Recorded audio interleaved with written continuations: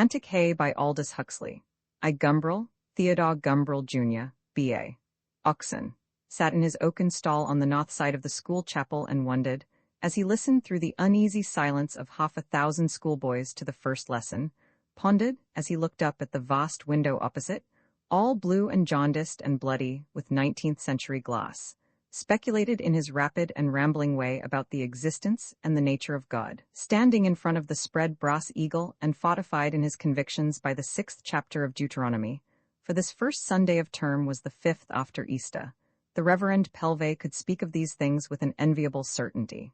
Hear, O Israel, he was booming out over the top of the portentous book. The Lord our God is one Lord. One Lord, Mr. Pelve knew, he had studied theology. But if theology and theosophy, then why not theography and theometry? Why not theognomy, theotrophy, theotomy, theogamy? Why not theophysics and theochemistry? Why not that ingenious toy, the theotrope or wheel of gods? Why not a monumental theodrome? In the great window opposite, young David stood like a cock, crowing on the dunghill of a tumbled giant. From the middle of Goliath's forehead there issued, like a narwhal's budding horn, a curious excrescence. Was it the embedded pebble, or perhaps the giant's married life? With all thine heart, declaimed the Reverend Pelve, and with all thy soul, and with all thy might. No, but seriously, Gumbrel reminded himself, the problem was very troublesome indeed. God is a sense of warmth about the heart, God is exultation, God is tears in the eyes, God is a rush of power or thought. That was all right. But God is truth, God is 2 + 2 = 4, that wasn't so clearly all right. Was there any chance of their being the same? Were there bridges to join the two worlds? And could it be that the Reverend Pelve, M.A., foghorning away from behind the imperial bird, could it be that he had an answer and a clue? That was hardly believable, particularly if one knew Mr. Pelve personally. And Gumbrel did. And these words which I command thee this day, retorted Mr. Pelve, shall be in thine heart. Or in the heart, or in the head, reply, Mr. Pelve, reply. Gumbrel jumped between the horns of the dilemma and voted for other organs. And thou shalt teach them diligently to thy children, and shalt talk of them when thou sittest in thine house, and when thou walkest by the way, and when thou liest down, and when thou risest up. Diligently to thy children. Gumbrel remembered his own childhood. They had not been very diligently taught to him. Beetles, black beetles? His father had a really passionate feeling about the clergy. Mumbajumbery was another of his favorite words. An atheist and an anti-clerical of the strict old school he was. Not that, in any case, he gave himself much time to think about these things. He was too busy being an unsuccessful architect. As for Gumbrel's mother, her diligence had not been dogmatic. She had just been diligently good, that was all. Good, good? It was a word people only used nowadays with a kind of deprecating humorousness. Good. Beyond good and evil? We are all that nowadays, all merely below them, like earwigs? I glory in the name of earwig. Gumbrel made a mental gesture and inwardly declaimed. But good in any case, there was no getting out of that, good she had been. Not nice, not merely molto simpatica. How charmingly and effectively these foreign tags assist one in the great task of calling a spade by some other name. But good. You felt the active radiance of her goodness when you were near her. And that feeling, was that less real and valid than 2 + 2? The Reverend Pelve had nothing to reply. He was reading with a holy gusto of houses full of all good things, which thou filledst not, and wells digged, which thou diggedst not, vineyards and olive trees, which thou plantedst not. She had been good and she had died when he was still a boy, died, but he hadn't been told that till much later, of creeping and devouring pain. Malignant disease, O caro gnome, thou shalt fear the Lord thy God, said Mr. Pelve. Even when the ulcers are benign, thou shalt fear. He had traveled up from school to see her, just before she died. He hadn't known that she was going to die, but when he entered her room, when he saw her lying so weakly in the bed, he had suddenly begun to cry, uncontrollably. All the fortitude, the laughter even, had been hers, and she had spoken to him. A few words only, but they had contained all the wisdom he needed to live by. She had told him what he was, and what he should try to be, and how to be it. And crying, still crying, he had promised that he would try.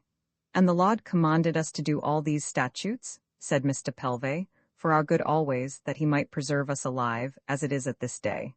And had he kept his promise, Gumbrel wondered, had he preserved himself alive? Here endeth the first lesson. Mr. Pelve retreated from the eagle, and the organ presaged the coming Te Deum. Gumbrel hoisted himself to his feet. The folds of his B.A. gown billowed nobly about him as he rose. He sighed and shook his head with the gesture of one who tries to shake off a fly or an importunate thought. When the time came for singing, he sang.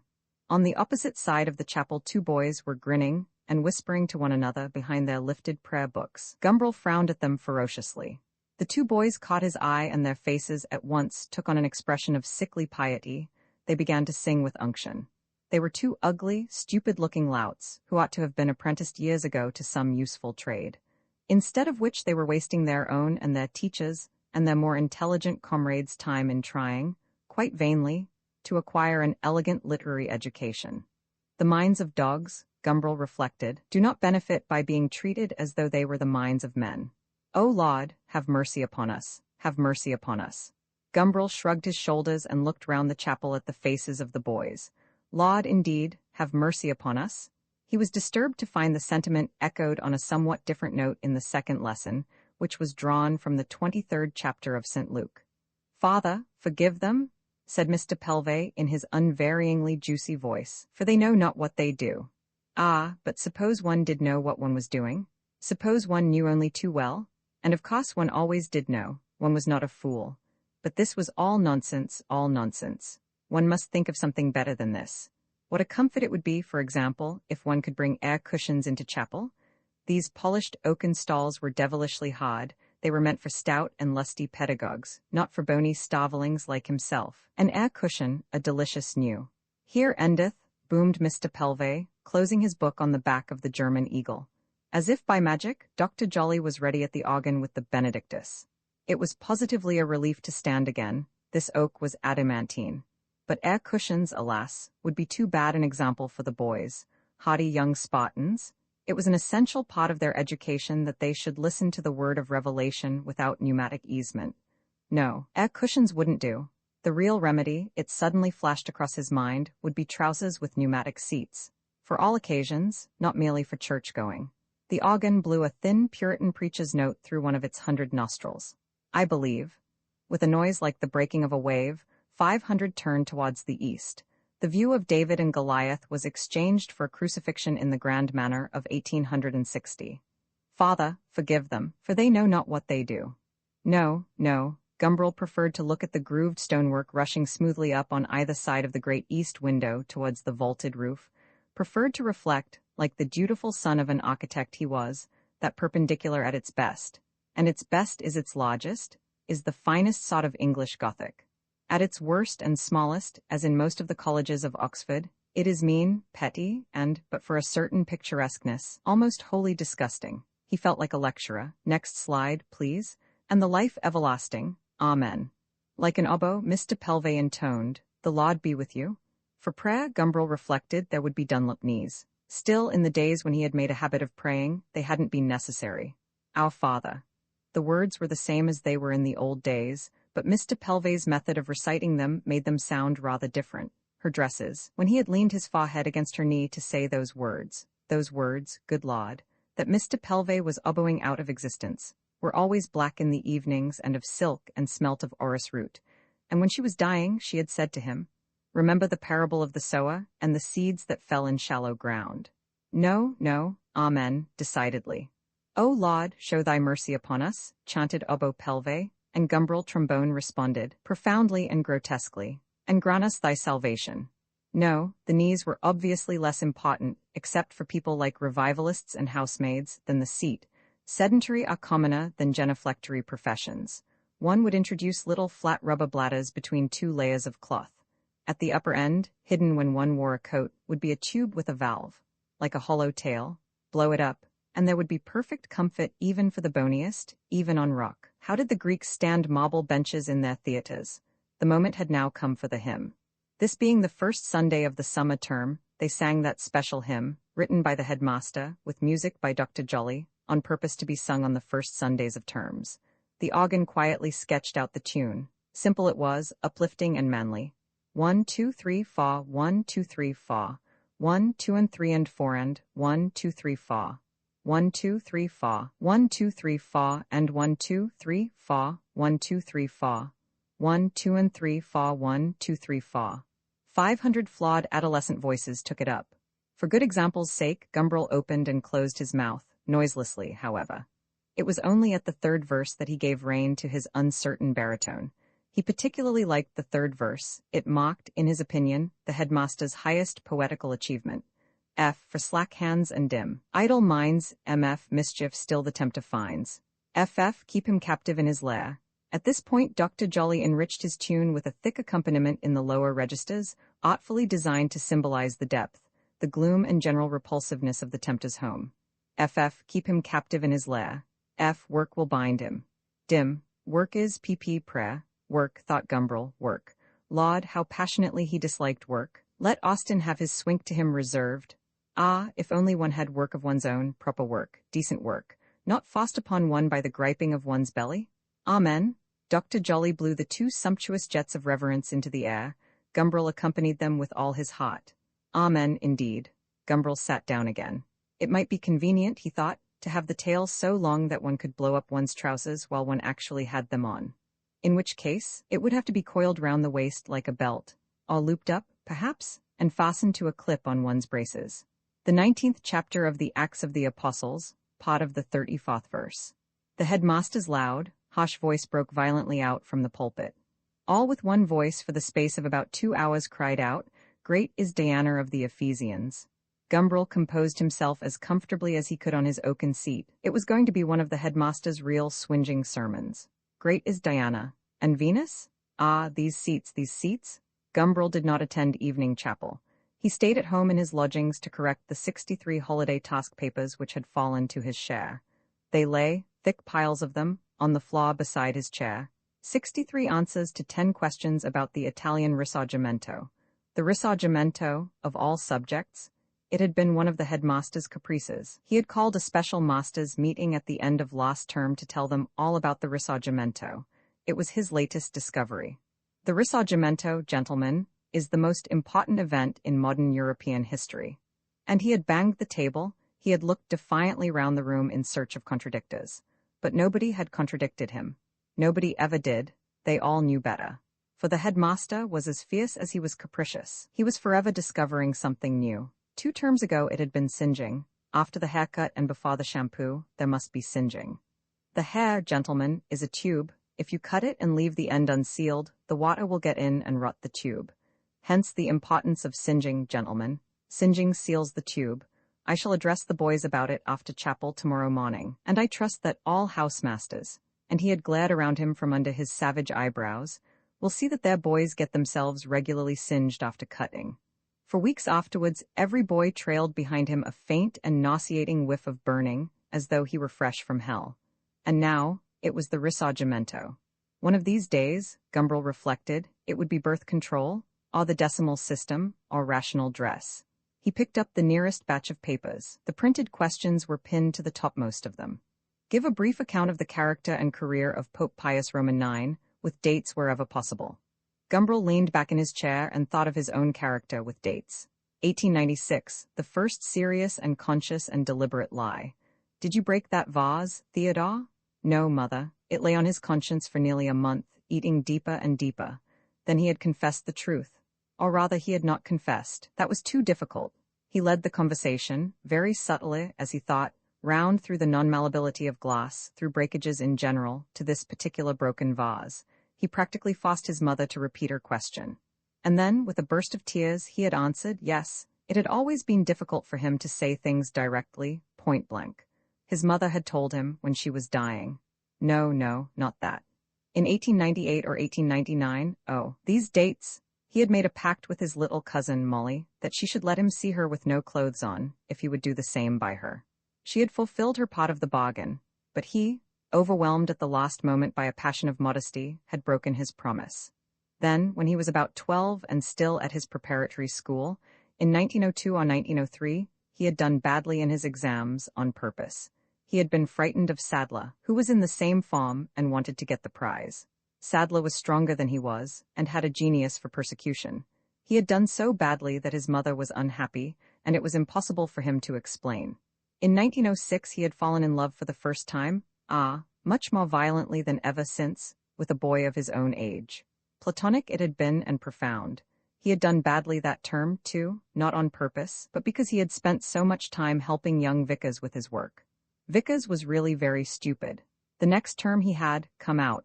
Staphylococcus pyogenes is a lover of growing adolescents, with spots and boils all over his face and neck. Gumbrel's affection ceased as suddenly as it had begun. He finished that term, he remembered, with a second prize, but it was time to be thinking seriously of Pio Nono. With a sigh of disgusted weariness, Gumbrel looked at his papers. What had Phalarope Major to say of the pontiff? Pius Roman IX was called Ferretti. He was a liberal before he was a pope. A kindly man of less than average intelligence, he thought that all difficulties could be settled by a little goodwill, a few reforms, and a political amnesty. He wrote several encyclicals and a syllabus. Gumbrel admired the phrase about less than average intelligence. Phalarope Major should have at least 1 mark for having learnt it so well by heart. He turned to the next paper. Higgs was of opinion that Pius IX was a good but stupid man, who thought he could settle the Risorgimento with a few reforms and a political armistice. Beddoes was Severa. Pius Roman IX was a bad man, who said that he was infallible, which showed he had a less than average intelligence. Sopwith Minor shared the general opinion about Pio's intelligence and displayed a great familiarity with the wrong dates. Cleguela was voluminous and informative. Pius Roman IX was not so clever as his prime minister, Cardinal Antonelli. When he came to the tiara, he was a liberal, and Metternich said he had never reckoned on a liberal pope. He then became a conservative. He was kindly, but not intelligent, and he thought Garibaldi and Cavour would be content with a few reforms and an amnesty. At the top of Gastang's paper was written, "I have had measles all the holidays, so have been unable to read more than the first 30 pages of the book. Pope Pius Roman IX does not come into these pages, of the contents of which I will proceed to give the following praesis." And the praesis duly followed. Gumbrel would have liked to give him full marks, but the businesslike answer of Appleyard called him back to a better sense of his duty. Pius Roman IX became pope in 1846 and died in 1878. He was a kindly man, but his intelligence was below the. Gumbrel laid the paper down and shut his eyes. No, this was really impossible. Definitely, it couldn't go on, it could not go on. There were 13 weeks in the summer term, there would be 13 in the autumn and 11 or 12 in the spring, and then another summer of 13, and so it would go on forever. Forever. It wouldn't do. He would go away and live uncomfortably on his 300. Ah, no, he would go away and he would make money. That was more like it. Money on a large scale, easily. He would be free and he would live. For the first time, he would live. Behind his closed eyes, he saw himself living. Over the plushy floors of some vast and ignoble Ritz slowly he walked, at ease, with confidence. Over the plushy floors, and there, at the end of a long vista, there was Myra Vivish, waiting, this time, for him, coming forward impatiently to meet him, his abject lover now, not the cool, free, laughing mistress who had lent herself contemptuously once to his pathetic and silent importunity, and then after a day, withdrawn the gift again. Over the plushy floors to dine. Not that he was in love with Myra any longer, but revenge is sweet. He sat in his own house. The Chinese statues looked out from the niches. The Malols passionately meditated, slept, and were more than alive. The Goyas hung on the walls, there was a boucher in the bathroom, and when he entered with his guests, what a piazzetter exploded above the dining-room mantelpiece. Over the ancient wine they talked together, and he knew everything they knew and more. He gave, he inspired, it was the others who assimilated and were enriched. After dinner there were Mozart quartets. He opened his portfolios and showed his damias, his tipolos, his Canaletto sketches, his drawings by Picasso and Lewis, and the purity of his naked ingas. And later, talking of odalisques, there were orgies without fatigue or disgust, and the women were pictures and lust in action, art. Over the empty plains 40 horses impelled him towards Mantua. Rubadub, a dubadub, with the silencer out, towards the most romantic city in all the world. When he spoke to women, how easily and insolently he spoke now. They listened and laughed and looked at him sideways and dropped their eyelids over the admission, the invitation, of their glance. With fillies once he had sat for how long? In a warm and moonless darkness, saying nothing, risking no gesture. And in the end they had parted, reluctantly and still in silence. Fillies now was with him once again in the summer night. But this time he spoke, now softly, now in the angry, breathless whisper of desire. He reached out and took her, and she was naked in his arms. All chance encounters, all plotted opportunities recurred. He knew, now, how to live, how to take advantage of them. Over the empty plains towards Mantua, he slid along at ease, free and alone. He explored the horrors of Roman society, visited Athens and Seville. To Unamuno and Papini, he conversed familiarly in their own tongues. He understood perfectly, and without effort, the quantum theory. To his friend Shiawata, he gave $500,000 for physiological research. He visited Schoenberg and persuaded him to write still better music. He exhibited to the politicians the full extent of their stupidity and their wickedness. He set them working for the salvation, not the destruction, of humanity. Once in the past, when he had been called upon to make a public speech, he had felt so nervous that he was sick. The thousands who listened to him now bent like wheat under the wind of his eloquence. But it was only by the way, and occasionally, that he troubled himself to move them. He found it easy now to come to terms with everyone he met, to understand all points of view, to identify himself with even the most unfamiliar spirit. And he knew how everybody lived, and what it was like to be a mill girl, a dustman, an engine driver, a Jew, an Anglican bishop, a confidence trickster. Accustomed as he was to being swindled and imposed upon without protest, he now knew the art of being brutal. He was just dressing down that insolent potter at the Continental, who had complained that 10 francs wasn't enough, and had got, as a matter of historic fact, another 5 in addition, when his landlady gave a knock, opened the door and said, "Dinner's ready, Mr. Gumbrel." Feeling a little ashamed at having been interrupted in what was, after all, one of the ignobler and more trivial occupations of his new life, Gumbrel went down to his fatty chop and green peas. It was the first meal to be eaten under the new dispensation. He ate it, for all that it was unhappily indistinguishable from the meals of the past, with elation and a certain solemnity, as though he were partaking of a sacrament. He felt buoyant with the thought that at last, he was doing something about life. When the chop was eaten, he went upstairs, and after filling 2 suitcases and a Gladstone bag with the most valued of his possessions, addressed himself to the task of writing to the headmaster. He might have gone away, of course, without writing. But it would be nobler, more in keeping, he felt, with his new life, to leave a justification behind, or rather not a justification, a denouncement. He picked up his pen and denounced. Mr. Boldero liked the idea of the patent small clothes. He liked it immensely, he said, immensely. "There's money in it," he said. Mr. Boldero was a small dark man of about 45, active as a bird and with a bird's brown, beady eyes, a bird's sharp nose. He was always busy, always had 20 different irons in the fire at once, was always fresh, clear-headed, never tired. He was also always unpunctual, always untidy. He had no sense of time or of order. But he got away with it, as he liked to say. He delivered the goods, or rather the goods, in the convenient form of cash, delivered themselves, almost miraculously it always seemed to him. He was like a bird in appearance. But in mind, Gumbrel found, after having seen him once or twice, he was like a caterpillar. He ate all that was put before him, he consumed 100 times his own mental weight every day. Other people's ideas, other people's knowledge, they were his food. He devoured them, and they were at once his own. All that belonged to other people he annexed without a scruple or a second thought, quite naturally, as though it were already his own. And he absorbed it so rapidly and completely, he laid public claim to it so promptly, that he sometimes deceived people into believing that he had really anticipated them in their ideas, that he had known for years and years the things they had just been telling him, and which he would at once airily repeat to them with the perfect assurance of one who knows by instinct, as it were, by inheritance. At their first luncheon he had asked Gumbrel to tell him all about modern painting. Gumbrel had given him a brief lecture. Before the savory had appeared on the table, Mr. Boldero was talking with perfect familiarity of Picasso and Derain. He almost made it understood that he had a fine collection of their works in his drawing-room at home. Being a trifle deaf, however, he was not very good at names, and Gumbrel's all-too-tactful corrections were lost on him.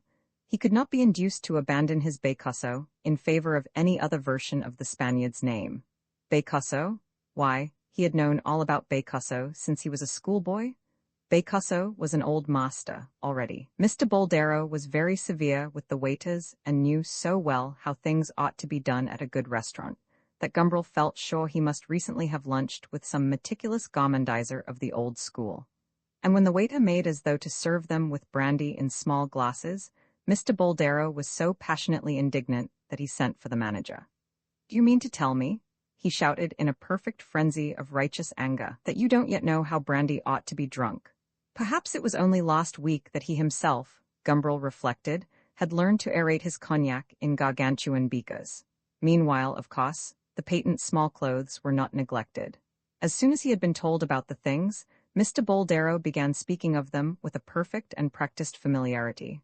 They were already his, mentally his, and it was only Mr. Boldero's generosity that prevented him from making the small clothes more effectively his own.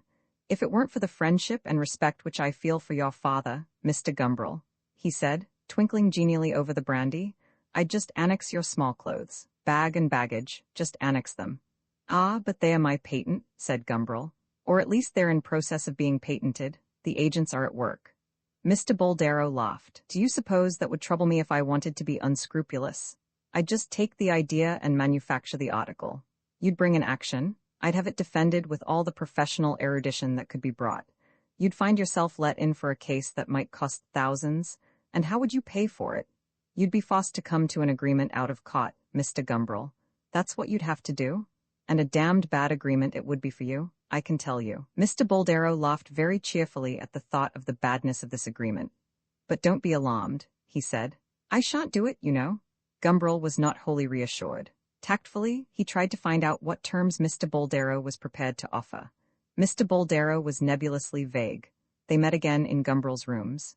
The contemporary drawings on the walls reminded Mr. Boldero that he was now an art expert. He told Gumbrel all about it, in Gumbrel's own words. Every now and then, it was true, Mr. Boldero made a little slip. Picasso, for example, remained unshakably Picasso. But on the whole, the performance was most impressive. It made Gumbrel feel very uncomfortable, however, while it lasted, for he recognized in this characteristic of Mr. Boldero a horrible caricature of himself. He too was an assimilator, more discriminating, no doubt, more tactful, knowing better than Mr. Boldero how to turn the assimilated experience into something new and truly his own, but still a caterpillar, definitely a caterpillar. He began studying Mr. Boldero with a close and disgustful attention, as one might pore over some repulsive memento mori. It was a relief when Mr. Boldero stopped talking art and consented to get down to business. Gumbrel was wearing for the occasion the sample pair of small clothes which Mr. Bogenis had made for him. For Mr. Boldero's benefit he put them, so to speak, through their paces. He allowed himself to drop with a bump onto the floor, arriving there bruiseless and unjarred.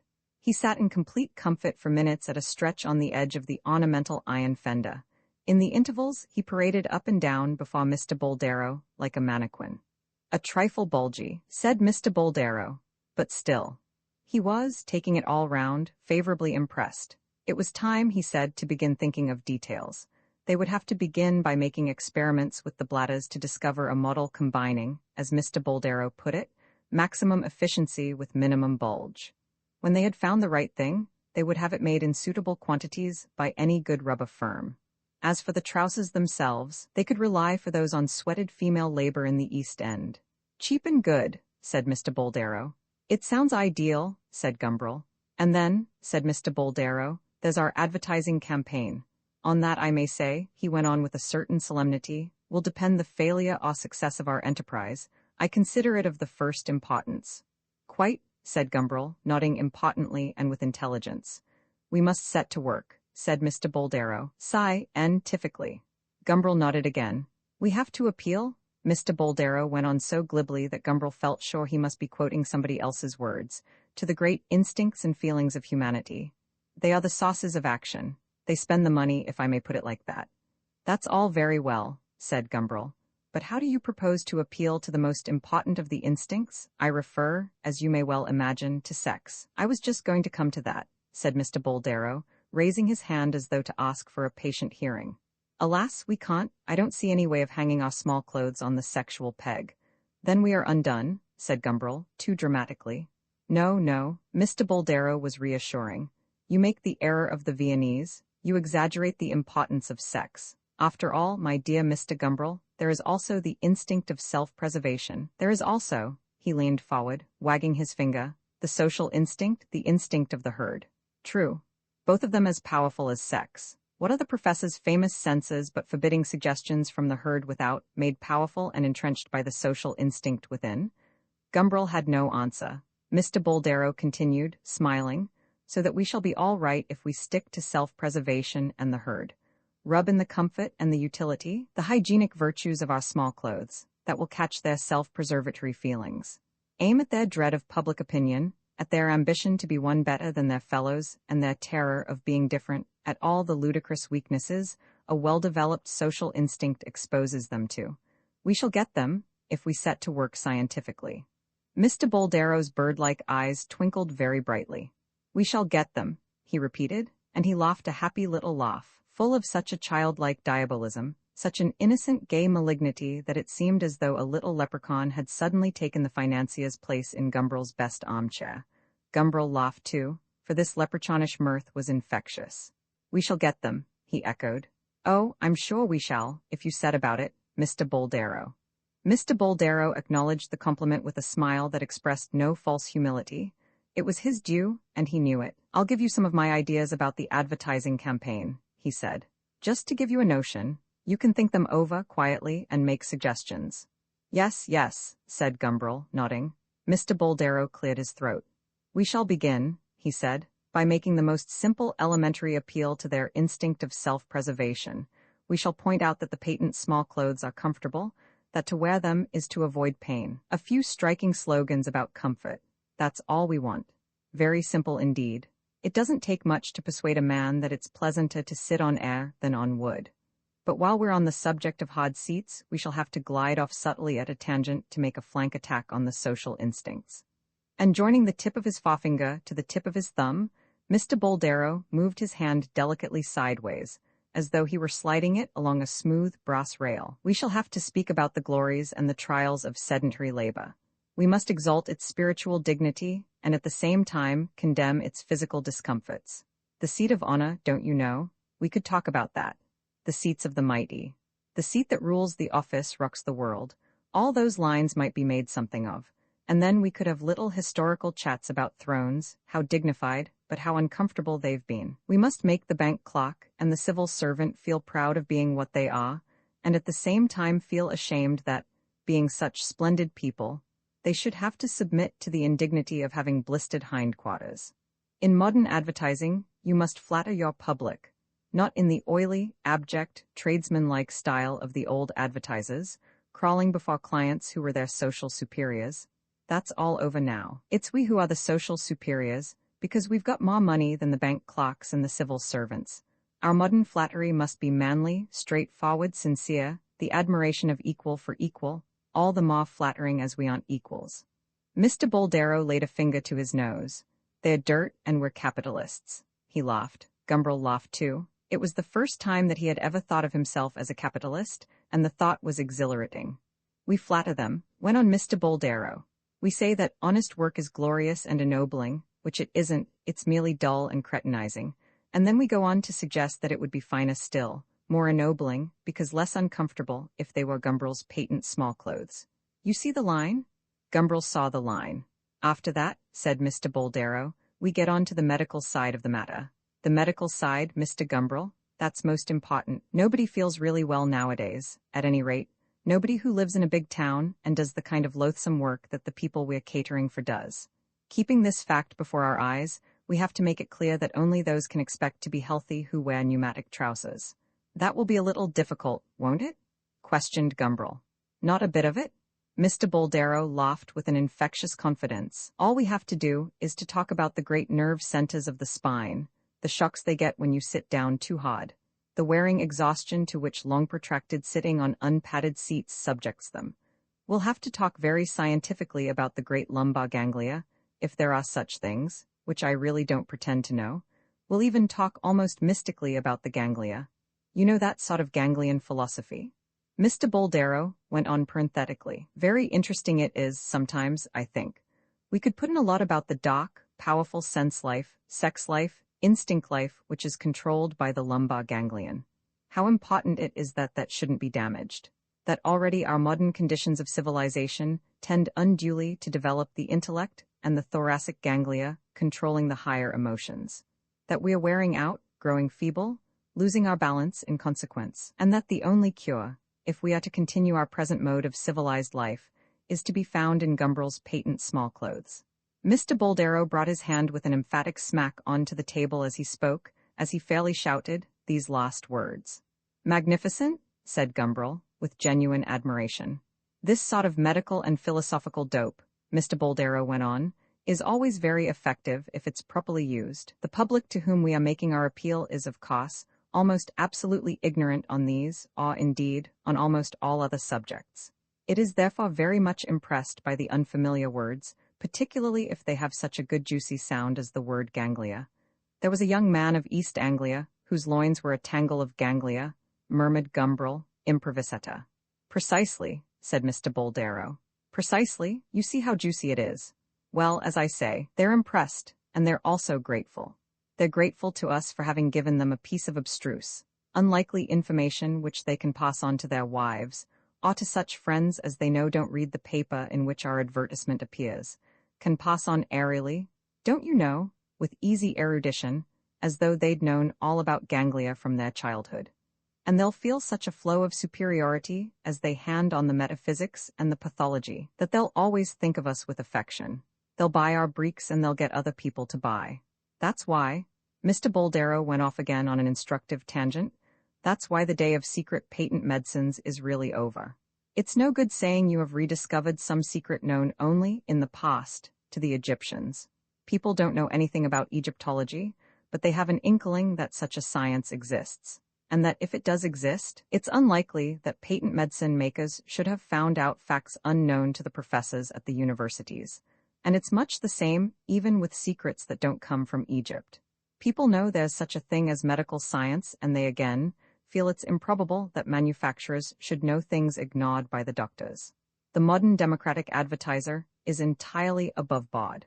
He tells you all about it. He explains that the digestive juices acting on bismuth give rise to a disinfectant acid. He points out that lactic ferment gets destroyed before it reaches the large intestine, so that Metchnikoff's cure generally won't work. And he goes on to explain that the only way of getting the ferment there is to mix it with starch and paraffin. Starch to feed the ferment on, paraffin to prevent the starch being digested before it gets to the intestine. And in consequence, he convinces you that a mixture of starch, paraffin, and ferment is the only thing that's any good at all. Consequently, you buy it, which you would never have done without the explanation. In the same way, Mr. Gumbrel, we mustn't ask people to take our trousers on trust. We must explain scientifically why these trousers will be good for their health. And by means of the ganglia, as I've pointed out, we can even show that the trousers will be good for their souls and the whole human race at large. And as you probably know, Mr. Gumbrel, there's nothing like a spiritual message to make things go. Combine spirituality with practicality and you've fairly got them. Got them, I may say, on toast. And that's what we can do with our trousers. We can put a message into them, a big, spiritual message. Decidedly, he concluded, we shall have to work those ganglia all we can. I'll undertake to do that, said Gumbrel, who felt very buoyant and self-assured. Mr. Boldero's hydrogenous conversation had blown him up like a balloon. And I'm sure you'll do it well, said Mr. Boldero encouragingly. There is no better training for modern commerce than a literary education. As a practical businessman, I always uphold the ancient universities, especially in their teaching of the humanities. Gumbrel was much flattered. At the moment, it seemed supremely satisfying to be told that he was likely to make a good businessman. The businessman took on a radiance, began to glow, as it were, with a phosphorescent splendor. Then it's very important, continued Mr. Boldero, to play on their snobism, to exploit that painful sense of inferiority which the ignorant and ingenuous always feel in the presence of the knowing. We've got to make our trousers the thing, socially right as well as merely personally comfortable. We've got to imply somehow that it's bad form not to wear them. We've got to make those who don't wear them feel rather uncomfortable. Like that film of Charlie Chaplin's, where he's the absent-minded young man about town who dresses for dinner immaculately, from the waist up, white waistcoat, tail coat, stiff shirt, top hat, and only discovers, when he gets down into the hall of the hotel, that he's forgotten to put on his trousers. We've got to make them feel like that. That's always very successful. You know those excellent American advertisements about young ladies whose engagements are broken off because they perspire too freely or have an unpleasant breath? How horribly uncomfortable those make you feel. We've got to do something of the same sort for our trousers. Or more immediately applicable would be those tailors' advertisements about correct clothes. Good clothes make you feel good. You know the sort of line. And then those grave warning sentences in which you're told that a correctly cut suit may make the difference between an appointment gained and an appointment lost, an interview granted and an interview refused. But the most masterly examples I can think of, Mr. Boldero went on with growing enthusiasm, are those American advertisements of spectacles, in which the manufacturers first assume the existence of a social law about goggles, and then proceed to invoke all the sanctions which fall on the head of the committer of a solcism upon those who break it. It's masterly. For sport or relaxation, they tell you, as though it was a social axiom, you must wear spectacles of pure tortoiseshell. For business, tortoiseshell rims and nickel earpieces lend incisive poise. Incisive poise, we must remember that for our ads, Mr. Gumbrel's patent small clothes lend incisive poise to businessmen. For semi-evening dress, shell rims with gold earpieces and gold nosebridge. And for full dress, gold-mounted rimless pince-nez are refinement itself, and absolutely correct. Thus we see, a social law has been created, according to which every self-respecting myope or astigmat must have 4 distinct pairs of glasses. Think if he should wear the all-shell spots model with full dress. Revolting solcism. The people who read advertisements like that begin to feel uncomfortable. They have only 1 pair of glasses, they are afraid of being laughed at, thought low-class and ignorant and suburban. And since there are few who would not rather be taken in adultery than in provincialism, they rush out to buy 4 new pairs of spectacles. And the manufacturer gets rich, Mr. Gumbrel. Now, we must do something of the kind with our trousers. Imply somehow that they're correct, that you're undressed without, that your fiancée would break off the engagement if she saw you sitting down to dinner on anything but air. Mr. Boldero shrugged his shoulders, vaguely waved his hand. It may be rather difficult, said Gumbrel, shaking his head. It may, Mr. Boldero agreed, but difficulties are made to be overcome. We must pull the string of snobbery and shame, it's essential. We must find out methods for bringing the weight of public opinion to bear mockingly on those who do not wear our trousers. It is difficult at the moment to see how it can be done. But it will have to be done, it will have to be done. Mr. Boldero repeated emphatically. We might even find a way of invoking patriotism to our aid. English trousers filled with English air, for English men. A little far-fetched, perhaps, but there might be something in it. Gumbrel shook his head doubtfully. Well, it's one of the things we've got to think about in any case, said Mr. Boldero. We can't afford to neglect such powerful social emotions as these. Sex, as we've seen, is almost entirely out of the question. We must run the rest, therefore, as hard as we can. For instance, there's the novelty business. People feel superior if they possess something new which their neighbors haven't got. The mere fact of newness is an intoxication. We must encourage that sense of superiority, brew up that intoxication. The most absurd and futile objects can be sold because they are new. Not long ago, I sold 4 million patent soap dishes of a new and peculiar kind. The point was that you didn't screw the fixture into the bathroom wall. You made a hole in the wall and built the soap dish into a niche, like a holy water stoop.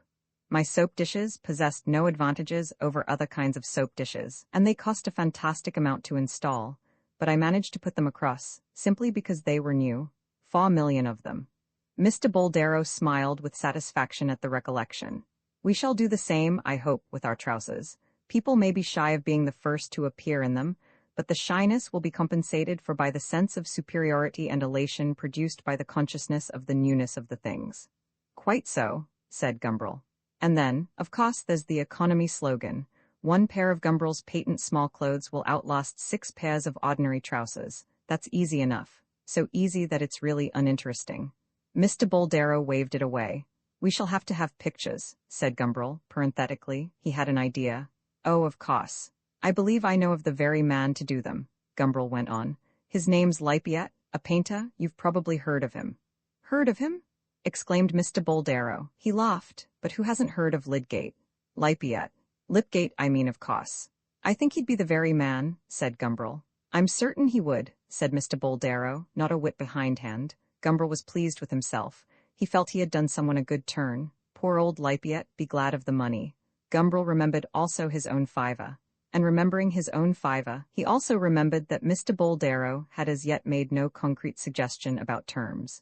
He nerved himself at last to suggest to Mr. Boldero that it was time to think of this little matter. Ah, how he hated talking about money. He found it so hard to be firm in asserting his rights. He He was ashamed of showing himself grasping. He always thought with consideration of the other person's point of view. Poor devil, could he afford to pay? And he was always swindled and always conscious of the fact. Lord, how he hated life on these occasions. Mr. Boldero was still evasive. I'll write you a letter about it, he said at last. Gumbrel was delighted. Yes, do, he said enthusiastically. Do. He knew how to cope with letters all right. He was a devil with the fountain pen. It was these personal, hand-to-hand combats that he couldn't manage. He could have been, he always felt, such a ruthless critic and satirist, such a violent, unscrupulous polemical writer. And if ever he committed his autobiography to paper, how breathtakingly intimate, how naked without so much as a healthy sunburn to color the whiteness, how quiveringly a sensitive jelly it would be. All the things he had never told anyone would be in it. Confession at long range, if anything, it would be rather agreeable. Yes, do write me a letter, he repeated. Do. Mr. Boldero's letter came at last, and the proposals it contained were derisory. £100 down, and £5 a week when the business should be started. £5 a week, and for that he was to act as a managing director, writer of advertisements and promoter of foreign sales. Gumbrel felt thankful that Mr. Boldero had put the terms in a letter. If they had been offered point-blank across the luncheon table, he would probably have accepted them without a murmur. He wrote a few neat, sharp phrases saying that he could not consider less than £500 down and £1,000 a year. Mr. Boldero's reply was amiable. Would Mr. Gumbrel come and see him? See him? Well, of course, it was inevitable. He would have to see him again sometime, but he would send the complete man to deal with the fellow. A complete man matched with a leprechaun, there could be no doubt as to the issue. Dear Mr. Boldero, he wrote back, I should have come to talk over matters before this, but I have been engaged during the last days in growing a beard, and until this has come to maturity, I cannot, as you will easily be able to understand, leave the house. By the day after tomorrow, however, I hope to be completely presentable and shall come to see you at your office at about 3 o'clock, if that is convenient to you. I hope we shall be able to arrange matters satisfactorily. Believe me, dear Mr. Boldero, yours very truly, Theodore Gumbrel, Jr.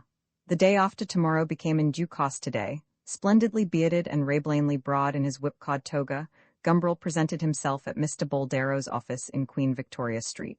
I should hardly have recognized you, exclaimed Mr. Boldero as he shook hands. How it does alter you, to be sure. Does it? The complete man laughed with a significant joviality. Won't you take off your coat? No, thanks, said Gumbrel. I'll keep it on. Well, said the leprechaun, leaning back in his chair and twinkling, bird-like, across the table. Well, repeated Gumbrel on a different tone from behind the stooks of his con-like beard. He smiled, feeling serenely strong and safe. I'm sorry we should have disagreed, said Mr. Boldero. So am I, the complete man replied. But we shan't disagree for long, he added, with significance, and as he spoke the words he brought down his fist with such a bang that the ink pots on Mr. Boldero's very solid mahogany writing table trembled and the pens danced, while Mr. Boldero himself started with a genuine alarm. He had not expected them. And now he came to look at him more closely. This young Gumbrel was a great, hulking, dangerous-looking fellow. He had thought he would be easy to manage. How could he have made such a mistake? Gumbrel left the office with Mr. Boldero's check for £350 in his pocket and an annual income of £800. His bruised right hand was extremely tender to the touch. He was thankful that a single blow had been enough. Roman 11 Gumbrel had spent the afternoon at Bloxham Gardens. His chin was still sore from the spirit gum with which he had attached to it the symbol of the complete man. He was feeling also a little fatigued. Rosie had been delighted to see him. St. Jerome had gone on solemnly communicating all the time. His father had gone out to dine, and Gumbrel had eaten his rump steak and drunk his bottle of stout alone. He was sitting now in front of the open French windows, which led from his father's workroom on to the balcony, with a block on his knee and a fountain pen in his hand, composing advertisements for the patent small clothes. Outside, in the plane trees of the square, the birds had gone through their nightly performance. But Gumbrel had paid no attention to them. He sat there, smoking, sometimes writing a word or two, sunk in the quagmire of his own drowsy and comfortable body. The flawless weather of the day had darkened into a blue May evening. It was agreeable merely to be alive. He sketched out 2 or 3 advertisements in the grand idealistic transatlantic style. He imagined one in particular with a picture of Nelson at the head of the page and England expects, printed large beneath it. England, duty, These are solemn words. That was how it would begin. These are solemn words, and we use them solemnly as men who realize what duty is, and who do all that in them lies to perform it as Englishmen should. The manufacturer's is a sacred trust. The guide and ruler of the modern world, he has, like the monarch of other days, responsibilities towards his people. He has a duty to fulfill. He rules, but he must also serve. We realize our responsibilities, we take them seriously.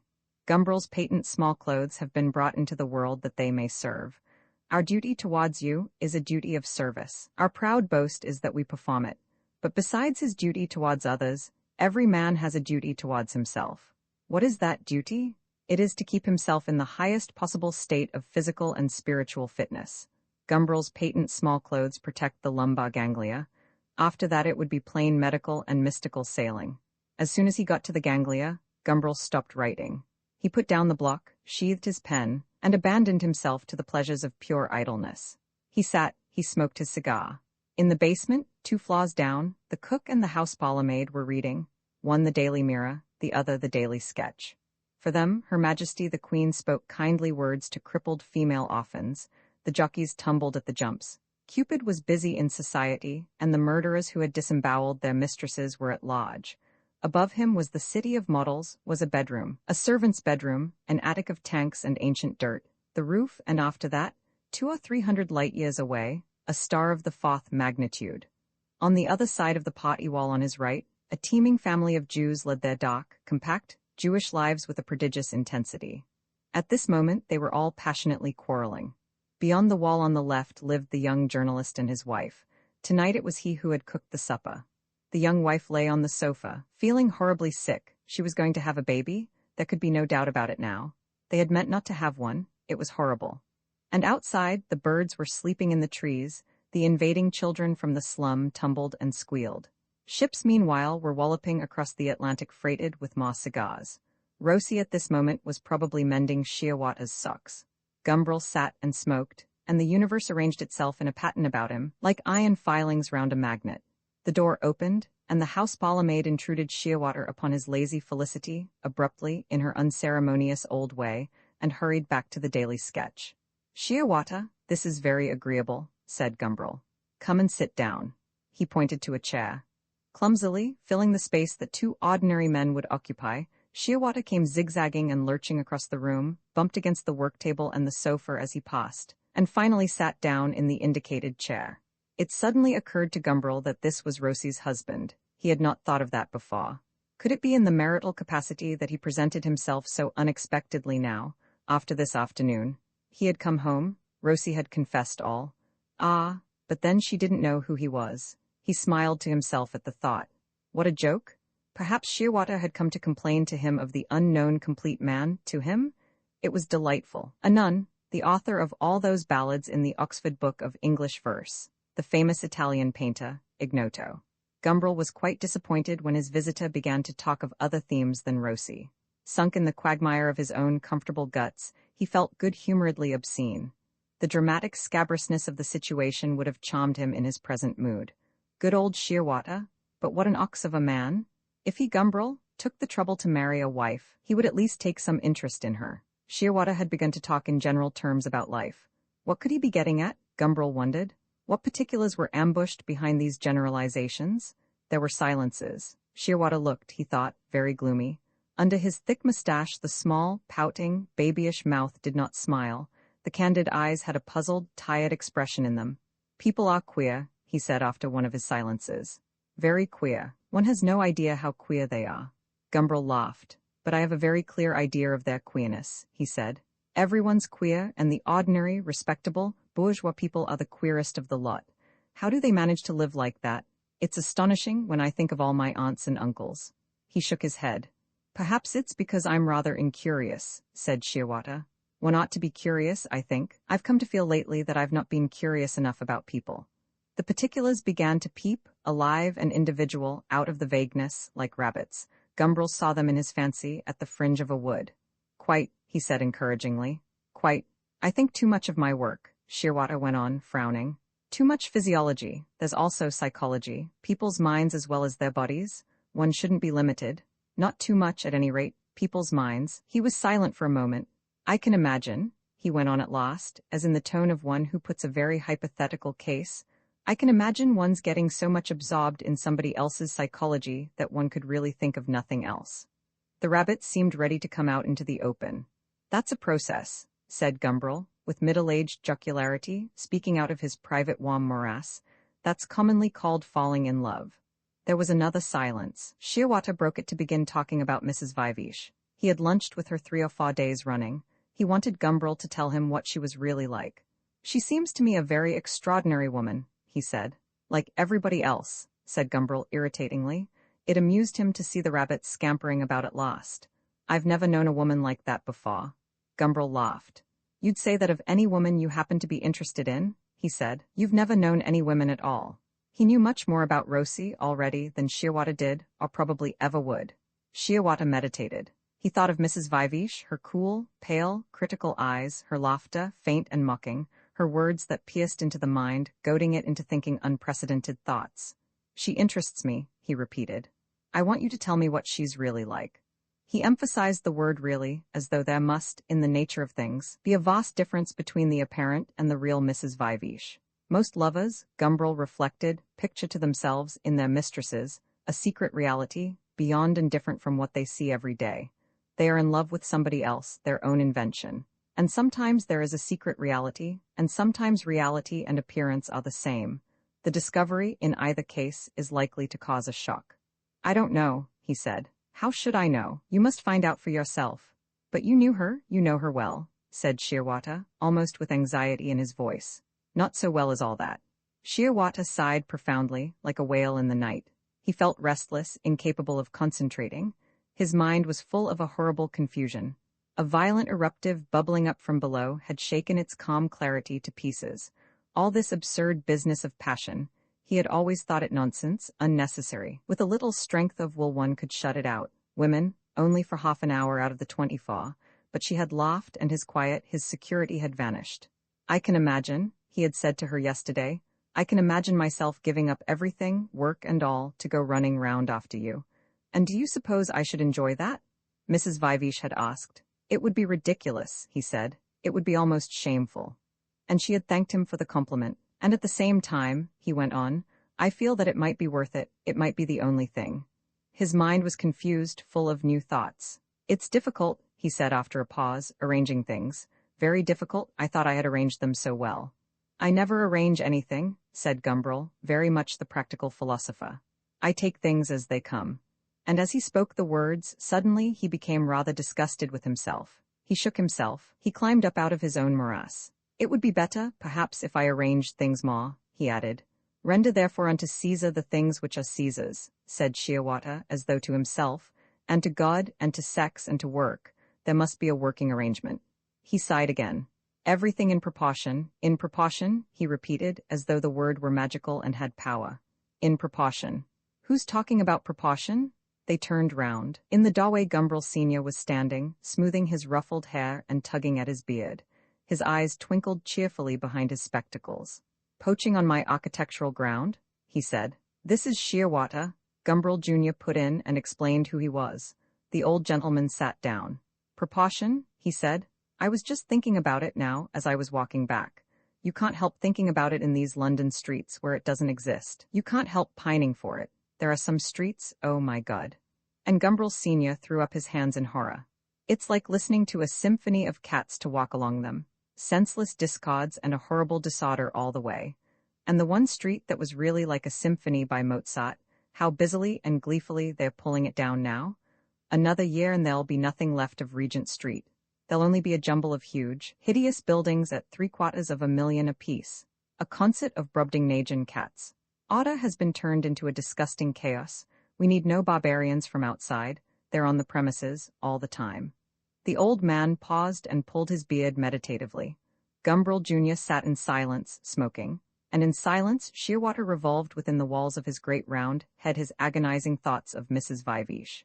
It has always struck me as very curious, Gumbrel Senior went on, that people are so little affected by the vile and discordant architecture around them. Suppose, now, that all these brass bands of unemployed ex-soldiers that blow so mournfully at all the street corners were suddenly to play nothing but a series of senseless and devilish discords. Why, the first policeman would move them on, and the second would put them under arrest, and the passers-by would try to lynch them on their way to the police station. There would be a real spontaneous outcry of indignation. But when at these same street corners, the contractors run up enormous palaces of steel and stone that are every bit as stupid and ignoble and inharmonious as 10 brass bandsmen each playing a different tune in a different key, there is no outcry. The police don't arrest the architect, the passing pedestrians don't throw stones at the workmen. They don't notice that anything's wrong. It's odd, said Gumbrel Sr. It's very odd. Very odd, Gumbrel Jr. echoed. The fact is, I suppose, Gumbrel Sr. went on, smiling with a certain air of personal triumph, the fact is that architecture is a more difficult and intellectual art than music. Music? That's just a faculty you're born with, as you might be born with a snub nose. But the sense of plastic beauty, though that's, of course, also an inborn faculty, is something that has to be developed and intellectually ripened. It's an affair of the mind. Experience and thought have to draw it out. There are infant prodigies in music, but there are no infant prodigies in architecture. Gumbrel Sr. chuckled with a real satisfaction. A man can be an excellent musician and a perfect imbecile, but a good architect must also be a man of sense, a man who knows how to think and to profit by experience. Now, as almost none of the people who pass along the streets in London, or any other city of the world, do know how to think or to profit by experience, it follows that they cannot appreciate architecture. The innate faculty is strong enough in them to make them dislike discord in music, but they haven't the wits to develop that other innate faculty, the sense of plastic beauty, which would enable them to see and disapprove of the same barbarism in architecture. Come with me, Gumbrel Sr. added, getting up from his chair, and I'll show you something that will illustrate what I've been saying. Something you'll enjoy, too. Nobody's seen it yet, he said mysteriously as he led the way upstairs. It's only just finished, after months and years. It'll cause a stir when they see it, when I let them see it, if ever I do, that is. The dirty devils? Gumbrel Sr. added good-humoredly.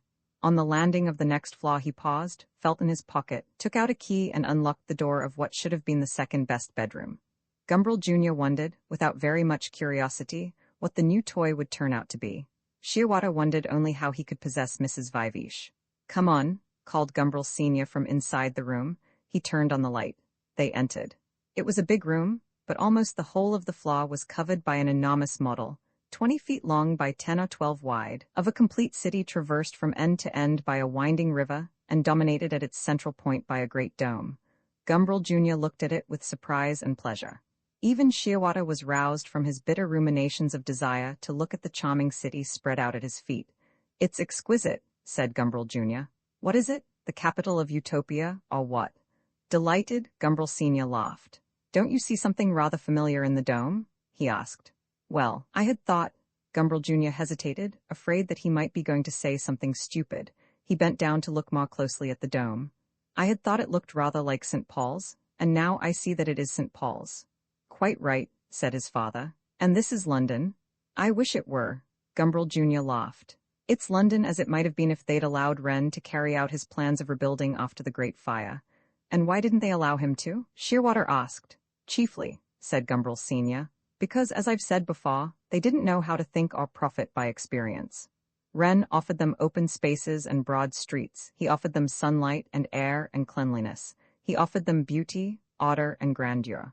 He offered to build for the imagination and the ambitious spirit of man, so that even the most bestial, vaguely and remotely, as they walked those streets, might feel that they were of the same race, or very nearly, as Michelangelo, that they too might feel themselves, in spirit at least, magnificent, strong, and free. He offered them all these things. He drew a plan for them, walking in peril among the still smoldering ruins. But they preferred to re-erect the old intricate squalor. They preferred the medieval darkness and crookedness and beastly irregular quaintness. They preferred holes and crannies and winding tunnels. They preferred foul smells, sunless, stagnant air, phthises and rickets. They preferred ugliness and pettiness and dirt. They preferred the wretched human scale, the scale of the sickly body, not of the mind. Miserable fools, but I suppose, the old man continued, shaking his head, we can't blame them. His hair had blown loose from its insecure anchorage. With a gesture of resignation, he brushed it back into place. We can't blame them. We should have done the same in the circumstances, undoubtedly. People offer us reason and beauty, but we will have none of them, because they don't happen to square with the notions that were grafted into our souls in youth, that have grown there and become a part of us. Experientia docet, nothing falsa, so far as most of us are concerned, was ever said. You, no doubt, my dear Theodore, have often in the past made a fool of yourself with women. Gumbrel Jr. made an embarrassed gesture that half denied, half admitted the soft impeachment. Shearwater turned away, painfully reminded of what, for a moment, he had half forgotten. Gumbrel Sr. swept on. Will that prevent you from making as great a fool of yourself again tomorrow? It will not. It will most assuredly not. Gumbrel Sr. shook his head. The inconveniences and horrors of the pox are perfectly well known to everyone, but still the disease flourishes and spreads. Several million people were killed in a recent war and half the world ruined, but we all busily go on in causes that make another event of the same sort inevitable. Experientia docet? Experientia doesn't. And that is why we must not be too hard on these honest citizens of London who, fully appreciating the inconveniences of darkness, disorder, and dirt, manfully resisted any attempt to alter conditions which they had been taught from childhood onwards to consider as necessary, right and belonging inevitably to the order of things. We must not be too hard. We are doing something even worse ourselves. Knowing by a century of experience how beautiful, how graceful, how soothing to the mind is an ordered piece of town planning, we pull down almost the only specimen of it we possess, and put up in its place a chaos of Portland stone that is an offense against civilization. But let us forget about these old citizens and the labyrinth of ugliness and inconvenience which we have inherited from them, and which is called London. Let us forget the contemporaries who are making it still worse than it was. Come for a walk with me through this ideal city. Look. And Gumbrel Sr. began expounding it to them. In the middle there, of that great elliptical piazza at the eastern end of the new city, stands, Foursquare, the Royal Exchange, pierced only with small dark windows and built of rough ashlars of the silvery Portland stone. The ground floor serves as a massy foundation for the huge pilasters that slide up, between base and capital, past 3 tiers of pedimented windows. Upon them rest the cornice, the attic, and the balustrade, and on every pier of the balustrade a statue holds up its symbol against the sky. 4 great portals, rich with allegory, admit to the courtyard with its double tier of coupled columns, its cloister and its gallery. The statue of Charles the Martyr rides triumphantly in the midst, and within the windows one guesses the great rooms, rich with heavy garlands of plaster, panelled with carved wood. 10 streets give on to the piazza, and at either end of its ellipse the water of sumptuous fountains ceaselessly blows aloft and falls.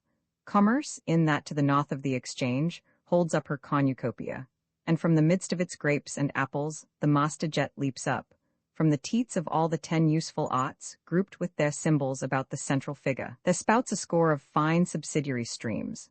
The dolphins, the seahorses, and the tritons spot in the basin below. To the south, the 10 principal cities of the kingdom stand in a family round the mother London, who pours from her urn an inexhaustible Thames. Ranged round the piazza are the goldsmith's hall, the office of excise, the mint, the post office.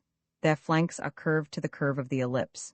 Between pilasters, their windows look out onto the Exchange, and the sister statues on the balustrades beckon to one another across the intervening space.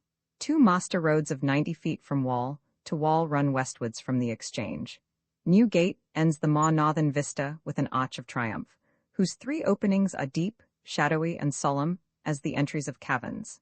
The Guildhall and the halls of the 12 city companies in their livery of rose-red brick, with their lacings of white stone at the coins and round the windows, lend to the street an air of domestic and comfortable splendor. And every 200 or 300 paces, the line of the houses is broken, and in the indentation of a square recess there rises, conspicuous and insular, the fantastic tower of a parish church. Spire out of dome, octagon on octagon diminishing upwards, cylinder on cylinder, round lanterns, lanterns of many sides, towers with airy pinnacles, clusters of pillars linked by incurving cornices, and above them, far more clusters, and above once more, square towers pierced with pointed windows, spires uplifted on flying buttresses, spires bulbous at the base. The multitude of them beckons, familiar and friendly, on the sky. From the other shore, or sliding along the quiet river, you see them all, you tell over their names, and the great dome swells up in the midst overtopping them all. the dome of St. Paul's. The other master street that goes westward from the piazza of the Exchange slants down towards it. The houses are of brick, plain-faced and square, arcaded at the base, so that the shops stand back from the street and the pedestrian walks dry-shod under the harmonious succession of the vaultings. And there at the end of the street, at the base of a triangular space formed by the coming together of this with another master street that runs eastwards to Tower Hill, there stands the cathedral. To the north of it is the deanery, and under the arcades are the booksellers' shops. From St. Paul's, the main road slopes down under the swaggering Italianate arches of Ludgate, past the wide lime-planted boulevards that run north and south within and without the city wall, to the edge of the Fleet Ditch, widened now into a noble canal, on whose paved banks the barges unload their freights of country stuff, leaps it on a single flying arch to climb again to a round circus, a little to the east of Temple Bar, from which, in a pair of diagonally superimposed crosses, 8 roads radiate, 3 northwards towards Holborn, 3 from the opposite arc towards the river, 1 eastward to the city, and 1 past Lincoln's Inn Fields to the west. The piazza is all of brick, and the houses that compose it are continuous above the ground floor level, for the roads lead out under archways. To one who stands in the center at the foot of the obelisk that commemorates the victory over the Dutch, it seems a smooth well of brickwork pierced by 8 arched conduits at the base, and diversified above by the 3 tiers of plain, unornamented windows. Who shall describe all the fountains in the open places, all the statues and monuments? In the circus north of London Bridge, where the far roads come together, stands a pyramid of nymphs and tritons, river goddesses of Polyolbion, sea gods of the island beaches, bathing in a ceaseless tumble of white water. And here the city griffin spouts from its beak, the royal lion from between its jaws. St. George at the foot of the cathedral rides down a dragon whose nostrils spout, not fire, but the clear water of the New River. In front of the India House, 4 elephants of black marble, endossed with towers of white, blow through their upturned trunks the copious symbol of Eastern wealth. In the gardens of the tower sits Charles II, enthroned among a troop of muses, cardinal virtues, graces, and hours. The tower of the customs house is a pharaoh's. A great water gate, the symbol of naval triumph, spans the fleet at its junction with the Thames. The river is embanked from Blackfriars to the tower, and at every 20 paces, a grave stone angel looks out from the piers of the balustrade across the water. Gumbrel Sr. expounded his city with passion. He pointed to the model on the ground, he lifted his arms and turned up his eyes to suggest the size and splendor of his edifices. His hair blew wispily loose and fell into his eyes, and had to be brushed impatiently back again. He pulled at his beard, his spectacles flashed as though they were living eyes. Looking at him, Gumbrel Jr. could imagine that he saw before him the passionate and gesticulating silhouette of one of those old shepherds who stand at the base of Piranesi's ruins, demonstrating obscurely the prodigious grandeur and the abjection of the human race. Roman 12 you, is it you? She seemed doubtful. Gumbrel nodded. It's me, he reassured her. I've shaved, that's all. He had left his beard in the top right-hand drawer of the chest of drawers among the ties and the collars. Emily looked at him judicially. I like you better without it, she decided at last. You look nicer. Oh no, I don't mean to say you weren't nice before, she hastened to add. But you know, gentler, she hesitated. It's a silly word, she said, but there it is, sweeter. That was the unkindest cut of all. Milder and more melancholy, he suggested. Well, if you like to put it like that, Emily agreed. He took her hand and raised it to his lips. I forgive you, he said. He could forgive her anything for the sake of those candid eyes, anything for the grave, serious mouth, anything for the short brown hair that curled, oh, but never seriously, never gravely, with such a hilarious extravagance round her head. He had met her, or rather the complete man, flushed with his commercial triumphs as he returned from his victory over Mr. Boldero, had met her at the National Gallery. Old masters, young mistresses. Coleman had recommended the National Gallery. He was walking up the Venetian room, feeling as full of swaggering vitality as the largest composition of Veronese, when he heard, gigglingly whispered just behind him his open sesame to new adventure. Beaver. He spun round on his tracks and found himself face to face with 2 rather startled young women. He frowned ferociously. He demanded satisfaction for the impertinence. They were both, he noticed, of gratifyingly pleasing appearance and both extremely young. One of them, the elder it seemed, and the more charming, as he had decided from the first of the 2, was dreadfully taken aback. blushed to the eyes, stammered apologetically. But the other, who had obviously pronounced the word, only laughed. It was she who made easy the forming of an acquaintance which ripened, half an hour later, over the teacups and to the strains of the most classy music on the 5th floor of Lyons's Strand Corner house. Their names were Emily and Molly. Emily, it seemed, was married. It was Molly who let that out, and the other had been angry with her for what was evidently an indiscretion. The bald fact that Emily was married had at once been veiled with mysteries, surrounded and protected by silences. Whenever the complete man asked a question about it, Emily did not answer and Molly only giggled. But if Emily was married and the elder of the two, Molly was decidedly the more knowledgeable about life. Mr. Mercapton would certainly have set her down as the more civilized. Emily didn't live in London. She didn't seem to live anywhere in particular. At the moment she was staying with Molly's family at Kew. He had seen them the next day, and the day after, and the day after that. Once at lunch, to desert them precipitately for his afternoon with Rosie. Once at tea in Kew Gardens. Once at dinner, with a theatre to follow, and an extravagant taxi back to Kew at midnight. The tame decoy allays the fears of the shy wild birds. Molly, who was tame, who was frankly a flirting little wanton, had served the complete man as a decoy for the ensnaring of Emily. When Molly went away to stay with friends in the country, Emily was already inured and accustomed to the hunter's presence. She accepted the playful attitude of gallantry, which the complete man, at the invitation of Molly's rolling eyes and provocative giggle, had adopted from the first, as natural and belonging to the established order of things. With giggling Molly to give her a lead, she had gone in 3 days much further along the path of intimacy than by herself she would have advanced in 10 times the number of meetings. "It seems funny," she had said the first time they met after Molly's departure. "It seems funny to be seeing you without Molly." "It seemed funnier with Molly," said the complete man. "It wasn't Molly I wanted to see. Molly's a very nice, dear girl," she declared loyally. "Besides, she's amusing and can talk, and I can't, I'm not a bit amusing." It wasn't difficult to retort to that sort of thing, but Emily didn't believe in compliments, oh, quite genuinely not. He set out to make the exploration of her. And now that she was inured to him, no longer too frightened to let him approach, now, moreover, that he had abandoned the jocular insolences of the complete man in favor of a more native mildness, which he felt instinctively was more suitable in this particular case. She laid no difficulties in his way. She was lonely, and he seemed to understand everything so well. In the unknown country of her spirit and her history, she was soon going eagerly before him as his guide. She was an orphan. Her mother she hardly remembered. Her father had died of influenza when she was 15. One of his business friends used to come and see her at school, take her out for treats and give her chocolates. She used to call him Uncle Stanley. He was a leather merchant, fat and jolly with a rather red face, very white teeth, and a bald head that was beautifully shiny. When she was 17 and a half, he asked her to marry him, and she had said yes. "But why?" Gumbrel asked. "Why on earth?" He repeated. "He said he'd take me round the world. It was just when the war had come to an end. Round the world, you know, and I didn't like school. I didn't know anything about it, and he was very nice to me. He was very pressing. I didn't know what marriage meant." "Didn't know?" She shook her head. It was quite true.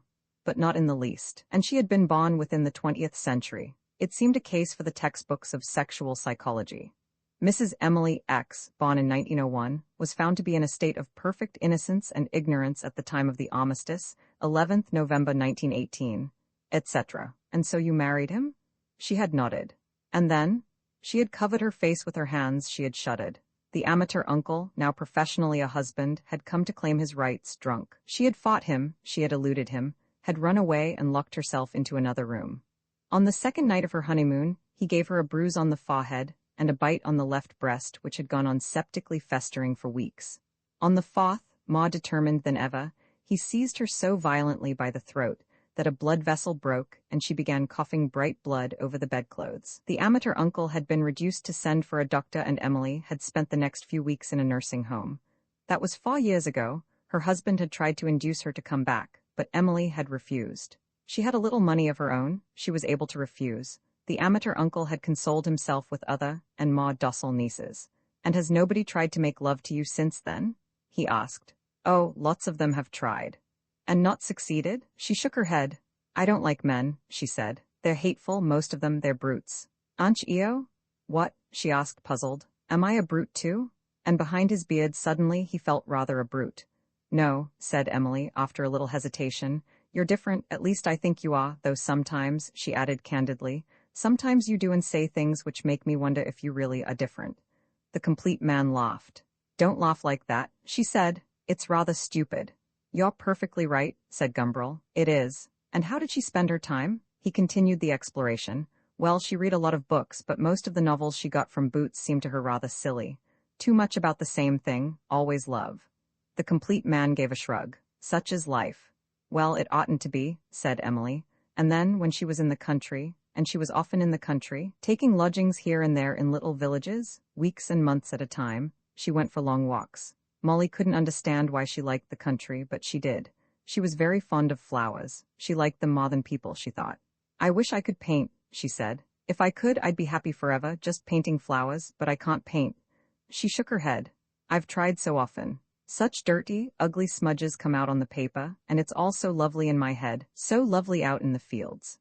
Gumbrel began talking with erudition about the flora of West Surrey, where you could find butterfly orchis and green man, and the bee, the wood where there was actually wild columbine growing, the best localities for butcher's broom, the outcrops of clay where you get wild daffodils. All this odd knowledge came spouting up into his mind from some underground source of memory. Flowers? He never thought about flowers nowadays from one year's end to the other, but his mother had liked flowers. Every spring and summer, they used to go down to stay at their cottage in the country. All their walks, all their drives in the governess cart had been hunts after flowers, and naturally, the child had hunted with all his mother's ardor.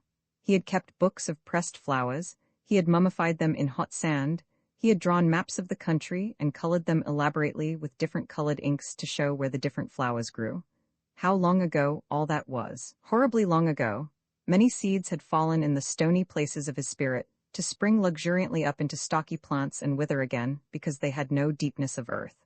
Many had been sown there and had died, since his mother scattered the seeds of the wild flowers. And if you want sundew, he wound up, you'll find it in the punch bowl, under Hindhead, or round about Frensham. The little pond, you know, not the big. But you know all about them, Emily exclaimed in delight.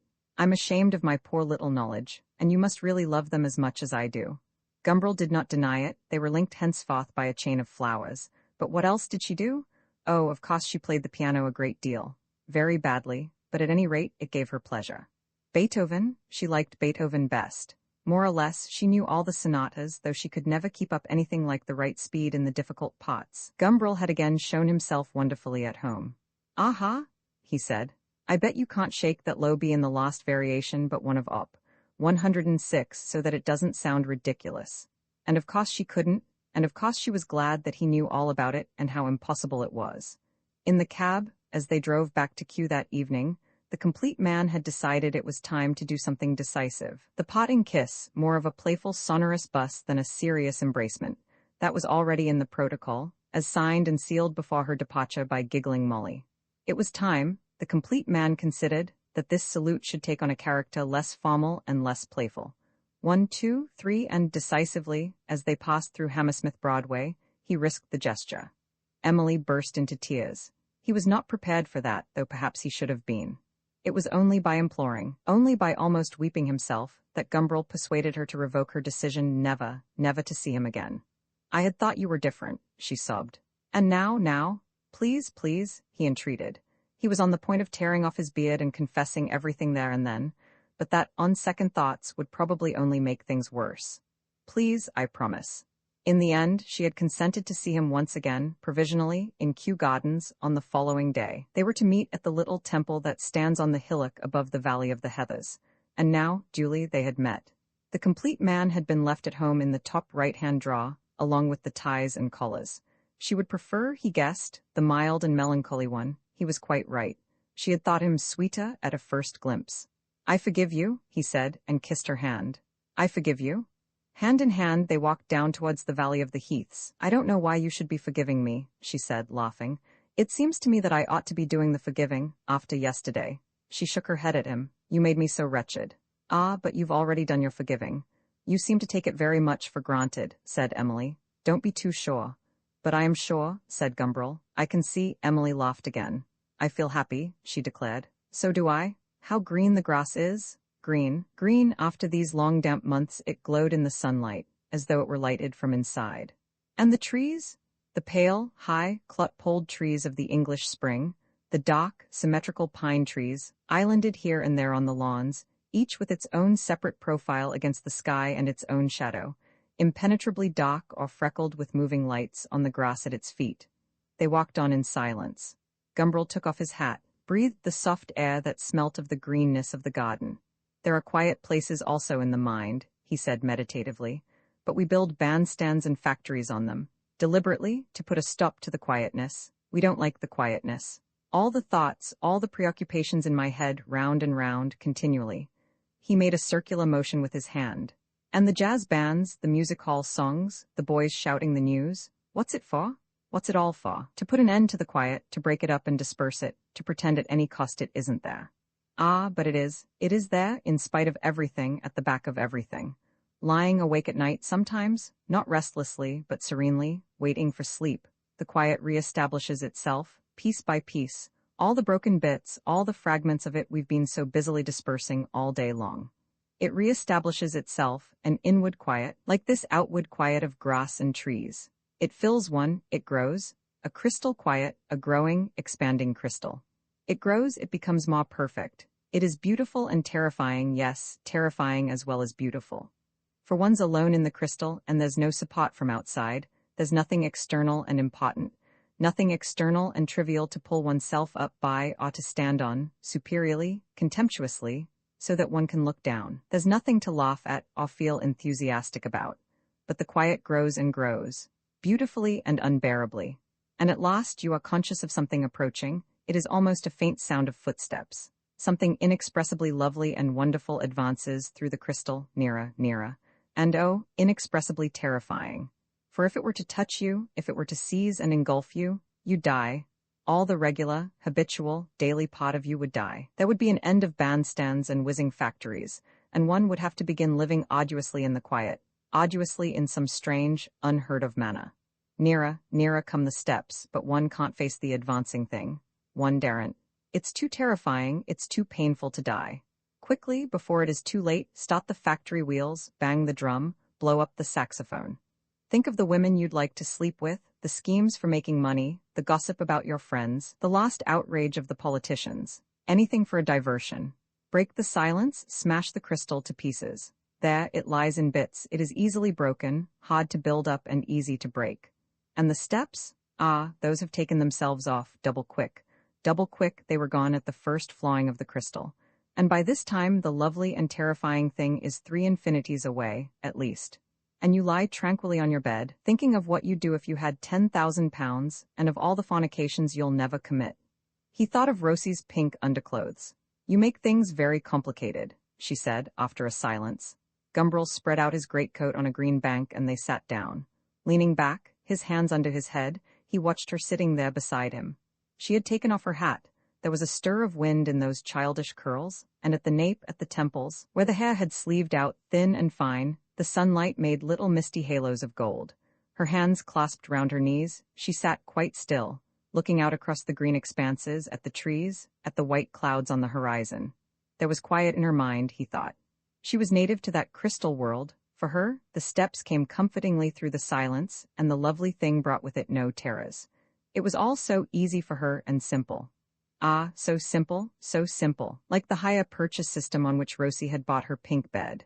And how simple it was, too, to puddle clear waters and unpetal every flower. Every wild flower, by God, one ever passed in a governess cart at the heels of a barrel-bellied pony. How simple to spit on the flaws of churches, si prega de non sputer. Simple to kick one's legs and enjoy oneself, dutifully, in pink underclothing. Perfectly simple. It's like the Arietta, don't you think? Said Emily suddenly, the Arietta of Op. 111. And she hummed the first bars of the air. Don't you feel it's like that? What's like that? Everything, said Emily. Today, I mean, you and me, these gardens, and she went on humming. Gumbrel shook his head. Too simple for me, he said. Emily laughed. Ah, but then think how impossible it gets a little farther on. She agitated her fingers wildly, as though she were trying to play the impossible passages. It begins easily for the sake of poor imbeciles like me, but it goes on, more and more fully and subtly and abstrusely and embracingly. But it's still the same movement. The shadows stretched farther and farther across the lawns, and as the sun declined the level light picked out among the grasses innumerable stipplings of shadow, and in the paths that had seemed under the more perpendicular rays as level as a table. 1,000 little shadowy depressions and sun-touched mountains were now apparent. Gumbrel looked at his watch. "Good Lord," he said, "we must fly." He jumped up. "Quick, quick." "But why?" "We shall be late." He wouldn't tell her for what. Wait and see was all that Emily could get out of him by her questioning. They hurried out of the gardens, and in spite of her protests he insisted on taking a taxi into town. "I have such a lot of unearned increment to get rid of," he explained. The patent small clothes seemed at the moment remoter than the farthest stars. Roman 13. In spite of the taxi, in spite of the gobbled dinner, they were late. The concert had begun. "Never mind," said Gumbrel. "We shall get in time for the menuetto. It's then that the fun really begins." "Sour grapes," said Emily, putting her ear to the door. "It sounds to me simply too lovely." They stood outside like beggars waiting abjectly at the doors of a banqueting hall, stood and listened to the snatches of music that came out tantalizingly from within. A rattle of clapping announced at last that the first movement was over. The doors were thrown open. Hungrily they rushed in. The Sclopes quartet and a subsidiary viola were bowing from the platform. There was a chirrup of tuning, then preliminary silence. Sclopes nodded and moved his bow. The menuetto of Mozart's G minor quintet broke out, phrase after phrase, short and decisive, with every now and then a violent sforzando chord, startling in its harsh and sudden emphasis. Menuetto, all civilization, Mr. Mercapton would have said, was implied in the delicious word, the delicate, pretty thing. Ladies and precious gentlemen, fresh from the wit and gallantry of Crébelin-haunted sofas, stepping gracefully to a paten of airy notes. To this passion of one who cries out, to this obscure and angry argument with fate, how would they, Gumbrel wondered, how would they have tripped it? How pure the passion, how unaffected, clear and without clot or pretension the unhappiness of that slow movement which followed? Blessed are the pure in heart, for they shall see God. Pure and unsullied, pure and unmixed, unadulterated. Not passionate, thank God, only sensual and sentimental. In the name of Earwig, amen, pure, pure. Worshippers have tried to rape the statues of the gods. The statuaries who made the images were generally to blame. And how deliciously, too, an artist can suffer, and, in the face of the whole Albert Hall, with what an effective gesture and grimace. But blessed are the pure in heart, for they shall see God. The instruments come together and part again. Long silver threads hang aerially over a murmur of waters, in the midst of muffled sobbing a cry. The fountains blow their architecture of slender pillars, and from basin to basin the waters fall, from basin to basin, and every fall makes somehow possible a higher leaping of the jet, and at the last fall the mounting column springs up into the sunlight, and from water the music has modulated up into a rainbow. Blessed are the pure in heart, for they shall see God, they shall make God visible too to other eyes. Blood beats in the ears, beat, beat, beat. A slow drum in the darkness, beating in the ears of one who lies wakeful with fever, with the sickness of too much misery. It beats unceasingly, in the ears, in the mind itself. Body and mind are indivisible, and in the spirit, blood painfully throbs. Sad thoughts droop through the mind. A small, pure light comes swaying down through the darkness, comes to rest, resigning itself to the obscurity of its misfortune. There is resignation, but blood still beats in the ears. Blood still painfully beats, though the mind has acquiesced.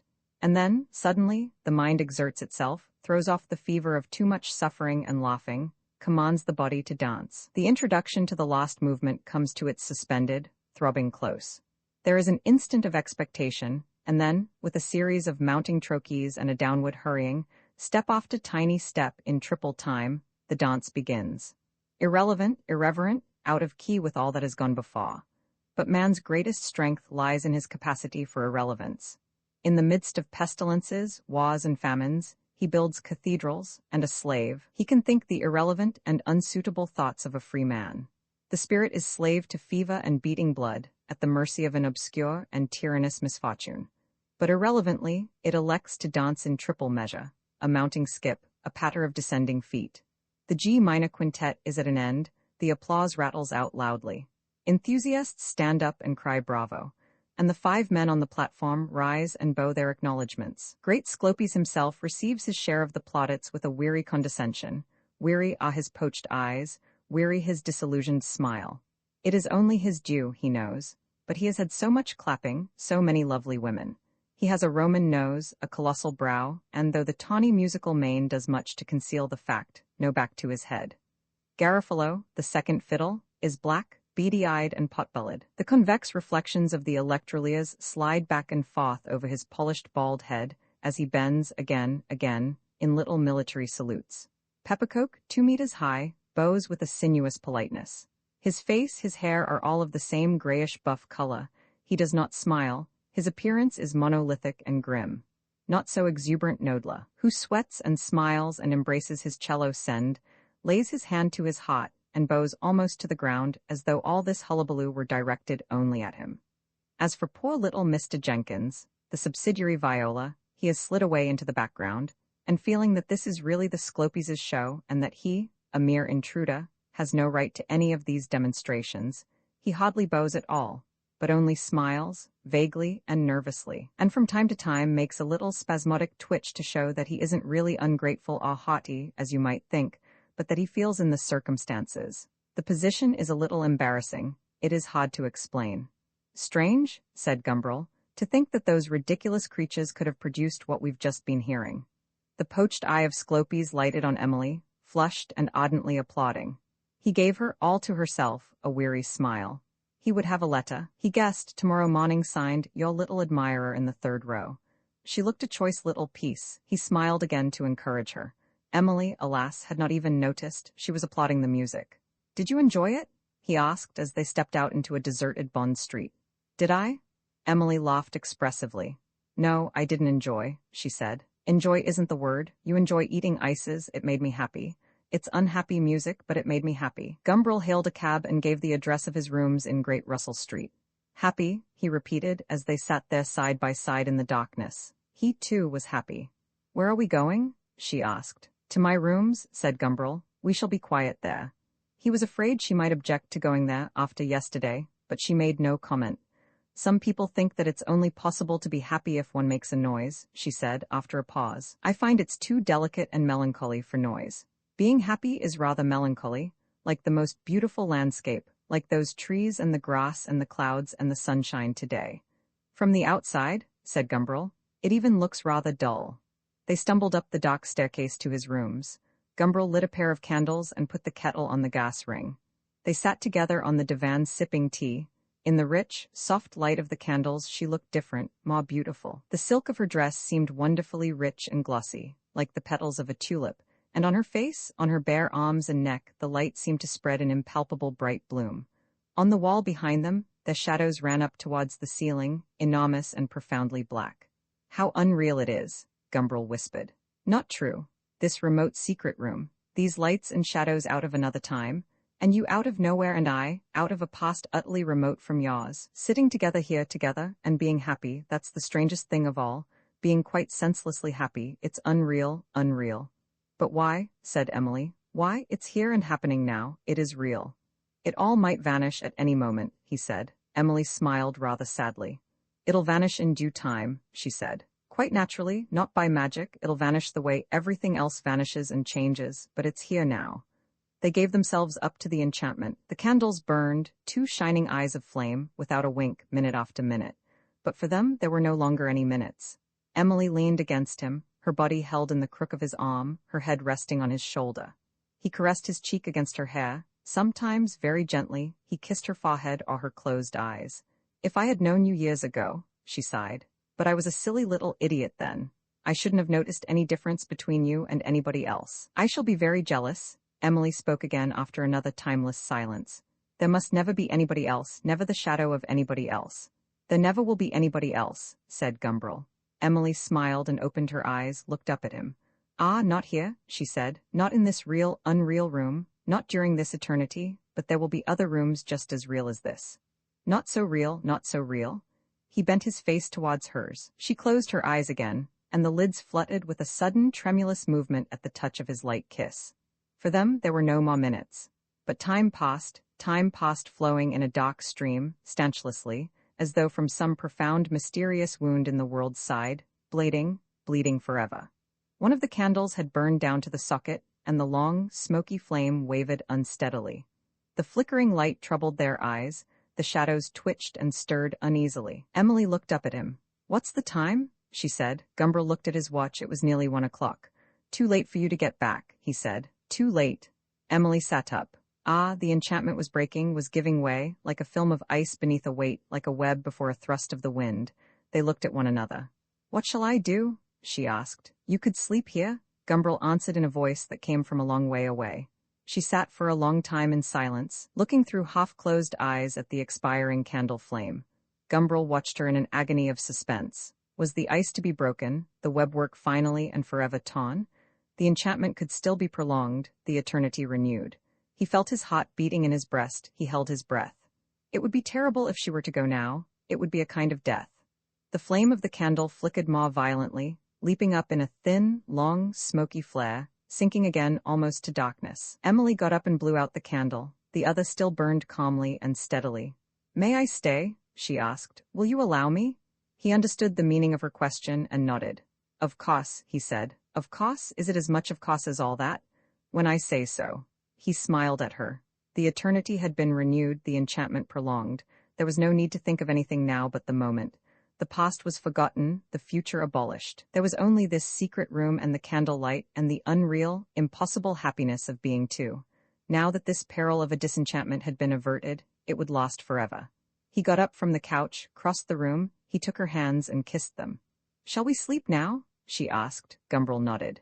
"Do you mind if I blow out the light?" And without waiting for his answer, Emily turned, gave a puff, and the room was in darkness. He heard the rustling of her undressing. Hastily he stripped off his own clothes, pulled back the coverlet from the divan. The bed was made and ready. He opened it and slipped between the sheets. A dim greenish light from the gas lamp in the street below came up between the potted curtains, illuminating faintly the farther end of the room. Against this tepid darkness he could see her, silhouetted, standing quite still, as if hesitating on some invisible brink. "Emily," he whispered. "I'm coming," Emily answered. She stood there, unmoving, a few seconds longer, then overstepped the brink. She came silently across the room and sat down on the edge of the low couch. Gumbrel lay perfectly still, without speaking, waiting in the enchanted timeless darkness. Emily lifted her knees, slid her feet in under the sheet, then stretched herself out beside him, her body, in the narrow bed, touching his. Gumbrel felt that she was trembling, a sharp involuntary start, a little shudder, another start. "You're cold," he said, and slipping one arm beneath her shoulders he drew her, limp and unresisting, towards him. She lay there, pressed against him. Gradually the trembling ceased, quite still in the calm of the enchantment. The past is forgotten, the future abolished, there is only this dark and everlasting moment. A drugged and intoxicated stupor of happiness possessed his spirit. A numbness, warm and delicious, lay upon him, and yet through the stupor he knew with a dreadful, anxious certainty that the end would soon be there. Like a man on the night before his execution, he looked forward through the endless present.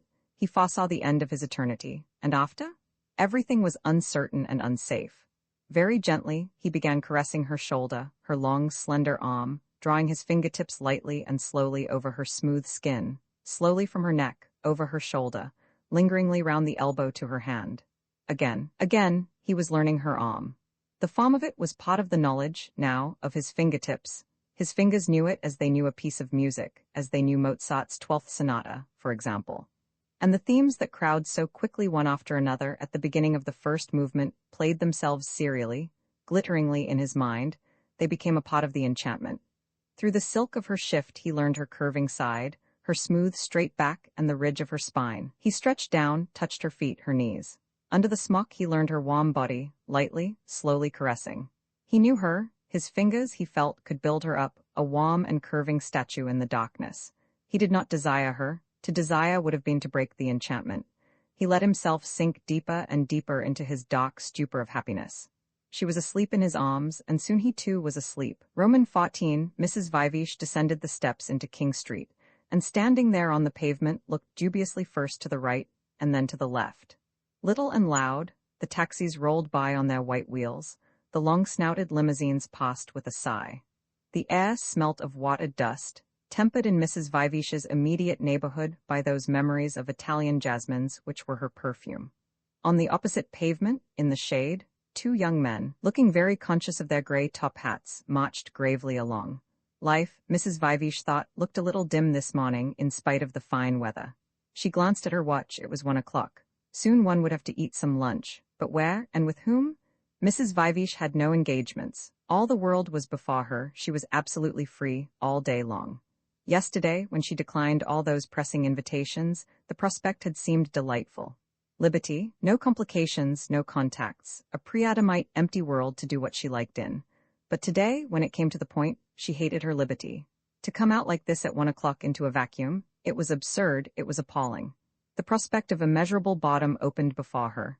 Steps after steps of ennui, horizon beyond horizon, forever the same. She looked again to the right and again to the left. Finally, she decided to go to the left. Slowly, walking along her private knife edge between her personal abysses, she walked towards the left.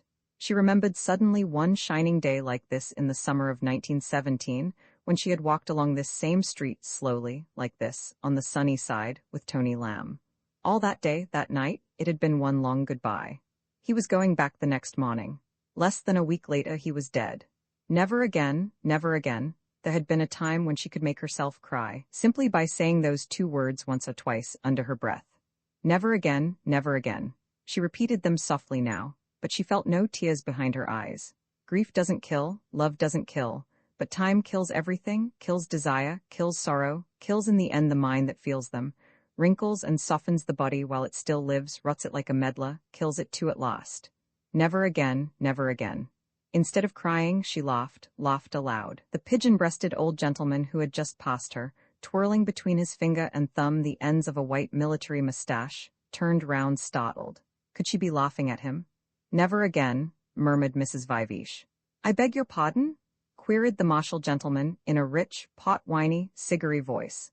Mrs. Vivish looked at him with such wide-eyed astonishment that the old gentleman was quite taken aback. 1,000 apologies, dear lady. Thought you were addressing H.M. He replaced his hat, squared his shoulders, and went off smartly, left, right, bearing preciously before him his pigeon breast. Poor thing, he thought, poor young thing, talking to herself, must be cracked, must be off her head, or perhaps she took drugs. That was more likely, that was much more likely. Most of them did nowadays. Vicious young women.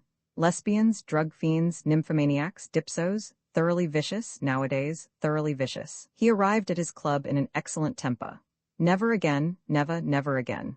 Mrs. Vivish would have liked to be able to cry. St. James's Square opened before her. Romantically under its trees the statue pranced. The trees gave her an idea. She might go down into the country for the afternoon, take a cab and drive out, goodness only knew where, to the top of a hill somewhere. Box Hill, Leith Hill, Holmbury Hill, Ivinghoe Beacon, any hill where one could sit and look out over plains. One might do worse than that with one's liberty. But not much worse, she reflected. Mrs. Vivish had turned up towards the northern side of the square, and was almost at its northwestern corner when, with a thrill of genuine delight, with a sense of the most profound relief, she saw a familiar figure, running down the steps of the London Library. Theodore? She hallooed faintly but penetratingly, from her inward deathbed. Gumbrel? She waved her parasol. Gumbrel halted, looked round, came smiling to meet her. How delightful, he said, but how unfortunate. Why unfortunate? Asked Mrs. Vivish. Am I of evil omen?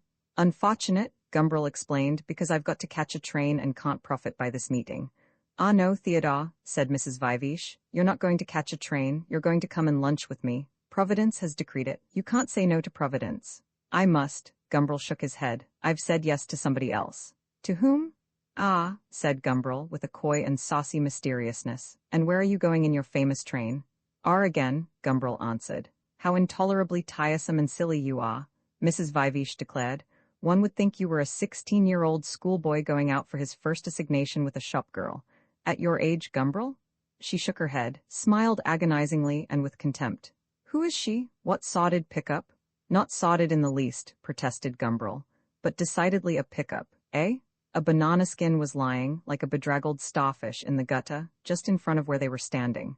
Mrs. Vivish stepped forward and with the point of her parasol lifted it carefully up and offered it to her companion. Merci, Gumbrel bowed. She tossed the skin back again into the gutter. In any case, she said, the young lady can wait while we have luncheon. Gumbrel shook his head. I've made the arrangement, he said. Emily's letter was in his pocket. She had taken the loveliest cottage just out of Robertsbridge in Sussex. Ah, but the loveliest imaginable. for the whole summer. He could come and see her there. He had telegraphed that he would come today, this afternoon, by the 2 o'clock from Charing Cross. Mrs. Viveash took him by the elbow. "Come along," she said. "There's a post office in that passage going from Jermyn Street to Piccadilly. You can wire from there your infinite regrets. These things always improve with a little keeping. There will be raptures when you do go tomorrow." Gumbrel allowed himself to be led along. "What an insufferable woman you are," he said, laughing. "Instead of being grateful to me for asking you to luncheon?" "Oh, I am grateful," said Gumbrel, and astonished. He looked at her. Mrs. Viveash smiled and fixed him for a moment with her pale, untroubled eyes. She said nothing. "Still," Gumbrel went on, "I must be at Charing Cross by 2, you know. But we're lunching at Very's." Gumbrel shook his head. They were at the corner of Jermyn Street. Mrs. Viveash halted and delivered her ultimatum, the more impressive for being spoken in that expiring voice of one who says in articulo the final and supremely important things. "We lunch at Very's, Theodore, or I shall never, never speak to you again." "But be reasonable, Myra," he implored. If only he'd told her that he had a business appointment. An imbecile to have dropped those stupid hints in that tone. "I prefer not to be," said Mrs. Viveash. Gumbrel made a gesture of despair and was silent.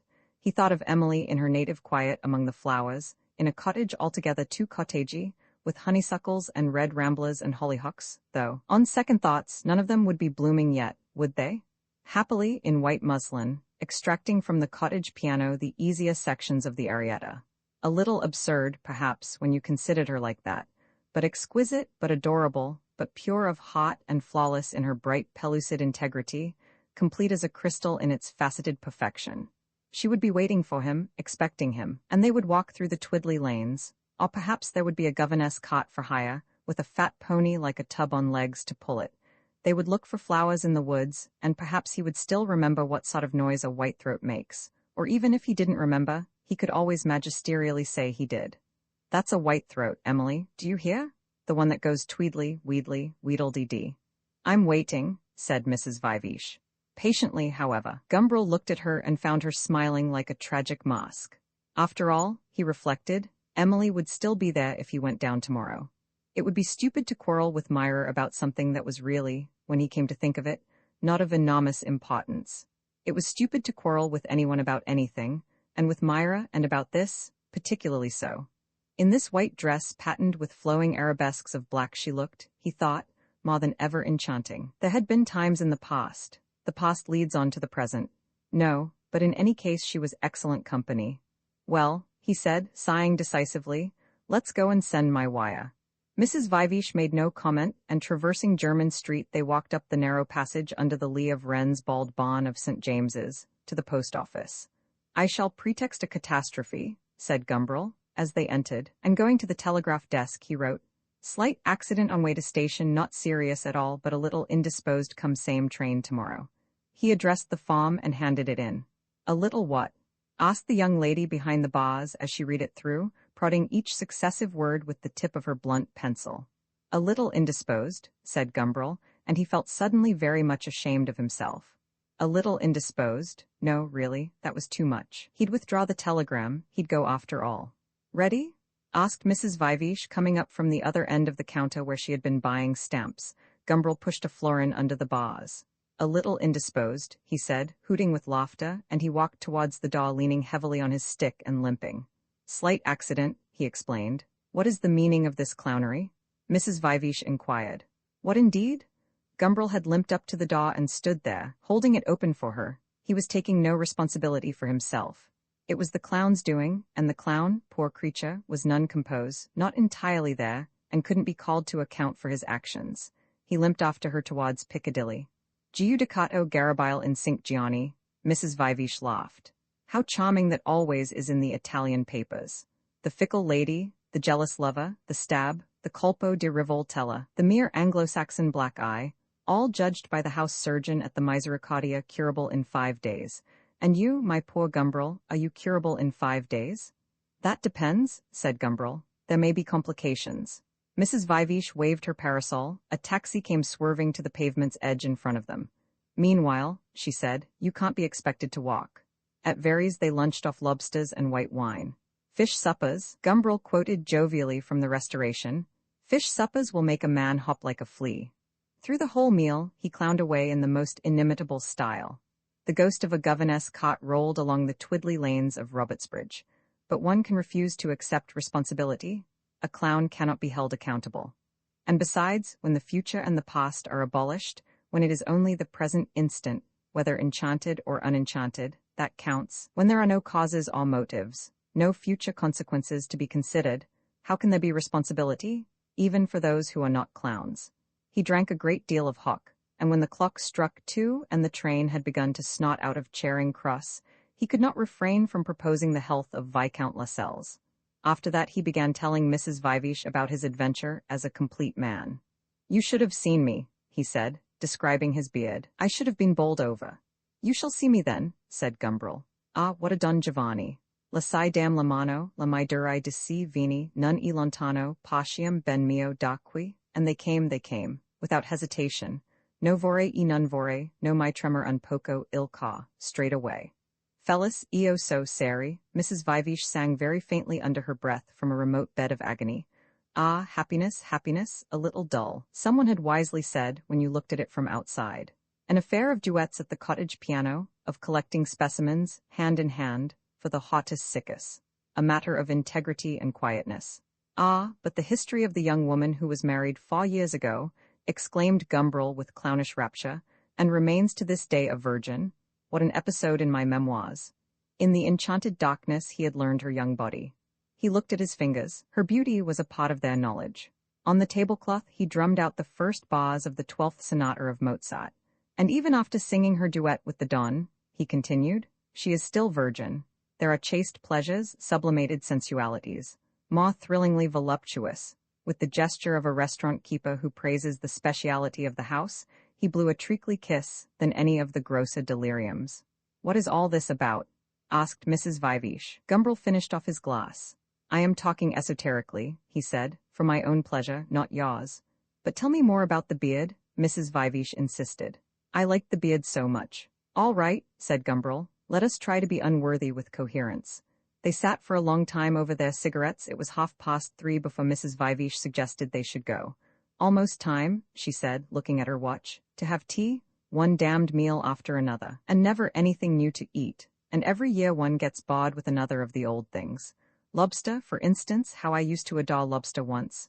But today, well, really, it was only your conversation, Theodore, that made it tolerable." Gumbrel put his hand to his heart and bowed. He felt suddenly extremely depressed. "And wine, I used to think Orvieto so heavenly. But this spring, when I went to Italy, it was just a bad muddy sort of Vouvray. And those soft caramels they call Fiats, I used to eat those till I was sick.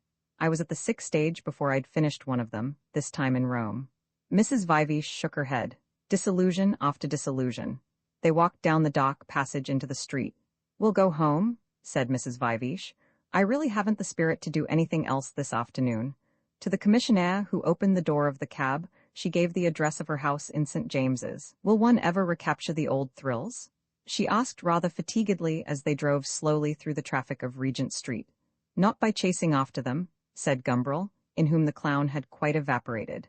"If one sat still enough they might perhaps come back of their own accord. There would be the faint sound as it were of feet approaching through the quiet." "It isn't only food," said Mrs. Vivish, who had closed her eyes and was leaning back in her corner. "So I can well believe. It's everything. Nothing's the same now. I feel it never will be." "Never more," croaked Gumbrel. "Never again," Mrs. Vivish echoed. "Never again." There were still no tears behind her eyes. "Did you ever know Tony Lamb?" she asked. "No," Gumbrel answered from his corner. "What about him?" Mrs. Vivish did not answer. What indeed about him? She thought of his very clear blue eyes and the fair, bright hair that had been lighter than his brown face. Brown face and neck, red-brown hands, and all the rest of his skin was as white as milk. "I was very fond of him," she said at last. "That's all. He was killed in 1917, just about this time of the year. It seems a very long time ago, don't you think?" "Does it?" Gumbrel shrugged his shoulders. "I don't know. The past is abolished. Vivamus, me Lesbia. If I weren't so horribly depressed, I'd embrace you. That would be some slight compensation for my—" He tapped his foot with the end of his walking stick. "My accident." "You're depressed too?" "One should never drink at luncheon," said Gumbrel. "It wrecks the afternoon. One should also never think of the past and never for one moment consider the future. These are treasures of ancient wisdom." But perhaps after a little tea. He leaned forward to look at the figures on the taximeter, for the cab had come to a standstill. After a nip of the tannin stimulant, he threw open the door. We may feel rather better. Mrs. Viveash smiled excruciatingly. For me, she said, as she stepped out onto the pavement, even tannin has lost its virtues now. Mrs. Viveash's drawing room was tastefully in the movement. The furniture was upholstered in fabrics designed by Duffy, racehorses and roses, little tennis players clustering in the midst of enormous flowers, printed in gray and ochre on a white ground. There were a couple of lampshades by Bala. On the pale rose-stippled walls hung 3 portraits of herself by 3 different and entirely incongruous painters, a selection of the usual oranges and lemons, and a rather forbidding contemporary nude painted in 2 tones of green. "And how bored I am with this room and all these beastly pictures," exclaimed Mrs. Viveash as she entered. She took off her hat and, standing in front of the mirror above the mantelpiece, smoothed her coppery hair. "You should take a cottage in the country," said Gumbrel. "Buy a pony and a governess cart and drive along the twiddly lanes looking for flowers. After tea you open the cottage piano," and suiting his action to the words, Gumbrel sat down at the long-tailed Bluthner, "and you play, you play." Very slowly and with parodied expressiveness, he played the opening theme of the arietta. "You wouldn't be bored then," he said, turning round to her when he had finished. "Ah, wouldn't I?" said Mrs. Viveash. "And with whom do you propose that I should share my cottage?" "Anyone you like," said Gumbrel. His fingers hung as though meditating over the keys. "But I don't like anyone," cried Mrs. Viveash with a terrible vehemence from her deathbed. Ah, now it had been said, the truth. It sounded like a joke. Tony had been dead 5 years now. Those bright blue eyes, never again. All rotted away to nothing. "Then you should try," said Gumbrel, whose hands had begun to creep softly forward into the 12th sonata. "You should try."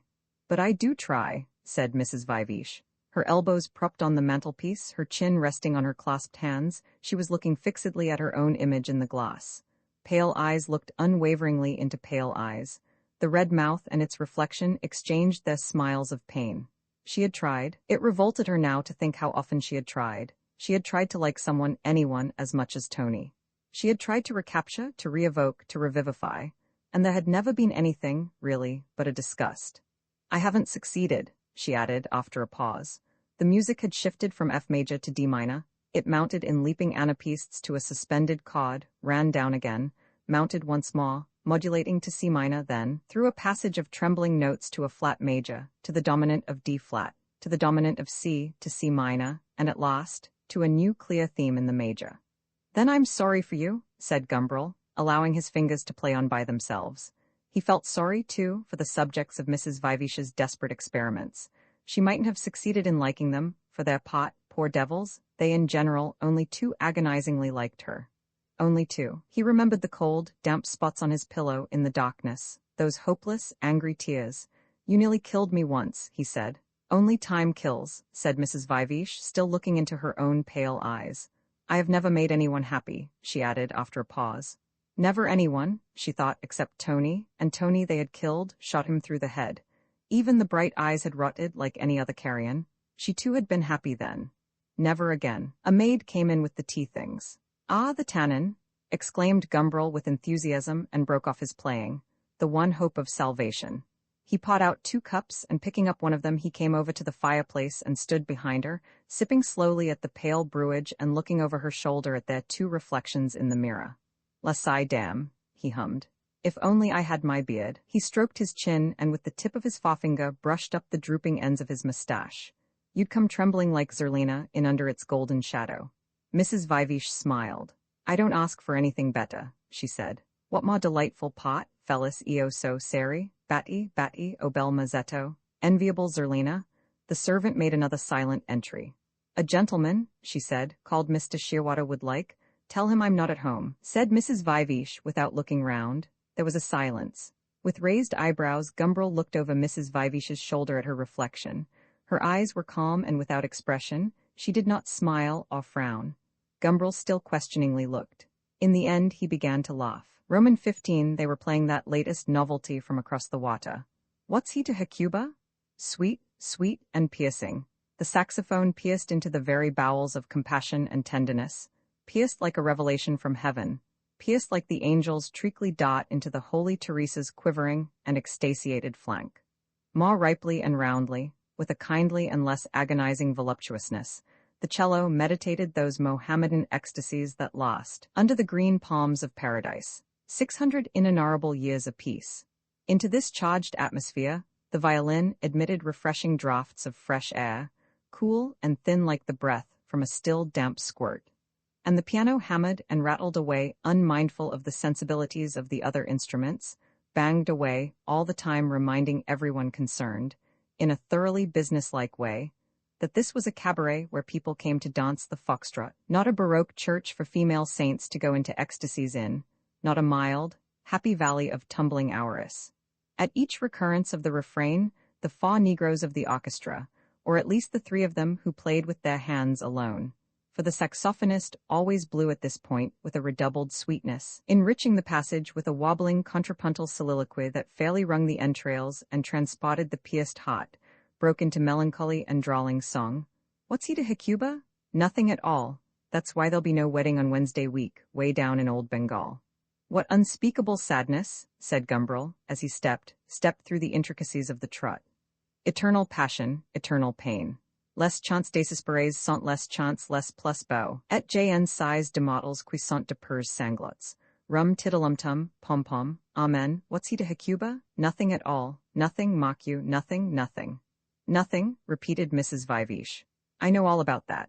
She sighed. I am nothing to you, said Gumbrel, gliding with skill between the wall and the charybdis of a couple dangerously experimenting with a new step. You are nothing to me, thank God, and yet here we are, two bodies with but a single thought, a beast with two backs, a perfectly united centaur trotting. They trotted. What's he to Hecuba? The grinning blackamoors repeated the question, reiterated the answer on a tone of frightful unhappiness. The saxophone wobbled on the verge of anguish.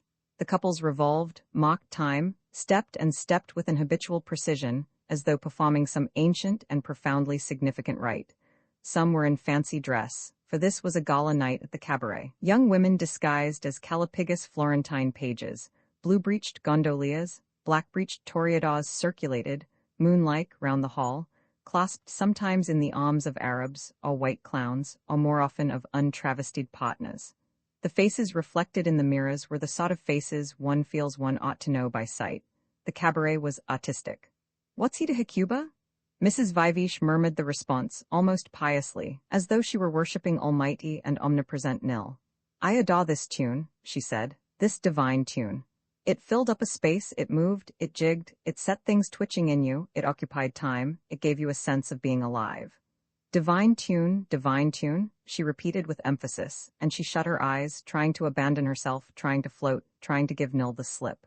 Ravishing little toreador, that, said Gumbrel, who had been following the black-breeched travesty with affectionate interest. Mrs. Viveash opened her eyes. Nil was unescapable. With Piers Cotton, you mean? Your tastes are a little common, my dear Theodore. Green-eyed monster, Mrs. Viveash laughed. When I was being finished in Paris, she said, Mademoiselle always used to urge me to take fencing lessons. C'est un exercice très gracieux. Et puis, Mrs. Viveash mimicked a passionate earnestness. Et puis, ça développe le bassin. Your toreador Gumbrel looks as though she must be a champion with the foils. Quel bassin? Hush, said Gumbrel. They were abreast of the toreador and her partner. Piers Cotton turned his long greyhound's nose in their direction. How are you? He asked across the music. They nodded. And you? Ah, writing such a book, cried Piers Cotton. Such a brilliant, flashing book. The dance was carrying them apart. Like a smile of false teeth, he shouted across the widening gulf and disappeared in the crowd. What's he to Hecuba? Lachrymosely, the hilarious blackamoors chanted their question, mournfully pregnant with its faun reply. Nil, omnipresent Nil, world soul, spiritual informer of all matter. Nil in the shape of a black-breeched moon-basined toreador. Nil, the man with the greyhound's nose. Nil, as far blackamoors. Nil in the form of a divine tune. Nil, the faces one ought to know by sight, reflected in the mirrors of the hall. Nil this Gumbrel whose arm is round one's waist, whose feet step in and out among one's own. Nothing at all. That's why there'll be no wedding. No wedding at St. George's, Hanover Square, oh, desperate experiment. With Nil Viveash, that charming boy, that charming nothing at all, engaged at the moment in hunting elephants, hunting fever and carnivores among the tiki-tiki pygmies. That's why there'll be no wedding on Wednesday week. For Lycidas is dead ere his prime. For the light strawy hair, not a lock left, the brown face, the red-brown hands and the smooth boy's body, milk-white, milkwam, a nothing at all, nothing now at all. Nil these 5 years, and the shining blue eyes as much nil as the rest. Always the same people, complained Mrs. Viveash, looking round the room. The old familiar faces, never anyone new. Where's the younger generation, Gumbrel? We're old, Theodore. There are millions younger than we are. Where are they? I'm not responsible for them, said Gumbrel. I'm not even responsible for myself. He imagined a cottagey room under the roof with a window near the floor and a sloping ceiling where you were always bumping your head, and in the candlelight Emily's candid eyes, her grave and happy mouth, in the darkness, the curve, under his fingers, of her firm body. Why don't they come and sing for their supper? Mrs. Viveash went on petulantly. It's their business to amuse us. They're probably thinking of amusing themselves, Gumbrel suggested. Well then, they should do it where we can see them. What's he to Hecuba? Nothing at all, Gumbrel clownishly sang. The room, in the cottage, had nothing to do with him. He breathed Mrs. Viveash's memories of Italian jasmines, laid his cheek for a moment against her smooth hair. Nothing at all. Happy clown, way down in old Bengal, under the green paradisiac palms, among the ecstatic mystagogues and the saints who scream beneath the divine caresses, the music came to an end. The Fa Negroes wiped their glistening faces. The couples fell apart. Gumbrel and Mrs. Viveash sat down and smoked a cigarette. Roman 16, the blackamoors had left the platform at the end of the hall. The curtains looped up at either side had slid down, cutting it off from the rest of the room, making 2 worlds, Gumbrel elegantly and elusively put it, where only one grew before, and one of them a better world, he added too philosophically, because unreal. There was the theatrical silence, the suspense. The curtains parted again. On a narrow bed, on a bier perhaps, the corpse of a woman. The husband kneels beside it. At the foot stands the doctor, putting away his instruments. In a beribboned pink cradle reposes a monstrous baby. Margaret, Margaret, she is dead. Margaret, of septicemia, I tell you, I wish that I too were dead. But you won't tomorrow, but I don't want to live to see tomorrow. You will tomorrow. Margaret, Margaret, wait for me there. I shall not fail to meet you in that hollow vale. You will not be slow to survive her. Christ have mercy upon us. You would do better to think of the child, rising and standing menacingly over the cradle. Is that the monster? No worse than others. Begotten in a night of immaculate pleasure, monster, may you live loveless in dirt and impurity?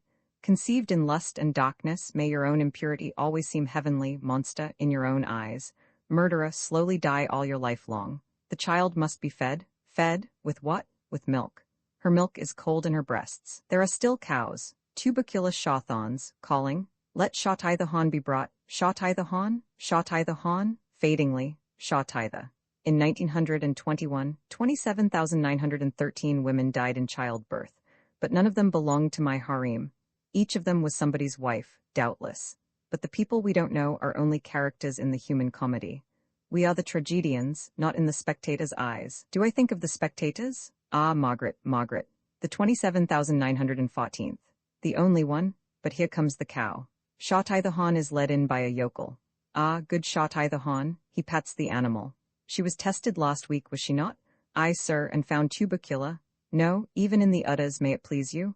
Excellent. Milk me the cow, sir, into this dirty washpot. I will, sir. He milks the cow. Her milk is cold already. All the woman in her chilled and curdled within her breasts. Ah, Jesus, what miraculous galactagogue will make it flow again?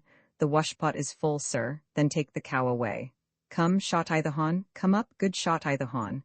He goes out with the cow, pouring the milk into a long-tubed feeding bottle. Here's for you, monster, to drink your own health in. He gives the bottle to the child. Curtain. A little ponderous, perhaps, said Gumbrel, as the curtain came down. But I liked the cow. Mrs. Viveash opened her cigarette case and found it empty. Gumbrel offered her one of his. She shook her head.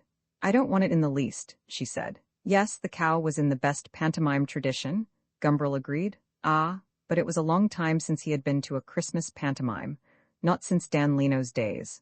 All the little cousins, the uncles and aunts on both sides of the family, dozens and dozens of them, every year they filled the best pot of a row in the dress circle at Drury Lane, and buns were stickily passed from hand to hand, chocolates circulated, the grown-ups drank tea, and the pantomime went on, glory after glory, under the shining arch of the stage. Hours and hours, and the grown-ups always wanted to go away before the harlequinade. and the children felt sick from eating too much chocolate. All wanted with such extreme urgency to go to the WC that they had to be let out, trampling and stumbling over everybody else's feet, and every stumble making the need more agonizingly great, in the middle of the transformation scene. And there was Dan Leno, inimitable Dan Leno, dead now as poor Yorick. No more than a mere skull like anybody else's skull. And his mother, he remembered, used to laugh at him sometimes till the tears ran down her cheeks. She used to enjoy things thoroughly, with a whole heart. I wish they'd hurry up with the second scene, said Mrs. Viveash. If there's anything that bores me, it's entractors. Most of one's life is an entracty, said Gumbrel, whose present mood of hilarious depression seemed favorable to the enunciation of apophthegms. None of your cracker mottos, please, protested Mrs. Viveash. All the same, she reflected, what was she doing now but waiting for the curtain to go up again? Waiting, with what unspeakable weariness of spirit, for the curtain that had rung down, 10 centuries ago, on those blue eyes, that bright strawy hair and the weathered face? Thank God, she said with an expiring earnestness. Here's the second scene. The curtain went up. In a bald room stood the monster, grown now from an infant into a frail and bent young man with bandy legs. At the back of the stage, a large window giving onto a street along which people pass. The young girls of Sparta, they say, used to wrestle naked with naked Spartan boys. The sun caressed their skins till they were brown and transparent like amber or a flask of olive oil. Their breasts were hard, their bellies flat. They were pure with the chastity of beautiful animals. Their thoughts were clear, their minds cool and untroubled. I spit blood into my handkerchief, and sometimes I feel in my mouth something slimy, soft and disgusting, like a slug, and I have coughed up a shred of my lung. The rickets from which I suffered in childhood have bent my bones and made them old and brittle. All my life I have lived in this huge town, whose domes and spires are wrapped in a cloud of stink that hides the sun. The slug-dank tatters of lung that I spit out are black with the soot I have been breathing all these years. I am now come of age. Long expected 21 has made me a fully privileged citizen of this great realm of which the owners of the Daily Mirror, the News of the World and the Daily Express are noble peers. Somewhere, I must logically infer, there must be other cities built by men for men to live in. Somewhere in the past, in the future, a very long way off. But perhaps the only street improvement schemes that ever really improve the streets are schemes in the minds of those who live in them, schemes of love mostly. Ah, here she comes. The young lady enters. She stands outside the window, in the street, paying no attention to the monster. She seems to be waiting for somebody. She is like a pear tree in flower. When she smiles, it is as though there were stars. Her hair is like the harvest in an eclogue. Her cheeks are all the fruits of summer. Her arms and thighs are as beautiful as the soul of St. Catherine of Siena. And her eyes are plumbless with thought and limpidly pure like the water of the mountains. If I wait till the summer sale, the crêpe de chine will be reduced by at least 2 shillings a yard, and on 6 camisoles that will mean a lot of money. But the question is, can I go from May till the end of July with the underclothing I have now? If I knew her, I should know the universe.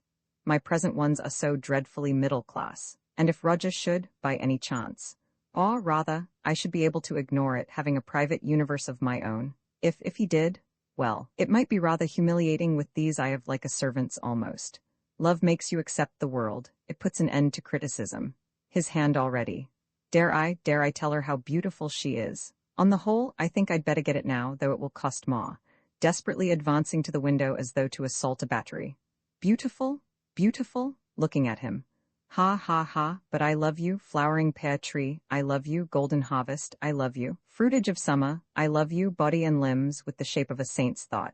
Redoubles her laughter. Ha ha ha, taking her hand, you cannot be cruel? He is seized with a violent paroxysm of coughing which doubles him up, which shakes and torments him. The handkerchief he holds to his mouth is spotted with blood. You disgust me.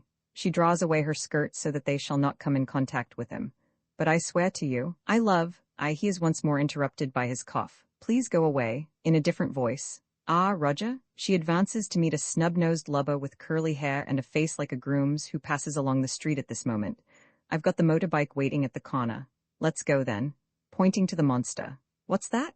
Oh, it's nothing in particular, both raw with laughter. Roger escorts her out, patting her familiarly on the back as they walk along. Looking after her, there is a wound under my left pap. She has deflowered all women. I cannot. Laud, whispered Mrs. Viveash, how this young man bores me. I confess, replied Gumbrel, I have rather a taste for moralities. There is a pleasant uplifting vagueness about these symbolical generalized figures which pleases me. You were always charmingly simple-minded, said Mrs. Viveash. But who's this? As long as the young man isn't left alone on the stage, I don't mind. Another female figure has appeared in the street beyond the window. It is the prostitute. Her face, painted in 2 tones of red, white, green, blue and black, is the most tasteful of nature mots. Hullo, ducky, hullo, are you lonely? Yes, would you like me to come in to see you? Very well, shall we say 30 bob, as you like. Come along then. She climbs through the window and they go off together through the door on the left of the stage. The curtains descend for a moment, then rise again. The monster and the prostitute are seen issuing from the door at which they went out, taking out a checkbook and a fountain pen. 30 shillings. Thank you, not a check. I don't want any checks. How do I know it isn't a dud one that they'll refuse payment for at the bank? Ready money for me, thanks, but I haven't got any cash on me at the moment. Well, I won't take a check. Once bitten, twice shy, I can tell you, but I tell you I haven't got any cash. Well, all I can say is, here I stay till I get it. And what's more, if I don't get it quick, I'll make a row. But this is absurd, I offer you a perfectly good check. And I won't take it, so there? Well then, take my watch, it's worth more than 30 bob. He pulls out his gold half-hunter. Thank you, and get myself arrested as soon as I take it to the pop shop? No, I want cash, I tell you. But where the devil do you expect me to get it at this time of night? I don't know, but you've got to get it pretty quick. You're unreasonable. Aren't there any servants in this house? Yes. Well, go and borrow it from one of them. But really, that would be too low, too humiliating. All right, I'll begin kicking up a noise. I'll go to the window and yell till all the neighbors are woken up and the police come to see what's up. You can borrow it from the copper then. You really won't take my check? I swear to you it's perfectly all right. There's plenty of money to meet it. Oh, shut up. No more dilly-dying. Get me my money at once or I'll start the row. 1, 2, 3. She opens her mouth wide as if to yell, all right. He goes out. Nice state of things we're coming to when young rips try and swindle us poor girls out of our money. Mean, stinking skunks, I'd like to slit the throats of some of them. Coming back again. Here you are. He hands her money, examining it. Thank you, dearie. Any other time you're lonely. No, no. Where did you get it finally? I woke the cook. Goes off into a peal of laughter. Well, so long, ducky. She goes out. Somewhere there must be love like music. Love harmonious and odded. 2 spirits, 2 bodies moving contrapuntally together. Somewhere, the stupid brutish act must be made to make sense, must be enriched, must be made significant. Lust, like Diabelli's waltz, a stupid air, turned by a genius into 33 fabulous variations. Somewhere. Oh dear, sighed Mrs. Viveash. Charming, Gumbrel protested. Love like sheets of silky flame, like landscapes brilliant in the sunlight against a background of purple thunder, like the solution of a cosmic problem, like faith. Crikey, said Mrs. Viveash, somewhere, but in my veins creep the maggots of the pox. Really, really? Mrs. Viveash shook her head. Too medical? Crawling towards the brain, crawling into the mouth, burrowing into the bones. Insatiably, the monster threw himself to the ground and the curtain came down. And about time too, declared Mrs. Viveash. Charming? Gumbrel stuck to his guns. Charming, charming. There was a disturbance near the door. Mrs. Viveash looked round to see what was happening. And now on top of it all, she said, here comes Coleman raving with an unknown drunk. Have we missed it? Coleman was shouting. Have we missed all the lovely bloody farce? Lovely bloody, his companion repeated with drunken raptures, and he went into fits of uncontrollable laughter. He was a very young boy with straight dark hair and a face of Hellenic beauty, now distorted with tipsiness. Coleman greeted his acquaintances in the hall, shouting a jovial obscenity to each. And Gumbrel, he exclaimed, catching sight of him at last in the front row. And Hetera Myra? He pushed his way through the crowd, followed unsteadily by his young disciple. So you're here, he said, standing over them and looking down with an enigmatic malice in his bright blue eyes. Where's the physiologue? Am I the physiologue's keeper? Asked Gumbrel. He's with his glands and his hormones, I suppose, not to mention his wife. He smiled to himself. Where the hormones, there moan I, said Coleman, skidding off sideways along the slippery word. I hear, by the way, that there's a lovely prostitute in this play. You've missed her, said Mrs. Viveash. What a misfortune, said Coleman. We've missed the delicious troll, he said, turning to the young man. The young man only laughed. Let me introduce, by the way, said Coleman. This is Dante, he pointed to the dark-haired boy, and I am Virgil. We're making a round tour, or rather, a descending spiral tour of hell, but we're only at the first circle so far. These, Alighieri, are two damned souls, though not, as you might suppose, Paolo and Francesca. The boy continued to laugh, happily and uncomprehendingly. Another of these interminable entr'actes, complained Mrs. Viveash. I was just saying to Theodore here that if there's one thing I dislike more than another, it's a long entr'acte. Would hers ever come to an end? And if there's one thing I dislike more than another, said the boy, breaking silence for the first time, with an air of the greatest earnestness, it's one thing more than another. And you're perfectly right in doing so, said Coleman. Perfectly right. I know, the boy replied modestly. When the curtain rose again, it was on an aged monster, with a black patch over the left side of his nose, no hair, no teeth, and sitting harmlessly behind the bars of an asylum. Asses, apes, and dogs, Milton called them that, he should have known. Somewhere there must be men, however. The variations on Diabelli prove it. Brunelleschi's dome is more than the magnification of Cleo de Merode's breast. Somewhere there are men with power, living reasonably. Like our mythical Greeks and Romans, living cleanly. The images of the gods are their portraits, they walk under their own protection. The monster climbs onto a chair and stands in the posture of a statue. Jupiter, father of gods, a man, I bless myself, I throw bolts at my own disobedience, I answer my own prayers, I pronounce oracles to satisfy the questions I myself propound. I abolish all tetas, poxes, blood-spitting, rotting of bones. With love I recreate the world from within. Europa puts an end to squalor, Leda does away with tyranny, Dani tempers stupidity. After establishing these reforms in the social sewer, I climb up through the manhole, out of the manhole, beyond humanity. For the manhole, even the manhole, is dark, though not so dingy as the dog-hole it was before I altered it. Up through the manhole, towards the air. Up, and the monster, suiting the action to his words, climbs up the runged back of his chair and stands, by a miraculous feat of acrobacy, on the topmost bar. I begin to see the stars through other eyes than my own. More than dog already, I become more than man. I begin to have inklings of the shape and sense of things. Upwards I strain, I peer, I reach aloft. The balanced monster reaches, strains and peers, and I seize. As he shouts these words, the monster falls heavily, head foremost, to the floor. He lies there quite still. After a little time the door opens and the doctor of the first scene enters with a water. I heard a crash. Who has by this time become immensely old and has a beard like Father Thames. It looks as though you were right.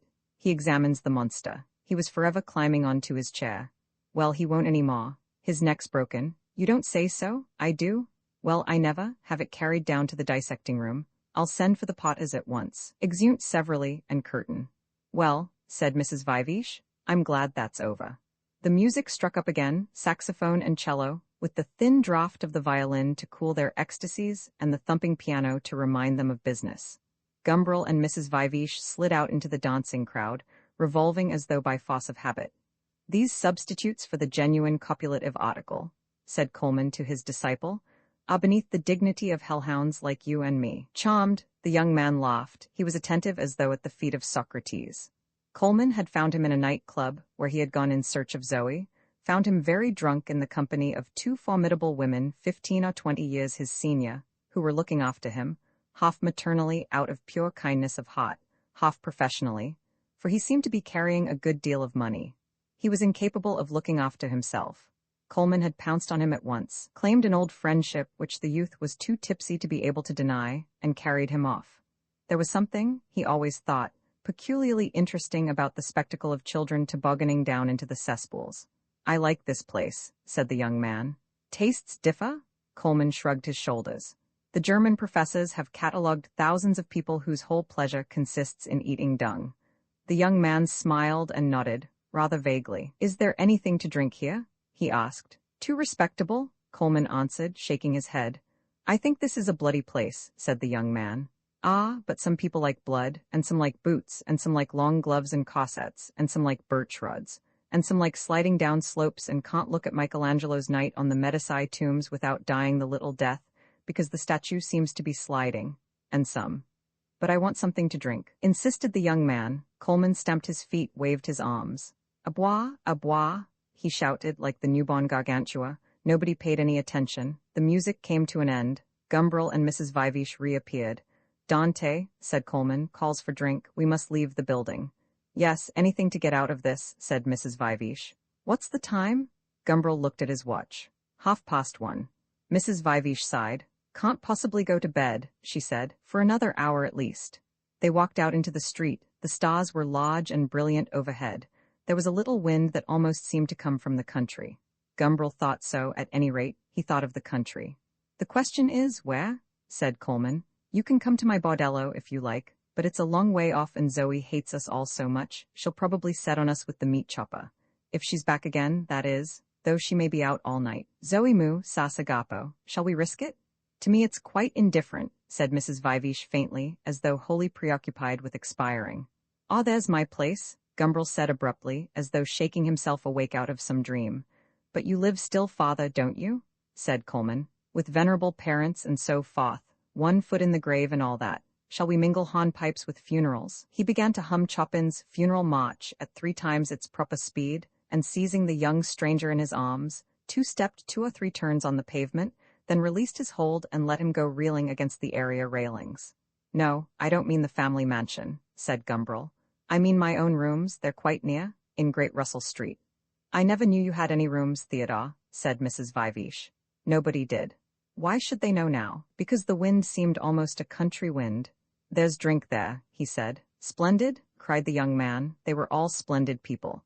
There's some gin, said Gumbrel. Capital aphrodisiac? Coleman commented. Some light white wine. Diuretic. And some whiskey. The great emetic, said Coleman. Come on. And he struck up the march of the fascisti. Giovinza, primavera di bellezza. The noise went fading down the dark, empty streets. The gin, the white wine, and even, for the sake of the young stranger, who wanted to sample everything, the emetic whiskey were produced. I like your rooms, said Mrs. Vivesh, looking round her, and I resent your secrecy about them, Theodore. Drink, puppy? Coleman refilled the boy's glass. Here's to secrecy, Gumbrel proposed. Shut it tightly, keep it dark, cover it up. Be silent, prevaricate, lie outright. He laughed and drank. Do you remember, he went on, those instructive advertisements of Eno's fruit salt they used to have when we were young? There was one little anecdote about a doctor who advised the hypochondriacal patient who had come to consult him to go and see Grimaldi, the clown, and the patient answered, I am Grimaldi. Do you remember? No, said Mrs. Vivesh. And why do you? Oh, I don't know, or rather, I do know. Gumbrel corrected himself and laughed again. The young man suddenly began to boast. I lost 200 pounds yesterday playing Chemin de Fer, he said, and looked round for applause. Coleman patted his curly head. Delicious child, he said. You're positively Hogarthian. Angrily, the boy pushed him away. What are you doing? He shouted, then turned and addressed himself once more to the others. I couldn't afford it, you know, not a bloody penny of it, not my money either. He seemed to find it exquisitely humorous. And that 200 wasn't all, he added, almost expiring with mirth. Tell Coleman how you borrowed his beard, Theodore. Gumbrel was looking intently into his glass as though he hoped to see in its pale mixture of gin and satin visions, as in a crystal, of the future. Mrs. Vivesh touched him on the arm and repeated her injunction. Oh, that? Said Gumbrel rather irritably. No, it isn't an interesting story. Oh, yes, it is, I insist, said Mrs. Vivesh, commanding peremptorily from her deathbed. Gumbrel drank his gin and satin. Very well then, he said reluctantly, and began.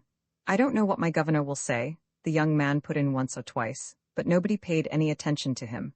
He relapsed into a sulky and, it seemed to him, very dignified silence. Under the warm, jolly tipsiness he felt a chill of foreboding. He pawed out some more whiskey. Gumbrel warmed to his anecdote. Expiringly, Mrs. Vivesh laughed from time to time, or smiled her agonizing smile. Coleman whooped like a redskin. And after the concert to these rooms, said Gumbrel. Well, let everything go, into the mud, leave it there, and let the dogs lift their hind legs over it as they pass. Ah, the genuine platonic fumblers, commented Coleman. I am Grimaldi, Gumbrel laughed. Further than this it was difficult to see where the joke could go. There on the couch, where Mrs. Vivesh and Coleman were now sitting, she had lain sleeping in his arms. Toasting, in Elizabethan, said Coleman. Unreal, eternal in the secret darkness. A night that was an eternal parenthesis among the other nights and days. I feel I'm going to be sick, said the young man suddenly. He had wanted to go on silently and haughtily sulking, but his stomach declined to take part in the dignified game. Good Lord, said Gumbrel, and jumped up, but before he could do anything effective, the young man had fulfilled his own prophecy. The real charm about debauchery, said Coleman philosophically, is its total pointlessness, futility, and above all its incredible tediousness. If it really were all roses and exhilaration, as these poor children seem to imagine, it would be no better than going to church or studying the higher mathematics. I should never touch a drop of wine or another halot again. It would be against my principles. I told you it was a metic, he called to the young man. And what are your principles? Asked Mrs. Viveash. Oh, strictly ethical, said Coleman. You're responsible for this creature, said Gumbrel, pointing to the young man, who was sitting on the floor near the fireplace, cooling his forehead against the marble of the mantelpiece. You must take him away. Really, what a bore. His nose and mouth were all wrinkled up with disgust. I'm sorry, the young man whispered. He kept his eyes shut and his face was exceedingly pale. But with pleasure, said Coleman. What's your name? He asked the young man, and where do you live? My name is Porteus, murmured the young man. Good Lord, cried Gumbrel, letting himself fall onto the couch beside Mrs. Viveash. That's the last straw. Roman 17, the 2 o'clock snotted out of Charing Cross, but no healths were drunk, this time, to Viscount Lascelles. A desiccating sobriety made arid the corner of the third-class carriage in which Gumbrel was sitting. His thoughts were an interminable desert of sand, with not a palm in sight, not so much as a comforting mirage. Once again he fumbled in his breast pocket, brought out and unfolded the flimsy paper. Once more he read. How many times had he read before? Your telegram made me very unhappy. Not merely because of the accident, though it made me shudder to think that something terrible might have happened, poor darling, but also, selfishly, my own disappointment. I had looked forward so much. I had made a picture of it all so clearly. I should have met you at the station with the horse and trap from the Chequers, and we'd have driven back to the cottage, and you'd have loved the cottage. We'd have had tea and I'd have made you eat an egg with it after your journey. Then we'd have gone for a walk. Through the most heavenly wood, I found yesterday to a place where there's a wonderful view. Miles and miles of it. And we'd have wandered on, and sat down under the trees, and the sun would have set, and the twilight would slowly have come to an end, and we'd have gone home again and found the lamps lighted and supper ready. Not very grand, I'm afraid, for Mrs. Vole isn't the best of cooks. And then the piano, for there is a piano, and I had the tuna come specially from Hastings yesterday, so that it isn't so bad now. And you'd have played, and perhaps I would have made my noises on it. And at last it would have been time for candles and bed. When I heard you were coming, Theodore, I told Mrs. Vole a lie about you. I said you were my husband because she's fearfully respectable, of course, and it would dreadfully disturb her if you weren't. But I told myself that, too. I meant that you should be. You see, I tell you everything. I'm not ashamed. I wanted to give you everything I could, and then we should always be together, loving one another.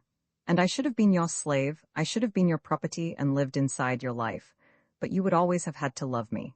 And then, just as I was getting ready to go and call at the Chequers for the horse and trap, your telegram came. I saw the word accident, and I imagined you all bleeding and smashed. Oh, dreadful, dreadful.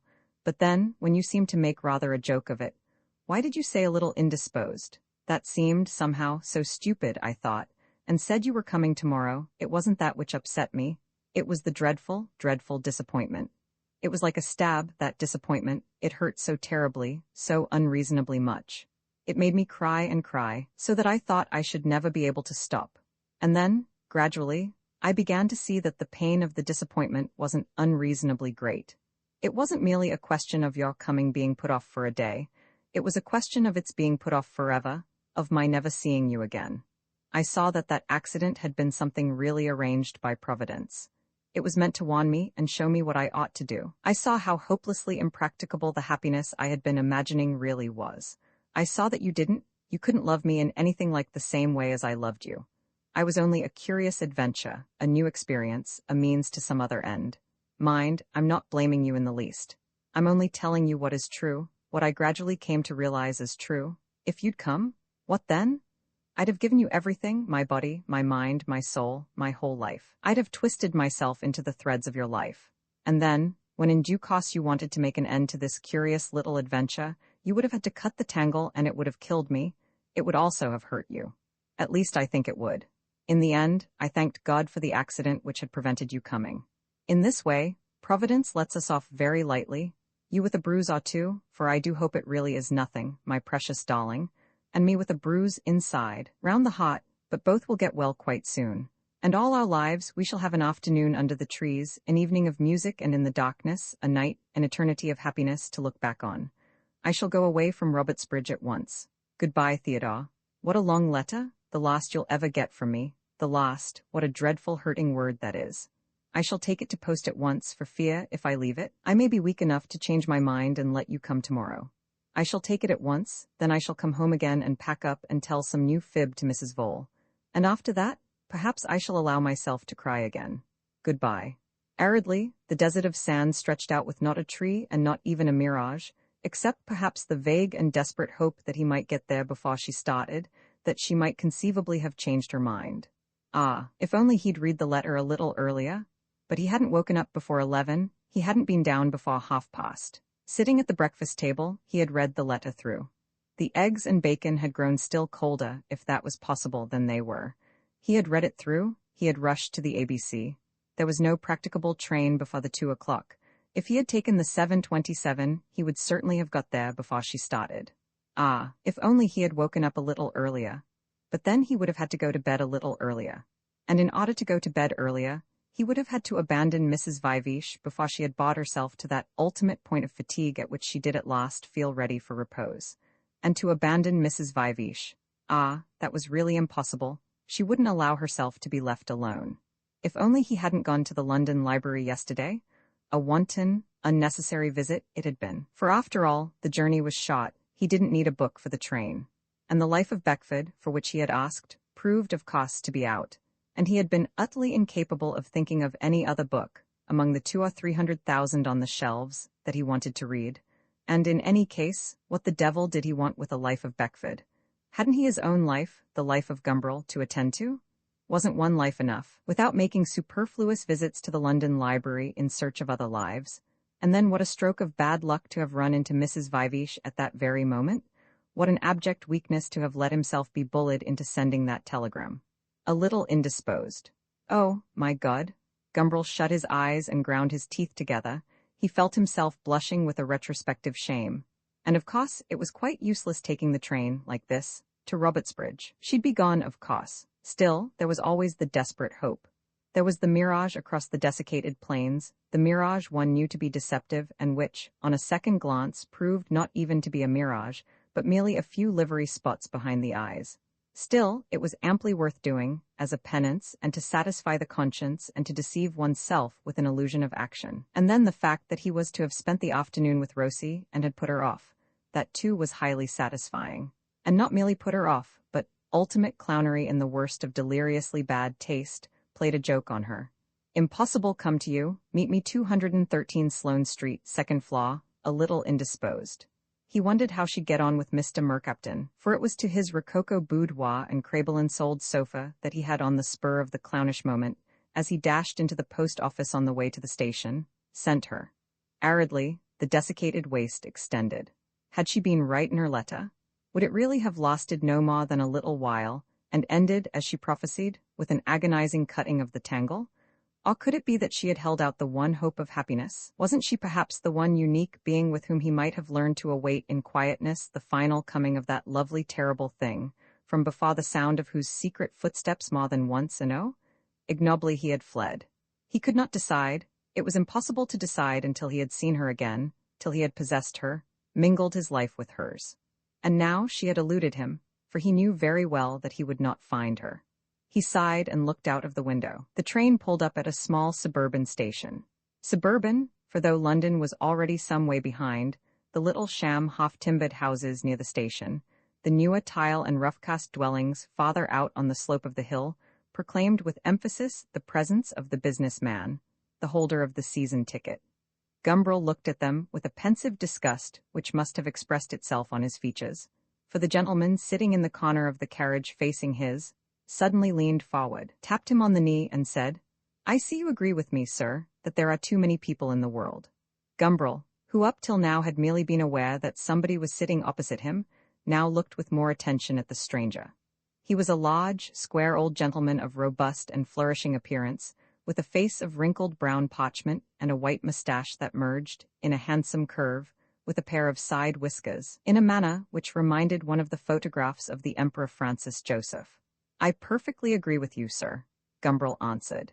If he had been wearing his beard, he would have gone on to suggest that loquacious old gentlemen in trains are among the supernumeraries of the planet.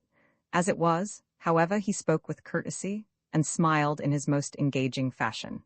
When I look at all these revolting houses, the old gentleman continued, shaking his fist at the snuggeries of the season ticket holders, I am filled with indignation. I feel my spleen ready to burst, sir, ready to burst. I can sympathize with you, said Gumbrel. The architecture is certainly not very soothing. It's not the architecture I mind so much, retorted the old gentleman. That's merely a question of art and all nonsense so far as I'm concerned.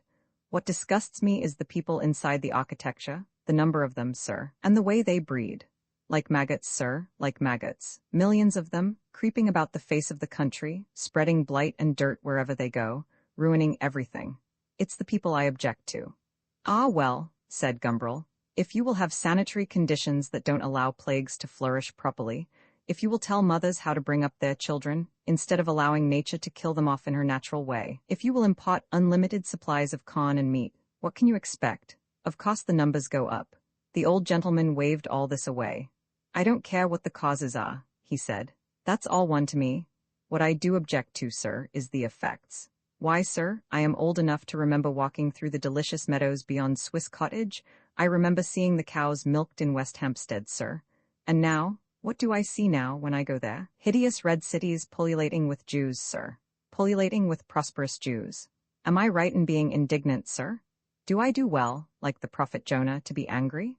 You do, sir, said Gumbrel, with growing enthusiasm, and the more so since this frightful increase in population is the world's most formidable danger at the present time. With populations that in Europe alone expand by millions every year, no political foresight is possible. A few years of this mere bestial propagation will suffice to make nonsense of the wisest schemes of today. All would suffice. He hastened to correct himself, if any wise schemes were being matured at the present. Very possibly, sir, said the old gentleman, but what I object to is seeing good Conland being turned into streets and meadows, where cows used to graze, covered with houses full of useless and disgusting human beings. I resent seeing the country parceled out into back gardens. And is there any prospect, Gumbrel earnestly asked, of our ever being able in the future to support the whole of our population? Will unemployment ever decrease? I don't know, sir, the old gentleman replied, but the families of the unemployed will certainly increase. You are right, sir, said Gumbrel. They will, and the families of the employed and the prosperous will as steadily grow smaller. It is regrettable that birth control should have begun at the wrong end of the scale. There seems to be a level of poverty below which it doesn't seem worth while practicing birth control, and a level of education below which birth control is regarded as morally wrong. Strange, how long it has taken for the ideas of love and procreation to dissociate themselves in the human mind. In the majority of minds they are still, even in this so-called 20th century, indivisibly wedded. Still, he continued hopefully, progress is being made, progress is certainly, though slowly, being made. It is gratifying to find, for example, in the latest statistics that the clergy, as a class, are now remarkable for the smallness of their families. The old jest is out of date. Is it too much to hope that these gentlemen may bring themselves in time to preach what they already practice? It is too much to hope, sir, the old gentleman answered with decision. You are probably right, said Gumbrel. If we were all to preach all the things we all practice, continued the old gentleman, the world would soon be a pretty sort of bear garden, I can tell you. Yes, and a monkey house, and a wat-hoggery. As it is, sir, it is merely a place where there are too many human beings. Vice must pay its tribute to virtue, or else we are all undone. I admire your wisdom, sir, said Gumbrel. The old gentleman was delighted, and I have been much impressed by your philosophical reflections, he said. Tell me, are you at all interested in old brandy? Well, not philosophically, said Gumbrel. As a mere empiric only.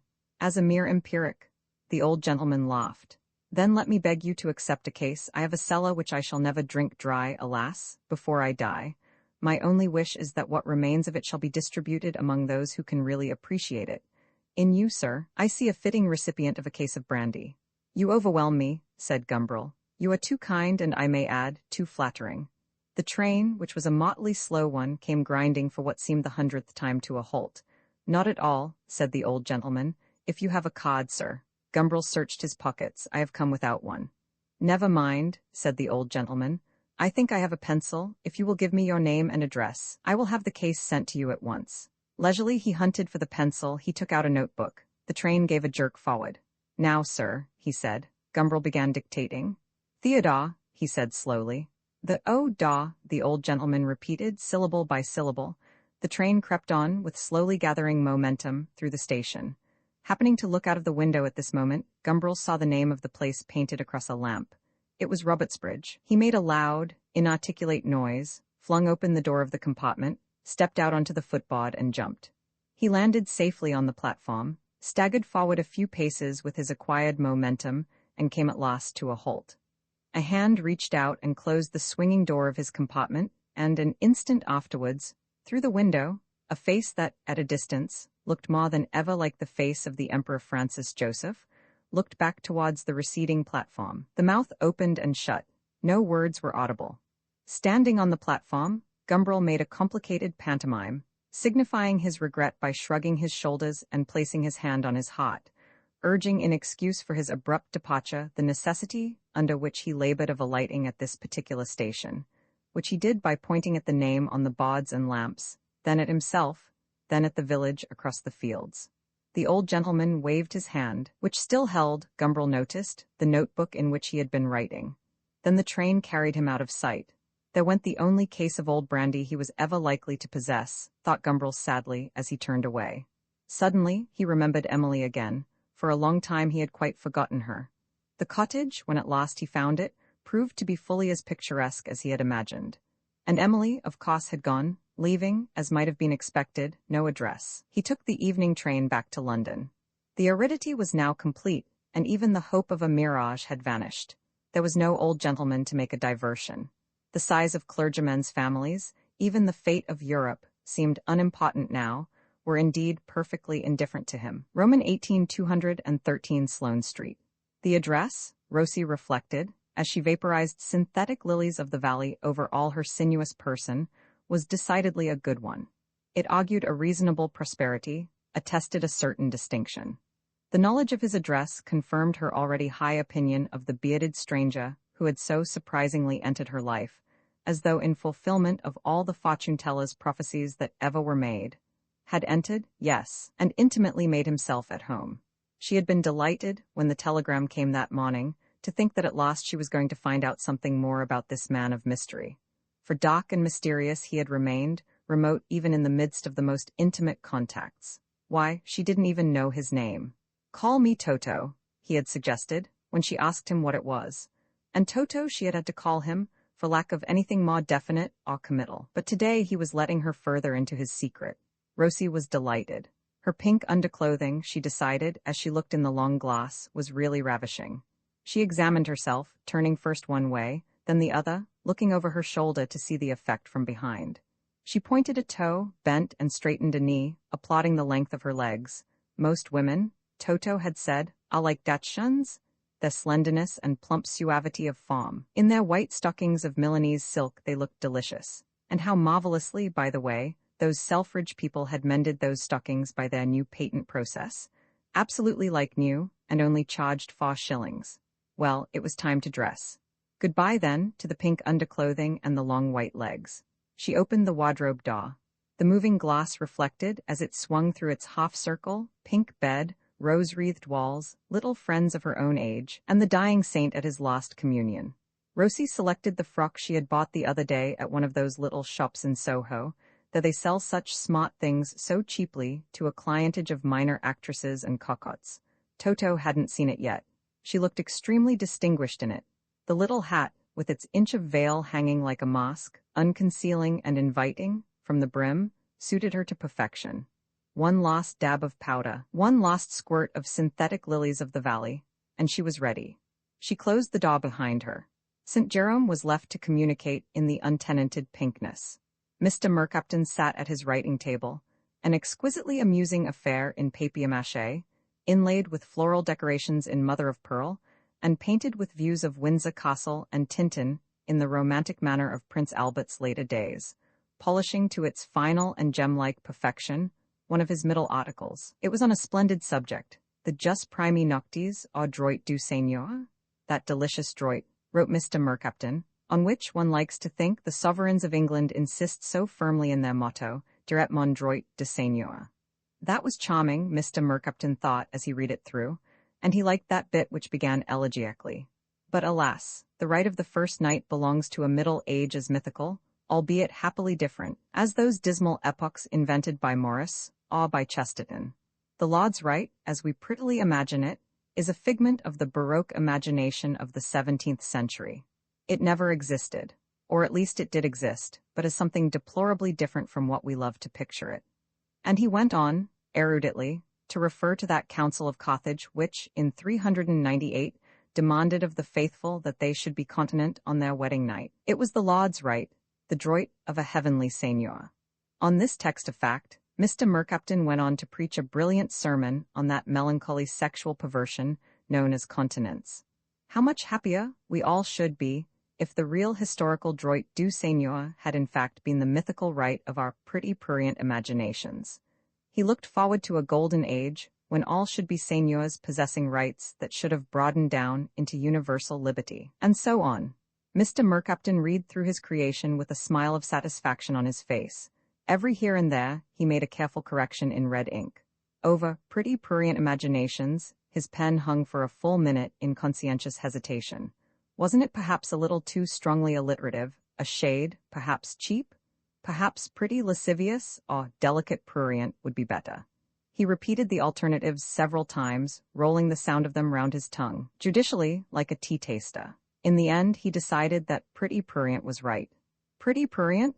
They were the mots justs, decidedly, without a question. Mr. Mercaptan had just come to this decision, and his poised pen was moving farther down the page, when he was disturbed by the sound of arguing voices in the corridor, outside his room. "What is it, Mrs. Goldie?" he called irritably, for it was not difficult to distinguish his housekeeper's loud and querulous tones. He had given orders that he was not to be disturbed. In these critical moments of correction, one needed such absolute tranquillity. But Mr. Mercaptan was to have no tranquillity this afternoon. The door of his sacred boudoir was thrown rudely open, and there strode in, like a Goth into the elegant marble vomitorium of Petronius Arbiter, a haggard and disheveled person whom Mr. Mercaptan recognized with a certain sense of discomfort as Casimir Lypiat. "To what do I owe the pleasure of this unexpected?" Mr. Mercaptan began with an essay in offensive courtesy, but Lypiat, who had no feeling for the finer shades, costly interrupted him. "Look here, Mercaptan," he said, "I want to have a talk with you." "Delighted, I'm sure," Mr. Mercaptan replied. "And what may I ask about?" He knew, of course, perfectly well, and the prospect of the talk disturbed him. "About this," said Lypiat, and he held out what looked like a roll of paper. Mr. Mercaptan took the roll and opened it out. It was a copy of the Weekly World. "Ah," said Mr. Mercaptan in a tone of delighted surprise, "the World? You have read my little article?" "That was what I wanted to talk to you about," said Lypiat. Mr. Mercaptan modestly laughed. "It hardly deserves it," he said, preserving a calm of expression which was quite unnatural to him, and speaking in a stupidly quiet voice. Lypiat pronounced with careful deliberation. "It is a disgusting, malicious, ignoble attack on me," he said. "Come, come," protested Mr. Mercaptan. "A critic must be allowed to criticize." "But there are limits," said Lypiat. "Oh, I quite agree," Mr. Mercaptan eagerly conceded. "But after all, Lypiat, you can't pretend that I have come anywhere near those limits. If I had called you a murderer, or even an adulterer, then, I admit, you would have some cause to complain. But I haven't. There's nothing like a personality in the whole thing." Lypiat laughed derisively, and his face went all to pieces, like a pool of water into which a stone is suddenly dropped. "You've merely said I was insincere, an actor, a mountebank, a quack, raving fustian, spouting mock heroics. That's all." Mr. Mercaptan put on the expression of one who feels himself injured and misunderstood. He shut his eyes, he flapped deprecatingly with his hand. "I merely suggested," he said, "that you protest too much. You defeat your own ends, you lose emphasis by trying to be over-emphatic. All this folie de grandeur, all this hankering after terribilità." Sagely Mr. Mercaptan shook his head. "It's led so many people astray. And in any case, you can't really expect me to find it very sympathetic." Mr. Mercaptan uttered a little laugh and looked affectionately round his boudoir, his retired and perfumed pouchery within whose walls so much civilization had finely flowered. He looked at his magnificent sofa, gilded and carved, upholstered in white satin, and so deep, for it was a great square piece of furniture, almost as broad as it was long, that when you sat right back, you had of necessity to lift your feet from the floor and recline at length. It was under the white satin that Crabelin's spirit found, in these late degenerate days, a sympathetic home. He looked at his exquisite Condor fans over the mantelpiece, his lovely Marie Laurencin of 2 young girls, pale-skinned and berry-eyed, walking embraced in a shallow myopic landscape, amid a troop of bounding heraldic dogs. He looked at his cabinet of bibelots in the corner where the Nigger mask and the superb Chinese phallus in sculptured rock crystal contrasted so amusingly with the Chelsea china, the little ivory Madonna, which might be a fake, but in any case was quite as good as any medieval French original, and the Italian medals. He looked at his comical writing desk in shining black papier-mâché and mother-of-pearl. He looked at his article on the Jus Primi Noctis, black and neat on the page, with the red corrections attesting his tireless search for, and his, he flattered himself, almost invariable discovery of the inevitable word. No, really, one couldn't expect him to find Lippiette's notions very sympathetic. But I don't expect you to, said Lippiette, and, good God, I don't want you to, but you call me insincere, that's what I can't and won't stand. How do you do that? His voice was growing louder. Once more Mr. Mercapton deprecatingly flapped. At the most, he corrected, I said that there was a certain look of insincerity about some of the pictures, hardly avoidable, indeed, in work of this kind. Quite suddenly, Lippiette lost his self-control. All the accumulated anger and bitterness of the last days burst out. His show had been a hopeless failure. Not a picture sold, a press that was mostly bad, or, when good, that had praised for the wrong, the insulting reasons. Bright and effective work. Mr. Lippiette would make an excellent stage designer.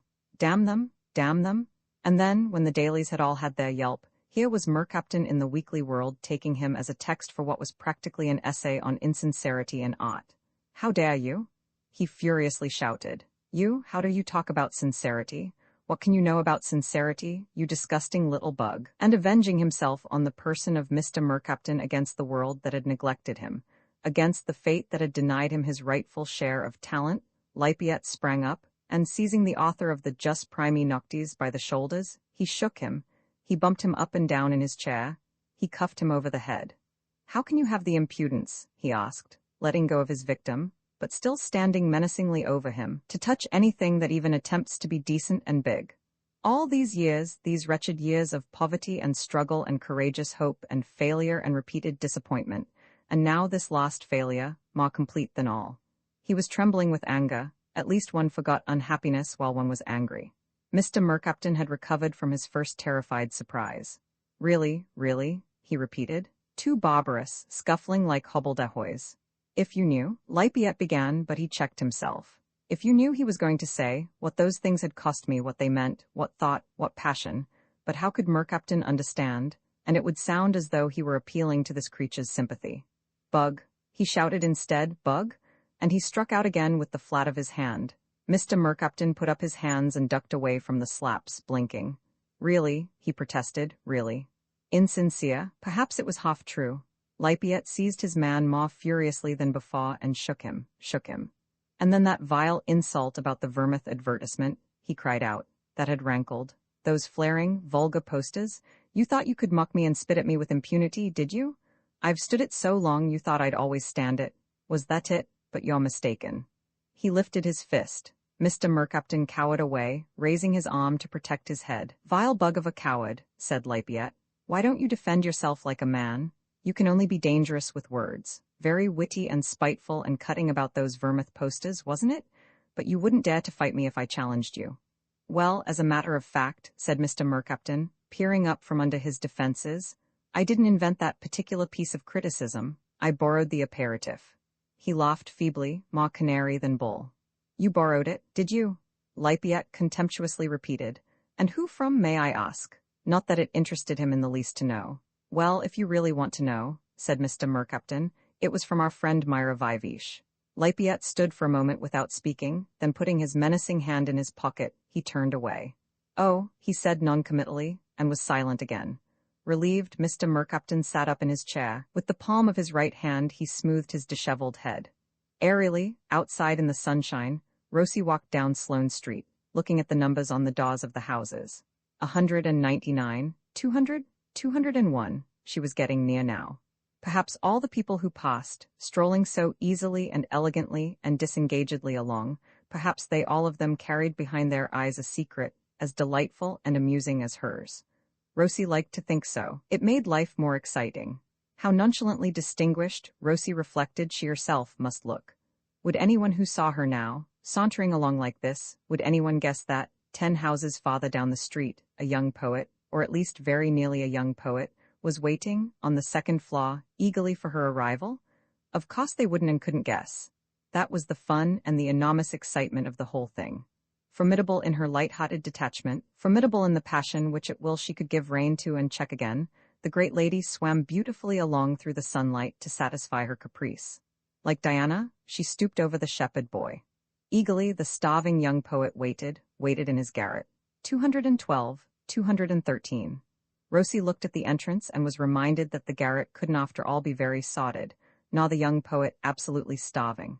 She stepped in and, standing in the hall, looked at the board with the names. Ground floor, Mrs. Budge. First floor, F. der M. Robotham. Second floor, P. Mercaptan, P. Mercaptan. But it was a charming name, a romantic name, a real young poet's name. Mercaptan, she felt more than ever pleased with her selection. The fastidious lady could not have had a happier caprice. Mercaptan, Mercaptan. She wondered what the P stood for. Peter, Philip, Patrick, Pendennis even? She could hardly have guessed that Mr. Mercaptan's father, the eminent bacteriologist, had insisted, 34 years ago, on calling his firstborn Pasteur. A little tremulous under her outward elegant calm, Rosie mounted the stairs. 25 steps to the first floor, one flight of 13, which was rather disagreeably ominous, and one of 12. Then 2 flights of 11, and she was on the second landing, facing a front door, a bell push like a round eye, a brass nameplate. For a great lady thoroughly accustomed to this sort of thing, she felt her heart beating rather unpleasantly fast. It was those stairs, no doubt. She halted a moment, took 2 deep breaths, then pushed the bell. The door was opened by an aged servant of the most forbiddingly respectable appearance. Mr. Mercaptan at home? The person at the door burst at once into a long, rambling, angry complaint, but precisely about what Rosie could not for certain make out. Mr. Mercaptan had left orders, she gathered, that he wasn't to be disturbed. But someone had come and disturbed him, fairly shoved his way in, so rude and inconsiderate. All the same. And now he'd been once disturbed, she didn't see why he shouldn't be disturbed again, but she didn't know what things were coming to if people fairly shoved their way in like that. Bolshevism, she called it. Rosie murmured her sympathies and was admitted into a dark hall. Still querulously denouncing the Bolsheviks who came shoving in, the person led the way down a corridor and, throwing open a door, announced, in a tone of grievance, "A lady to see you, Master Pasta." For Mrs. Goldie was an old family retainer, and one of the few who knew the secret of Mr. Mercaptan's Christian name, one of the fewest still who were privileged to employ it. Then, as soon as Rosie had stepped across the threshold, she cut off her retreat with a bang and went off, muttering all the time towards her kitchen. It certainly wasn't a garret. Half a glance, the first whiff of potpourri, the feel of the carpet beneath her feet, had been enough to prove that. But it was not the room which occupied Rosie's attention, it was its occupants. One of them, thin, sharp-featured, and, in Rosie's very young eyes, quite old, was standing with an elbow on the mantelpiece. The other, sleeker and more genial in appearance, was sitting in front of a writing desk near the window, and neither of them, Rosie glanced desperately from one to the other, hoping vainly that she might have overlooked a blonde beard, neither of them was Toto. The sleek man at the writing desk got up, advanced to meet her. "An unexpected pleasure," he said, in a voice that alternately boomed and fluted. "Too delightful. But to what do I owe? Who, may I ask?" He had held out his hand, automatically Rosie proffered hers. The sleek man shook it with cordiality, almost with tenderness. I think I must have made a mistake," she said. "Mr. Mercaptan?" The sleek man smiled. "I am Mr. Mercaptan. You live on the second floor?" "I never laid claims to being a mathematician," said the sleek man, smiling as though to applaud himself, "but I have always calculated that." He hesitated. "In fin, que ma demuracy trouve en effet on the second floor. Lipiet will bear me out, I'm sure." He turned to the thin man, who had not moved from the fireplace, but had stood all the time motionlessly, his elbow on the mantelpiece, looking gloomily at the ground. Lipiet looked up. "I must be going," he said abruptly, and he walked towards the door. Like vermouth postas, so that was Myra's piece of mockery. All his anger had sunk like a quenched flame. He was altogether quenched, put out with unhappiness. Politely Mr. Mercaptan hurried across the room and opened the door for him. "Goodbye, then," he said airily. Lipiet did not speak but walked out into the hall. The front door banged behind him. Well, said Mr. Mercaptan, coming back across the room to where Rosie was still irresolutely standing. Talk about the furor poeticus? But do sit down, I beg you, on Crabelin. He indicated the vast white satin sofa. I call it Crabelin, he explained, because the soul of that great writer undoubtedly tenants it, undoubtedly. You know his book, of course? You know La Sofa? Sinking into Crabelin's soft lap, Rosie had to admit that she didn't know La Sofa. She had begun to recover her self-possession. If this wasn't the young poet, it was certainly a young poet, and a very peculiar one, too. As a great lady, she laughingly accepted the odd situation. Not know La Sofa? Exclaimed Mr. Mercaptan. Oh, but, my dear and mysterious young lady, let me lend you a copy of it at once. No education can be called complete without a knowledge of that divine book. He darted to the bookshelf, and came back with a small volume bound in white vellum. The hero's soul, he explained, handing her the volume, passes, by the laws of metempsychoses, into a sofa. He is doomed to remain a sofa until such time as two persons consummate upon his bosom their reciprocal and equal loves. The book is the record of the poor sofa's hopes and disappointments. Dear me, said Rosie, looking at the title page. But now, said Mr. Mercaptan, sitting down beside her on the edge of Crabelin, won't you please explain? To what happy quiproquo do I owe this sudden and altogether delightful invasion of my privacy? Well, said Rosie, and hesitated. It was really rather difficult to explain. I was to meet a friend of mine. Quite so, said Mr. Mercaptan encouragingly. Who sent me a telegram? Rosie went on. He sent you a telegram?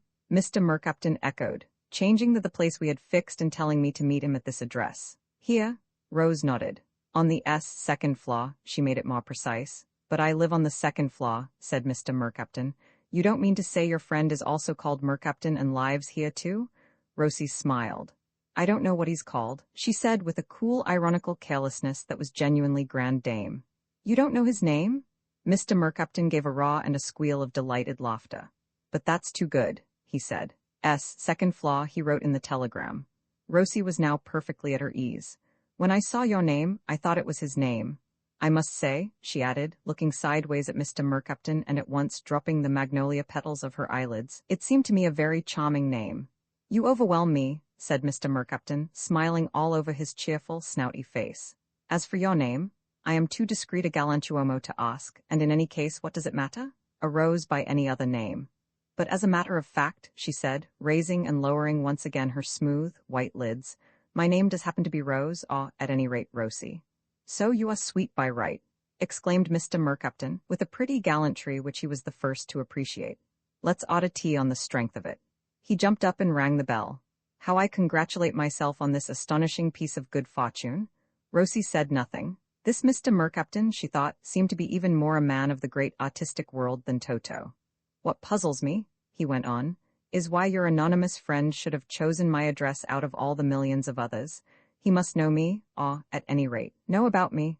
I should imagine, said Rosie, that you have a lot of friends. Mr. Mercaptan laughed, the whole orchestra from bassoon to piccolo. Des amis, with and without the mute E, he declared. The aged and forbidding servant appeared at the door. Tea for two, Mrs. Goldie. Mrs. Goldie looked round the room suspiciously. The other gentleman's gone, has he? She asked, and having assured herself of his absence, she renewed her complaint. Shoving in like that, she said, Bolshevism, that's what I... All right, Mrs. Goldie, let's have our tea as quickly as possible. Mr. Mercaptan held up his hand authoritatively, with the gesture of a policeman controlling the traffic. Very well, Master Pasta. Mrs. Goldie spoke with resignation and departed. But tell me, Mr. Mercaptan went on, if it isn't indiscreet, what does your friend look like? Well, Rosie answered, he's fair, and though he's quite young he wears a beard. With her two hands she indicated on her own unemphatic bosom the contours of Toto's broad blonde fan. A beard, but good heavens, Mr. Mercaptan slapped his thigh. It's Coleman, it's obviously and undoubtedly Coleman. Well, whoever it was, said Rosie severely, he played a very stupid sort of joke. For which I thank him, de tout mon cœur. Rosie smiled and looked sideways. All the same, she said, I shall give him a piece of my mind. Poor Aunt Aggie? Oh, poor Aunt Aggie, indeed? In the light of Mr. Mercaptan's boudoir her hammered copper and her leadless glaze certainly did look a bit comical. After tea, Mr. Mercaptan played cicerone in a tour of inspection round the room. They visited the papier-mâché writing desk, the Condor fans, the Marie Laurencin, the 1914 edition of Du Côté de chez Swann, the Madonna that probably was a fake, the nigger mask, the Chelsea figures, the Chinese object of art in sculptured crystal, the scale model of Queen Victoria in wax under a glass bell.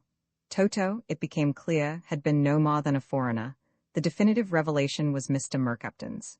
Yes, poor Aunt Aggie. And indeed, when Mr. Mercaptan began to read her his little middle on the droit du Seigneur, it was poor everybody. Poor mother, with her absurd, old-fashioned, prudish views. Poor earnest father, with his Unitarianism, his Hibbert journal, his letters to the papers about the necessity for a spiritual regeneration. "Bravo!" she cried from the depths of Crabelin. She was leaning back in one corner, languid, serpentine, and at ease, her feet in their mottled snake's leather tucked up under her. "Bravo!" she cried as Mr. Mercaptan finished his reading and looked up for his applause. Mr. Mercaptan bowed. "You express so exquisitely what we—" And waving her hand in a comprehensive gesture, she pictured to herself all the other fastidious ladies, all the marchionesses of fable, reclining, as she herself at this moment reclined, on upholstery of white satin, what we all only feel and aren't clever enough to say. Mr. Mercaptan was charmed. He got up from before his writing desk, crossed the room and sat down beside her on Crabelin. "Feeling," he said, "is the important thing." Rosie remembered that her father had once remarked in blank verse, "The things that matter happen in the heart." "I quite agree," she said. Like movable raisins in the suet of his snouty face, Mr. Mercaptan's brown little eyes rolled amorous avowals. He took Rosie's hand and kissed it. Crabelin creaked discreetly as he moved a little nearer. It was only the evening of the same day. Rosie lay on her sofa, a poor, hire-purchase thing indeed, compared with Mr. Mercaptan's grand affair in white satin and carved and gilded wood, but still a sofa, lay with her feet on the arm of it and her long suave legs exposed, by the slipping of the kimono, to the top of her stretched stockings. She was reading the little vellum-jacketed volume of Crabelin, which Mr. Mercaptan had given her when he said, "Goodbye," or rather, "A bientot, mon ami," given, not lent, as he had less generously offered at the beginning of their afternoon, given with the most graceful of elusive dedications inscribed on the flyleaf, to by no other name as sweet, with gratitude, from Crabelin delivered. A bientot, she had promised to come again very soon. She thought of the essay on the jus primi noctis. Ah, what we've all been feeling and none of us clever enough to say. We on the sofas, ruthless, lovely, and fastidious. "I am proud to constitute myself," Mr. Mercaptan had said of it, "l'esprit d'escalier des dames galantes." Rosie was not quite sure what he meant, but it certainly sounded very witty indeed. She read the book slowly. Her French, indeed, wasn't good enough to permit her to read it anyhow else. She wished it were better. Perhaps if were better she wouldn't be yawning like this. It was disgraceful. She pulled herself together. Mr. Mercaptan had said that it was a masterpiece.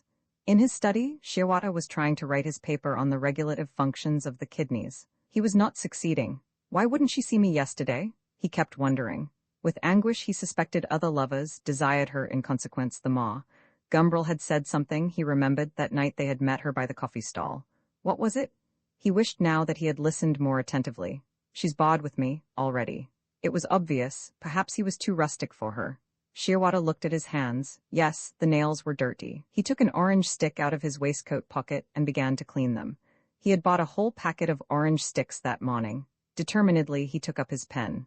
"The hydrogen ion concentration in the blood," he began a new paragraph, but he got no further than the first 7 words. If he began thinking with a frightful confusion, if, past conditionals, hopelessly past. He might have been brought up more elegantly. His father, for example, might have been a barrister instead of a barrister's clerk. He mightn't have had to work so hard when he was young, might have been about more, danced more, seen more young women. If he had met her years ago, during the war, should one say, dressed in the uniform of a lieutenant in the Guards. He had pretended that he wasn't interested in women, that they had no effect on him, that in fact he was above that sort of thing. Imbecile? He might as well have said that he was above having a pair of kidneys. He had only consented to admit, graciously, that they were a physiological necessity. Oh God, what a fool he had been. And then, what about Rosie? What sort of a life had she been having while he was being above that sort of thing? Now he came to think of it, he really knew nothing about her, except that she had been quite incapable of learning correctly, even by heart, the simplest facts about the physiology of frogs. Having found that out, he had really given up exploring further. How could he have been so stupid? Rosie had been in love with him, he supposed. Had he been in love with her? No, he had taken care not to be, on principle. He had married her as a measure of intimate hygiene, out of protective affection, too, certainly out of affection, and a little for amusement, as one might buy a puppy. Mrs. Viveash had opened his eyes. Seeing her, he had also begun to notice Rosie. It seemed to him that he had been a loutish cad as well as an imbecile. What should he do about it? He sat for a long time wondering. In the end, he decided that the best thing would be to go and tell Rosie all about it, all about everything. About Mrs. Viveash too? Yes, about Mrs. Viveash too. He would get over Mrs. Viveash more easily and more rapidly if he did. And he would begin to try and find out about Rosie. He would explore her. He would discover all the other things besides an incapacity to learn physiology that were in her. He would discover her, he would quicken his affection for her into something livelier and more urgent. And they would begin again, more satisfactorily this time, with knowledge and understanding, wise from their experience. Shearwater got up from his chair before the writing table, lurched pensively towards the door, bumping into the revolving bookcase and the armchair as he went, and walked down the passage to the drawing room. Rosie did not turn her head as he came in, but went on reading without changing her position, her slippered feet still higher than her head, her legs still charmingly avowing themselves. Shearwater came to a halt in front of the empty fireplace. He stood there with his back to it, as though warming himself before an imaginary flame. It was, he felt, the safest, the most strategic point from which to talk. "What are you reading?" he asked. "Le Sofa," said Rosie. "What's that?" "What's that?" Rosie scornfully echoed. "Why, it's one of the great French classics." "Who by?" "Crabelin the Younger." "Never heard of him," said Shearwater. There was a silence. Rosie went on reading. "It just occurred to me," Shearwater began again in his rather ponderous, infelicitous way, "that you mightn't be very happy, Rosie." Rosie looked up at him and laughed. "What put that into your head?" she asked. "I'm perfectly happy." Shearwater was left a little at a loss. "Well, I'm very glad to hear it," he said. "I only thought that perhaps you might think that I rather neglected you." Rosie laughed again. "What is all this about?" she said. "I have it rather on my conscience," said Shearwater. "I begin to see something has made me see that I've not. I don't treat you very well." "But I don't notice it, I assure you," put in Rosie, still smiling. "I leave you out too much?" Shearwater went on with a kind of desperation, running his fingers through his thick brown hair. "We don't share enough together. You're too much outside my life." "But after all," said Rosie, "we are a civilized couple. We don't want to live in one another's pockets, do we?" "No, but we're really no more than strangers," said Shearwater. "That isn't right, and it's my fault. I've never tried to get into touch with your life, but you did your best to understand mine at the beginning of our marriage." "Oh, then, said Rosie, laughing, "you found out what a little idiot I was." "Don't make a joke of it," said Shearwater. "It isn't a joke, it's very serious. I tell you, I've come to see how stupid and inconsiderate and ununderstanding I've been with you. I've come to see quite suddenly. The fact is," he went on with a rush like an uncocked fountain, "I've been seeing a woman recently whom I like very much, and who doesn't like me." Speaking of Mrs. Viveash, unconsciously he spoke her language. For Mrs. Viveash, people always euphemistically liked one another rather a lot, even when it was a case of the most frightful and excruciating passion, the most complete abandonments. And somehow that's made me see a lot of things which I'd been blind to before, blind deliberately, I suppose. It's made me see, among other things, that I've really been to blame towards you, Rosie. Rosie listened with an astonishment which she perfectly disguised. So James was embarking on his little affairs, was he? It seemed incredible, and also, as she looked at her husband's face, the face behind its bristlingly manly mask of a harassed baby, also rather pathetically absurd. She wondered who it could be, but she displayed no curiosity.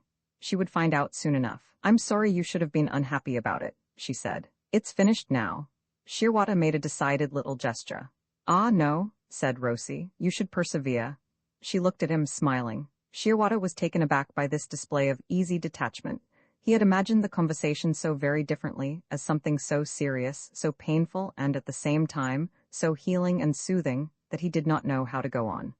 "But I thought," he said hesitatingly, that we, after this experience, I would try to get closer to you." "Oh, it sounded ridiculous. We might start again from a different place, so to speak." "But, cher ami," protested Rosie, with the inflection and in the preferred tongue of Mr. Mercapton, "you can't seriously expect us to do the Darby and Joan business, can you? You're distressing yourself quite unnecessarily on my account. I don't find you neglect me or anything like it. You have your life, naturally, and I have mine. We don't get in one another's way. But do you think that's the ideal sort of married life? Asked Shearwater. It's obviously the most civilized, Rosie answered, laughing. Confronted by Rosie's civilization, Shearwater felt helpless. Well, if you don't want, he said. I'd hoped, I'd thought. He went back to his study to think things over. The more he thought them over, the more he blamed himself, and incessantly, the memory of Mrs. Viveash tormented him. Roman 19. After leaving Mr. Mercaptan, Lafayette had gone straight home. The bright day seemed to deride him. With its shining red omnibuses, its parasols, its muslin girls, its young-leaved trees, its bands at the street corners, it was too much of a garden party to be tolerable. He wanted to be alone. He took a cab back to the studio. He couldn't afford it, of course, but what did that matter? What did that matter now? The cab drove slowly and as though with reluctance down the dirty mews. He paid it off, opened his little door between the wide stable doors, climbed the steep ladder of his stairs, and was at home. He sat down and tried to think. Death, death, death, death. He kept repeating to himself, moving his lips as though he were praying. If he said the word often enough, if he accustomed himself completely to the idea, death would come almost by itself. He would know it already. While he was still alive, he would pass almost without noticing out of life into death. Into death, he thought, into death. Death like a well. The stone falls, second after second, and at last there is a sound, a far-off, horrible sound of death, and then nothing more. The well at Carisbrook, with a donkey to wind the wheel that pulls up the bucket of water, of icy water. He thought for a long time of the well of death. Outside in the mews, a barrel organ struck up the tune of Where Do Flies Go in the Winter-Time? Lafayette lifted his head to listen. He smiled to himself. Where do flies go? The question asked itself with a dramatic, a tragical appositeness. At the end of everything, the last ludicrous touch. He saw it all from outside. He pictured himself sitting there alone, broken. He looked at his hand lying limp on the table in front of him. It needed only the stigma of the nail to make it the hand of a dead Christ. There, he was making literature of it again. Even now. He buried his face in his hands. His mind was full of twisted darkness, of an unspeakable, painful confusion. It was too difficult, too difficult. The ink pot he found when he wanted to begin writing contained nothing but a parched black sediment. He had been meaning for days past to get some more ink, and he had always forgotten. He would have to write in pencil. Do you remember, he wrote. Do you remember, Myra, that time we went down into the country, you remember, under the hogs back at that little inn they were trying to make pretentious? Hotel Bull. Do you remember? How we laughed over the Hotel Bull, and how we liked the country outside its doors, all the world in a few square miles, chalk pits and blue butterflies on the hog's back, and at the foot of the hill, suddenly, the sand, the hard, yellow sand with those queer caves, dug when and by what remote villains at the edge of the Pilgrim's Way, the fine grey sand on which the heather of Puttenham Common grows, and the flagstaff and the inscription marking the place where Queen Victoria stood to look at the view, and the enormous sloping meadows round Compton and the thick, dark woods, and the lakes, the heaths, the Scotch firs at Cut Mill, the forests of Shackleford. There was everything. Do you remember how we enjoyed it all? I did. In any case, I was happy during those 3 days. And I loved you, Myra. And I thought you might perhaps someday, love me. You didn't, and my love has only brought me unhappiness. Perhaps it has been my fault. Perhaps I ought to have known how to make you give me happiness. You remember that wonderful sonnet of Michelangelo's, where he says that the loved woman is like a block of marble from which the artist knows how to cut the perfect statue of his dreams. If the statue turns out a bad one, if it's death instead of love that the lover gets, why, the fault lies in the artist and in the lover, not in the marble, not in the beloved. Ama dunk nun ha, ni tua beltate, o fortuna, o dureza, o grandistegno, del mio mal culpa, o mio destino, o sot. Si dentro del tuo ca mot e pietate poti in un tempo, e ciel mio basso ingegno non sapere adendo tron altro chi mot. Yes, it was my basso ingegno, my low genius which did not know how to draw love from you, nor beauty from the materials of which art is made. Ah, now you'll smile to yourself and say, poor Casimir, he has come to admit that at last? Yes, yes, I have come to admit everything. That I couldn't paint, I couldn't write, I couldn't make music, that I was a charlatan and a quack, that I was a ridiculous actor of heroic pots who deserved to be laughed at, and was laughed at. But then, every man is ludicrous if you look at him from outside, without taking into account what's going on in his heart and mind. You could turn Hamlet into an epigrammatic farce with an inimitable scene when he takes his adored mother in adultery. You could make the wittiest Guy de Maupassant short story out of the life of Christ, by contrasting the mad rabbi's pretensions with his abject fate. It's a question of the point of view. Everyone's a walking farce and a walking tragedy at the same time. The man who slips on a banana skin and fractures his skull describes against the sky, as he falls, the most richly comical arabesque. And you, Myra, what do you suppose the unsympathetic gossips say of you? What sort of a farce of the boulevards is your life in their eyes? For me, Myra, you seem to move all the time through some nameless and incomprehensible tragedy. For them you are what? Merely any sort of a wanton, with amusing adventures. And what am I? A charlatan, a quack, a pretentious, boasting, rhodomontading imbecile, incapable of painting anything but vermouth posters. Why did that hurt so terribly? I don't know. There was no reason why you shouldn't think so if you wanted to. I was all that, and grotesquely laughable. And very likely your laughter was justified, your judgment was true, I don't know. I can't tell. Perhaps I am a charlatan. Perhaps I'm insincere, boasting to others, deceiving myself. I don't know, I tell you. Everything is confusion in my mind now. The whole fabric seems to have tumbled to pieces. It lies in a horrible chaos. I can make no order within myself. Have I lied to myself? Have I acted and postured the great man to persuade myself that I am one? Have I something in me, or nothing? Have I ever achieved anything of worth, anything that rhymed with my conceptions, my dreams, for those were fine, of that I am certain? I look into the chaos that is my soul, and I tell you, I don't know.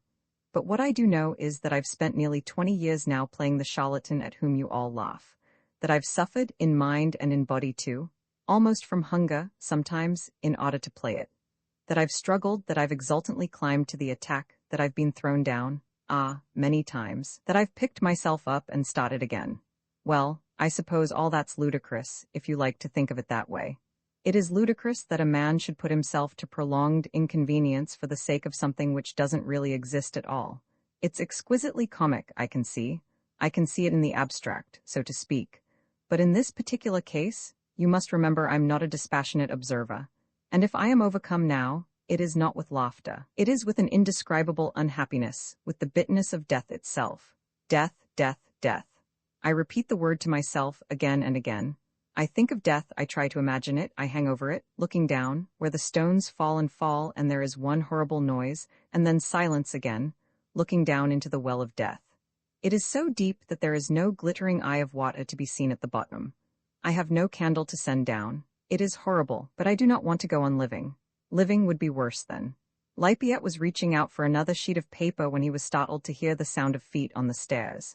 He turned towards the door. His heart beat with violence. He was filled with a strange sense of apprehension. In terror, he awaited the approach of some unknown and terrible being. The feet of the angel of death were on the stairs. Up, up, up. Lippiet felt himself trembling as the sound came nearer. He knew for certain that in a few seconds he was going to die. The hangman had already pinioned him. The soldiers of the firing squad had already raised their rifles. 1, 2. He thought of Mrs. Vivish standing, bareheaded, the wind blowing in her hair, at the foot of the flagstaff from the site of which Queen Victoria had admired the distant view of Selborne. He thought of her dolorously smiling. He remembered that once she had taken his head between her two hands and kissed him. "Because you're such a golden ass," she had said, laughing. 3. There was a little tap at the door. Lippiet pressed his hand over his heart. The door opened. A small, bird-like man with a long, sharp nose and eyes as round and black and shining as buttons stepped into the room. "Mr. Lydgate, I presume?" he began, then looked at a card on which a name and address were evidently written. "Lippiet, I mean, 1,000 pardons. Mr. Lippiet, I presume?" Lippiet leaned back in his chair and shut his eyes. His face was as white as paper. He breathed hard and his temples were wet with sweat, as though he had been running. "I found the door down below open, so I came straight up. I hope you'll excuse." The stranger smiled apologetically. "Who are you?" Lippiet asked, reopening his eyes. His heart was still beating hard. After the storm it calmed itself slowly. He drew back from the brink of the fearful well. The time had not yet come to plunge. "My name," said the stranger, "is Boldero, Herbert Boldero. Our mutual friend Mr. Gumbrel, Mr. Theodore Gumbrel, Jr., he made it more precise, suggested that I might come and see you about a little matter in which he and I are interested and in which perhaps you, too, might be interested." Lippiet nodded without saying anything. Mr. Boldero, meanwhile, was turning his bright, bird-like eyes about the studio. Mrs. Vivish's portrait, all but finished now, was clamped to the easel. He approached it, a connoisseur. "It reminds me very much," he said, "of Picasso. Very much indeed, if I may say so. Also a little of," he hesitated, trying to think of the name of that other fellow Gumbrel had talked about, but being unable to remember the unimpressive syllables of Durain, he played for safety and said, "of Oppen." Mr. Boldero looked inquiringly at Lippiet to see if that was right. Lippiet still spoke no word and seemed, indeed, not to have heard what had been said. Mr. Boldero saw that it wasn't much good talking about modern art. This chap, he thought, looked as though something were wrong with him. He hoped he hadn't got influenza. There was a lot of the disease about. "This little affair I was speaking of," he pursued, in another tone, "is a little business proposition that Mr. Gumbrel and I have gone into together. A matter of pneumatic trousers." He waved his hand airily. Lippiet suddenly burst out laughing, an embittered Titan. "Where do flies go? Where do souls go? The barrel and now pneumatic trousers." Then as suddenly he was silent again. "More literature? Another piece of acting?" "Go on," he said. "I'm sorry." Not at all," said Mr. Boldero indulgently. "I know the idea does seem a little humorous, if I may say so, at first. But I assure you there's money in it, Mr. Lydgate, Mr. Lippiet." "Money?" Mr. Boldero paused a moment dramatically. "Well," he went on, "our idea was to launch the new product with a good swinging publicity campaign. Spend a few thousands in the papers, and then get it good and strong into the underground and on the hoardings, along with Obridge's and John Bull and the Golden Ballot. Now, for that, Mr. Lippiet, we shall need, as you can well imagine, a few good striking pictures. Mr. Gumbrel mentioned your name, and suggested I should come and see you to find out if you would perhaps be agreeable to lending us your talent for this work. And I may add, Mr. Lippiet," he spoke with real warmth, "that having seen this example of your work," he pointed to the portrait of Mrs. Vivish, "I feel that you would be eminently capable of." He did not finish the sentence, for at this moment Lippiet leapt up from his chair and, making a shrill, inarticulate, animal noise, rushed on the financier, seized him with both hands by the throat, shook him, threw him to the floor, then picked him up again by the coat collar and pushed him towards the door, kicking him as he went. A final kick sent Mr. Boldero tobogganing down the steep stairs. Lippiet ran down after him, but Mr. Boldero had picked himself up, had opened the front door, slipped out, slammed it behind him, and was running up the mews before Lippiet could get to the bottom of the stairs. Lippiet opened the door and looked out. Mr. Boldero was already far away, almost at the Pyrenean arch. He watched him till he was out of sight, then went upstairs again, and threw himself face downwards on his bed. Roman II Gumbrel Sr. occupied a tall, narrow-shouldered and rachitic house in a little obscure square not far from Paddington. There were 5 floors, and a basement with beetles, and nearly 100 stairs, which shook when anyone ran too rudely down them. It was a prematurely old and decaying house in a decaying quarter. The square in which it stood was steadily coming down in the world. The houses, which a few years ago had all been occupied by respectable families, were now split up into squalid little maisonettes, and from the neighboring slums, which along with most other unpleasant things, the old bourgeois families had been able to ignore, invading bands of children came to spot on the once sacred pavements. Mr. Gumbrel was almost the last survivor of the old inhabitants. He liked his house, and he liked his square. Social decadence had not affected the 14 plane trees which adorned its little garden, and the gambols of the dirty children did not disturb the starlings who came, evening by evening in summertime, to roost in their branches.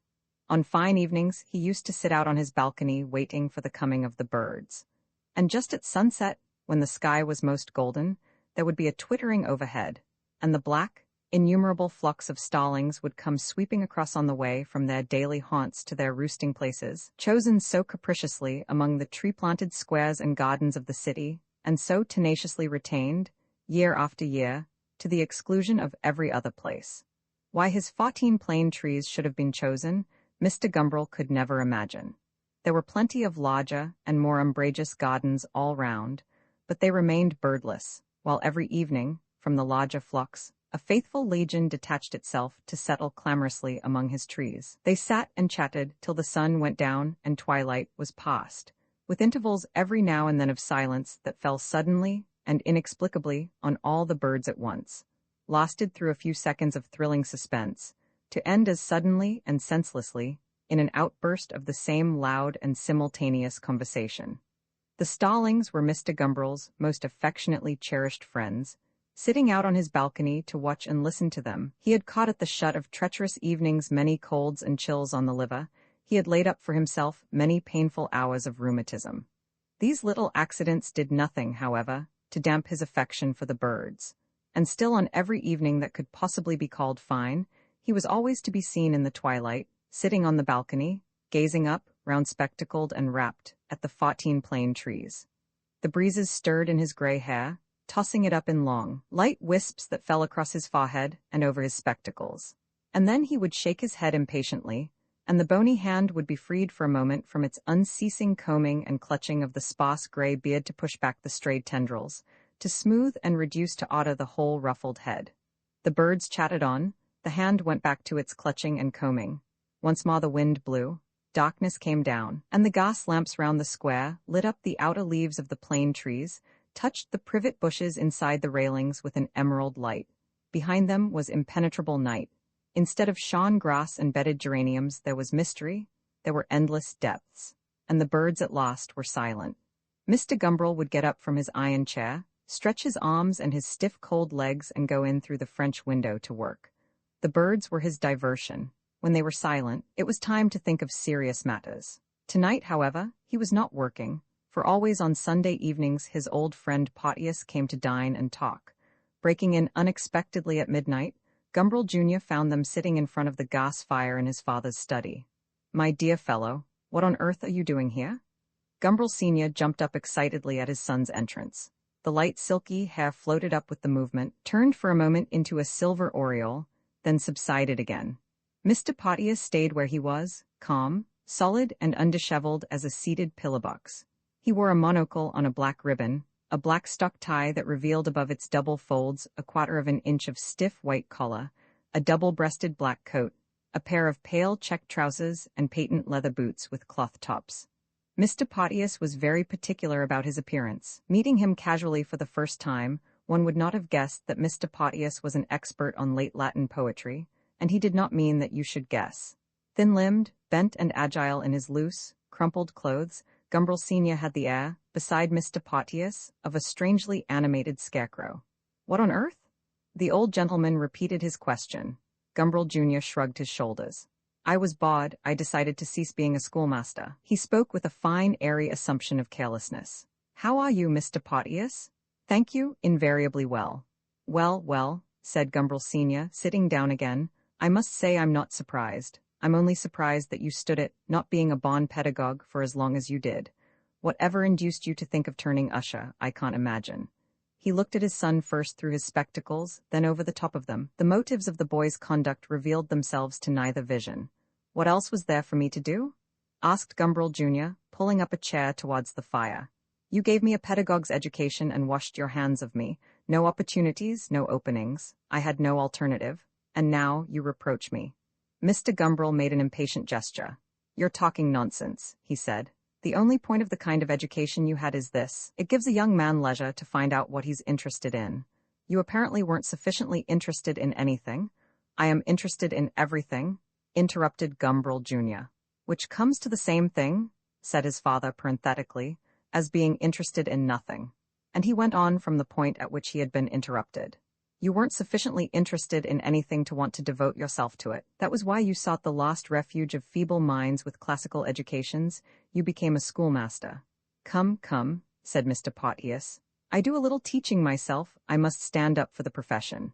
Gumbrel Sr. let go his beard and brushed back the hair that the wind of his own vehemence had brought tumbling into his eyes. "I don't denigrate the profession," he said.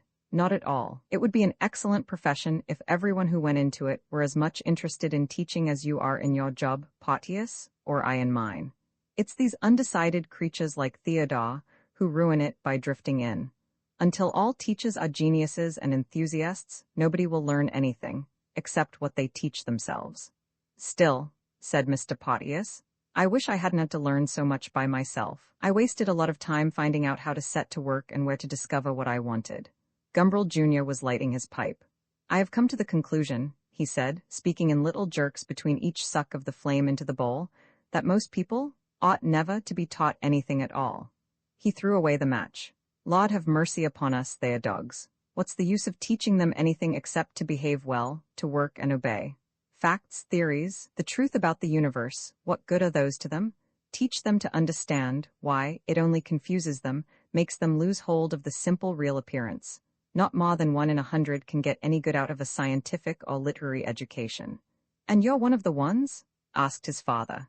That goes without saying, Gumbrel Jr. replied. I think you mayn't be so far wrong, said Mr. Porteous. When I think of my own children, for example. He sighed. I thought they'd be interested in the things that interested me. They don't seem to be interested in anything but behaving like little apes. Not very anthropoid ones either, for that matter. At my eldest boy's age, I used to sit up most of the night reading Latin texts. He sits up, or rather stands, reels, trots up, dancing and drinking. Do you remember St. Bernard? Vigilat tota noct luxuriosus non solum patienta, the ascetic and the scholar only watch patiently, sed et libenta, ut suum explit voluptatem. What the wise man does out of a sense of duty, the fool does for fun, and I've tried very hard to make him like Latin. Well, in any case, said Gumbrel Jr., you didn't try to feed him on history. That's the real, unforgivable sin. And that's what I've been doing, up till this evening. Encouraging boys of 15 and 16 to specialize in history, hours and hours a week. Making them read bad writers' generalizations about subjects on which only our ignorance allows us to generalize. Teaching them to reproduce these generalizations in horrid little essays of their own. Rotting their minds, in fact, with a diet of soft vagueness. Scandalous it was. If these creatures are to be taught anything, it should be something hard and definite. Latin, that's excellent. Mathematics, physical science. Let them read history for amusement, certainly, but for heaven's sake, don't make it the staple of education.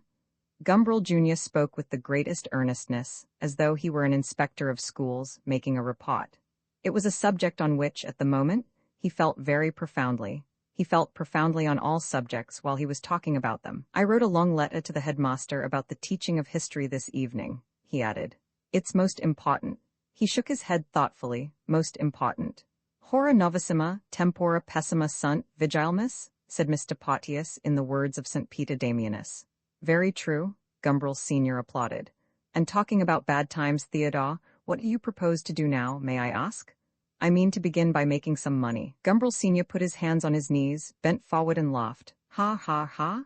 He had a profound bell-like laugh that was like the croaking of a very large and melodious frog. You won't, he said, and shook his head till the hair fell into his eyes. You won't, and he laughed again. To make money, said Mr. Porteous, one must be really interested in money. And he's not, said Gumbrel Sr. None of us are. When I was still uncommonly hard up, Mr. Porteous continued, we used to lodge in the same house with a Russian Jew, who was a furrier. That man was interested in money, if you like. It was a passion, an enthusiasm, an ideal. He could have led a comfortable, easy life, and still have made enough to put by something for his old age. But for his high abstract ideal of money, he suffered more than Michelangelo ever suffered for his art. He used to work 19 hours a day, and the other 5 he slept, lying under his bench, in the dirt, breathing into his lungs the stink and the broken hairs. He is now very rich indeed and does nothing with his money, doesn't want to do anything, doesn't know what one does do with it. He desires neither power nor pleasure. His desire for lucre is purely disinterested. He reminds me of Browning's grammarian. I have a great admiration for him. Mr. Porteous's own passion had been for the poems of Notcobalbulus and St. Bernard. It had taken him nearly 20 years to get himself and his family out of the house where the Russian furrier used to lodge. But Notka was worth it, he used to say. Notka was worth even the weariness and the pallor of a wife who worked beyond her strength, even the shabbiness of ill-dressed and none too well-fed children. He had readjusted his monocle and gone on. But there had been occasions when it needed more than the monocle and the careful, distinguished clothes to keep up his morale. Still, those times were over now. Notka had brought him at last a kind of fame, even, indirectly, a certain small prosperity. Gumbrel Sr. turned once more towards his son. And how do you propose, he asked, to make this money? Gumbrel Jr. explained. He had thought it all out in the cab on the way from the station. It came to me this morning, he said, in chapel during service. Monstrous, put in Gumbrel Sr. with a genuine indignation. Monstrous these medieval survivals in schools, chapel indeed.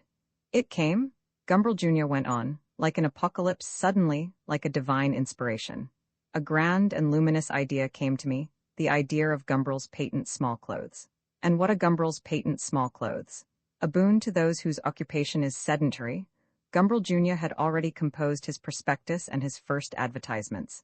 A comfort to all travelers, civilization's substitute for steedopigism, indispensable to first-nighters, the concert-goer's friend, the Lectulus Dei Floridus, intoned Mr. Potius.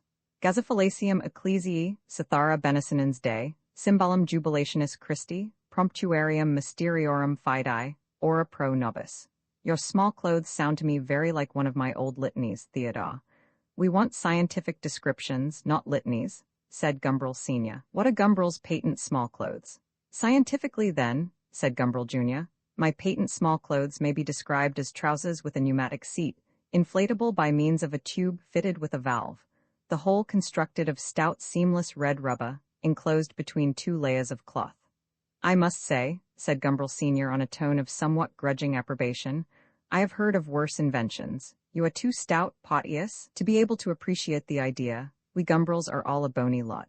When I have taken out a patent for my invention, his son went on, very businesslike and cool, I shall either sell it to some capitalist, or I shall exploit it commercially myself. In either case I shall make money, which is more, I may say, than you or any other Gumbrel have ever done. Quite right, said Gumbrel Sr., quite right, and he laughed very cheerfully. And now will you? You can be grateful to your intolerable Aunt Flo for having left you that 300 a year. You'll need it. But if you really want a capitalist, he went on, I have exactly the man for you. He's a man who has a mania for buying Tudor houses and making them more Tudor than they are. I've pulled half a dozen of the wretched things to pieces and put them together again differently for him. He doesn't sound much good to me, said his son. Ah, but that's only his vice, only his amusement. His business? Gumbrel Sr. hesitated. Well, what is his business? Well, it seems to be everything. Patent medicine, trade newspapers, bankrupt tobacconist stock. He's talked to me about those and heaps more. He seems to flit like a butterfly in search of honey, or rather money. And he makes it? Well, he pays my fees and he buys more Tudor houses, and he gives me luncheons at the Ritz, that's all I know. Well, there's no harm in trying. I'll write to him, said Gumbrel Sr. His name is Boldero. He'll either laugh at your idea or take it and give you nothing for it. Still, he looked at his son over the top of his spectacles. If by any conceivable chance you ever should become rich, if. And he emphasized the remoteness of the conditional by raising his eyebrows a little higher, by throwing out his hands in a dubious gesture a little farther at every repetition of the word. If, why, then I've got exactly the thing for you. Look at this really delightful little idea I had this afternoon.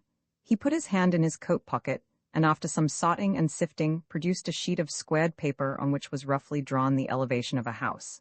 For anyone with 8 or 10,000 to spend, this would be. Gumbrel Sr. smoothed his hair and hesitated, searching for something strong enough to say of his little idea. Well, this would be much too good for most of the greasy devils who do have 8 or 10,000 to spend. He passed the sheet to Gumbrel Jr., who held it out so that both Mr. Potius and himself could look at it. Gumbrel Sr. got up from his chair and, standing behind them, leant over to elucidate and explain. You see the idea, he said, anxious lest they should fail to understand. A central block of 3 stories, with low wings of only 1, ending in pavilions with a second floor, and the flat roofs of the wings are used as gardens, you see, protected from the north by a wall. In the east wing there is the kitchen and the garage, with the maids' rooms in the pavilion at the end. The west is a library, and it has an arcaded loggia along the front. And instead of a solid superstructure corresponding to the maids' rooms, there's a pergola with brick piers. You see, and in the main block there's a Spanish sort of balcony along the whole length at first floor level that gives a good horizontal line. And you get the perpendiculars with coins and raised panels. And the roof's hidden by a balustrade, and there are balustrades along the open sides of the roof gardens on the wings. All in brick it is. This is the garden front, the entrance front will be admirable too. Do you like it? Gumbrel Jr. nodded. Very much, he said. His father sighed and taking the sketch put it back in his pocket. You must hurry up with your 10,000, he said. And you, Potius, and you? I've been waiting so long to build your splendid house. Laughing, Mr. Potius got up from his chair. And long, dear Gumbrel, he said, may you continue to wait. For my splendid house won't be built this side of New Jerusalem, and you must go on living a long time yet. A long, long time, Mr. Potius repeated, and carefully he buttoned up his double-breasted coat. Carefully? As though he were adjusting an instrument of precision, he took out and replaced his monocle. Then, very erect and neat, very soldierly and pillowboxical, he marched towards the door. "You've kept me very late tonight," he said. "Unconscionably late." The front door closed heavily behind Mr. Porteous's departure. Gumbrel Sr. came upstairs again into the big room on the first floor, smoothing down his hair, which the impetuosity of his ascent had once more disarranged. "That's a good fellow," he said of his departed guest, "a splendid fellow." "I always admire the monocle," said Gumbrel Jr. irrelevantly, but his father turned the irrelevance into relevance. "He couldn't have come through without it, I believe. It was a symbol, a proud flag. Poverty's squalid, not fine at all. The monocle made a kind of difference, you understand. I'm always so enormously thankful I had a little money. I couldn't have stuck it without. It needs strength, more strength than I've got." He clutched his beard close under the chin and remained for a moment pensively silent. "The advantage of Porteous's line of business," he went on at last, reflectively, "is that it can be carried on by oneself, without collaboration. There's no need to appeal to anyone outside oneself, or to have any dealings with other people at all. If one doesn't want to, that's so deplorable about architecture. There's no privacy, so to speak. Always this horrible jostling with clients and builders and contractors and people before one can get anything done. It's really revolting. I'm not good at people. Most of them I don't like at all, not at all," Mr. Gumbrel repeated with vehemence. "I don't deal with them very well. It isn't my business. My business is architecture, but I don't often get a chance of practicing it, not properly." Gumbrel Sr. smiled rather sadly. "Still," he said, "I can do something. I have my talent, I have my imagination. They can't take those from me. Come and see what I've been doing lately." He led the way out of the room and mounted, 2 steps at a time, towards a higher floor. He opened the door of what should have been, in a well-ordered house, the best bedroom, and slipped into the darkness. "Don't rush in," he called back to his son. "For God's sake, don't rush in. You'll smash something. Wait till I've turned on the light. It's so like these asinine electricians to have hidden the switch behind the door like this." Gumbrel Jr. heard him fumbling in the darkness. There was suddenly light. He stepped in. The only furniture in the room consisted of a couple of long trestle tables. On these, on the mantelpiece and all over the floor, were scattered confusedly, like the elements of a jumbled city, a vast collection of architectural models. There were cathedrals, there were town halls, universities, public libraries.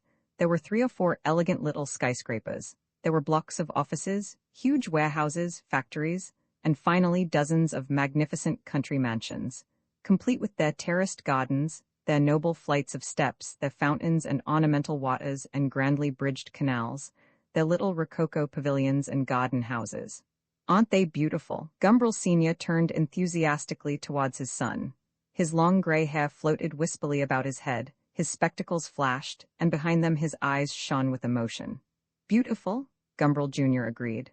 "When you're really rich," said his father, "I'll build you one of these." And he pointed to a little village of Chatsworths clustering, at one end of a long table, round the dome of a vasta and austere St. Peter's. "Look at this one, for example." He picked his way nimbly across the room, seized the little electric reading lamp that stood between a railway station and a baptistery on the mantelpiece, and was back again in an instant, trailing behind him a long flex that, as it tautened out, twitched one of the crowning pinnacles off the top of a skyscraper near the fireplace. "Look," he repeated, "look." He switched on the current and moving the lamp back and forth, up and down in front of the miniature palace. "See the beauty of the light and shade," he said. "There, underneath the great, ponderous cornice, isn't that fine? And look how splendidly the pilasters carry up the vertical lines. And then the solidity of it, the size, the immense, impending bleakness of it." He threw up his arms, he turned his eyes upwards as though standing overwhelmed at the foot of some huge, precipitous facade. The lights and shadows vacillated wildly through all the city of palaces and domes as he brandished the lamp in ecstasy above his head. And then, he had suddenly stooped down, he was peering and pointing once more into the details of his palace. "Then there's the doorway, all florid and rich with carving. How magnificently and surprisingly it flowers out of the bare walls. Like the colossal writing of Darius, like the figures graven in the bald face of the precipice over Behistun, unexpected and beautiful and human in the surrounding emptiness." Gumbrel Sr. brushed back his hair and turned, smiling, to look at his son over the top of his spectacles. "Very fine," Gumbrel Jr. nodded to him. "But isn't the wall a little too blank? You seem to allow very few windows in this vast palazzo." "True," his father replied, Very true. He sighed. I'm afraid this design would hardly do for England. It's meant for a place where there's some sun, where you do your best to keep the light out instead of letting it in, as you have to do here. Windows are the curse of architecture in this country. Your walls have to be like sieves, all holes. It's heartbreaking. If you wanted me to build you this house, you'd have to live in Barbados or somewhere like that. There's nothing I should like better, said Gumbrel Jr. Another great advantage of sunny countries, Gumbrel Sr. pursued, is that one can really live like an aristocrat, in privacy, by oneself. No need to look out on the dirty world, or to let the dirty world look in on you. Here's this great house, for example, looking out on the world through a few dark potholes and a single cavernous doorway. But look inside. He held his lamp above the courtyard that was at the heart of the palace. Gumbrel Jr. leaned and looked, like his father. All the life looks inwards, into a lovely courtyard, a more than Spanish patio. Look there at the treble tiers of arcades, the vaulted cloisters for your cool peripatetic meditations, the central Triton spouting white water into a marble pool, the mosaic work on the floor and flowering up the walls, brilliant against the white stucco. And there's the archway that leads out into the gardens. And now, you must come and have a look at the garden front. He walked round with his lamp to the other side of the table. There was suddenly a crash. The wire had twitched a cathedral from off the table. It lay on the floor in disastrous ruin, as though shattered by some appalling cataclysm. Hell and death, said Gumbrel Sr. in an outburst of Elizabethan fury. He put down the lamp and ran to see how irreparable the disaster had been. They're so horribly expensive, these models, he explained, as he bent over the ruins. Tenderly he picked up the pieces and replaced them on the table. It might have been worse, he said at last, brushing the dust off his hands, though I'm afraid that dome will never be quite the same again. Picking up the lamp once more, he held it high above his head and stood looking out, with a melancholy satisfaction, over his creations. And to think, he said after a pause, that I've been spending these last days designing model cottages for workmen at Bletchley. I'm in luck to have got the job, of course, but really, that a civilized man should have to do jobs like that. It's too much. In the old days these creatures built their own hovels, and very nice and suitable they were too. The architects busied themselves with architecture, which is the expression of human dignity and greatness, which is man's protest, not his miserable acquiescence. You can't do much protesting in a model cottage at £700 a time. A little, no doubt, you can protest a little, you can give your cottage decent proportions and avoid sordidness and vulgarity. But that's all. It's really a negative process. You can only begin to protest positively and actively when you abandon the petty human scale and build for giants, when you build for the spirit and the imagination of man, not for his little body. Model cottages, indeed? Mr. Gumbrel snorted with indignation. When I think of Alberti? And he thought of Alberti, the noblest Roman of them all, the true and only Roman. For the Romans themselves had lived their own actual lives, sordidly and extravagantly in the middle of a vulgar empire. Alberti and his followers in the Renaissance lived the ideal Roman life. They put Plutarch into their architecture. They took the detestable real Cato, the Brutus of history, and made of them Roman heroes to walk as guides and models before them. Before Alberti, there were no true Romans, and with Piranesi's death, the race began to wither towards extinction. And when I think of Brunelleschi, Gumbrel Sr. went on to remember with passion the architect who had suspended on 8 thin flying ribs of marble the lightest of all domes and the loveliest. And when of Michelangelo, the grim, enormous apse, and of Wren and of Palladio, when I think of all these. Gumbrel Sr. waved his arms and was silent. He could not put into words what he felt when he thought of them. Gumbrel Jr. looked at his watch. 2:30, he said. Time to go to bed. Roman 20 Zoe ended the discussion by driving half an inch of penknife into Coleman's left arm and running out of the flat, slamming the door behind her. Coleman was used to this sort of thing. This sort of thing, indeed, was what he was there for. Carefully, he pulled out the penknife, which had remained sticking in his arm. He looked at the blade and was relieved to see that it wasn't so dirty as might have been expected. He found some cotton wool, mopped up the blood as it oozed out, and dabbed the wound with iodine. Then he set himself to bandage it up. But to tie a bandage round one's own left arm is not easy. Coleman found it impossible to keep the lint in place, impossible to get the bandage tight enough. At the end of a quarter of an hour, he had only succeeded in smearing himself very copiously with blood, and the wound was still unbound. He gave up the attempt and contented himself with swabbing up the blood as it came out, And forthwith came there out blood and water, he said aloud, and looked at the red stain on the cotton wool. He repeated the words again and again, and at the 50th repetition burst out laughing. The bell in the kitchen suddenly buzzed. Who could it be? He went to the front door and opened it. On the landing outside stood a tall, slender young woman with slanting Chinese eyes and a wide mouth, elegantly dressed in a black frock piped with white. Keeping the cotton wool still pressed to his bleeding arm, Coleman bowed as gracefully as he could. "Do come in," he said. "You are just in the nick of time. I am on the point of bleeding to death." And forthwith came there out blood and water. "Enter, enter," he added, seeing the young woman still standing irresolutely on the threshold. "But I wanted to see Mr. Coleman," she said, stammering a little and showing her embarrassment by blushing. "I am Mr. Coleman." He took the cotton wool for a moment from his arm and looked with the air of a connoisseur at the blood on it. "But I shall very soon cease to be that individual unless you come and tie up my wounds." "But you're not the Mr. Coleman I thought you were," said the young lady, still more embarrassed. "You have a beard, it is true, but then I must resign myself to quit this life, must I?" He made a gesture of despair, throwing out both hands. Out, brief Coleman. "Out, damned spot," and he made as though to close the door. The young lady checked him. "If you really need tying up," she said, "I'll do it of course. I passed my first aid exam in the war." Coleman reopened the door. "Saved?" he said. "Come in." It had been Rosie's original intention yesterday to go straight on from Mr. Mercapton's to Toto's. She would see him at once, she would ask him what he meant by playing that stupid trick on her. She would give him a good talking to. She would even tell him that she would never see him again. But of course, if he showed himself sufficiently contrite and reasonably explanatory, she would consent, oh, very reluctantly, to take him back into favor. In the free, unprejudiced circles in which she now moved, this sort of joke, she imagined, was a mere trifle. It would be absurd to quarrel seriously about it, but still, she was determined to give Toto a lesson. When, however, she did finally leave Mr. Mercapton's delicious boudoir, it was too late to think of going all the way to Pimlico, to the address which Mr. Mercapton had given her. She decided to put it off till the next day. And so the next day, duly, she had set out for Pimlico, and to see a man called Coleman?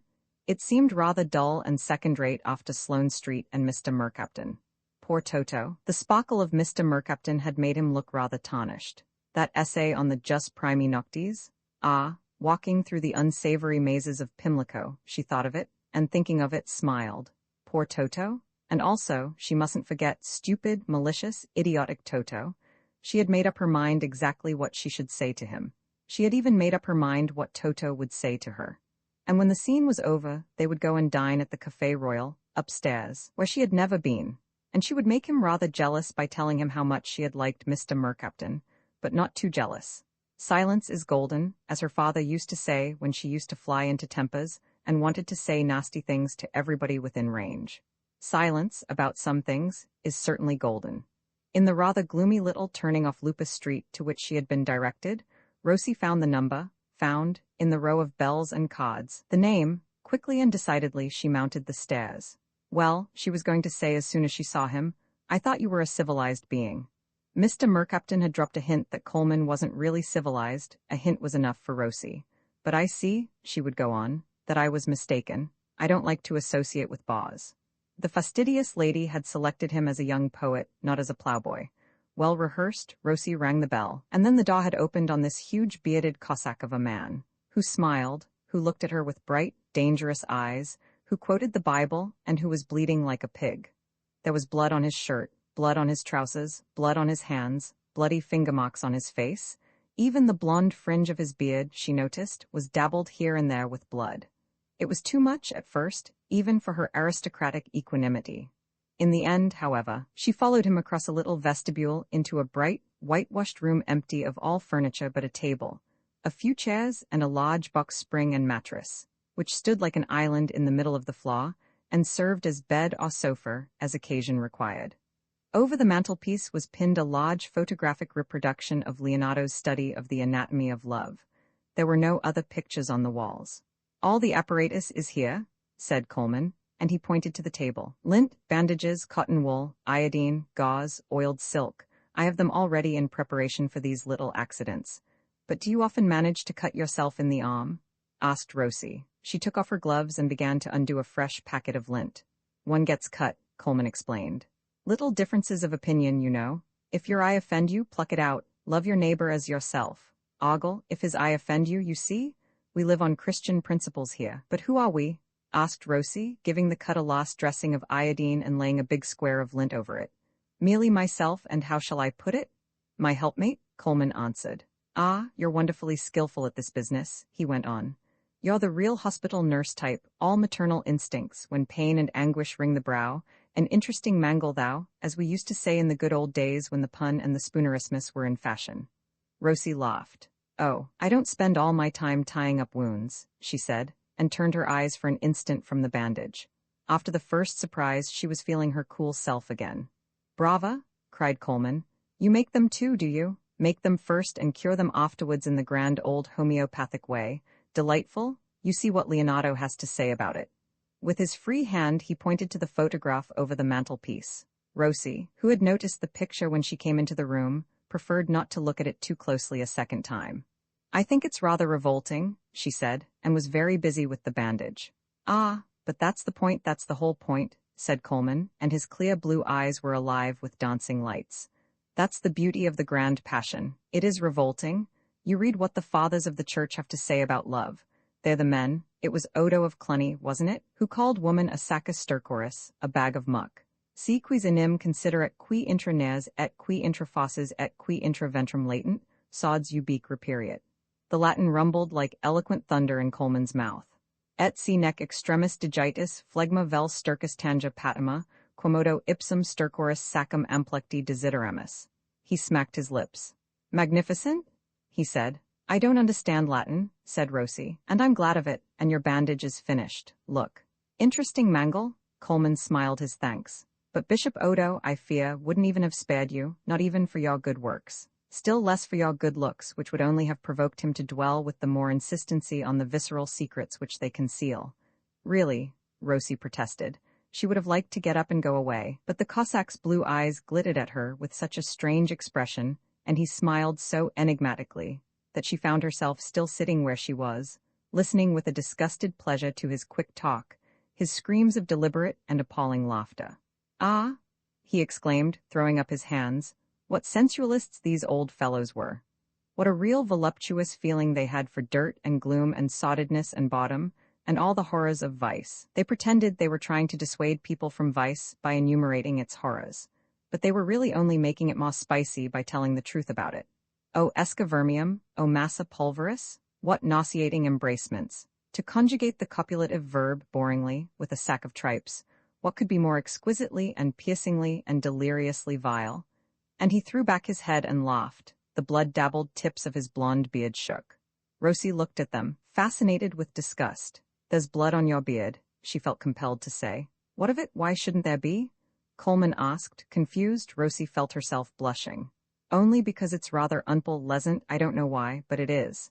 What a reason for immediately falling into my arms, said Coleman. To be kissed by a beard is bad enough at any time, but by a bloody beard, imagine? Rosie shuddered. After all, he said, what interest or amusement is there in doing the ordinary things in the obvious way, life au natural? He shook his head. You must have garlic and saffron. Do you believe in God? Not much, said Rosie, smiling. I pity you. You must find existence dreadfully dull. As soon as you do, everything becomes 1,000 times life-size. Phallic symbols 500 feet high. He lifted his hand. A row of grinning teeth you could run the 100 yards on. He grinned at her through his beard. Wounds big enough to let a Cochin 6 drive into their purulent recesses. Every slightest act eternally significant. It's only when you believe in God, and especially in hell, that you can really begin enjoying life. For instance, when in a few moments you surrender yourself to the importunities of my bloody beard, how prodigiously much more you'd enjoy it if you could believe you were committing the sin against the Holy Ghost, if you kept thinking calmly and dispassionately all the time the affair was going on. All this is not only a horrible sin, it is also ugly, grotesque, a mere defecation. Rosie held up her hand. You're really horrible, she said. Coleman smiled at her. Still, she did not go. He who is not with me is against me, said Coleman. If you can't make up your mind to be with, it's surely better to be positively against than merely negatively indifferent. Nonsense, exclaimed Rosie feebly. When I call my lover a nymphomaniacal dog, she runs the penknife into my arm. Well, do you enjoy it? Asked Rosie. Piercingly, he answered. It is at once sodded to the last and lowest degree and infinitely and eternally significant. Coleman was silent, and Rosie too said nothing. Futilely she wished it had been Toto instead of this horrible, dangerous Cossack. Mr. Mercaptan ought to have warned her. But then of course he supposed that she already knew the creature. She looked up at him and found his bright eyes fixed upon her. He was silently laughing. "Don't you want to know who I am?" she asked. "And how I got here?" Coleman blandly shook his head. "Not in the very least," he said. Rosie felt more helpless somehow than ever. "Why not?" she asked as bravely and impertinently as she could. Coleman answered with another question. "Why should I?" "It would be natural curiosity. But I know all I want to know," he said. "You are a woman, or, at any rate, you have all the female stigmata. Not too sumptuously well developed, let me add. You have no wooden legs. You have eyelids that flutter up and down over your eyes like a moving shutter in front of a signaling lamp, spelling out in a familiar code the letters, AMOR, and not, unless I am very much mistaken, those others, CSDITS. You have a mouth that looks as though it knew how to taste and how to bite. You—" Rosie jumped up. "I'm going away," she said. Coleman leaned back in his chair and hallooed with laughter. "Bite, bite, bite," he said. 32 times, and he opened and shut his mouth as fast as he could, so that his teeth clicked against one another with a little dry, bony noise. "Every mouthful 32 times, that's what Mr. Gladstone said. And surely Mr. Gladstone," he rattled his sharp, white teeth again, "surely Mr. Gladstone should know." "Goodbye," said Rosie from the door. "Goodbye," Coleman called back, and immediately afterwards jumped to his feet and made a dash across the room towards her. Rosie uttered a cry, slipped through the door and, slamming it behind her, ran across the vestibule and began fumbling with the latches of the outer door. It wouldn't open, it wouldn't open. She was trembling. Fear made her feel sick. There was a rattling at the door behind her. There was a whoop of laughter, and then the Cossack's hands were on her arms. His face came peering over her shoulder, and the blonde beard dabbled with blood prickled against her neck and face. "Oh, don't," she implored, turning away her head. Then all at once she began violently crying. "Tears?" exclaimed Coleman in rapture. "Genuine tears?" He bent eagerly forward to kiss them away, to drink them as they fell. "What an intoxication," he said, looking up to the ceiling like a chicken that has taken a sip of water. He smacked his lips. Sobbing uncontrollably, Rosie had never in all her life felt less like a great, fastidious lady. "Roman 21 well," said Gumbrel. "Here I am again." "Already?" Mrs. Viveash had been reduced, by the violence of her headache, to coming home after her luncheon with Piers Cotton for a rest. She had fed her hungry pain on pyramidon, and now she was lying down on the Duffy-upholstered sofa at the foot of her full-length portrait by Jacques-Émile Blanche. Her head was not much better, but she was bawed. When the maid had announced Gumbrel, she had given word that he was to be let in. "I'm very ill," she went on expiringly. "Look at me," she pointed to herself, and me again. She waved her hand towards the sizzling brilliance of the portrait. "Before and after. Like the advertisements, you know, every picture tells a story." She laughed faintly, then made a little grimace and, sucking in the breath between her lips, she put her hand to her forehead. "My poor Myra." Gumbrel pulled up a chair to the sofa and sat there like a doctor at his patient's bedside. "But before and after what?" he asked, almost professionally. Mrs. Viveash gave an all but imperceptible shrug. "I don't know," she said. "Not influenza, I hope?" "No, I don't think so." "Not love, by any chance?" Mrs. Viveash did not venture another laugh. She contented herself with smiling agonizingly. "That would have been a just retribution," Gumbrel went on, "after what you've done to me." "What have I done to you?" Mrs. Viveash asked, opening wide her pale blue eyes. "Merely wrecked my existence." "But you're being childish, Theodore. Say what you mean without these grand, silly phrases." The dying voice spoke with impatience. "Well, what I mean," said Gumbrel, "is merely this. You prevented me from going to see the only person I ever really wanted to see in my life. And yesterday, when I tried to see her, she was gone. Vanished, and here am I left in the vacuum." Mrs. Viveash shut her eyes. "We're all in the vacuum," she said. "You'll still have plenty of company, you know." She was silent for a moment. "Still, I'm sorry," she added. "Why didn't you tell me? And why didn't you just pay no attention to me and go all the same?" "I didn't tell you," Gumbrel answered, "because then I didn't know, and I didn't go because I didn't want to quarrel with you." "Thank you," said Mrs. Viveash, and patted his hand. "But what are you going to do about it now? Not quarreling with me is only a rather negative satisfaction, I'm afraid." "I propose to leave the country tomorrow morning," said Gumbrel. "Ah, the classical remedy. But not to shoot big game, I hope?" She thought of Viveash among the tiki-tikis and the tsetsees. He was a charming creature, charming, but But what? Good heavens! Exclaimed Gumbrel.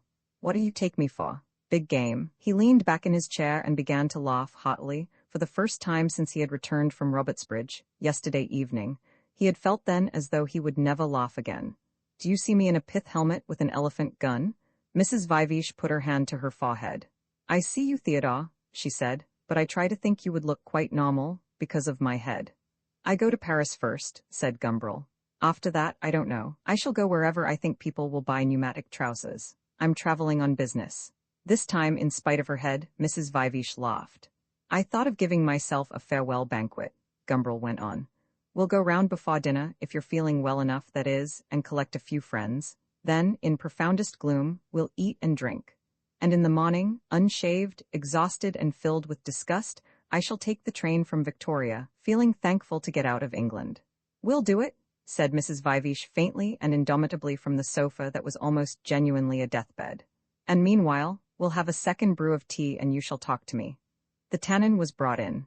Gumbrel settled down to talk and Mrs. Viveash to listen, and from time to time to dab her brows with eau de cologne, to take a sniff of hotchon. Gumbrel talked. He talked of the marriage ceremonies of octopuses, of the rites intricately consummated in the submarine green grottos of the Indian Ocean. Given a total of 16 alms, how many permutations and combinations of caresses?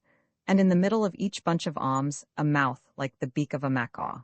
On the backside of the moon, his friend Umbilikov, the mystic, used to assure him the souls of the dead in the form of little bladders, like so much swelled sago, are piled up till they squash and squeeze one another with an excruciating and ever-growing pressure.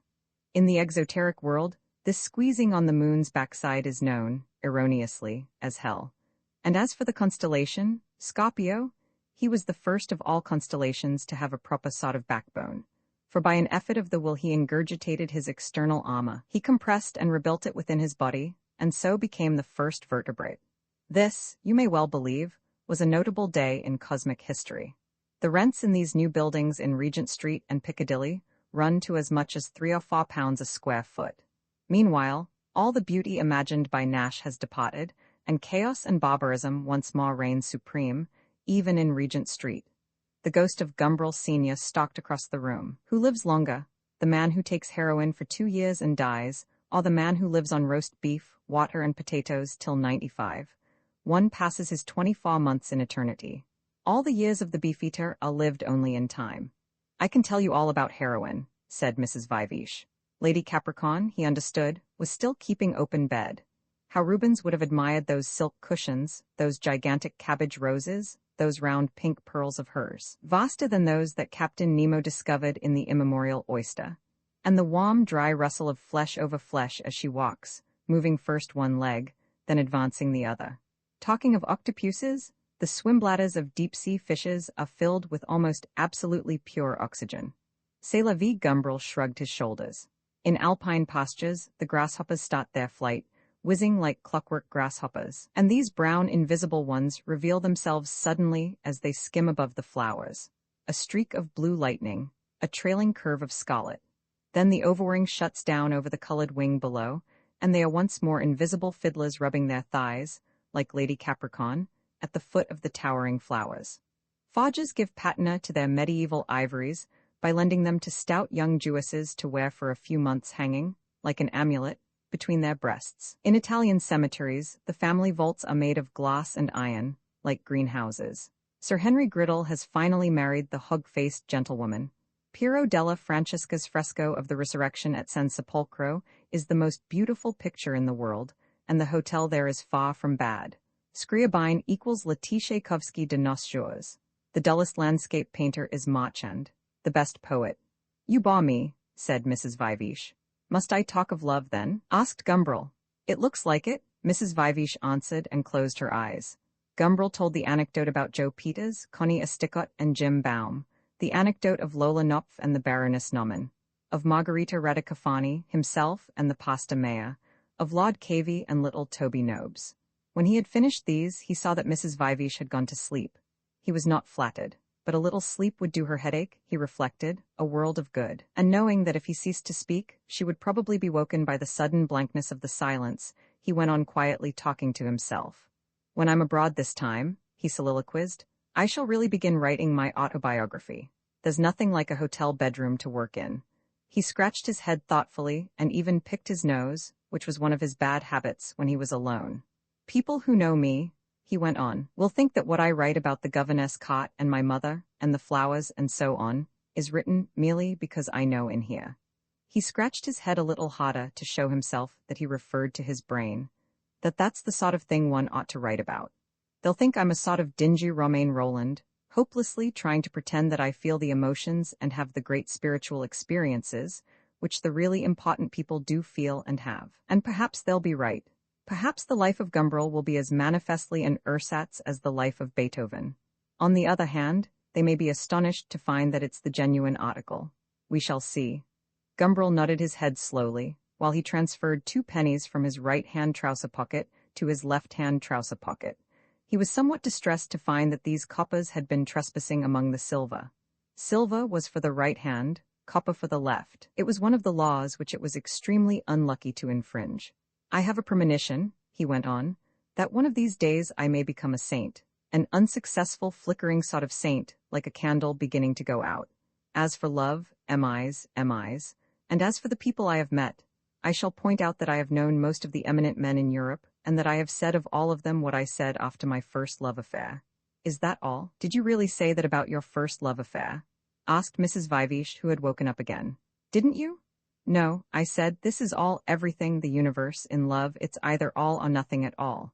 She shut her eyes and almost immediately went to sleep again. Gumbrel continued his lullaby soliloquy. This charming little book, The Scotsman, this farrago of obscenity, slander, and false psychology. Darlington Echo. Mr. Gumbrel's first cousin is St. Francis Xavier, his second cousin is the Earl of Rochester, his third cousin is the man of feeling, his fourth cousin is David Hume. Cot Journal. Gumbrel was already tired of this joke. When I consider how my light is spent, he went on, when I consider, Herr Jesu, as Fraulein Nimonine used to exclaim at the critical moment. Consider, dear cow, consider. This is not the time of year for grass to grow. Consider, dear cow, consider. He got up from his chair and tiptoed across the room to the writing table. An Indian dagger lay next to the blotting pad. Mrs. Vivish used it as a paper knife. Gumbrel picked it up, executed several passes with it. Thumb on the blade, he said, and strike upwards. On guard, lunge, to the hilt it penetrates, pony it at the tip. He ran the blade between his fingers. Caress by the time it reaches the hilt. Zip. He put down the knife and, stopping for a moment to make a grimace at himself in the mirror over the mantelpiece, he went back to his chair.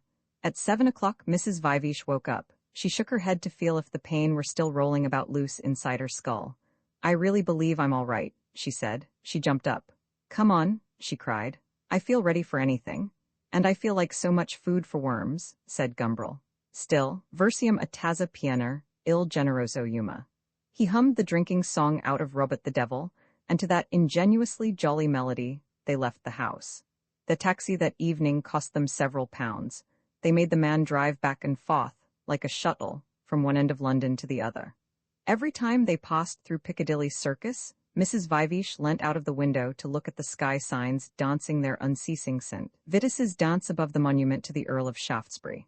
How I adore them, she said the first time they passed them. Those wheels that whiz round till the sparks fly out from under them, that rushing motor, and that lovely bottle of pot filling the glass and then disappearing and reappearing and filling it again. Too lovely. Too revolting, Gumbrel corrected her. These things are the epileptic symbol of all that's most bestial and idiotic in contemporary life. Look at those beastly things and then look at that. He pointed to the county fire office on the northern side of the circus. There stands decency, dignity, beauty, repose, and there flickers, there jibbers and twitches, what, restlessness, distraction, refusal to think, anything for an unquiet life. What a delicious pedant you are. She turned away from the window, put her hands on his shoulders and looked at him. Too exquisitely ridiculous. And she kissed him. You won't force me to change my opinion. Gumbrel smiled at her. Epua si muove. I stick to my guns like Galileo. They move and they are horrible. They are me, said Mrs. Vivish emphatically. Those things are me. They drove first to Lippiette's Mews, under the Pyrenean arch. The clotheslines looped from window to window across the street might have been those ropes which form so essential and so mysterious a part of the furniture of the prisons. The place smelt. The children were shouting. The hyena-like laughter of the flappers reverberated between the close-set walls. All Gumbrel's sense of social responsibility was aroused in a moment. Shut up in his room all day, Lippiet had been writing his whole life, all his ideas and ideals, all for Myra. The pile of scribbled sheets grew higher and higher. Towards evening he made an end. He had written all that he wanted to write. He ate the remains of yesterday's loaf of bread and drank some water, for he realized suddenly that he had been fasting the whole day. Then he composed himself to think. He stretched himself out on the brink of the well and looked down into the eyeless darkness. He still had his service revolver. Taking it out of the drawer in which it was kept, he loaded it. He laid it on the packing case which served him as a table at his bed's head, and stretched himself out on the bed. He lay quite still, his muscles all relaxed, hardly breathing. He imagined himself dead. Derision? There was still the plunge into the well. He picked up the pistol, looked down the barrel, black and deep as the well. The muzzle against his forehead was a cold mouth. There was nothing new to be thought about death. There was not even the possibility of a new thought. Only the old thoughts, the horrible old questions returned, the cold mouth to his forehead, his finger pressing on the trigger. Already he would be falling, and the annihilating crash would be the same as the faraway sound of death at the bottom of the well. And after that, in the silence, the old question was still the same. After that, he would lie bleeding. The flies would drink his blood as though it were red honey. In the end the people would come and fetch him away, and the coroner's jury would look at him in the mortuary and pronounce him temporarily insane. Then he would be buried in a black hole, would be buried and decay. And meanwhile, would there be anything else? There was nothing new to be thought or asked, and there was still no answer. In the room it began to grow dark, colors vanished, forms ran together. The easel and Myra's portrait were now a single black silhouette against the window. Near and far were fused, become one and continuous in the darkness, became a part of the darkness. Outside the window, the pale twilight grew more somber. The children shouted shrilly, playing their games under the green gas lamps. The mirthless, ferocious laughter of young girls mocked and invited. Lippiet stretched out his hand and fingered the pistol. Down below, at his door, he heard a sharp knocking. He lifted his head and listened, caught the sound of two voices, a man's and a woman's. Myra's voice he recognized at once. The other, he supposed, was Gumbrel's. Hideous to think that people actually live in places like this, Gumbrel was saying. Look at those children. It ought to be punishable by law to produce children in this street. They always take me for the Pied Piper, said Mrs. Viveash. Lippiet got up and crept to the window. He could hear all they said. I wonder if Lippiet's in. I don't see any sign of a light. But he has heavy curtains, said Mrs. Viveash, and I know for a fact that he always composes his poetry in the dock. He may be composing poetry. Gumbrel laughed. Knock again, said Mrs. Viveash. Poets are always absorbed, you know, and Casimir's always the poet. Il poeta, capital P, like D'Annunzio in the Italian papers, said Gumbrel. Did you know that D'Annunzio has books printed on Mackintosh for his bath? He rapped again at the door. I saw it in the Corriere della Sera the other day at the club. He reads the Little Flowers of St. Francis by preference in his bath. And he has a fountain pen with waterproof ink in the soap dish, so that he can add a few fioretti of his own whenever he feels like it. We might suggest that to Casimir. Lippiet stood with folded arms by the window, listening. How lightly they threw his life, his heart, from hand to hand, as though it were a ball and they were playing a game. He thought suddenly of all the times he had spoken lightly and maliciously of other people. His own person had always seemed, on those occasions, sacred. One knew in theory very well that others spoke of one contemptuously, as one spoke of them. In practice, it was hard to believe. Poor Casimir, said Mrs. Viveash. I'm afraid his show was a failure. I know it was, said Gumbrel. Complete and absolute. I told my tame capitalist that he ought to employ Lippiet for our advertisements. He'd be excellent for those, and it would mean some genuine money in his pocket. But the worst of it is, said Mrs. Viveash, that he'll only feel insulted by the suggestion. She looked up at the window. I don't know why, she went on. This house looks most horribly dead. I hope nothing's happened to poor Casimir. I have a most disagreeable feeling that it may have. Ah, this famous feminine intuition, laughed Gumbrel. He knocked again. I can't help feeling that he may be lying there dead, or delirious, or something. And I can't help feeling that he must have gone out to dinner. We shall have to give him up, I'm afraid. It's a pity, he's so good with Mercaptan. Like bear and mastiff. Or rather, like bear and poodle, bear and King Charles's spaniel, or whatever those little dogs are that you see ladies in 18th century French engravings taking to bed with them. Let's go. Just knock once again, said Mrs. Vivesh. He might really be preoccupied or asleep or ill. Gumbrel knocked. Now listen, hush. They were silent. The children still went on hallooing in the distance. There was a great clop-clopping of horses' feet as a van was backed into a stable door nearby. Lipiet stood motionless, his arms still crossed, his chin on his breast. The seconds passed. Not a sound, said Gumbrel. He must have gone out. I suppose so, said Mrs. Vivesh. Come on then, we'll go and look for Mercaptan. He heard their steps in the street below, heard the slamming of the taxi door. The engine was started up. Loud on the first gear, less loud on the second, whisperingly on the third, it moved away, gathering speed.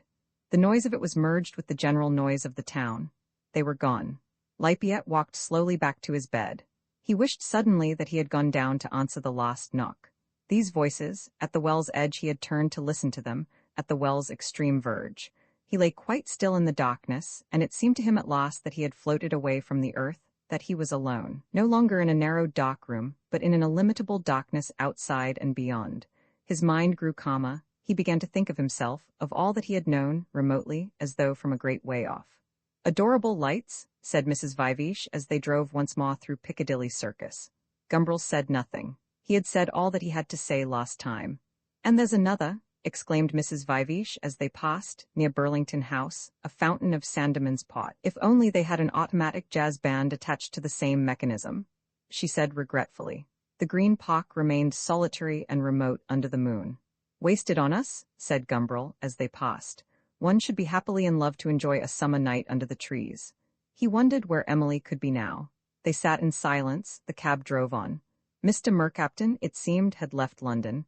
His housekeeper had a long story to tell.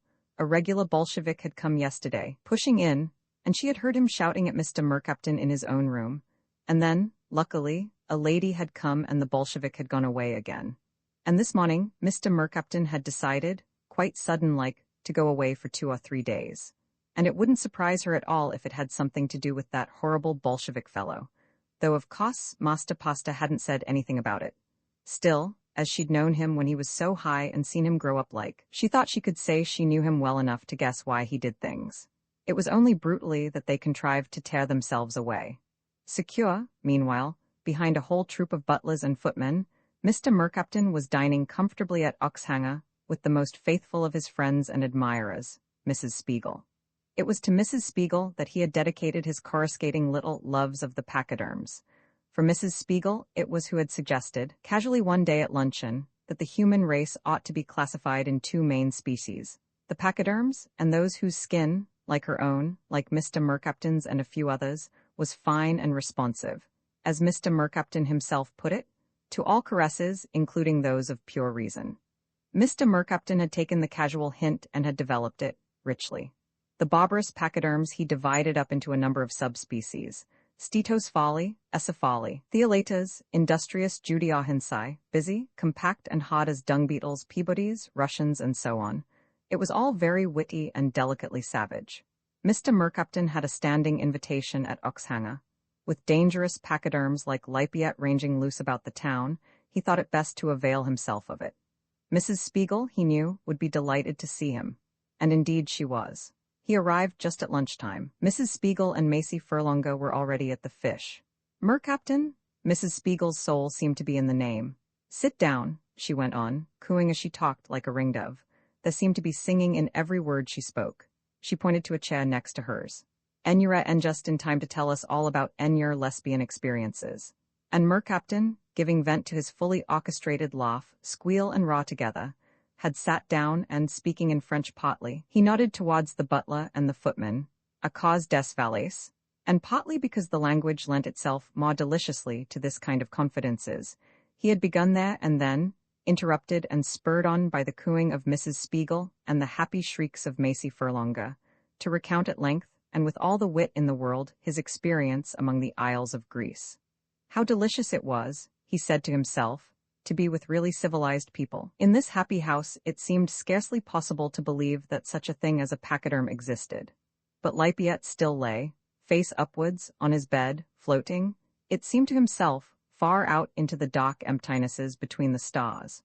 From those distant abstract spaces, he seemed to be looking impersonally down upon his own body stretched out by the brink of the hideous well, to be looking back over his own history. Everything, even his own unhappiness, seemed very small and beautiful. Every frightful convulsion had become no more than a ripple, and only the fine musical ghost of sound came up to him from all the shouting. "We have no luck," said Gumbrel, as they climbed once more into the cab. "I'm not sure," said Mrs. Viveash, "that we haven't really had a great deal. Did you genuinely want very much to see Mercaptan?" "Not in the least," said Gumbrel. "But do you genuinely want to see me?" Mrs. Viveash drew the corners of her mouth down into a painful smile and did not answer. "Aren't we going to pass through Piccadilly Circus again?" she asked. "I should like to see the lights again. They give one temporarily the illusion of being cheerful." "No, no," said Gumbrel. "We are going straight to Victoria." "We couldn't tell the driver to?" "Certainly not." "Ah, well," said Mrs. Viveash. "Perhaps one's better without stimulants. I remember when I was very young, when I first began to go about it all, how proud I was of having discovered champagne. It seemed to me wonderful to get rather tipsy, something to be exceedingly proud of. And at the same time, how much I really disliked wine, loathed the taste of it. Sometimes, when Calliope and I used to dine quietly together, tete-a-tete, with no awful men about and no appearances to keep up, we used to treat ourselves to the luxury of a large lemon squash, or even raspberry syrup and soda. Ah, I wish I could recapture the deliciousness of raspberry syrup." Coleman was at home. After a brief delay, he appeared himself at the door. He was wearing pajamas, and his face was covered with red-brown smears. The tips of his beard were clotted with the same dried pigment. "What have you been doing to yourself?" asked Mrs. Viveash. "Merely washing in the blood of the lamb," Coleman answered, smiling, and his eyes sparkling blue fire, like an electric machine. The door on the opposite side of the little vestibule was open. Looking over Coleman's shoulder, Gumbrel could see through the opening a brightly lighted room, and in the middle of it, like a large rectangular island, a wide divan. Reclining on the divan an odalisque by Ingas, but slimmer, more serpentine, more like a lithe pink length of boa, presented her back. That big, brown mole on the right shoulder was surely familiar. But when, startled by the loudness of the voices behind her, the odalisque turned round, to see in a horribly embarrassing instant that the Cossack had left the door open, and that people could look in, were looking in, indeed. The slanting eyes beneath their heavy white lids, the fine aquiline nose, the wide, full-lipped mouth, though they presented themselves for only the fraction of a second, were still more recognizable and familiar. For only the fraction of a second did the odalisque reveal herself definitely as Rosie. Then a hand pulled feverishly at the counterpane, the section of buff-colored boa wriggled and rolled, and in a moment where an odalisque had been, lay only a long packet under a white sheet, like a jockey with a fractured skull when they carry him from the cos. Well, really. Gumbrel felt positively indignant, not jealous, but astonished and righteously indignant. "Well, when you've finished bathing," said Mrs. Viveash, "I hope you'll come and have dinner with us." Coleman was standing between her and the farther door. Mrs. Viveash had seen nothing in the room beyond the vestibule. "I'm busy," said Coleman. "So I see." Gumbrel spoke as sarcastically as he could. "Do you see?" asked Coleman and looked round. "So you do?" He stepped back and closed the door. "It's Theodore's last dinner," pleaded Mrs. Viveash. "Not even if it were his last supper," said Coleman, enchanted to have been given the opportunity to blaspheme a little. "Is he going to be crucified, or what?" "Merely going abroad," said Gumbrel. "He has a broken heart," Mrs. Viveash explained. "Ah, the genuine platonic toses?" Coleman uttered his artificial demon's laugh. "That's just about it," said Gumbrel, grimly. Relieved by the shutting of the door from her immediate embarrassment, Rosie threw back a corner of the counterpane and extruded her head, one arm and the shoulder with the mole on it. She looked about her, opening her slanting eyes as wide as she could. She listened with parted lips to the voices that came, muffled now, through the door.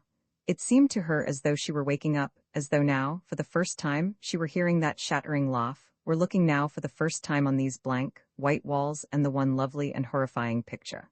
Where was she? What did it all mean? Rosie put her hand to her forehead, tried to think.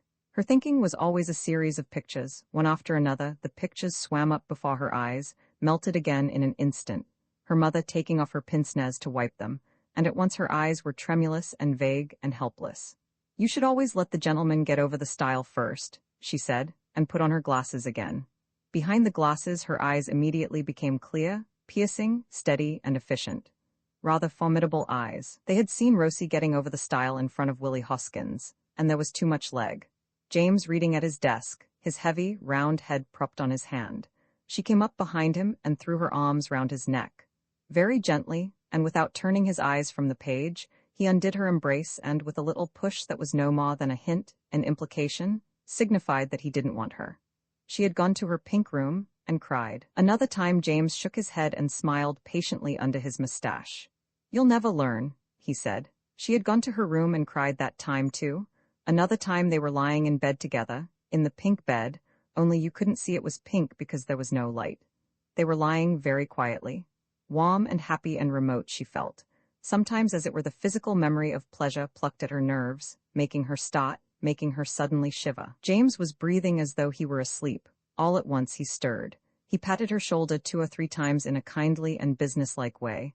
"I know what that means," she said, "when you pat me like that." And she patted him, pat, pat, pat, very quickly. "It means you're going to bed." "How do you know?" he asked. "Do you think I don't know you after all this time? I know that pat by heart." And suddenly all her warm, quiet happiness evaporated. It was all gone. "I'm only a machine for going to bed with," she said. "That's all I am for you." She felt she would like to cry, but James only laughed and said, "Nonsense," and pulled his arm clumsily from underneath her. "You go to sleep," he said, and kissed her on the forehead. Then he got out of bed, and she heard him bumping clumsily about in the darkness. "Damn," he said once. Then he found the door, opened, and was gone. She thought of those long stories she used to make up when she went shopping. The fastidious lady, the poets, all the adventures. Toto's hands were wonderful. She heard Mr. Mercaptan reading his essay. Poor father, reading aloud from the Hibbert Journal. And now the Cossack, covered with blood, he too might read aloud from the Hibbert Journal, only backwards, so to speak. She had a bruise on her arm. "You think there's nothing inherently wrong and disgusting in it?" he had asked. "There is, I tell you." He had laughed and kissed her and stripped off her clothes and caressed her. And she had cried, she had struggled, she had tried to turn away. And in the end she had been overcome by a pleasure more piercing and agonizing than anything she had ever felt before. And all the time Coleman had hung over her, with his blood-stained beard, smiling into her face and whispering, "Horrible, horrible, infamous and shameful." She lay in a kind of stupor. Then, suddenly there had been that ringing. The Cossack had left her. And now she was awake again, and it was horrible, it was shameful. She shuddered, she jumped out of bed and began as quickly as she could to put on her clothes. "Really, really, won't you come?" Mrs. Viveash was insisting. She was not used to people saying no when she asked, when she insisted. She didn't like it. "No," Coleman shook his head. "You may be having the Last Supper, but I have a date here with the Magdalen." "Oh, a woman," said Viveash. "But why didn't you say so before?" "Well, as I'd left the door open," said Coleman, "I thought it was unnecessary." "Fie," said Mrs. Viveash. "I find this very repulsive. Let's go away." She plucked Gumbrel by the sleeve. "Goodbye," said Coleman politely. He shut the door after them and turned back across the little hall. "What, not thinking of going?" he exclaimed as he came in. Rosie was sitting down on the edge of the bed pulling on her shoes. "Go away," she said. "You disgust me." "But that's splendid," Coleman declared. "That's all as it should be, all as I intended." He sat down beside her on the divan. "Really," he said admiringly, "what exquisite legs." Rosie would have given anything in the world to be back again in Bloxham Gardens, even if James did live in his books all the time. Anything in the world. "This time," said Mrs. Viveash, "we simply must go through Piccadilly Circus. It'll only be about 2 miles farther." "Well, that isn't much." Gumbrel leaned out and gave the word to the driver. "And besides, I like driving about like this," said Mrs. Viveash. "I like driving for driving's sake. It's like the last ride together. Dear Theodore?" She laid her hand on his. "Thank you," said Gumbrel, and kissed it. The little cab buzzed along down the empty Mall. They were silent. Through the thick air one could see the brightest of the stars. It was one of those evenings when men feel that truth, goodness, and beauty are one. In the morning, when they commit their discovery to paper, when others read it written there, it looks wholly ridiculous. It was one of those evenings when love is once more invented for the first time. That, too, seems a little ridiculous sometimes in the morning. "Here are the lights again," said Mrs. Viveash. "Hop, twitch, flick, yes, genuinely an illusion of jollity, Theodore. Genuinely." Gumbrel stopped the cab. "It's after 8:30, he said. "At this rate we shall never get anything to eat. Wait a minute." He ran into a Penrot's and came back in a moment with a packet of smoked salmon sandwiches, a bottle of white wine, and a glass. "We have a long way to go," he explained as he got into the taxi. They ate their sandwiches, they drank their wine. The taxi drove on and on. "This is positively exhilarating," said Mrs. Viveash, as they turned into the Edgware Road. Polished by the wheels and shining like an old and precious bronze, the road stretched before them, reflecting the lamps. It had the inviting air of a road which goes on forever. They used to have such good peep shows in this street, Gumbrel tenderly remembered. Little back shops where you paid 2 pence to see the genuine mermaid, which turned out to be a stuffed walrus, and the tattooed lady, and the dwarf, and the living statuary, which one always hoped, as a boy, was really going to be rather naked and thrilling, but which was always the most pathetic of unemployed barmaids, dressed in the thickest of pink Jaeger. "Do you think there'd be any of those now?" asked Mrs. Vivesh. Gumbrel shook his head. "They've moved on with the march of civilization. But where?" He spread out his hands interrogatively. "I don't know which direction civilization marches, whether north towards Kilburn and Golders Green, or over the river to the Elephant, to Clapham and Sydenham and all those other mysterious places. But in any case high rents have marched up here. There are no more genuine mermaids in the Edgware Road. What stories we shall be able to tell our children? Do you think we shall ever have any?" Mrs. Vivesh asked. "One can never tell." "I should have thought one could," said Mrs. Vivesh. "Children? That would be the most desperate experiment of all. The most desperate, and perhaps the only one having any chance of being successful. History recorded cases. On the other hand, it recorded other cases that proved the opposite. She had often thought of this experiment. There were so many obvious reasons for not making it, but someday, perhaps, she always put it off like that. The cab had turned off the main road into quieter and darker streets. "Where are we now?" asked Mrs. Vivesh. "Penetrating into Maida Vale. We shall soon be there. Poor old Shearwater," he laughed. "Other people in love were always absurd. Shall we find him in, I wonder?" It would be fun to see Shearwater again. She liked to hear him talking learnedly and like a child. But when the child is 6 feet high and 3 feet wide and 2 feet thick, when it tries to plunge headfirst into your life, then really no. "But what did you want with me?" he had asked. "Just to look at you," she answered. "Just to look, that was all. Music hall, not boudoir. Here we are." Gumbrel got out and rang the second-floor bell. The door was opened by an impertinent-looking little maid. "Mr. Shearwater's at the lavatory," she said, in answer to Gumbrel's question. "Laboratory?" he suggested. "At the hospital." That made it clear. "And is Mrs. Shearwater at home?" he asked maliciously. The little maid shook her head. "I expected her, but she didn't come back to dinner. Would you mind giving her a message when she does come in?" said Gumbrel. "Tell her that Mr. Toto was very sorry he hadn't time to speak to her when he saw her this evening in Pimlico." "Mr. who?" "Mr. Toto. Mr. Toto is sorry he hadn't the time to speak to Mrs. Shearwater when he saw her in Pimlico this evening." "Very well, sir." "You won't forget?" said Gumbrel. "No, I won't forget." He went back to the cab and explained that they had drawn blank once more. "I'm rather glad," said Mrs. Vivesh. "If we ever did find anybody, it would mean the end of this lost ride together feeling, and that would be sad, and it's a lovely night. And really, for the moment, I feel I can do without my lights. Suppose we just drove for a bit now." But Gumbrel would not allow that. "We haven't had enough to eat yet," he said, and he gave the cabman Gumbrel Senior's address. Gumbrel Senior was sitting on his little iron balcony among the dried-out pots that had once held geraniums, smoking his pipe and looking earnestly out into the darkness in front of him. Clustered in the 14 plane trees of the square, the starlings were already asleep. There was no sound but the rustling of the leaves. But sometimes, every hour or so, the birds would wake up. Something, perhaps it might be a stronger gust of wind, perhaps some happy dream of worms, some nightmare of cats simultaneously dreamed by all the flock together, would suddenly rouse them. And then they would all start to talk at once, at the tops of their shrill voices, for perhaps half a minute. Then in an instant, they all went to sleep again, and there was once more no sound but the rustling of the shaken leaves. At these moments Mr. Gumbrel would lean forward, would strain his eyes and his ears in the hope of seeing, of hearing something significant, explanatory, satisfying. He never did, of course, but that in no way diminished his happiness. Mr. Gumbrel received them on his balcony with courtesy. "I was just thinking of going in to work," he said. "And now you come and give me a good excuse for sitting out here a little longer. I'm delighted." Gumbrel Jr. went downstairs to see what he could find in the way of food. While he was gone, his father explained to Mrs. Vivesh the secrets of the birds. Enthusiastically, his light floss of gray hair floating up and falling again about his head as he pointed and gesticulated, he told her. The great flocks assembled, goodness only knew where. They flew across the golden sky, detaching here a little troop, there a whole legion. They flew until at last all had found their appointed resting places, and there were no more to fly. He made this nightly flight sound epical, as though it were a migration of peoples, a passage of armies. And it's my firm belief, said Gumbrel Senior, adding notes to his epic, that they make use of some sort of telepathy, some kind of direct mind-to-mind communication between themselves. You can't watch them without coming to that conclusion. A charming conclusion, said Mrs. Vivesh. It's a faculty, Gumbrel Senior went on, we all possess, I believe, all we animals. He made a gesture which included himself, Mrs. Vivesh, and the invisible birds among the plane trees. Why don't we use it more?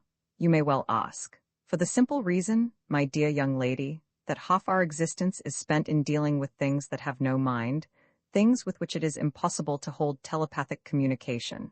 Hence the development of the 5 senses. I have eyes that preserve me from running into the lamppost, ears that warn me I'm in the neighborhood of Niagara, and having made these instruments very efficient, I use them even in holding converse with other beings having a mind. I let my telepathic faculty lie idle, preferring to employ an elaborate and cumbrous arrangement of symbols in order to make my thought known to you through your senses. In certain individuals, however, the faculty is naturally so well developed, like the musical, or the mathematical, or the chess-playing faculties in other people, that they cannot help entering into direct communication with other minds, whether they want to or not. If we knew a good method of educating and drawing out the latent faculty, most of us could make ourselves moderately efficient telepaths, just as most of us can make ourselves into moderate musicians, chess players, and mathematicians. There would also be a few, no doubt, who could never communicate directly, just as there are a few who cannot recognize Rule Britannia or Bach's Concerto in D minor for 2 violins, and a few who cannot comprehend the nature of an algebraical symbol. Look at the general development of the mathematical and musical faculties only within the last 200 years. By the 21st century, I believe, we shall all be telepaths. Meanwhile, these delightful birds have forestalled us. Not having the wit to invent a language or an expressive pantomime, they contrive to communicate such simple thoughts as they have, directly and instantaneously. They all go to sleep at once, wake at once, say the same thing at once. They turn all at once when they're flying. Without a leader, without a word of command, they do everything together, in complete unison. Sitting here in the evenings, I sometimes fancy I can feel their thoughts striking against my own. It has happened to me once or twice, that I have known a second before it actually happened, that the birds were going to wake up and begin their half-minute of chatter in the dark. Wait, hush. Gumbrel Senior threw back his head, pressed his hand over his mouth, as though by commanding silence on himself he could command it on the whole world. I believe they're going to wake now, I feel it. He was silent. Mrs. Vivesh looked towards the dark trees and listened. A full minute passed. Then the old gentleman burst out happily laughing. Completely wrong, he said. They've never been more soundly asleep. Mrs. Vivesh laughed too. Perhaps they all changed their minds just as they were waking up, she suggested. Gumbrel Jr. reappeared, glasses clinked as he walked, and there was a little rattle of crockery. He was carrying a tray. Cold beef, he said, and salad and a bit of a cold apple pie. It might be worse. They drew up chairs to Gumbrel Senior's work table, and there, among the letters and the unpaid bills and the sketchy elevations of archiducal palaces, they ate the beef and the apple pie, and drank the 1 and 9 vin ordinaire of the house. Gumbrel Senior, who had already supped, looked on at them from the balcony.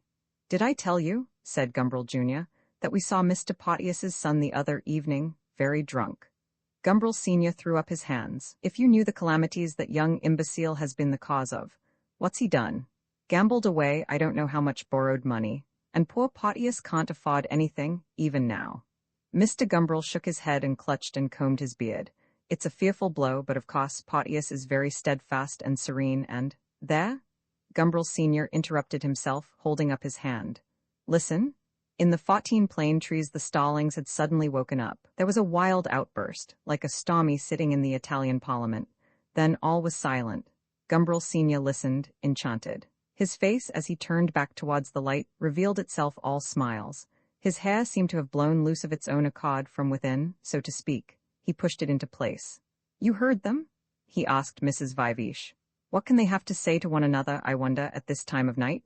And did you feel they were going to wake up? Mrs. Vivesh inquired. No, said Gumbrel Senior with candor. When we've finished, Gumbrel Jr. spoke with his mouth full. You must show Myra your model of London. She'd adore it, except that it has no electric sky signs. His father looked all of a sudden very much embarrassed. I don't think it would interest Mrs. Vivesh much, he said. Oh, yes it would, really, she declared. Well, as a matter of fact it isn't here. Gumbrel Sr. pulled with fury at his beard. Not here, but what's happened to it? Gumbrel Sr. wouldn't explain. He just ignored his son's question and began to talk once more about the stallings.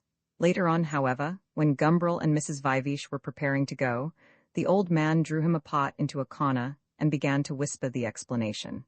I didn't want to blare it about in front of strangers, he said, as though it were a question of the housemaid's illegitimate baby or a repair to the water closet. But the fact is, I've sold it.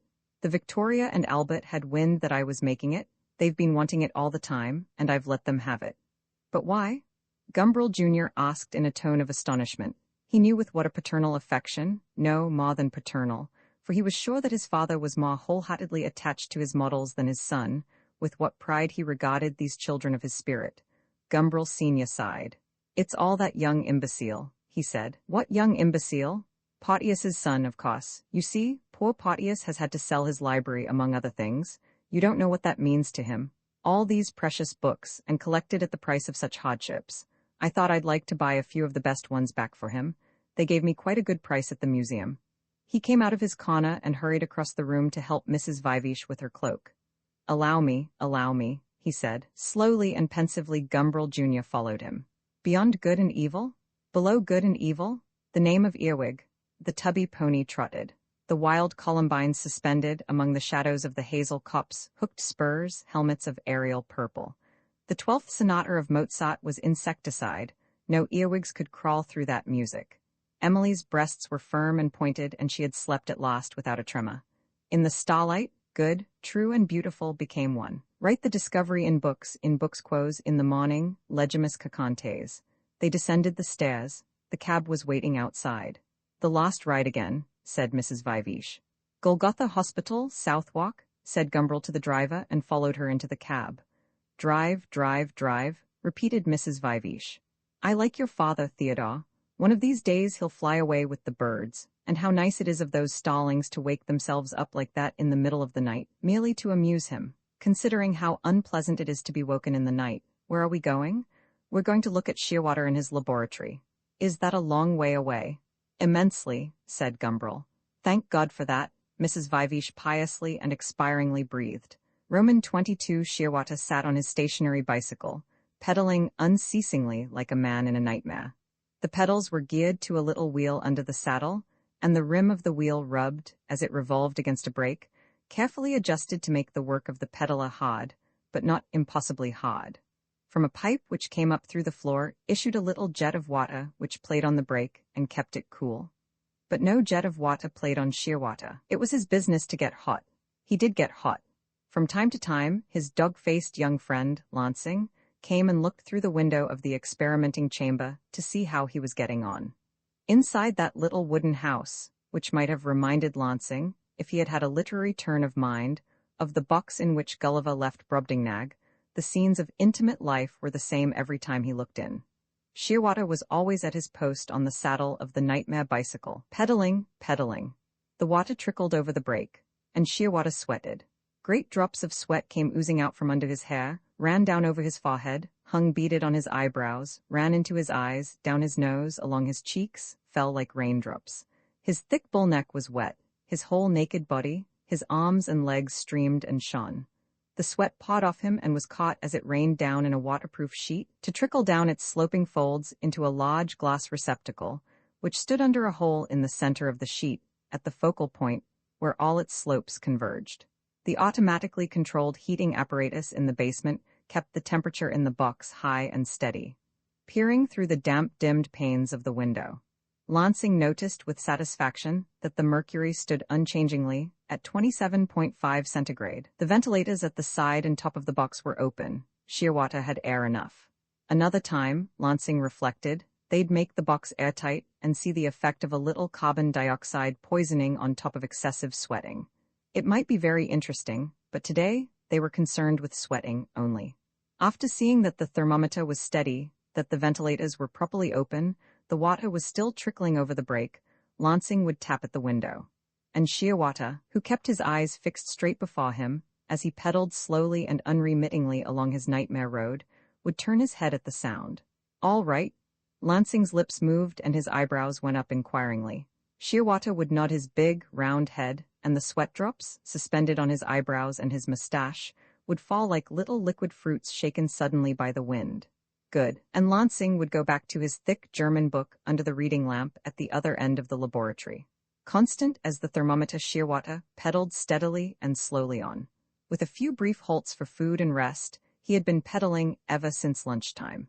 At 11, he would go to bed on a shakedown in the laboratory, and at 9 tomorrow morning, he would re-enter the box and start pedaling again. He would go on all tomorrow and the day after. And after that, as long as he could stand it. 1, 2, 3, 4, pedal, pedal, pedal. He must have traveled the equivalent of 60 or 70 miles this afternoon. He would be getting on for Swindon. He would be nearly at Portsmouth. He would be past Cambridge, past Oxford.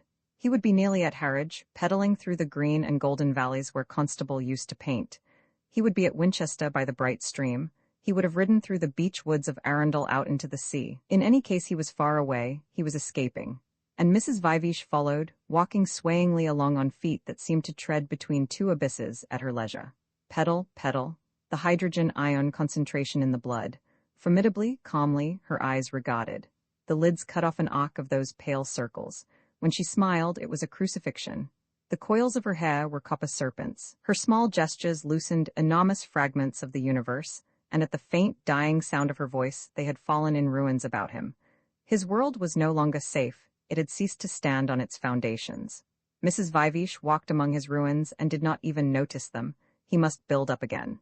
Pedal, pedal. He was not merely escaping. He was working a building machine. It must be built with precaution. With precaution, the old man had said. The old man appeared in the middle of the nightmare road in front of him, clutching his beard. Precaution, precaution. There were first a lot of dirty rocks lying about, then there was St. Paul's. These bits of his life had to be built up proportionably.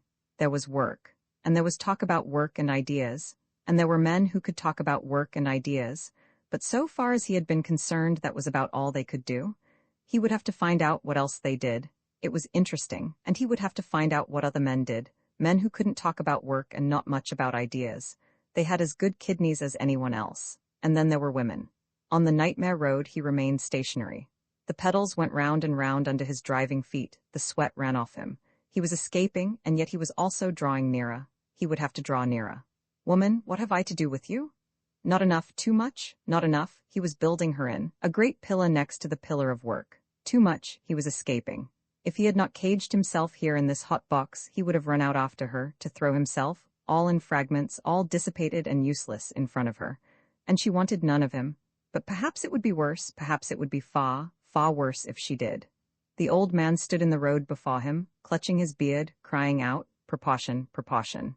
He trod and trod at his building machine, working up the pieces of his life steadily, unremittingly working them into a proportionable whole, into a dome that should hang, light, spacious and high, as though by a miracle, on the empty air.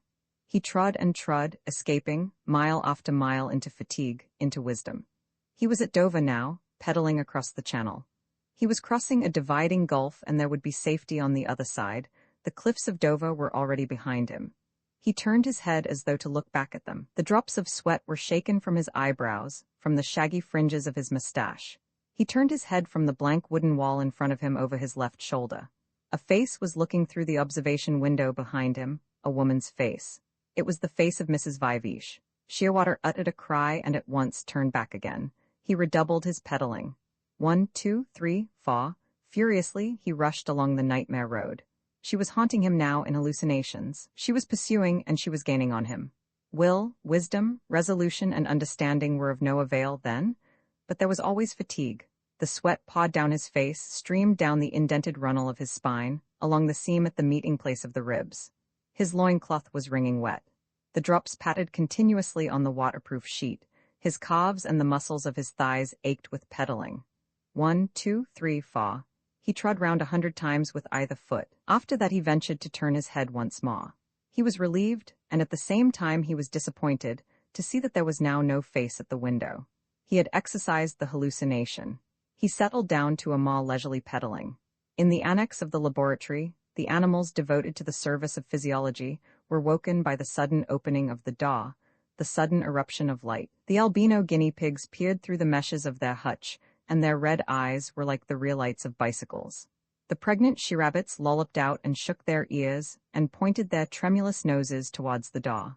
The cock into which Shearwater had engrafted an ovary came out, not knowing whether to crow or cluck. When he's with hens, Lansing explained to his visitors, he thinks he's a cock.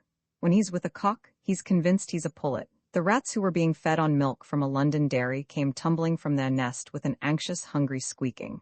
They were getting thinner and thinner every day. In a few days they would be dead. But the old rat, whose diet was grey milk from the country, hardly took the trouble to move. He was as fat and sleek as a brown, furry fruit, ripe to bursting. No skim and chalky water, no dried dung and tubercle bacilli for him. He was in clover. Next week, however, the fates were plotting to give him diabetes artificially. In their glass pagoda, the little black axolotls crawled, the heraldry of Mexico, among a scanty herbage. The beetles, who had had their heads cut off and replaced by the heads of other beetles, dotted uncertainly about, some obeying their heads, some their genital organs. A 15-year-old monkey, rejuvenated by the Steinach process, was discovered by the light of Lansing's electric torch, shaking the bars that separated him from the green-furred, bald-rumped, bearded young beauty in the next cage. He was gnashing his teeth with thwarted passion. Lansing expounded to the visitors all the secrets. The vast, unbelievable, fantastic world opened out as he spoke. There were tropics, there were cold seas busy with living beings, there were forests full of horrible trees, silence and darkness. There were ferments and infinitesimal poisons floating in the air. There were leviathans suckling their young. There were flies and worms. There were men, living in cities, thinking, knowing good and evil. And all were changing continuously, moment by moment, and each remained all the time itself by virtue of some unimaginable enchantment. They were all alive. And on the other side of the courtyard, beyond the shed in which the animals slept or uneasily stirred, in the huge hospital that went up sheer, like a windowed cliff into the air, men and women were ceasing to be themselves, or were struggling to remain themselves. They were dying, they were struggling to live. The other windows looked onto the river. The lights of London Bridge were on the right, of Blackfriars to the left. On the opposite shore, St. Paul's floated up as though self-supported in the moonlight. Like time the river flowed, silent and black. Gumbrel and Mrs. Viveash leaned their elbows on the sill and looked out. Like time the river flowed, stanchlessly, as though from a wound in the world's side. For a long time they were silent. They looked out, without speaking, across the flow of time, at the stars, at the human symbol hanging miraculously in the moonlight. Lansing had gone back to his German book. He had no time to waste looking out of windows. "Tomorrow," said Gumbrel at last, meditatively. "Tomorrow," Mrs. Viveash interrupted him, "will be as awful as today." She breathed it like a truth from beyond the grave prematurely revealed, expiringly from her deathbed within. "Come, come," protested Gumbrel. In his hot box Shearwater sweated and pedalled. He was across the channel now, he felt himself safe. Still he trod on, he would be at Amiens by midnight if he went on at this rate. He was escaping, he had escaped. He was building up his strong light dome of life. "Precaution," cried the old man, "precaution." And it hung there, proportioned and beautiful in the dark, confused horror of his desires, solid and strong and durable among his broken thoughts. Time flowed darkly past. "And now," said Mrs. Viveash, straightening herself up and giving herself a little shake, "now we'll drive to Hampstead and have a look at Piers Cotton." Roman 3 Mr. Gumbrel. Surprise was mingled with delight. This is indeed a pleasure. Delight was now the prevailing emotion expressed by the voice that advanced, as yet without a visible sauce, from the dark recesses of the shop. "The pleasure, Mr. Bogenus, is mine." Gumbrel closed the shop door behind him. A very small man, dressed in a frock coat, popped out from a canyon that opened, a mere black crevice, between two stratified precipices of mid-season suitings, and advancing into the open space before the door bowed with an old-world grace, revealing a nacreous scalp thinly mantled with long, damp creepers of brown hair. "And to what, may I ask, do I owe this pleasure, sir?" Mr. Bogenus looked up archly, with a sideways cock of his head that tilted the rigid points of his waxed moustache. The fingers of his right hand were thrust into the bosom of his frock coat, and his toes were turned out in the dancing master's first position. "A light spring greatcoat, is it? Or a new suit? I notice." His eye traveled professionally up and down Gumbrel's long, thin form. "I notice that the garments you are wearing at present, Mr. Gumbrel, look, how shall I say? Well, a trifle negligee, as the French would put it, a trifle negligee. Gumbrel looked down at himself. He resented Mr. Bogenus's negligee. He was pained and wounded by the aspersion. Negligee, and he had fancied that he really looked rather elegant and distinguished. But after all, he always looked that, even in rags. No, that he looked positively neat, like Mr. Porteous, positively soldierly in his black jacket, and his musical comedy trousers and his patent leather shoes. And the black felt hat, didn't that just add the foreign, the southern touch which saved the whole composition from banality? He regarded himself, trying to see his clothes, garments. Mr. Bogenus had called them garments, good Lord, through the tailor's expert eyes. There were sagging folds about the overloaded pockets, there was a stain on his waistcoat, the knees of his trousers were baggy and puckered like the bare knees of Helene Faumont in Rubens's fur-coat portrait at Vienna. Yes, it was all horribly negligee. He felt depressed, but looking at Mr. Bogenus's studied and professional correctness, he was a little comforted. That frock coat, for example, it was like something in a very modern picture, such a smooth, unwrinkled cylinder about the chest, such a sense of pure and abstract conicness in the sleekly rounded skirts. Nothing could have been less negligee. He was reassured. "I want you," he said at last, clearing his throat impotently, "to make me a pair of trousers to a novel specification of my own. It's a new idea." And he gave a brief description of Gumbrel's patent smallclothes. Mr. Bogenus listened with attention. "I can make them for you," he said, when the description was finished. "I can make them for you, if you really wish, Mr. Gumbrel," he added. "Thank you," said Gumbrel. "And do you intend, may I ask, Mr. Gumbrel, to wear these garments?" Guiltily, Gumbrel denied himself. "Only to demonstrate the idea, Mr. Bogenus. I am exploiting the invention commercially, you see." "Commercially? I see, Mr. Gumbrel. Perhaps you would like a share," suggested Gumbrel. Mr. Bogenus shook his head. "It wouldn't do for my clientele, I fear, Mr. Gumbrel. You could oddly expect the best people to wear such things." "Couldn't you?" Mr. Bogenus went on shaking his head. "I know them," he said. "I know the best people. Well," and he added with an irrelevance that was, perhaps, only apparent, "between ourselves, Mr. Gumbrel, I am a great admirer of Lenin." "So am I," said Gumbrel. "Theoretically. But then I have so little to lose to Lenin. I can afford to admire him. But you, Mr. Bogenus, you, the prosperous bourgeois, oh, purely in the economic sense of the word, Mr. Bogenus." Mr. Bogenus accepted the explanation with one of his old-world bows. "You would be among the first to suffer if an English Lenin were to start his activities here." "There, Mr. Gumbrel, if I may be allowed to say so, you are wrong." Mr. Bogenus removed his hand from his bosom and employed it to emphasize the points of his discourse. "When the revolution comes, Mr. Gumbrel, the great and necessary revolution, as Alderman Beckford called it, it won't be the owning of a little money that'll get a man into trouble. It'll be his class habits, Mr. Gumbrel, his class speech, his class education. It'll be shibboleth all over again, Mr. Gumbrel. Mark my words. The Red Guards will stop people in the street and ask them to say some such word as towel. If they call it towel, like you and your friends, Mr. Gumbrel, why then?" Mr. Bogenus went through the gestures of pointing a rifle and pulling the trigger. He clicked his tongue against his teeth to symbolize the report. "That'll be the end of them. But if they say toll, like the rest of us, Mr. Gumbrel, it'll be, pass friend and long live the proletariat. Long live toll." "I'm afraid you may be right," said Gumbrel. "I'm convinced of it," said Mr. Bogenus.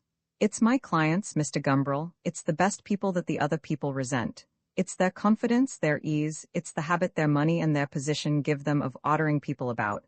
It's the way they take their place in the world for granted. It's their prestige, which the other people would like to deny, but can't.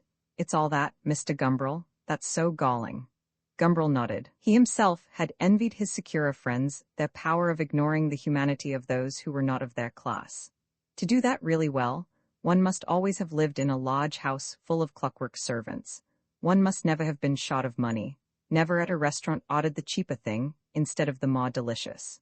One must never have regarded a policeman as anything but one's paid defender against the lower orders. Never for a moment have doubted one's divine right to do, within the accepted limits, exactly what one liked without a further thought to anything or anyone but oneself and one's own enjoyment. Gumbrel had been brought up among these blessed beings, but he was not one of them. Alas, or fortunately, he hardly knew which. "And what good do you expect the revolution to do, Mr. Bogenus?" he asked at last. Mr. Bogenus replaced his hand in his bosom. "None whatever, Mr. Gumbrel," he said. "None whatever." But liberty, Gumbrel suggested, equality and all that. What about those, Mr. Bojanus? Mr. Bojanus smiled up at him tolerantly and kindly, as he might have smiled at someone who had suggested, shall we say, that evening trousers should be turned up at the bottom. Liberty, Mr. Gumbrel, he said. You don't suppose any serious-minded person imagines a revolution is going to bring liberty, do you? The people who make the revolution always seem to ask for liberty. But do they ever get it, Mr. Gumbrel? Mr. Bojanus cocked his head playfully and smiled. Look at history, Mr. Gumbrel, look at history. First it's the French Revolution, they ask for political liberty, and they gets it. Then comes the Reform Bill, then 48, then all the Franchise Acts and votes for women, always more and more political liberty. And what's the result, Mr. Gumbrel? Nothing at all. Who's freer for political liberty? Not a soul, Mr. Gumbrel. There was never a greater swindle atched in the ole of history. And when you think those poor young men like Shelley talked about it, it's pathetic, said Mr. Bojanus, shaking his head. Really pathetic. Political liberty's a swindle because a man doesn't spend his time being political. He spends it sleeping, eating, amusing himself a little and working, mostly working. When they got all the political liberty they wanted, or found they didn't want, they began to understand this. And so now, it's all for the Industrial Revolution, Mr. Gumbrel. But bless you, that's as big a swindle as the other. How can there ever be liberty under any system? No amount of profit-sharing or self-government by the workers, no amount of hygienic conditions or cocoa villages or recreation grounds can get rid of the fundamental slavery, the necessity of working. Liberty? Why, it doesn't exist.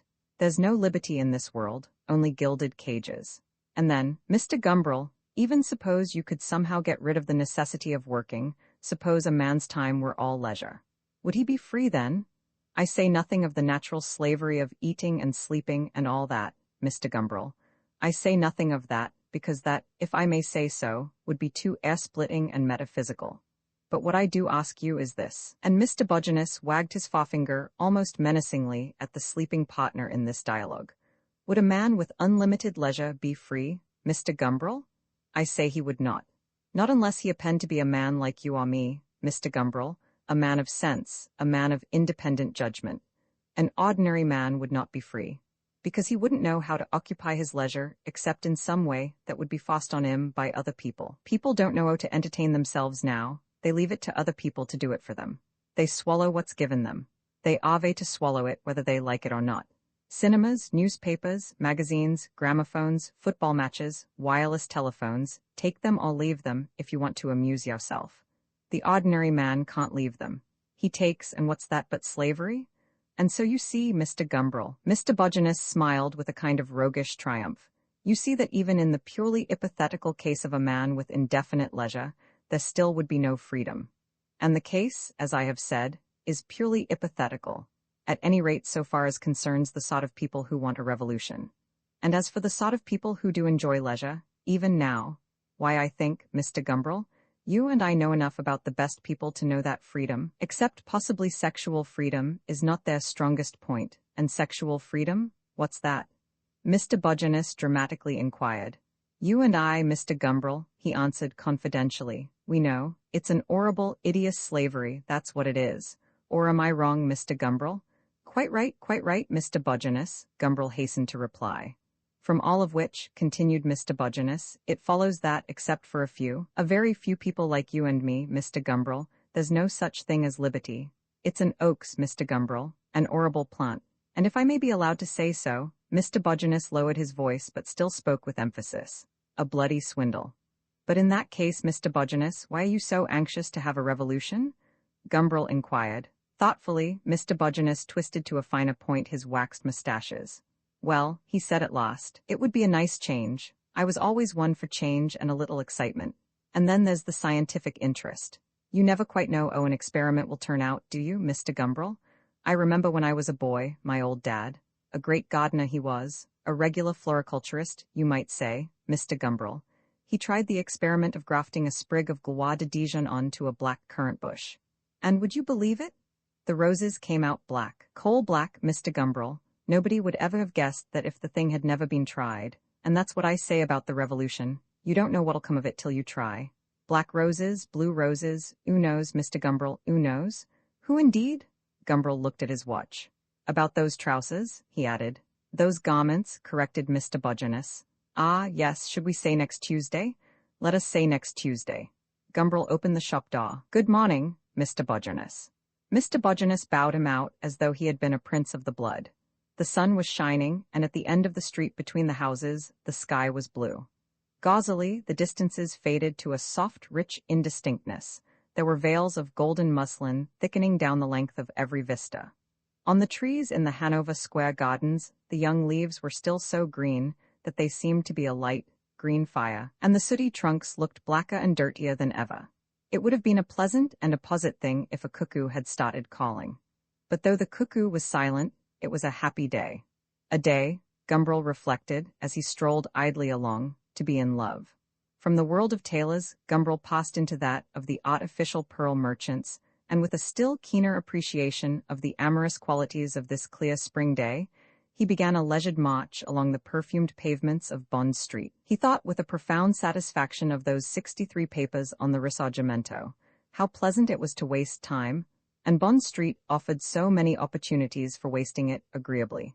He trotted round the spring exhibition at the Grosvenor and came out, a little regretting, he had to confess, his 18 pence for admission. After that, he pretended that he wanted to buy a grand piano. When he had finished practicing his favorite passages on the magnificent instrument to which they obsequiously introduced him, he looked in for a few moments at Sotheby's, sniffed among the ancient books and strolled on again, admiring the cigars, the lucid scent bottles, the socks, the old masters, the emerald necklaces, everything, in fact, in all the shops he passed. Forthcoming exhibition of works by Casimir Lippiatt. The announcement caught his eye, and so poor old Lippiatt was on the warpath again, he reflected, as he pushed open the doors of the Albemarle galleries. Poor old Lippiatt? Dear old Lippiatt, even. He liked Lippiatt. Though he had his defects, it would be fun to see him again. Gumbrel found himself in the midst of a dismal collection of etchings. He passed them in review, wondering why it was that, in these hard days when no painter can sell a picture, almost any dull fool who can scratch a conventional etcher's view of two boats, a suggested cloud and the flat sea, should be able to get rid of his prints by the dozen, and at guineas apiece. He was interrupted in his speculations by the approach of the assistant in charge of the gallery. He came up shyly and uncomfortably, but with the conscientious determination of one ambitious to do his duty and make good. He was a very young man with pale hair, to which heavy oiling had given a curious grayish color, and a face of such childish contour and so imberbe that he looked like a little boy playing at grown-ups. He had only been at this job a few weeks, and he found it very difficult. This, he remarked, with a little introductory cough, pointing to one view of the two boats and the flat sea, is an earlier state than this. And he pointed to another view, where the boats were still two and the sea seemed just as flat, though possibly, on a closer inspection, it might really have been flatter. Indeed, said Gumbrel. The assistant was rather pained by his coldness. He blushed, but constrained himself to go on. Some excellent judges, he said, prefer the earlier state, though it is less highly finished. Ah, beautiful atmosphere, isn't it? The assistant put his head on one side and pursed his childish lips appreciatively. Gumbrel nodded. With desperation, the assistant indicated the shadowed rump of one of the boats. A wonderful feeling in this passage, he said, redder than ever. Very intense, said Gumbrel. The assistant smiled at him gratefully. That's the word, he said, delighted. Intense, that's it, very intense. He repeated the word several times as though to make sure of remembering it when the occasion next presented itself. He was determined to make good. I see Mr. Lippiatt is to have a show here soon, remarked Gumbrel, who had had enough of the boats. He is making the final arrangements with Mr. Albemarle at this very moment, said the assistant triumphantly, with the air of one who produces, at the dramatic and critical moment, a rabbit out of the empty hat. You don't say so? Gumbrel was duly impressed.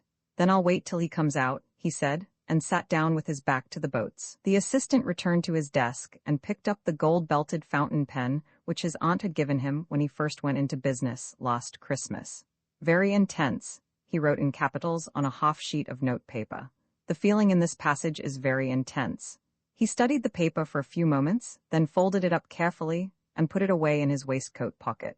Always make a note of it. That was one of the business mottos he had himself written out so laboriously in Indian ink and Old English lettering. It hung over his bed between "The Lord is my shepherd," which his mother had given him, and a quotation from Dr. Frank Crane, A smiling face sells more goods than a clever tongue. Still, a clever tongue, the young assistant had often reflected, was a very useful thing, especially in this job. He wondered whether one could say that the composition of a picture was very intense. Mr. Albemarle was very keen on the composition, he noticed. But perhaps it was better to stick to plain, fine, which was a little commonplace, perhaps, but very safe. He would ask Mr. Albemarle about it, and then there was all that stuff about plastic values and pure plasticity. He sighed. It was all very difficult. A chap might be as willing and eager to make good as he liked, but when it came to this about atmosphere and intense passages and plasticity, well, really, what could a chap do? Make a note of it. It was the only thing. In Mr. Albemarle's private room, Casimir Lippiett thumped the table. Size, Mr. Albemarle, he was saying. Size and vehemence and spiritual significance. That's what the old fellows had, and we haven't. He gesticulated as he talked, his face worked and his green eyes, set in their dark, charred orbits, were full of a troubled light. The forehead was precipitous, the nose long and sharp, in the bony and almost fleshless face, the lips of the wide mouth were surprisingly full. Precisely, said Mr. Albemarle in his juicy voice. He was a round, smooth little man with a head like an egg. He spoke, he moved with a certain pomp, a butlerish gravity, that were evidently meant to be ducal. That's what I've set myself to recapture, Lippiett went on. The size, the masterfulness of the masters. He felt a warmth running through him as he spoke, flushing his cheeks, pulsing hotly behind the eyes, as though he had drunk a draught of some hottening red wine.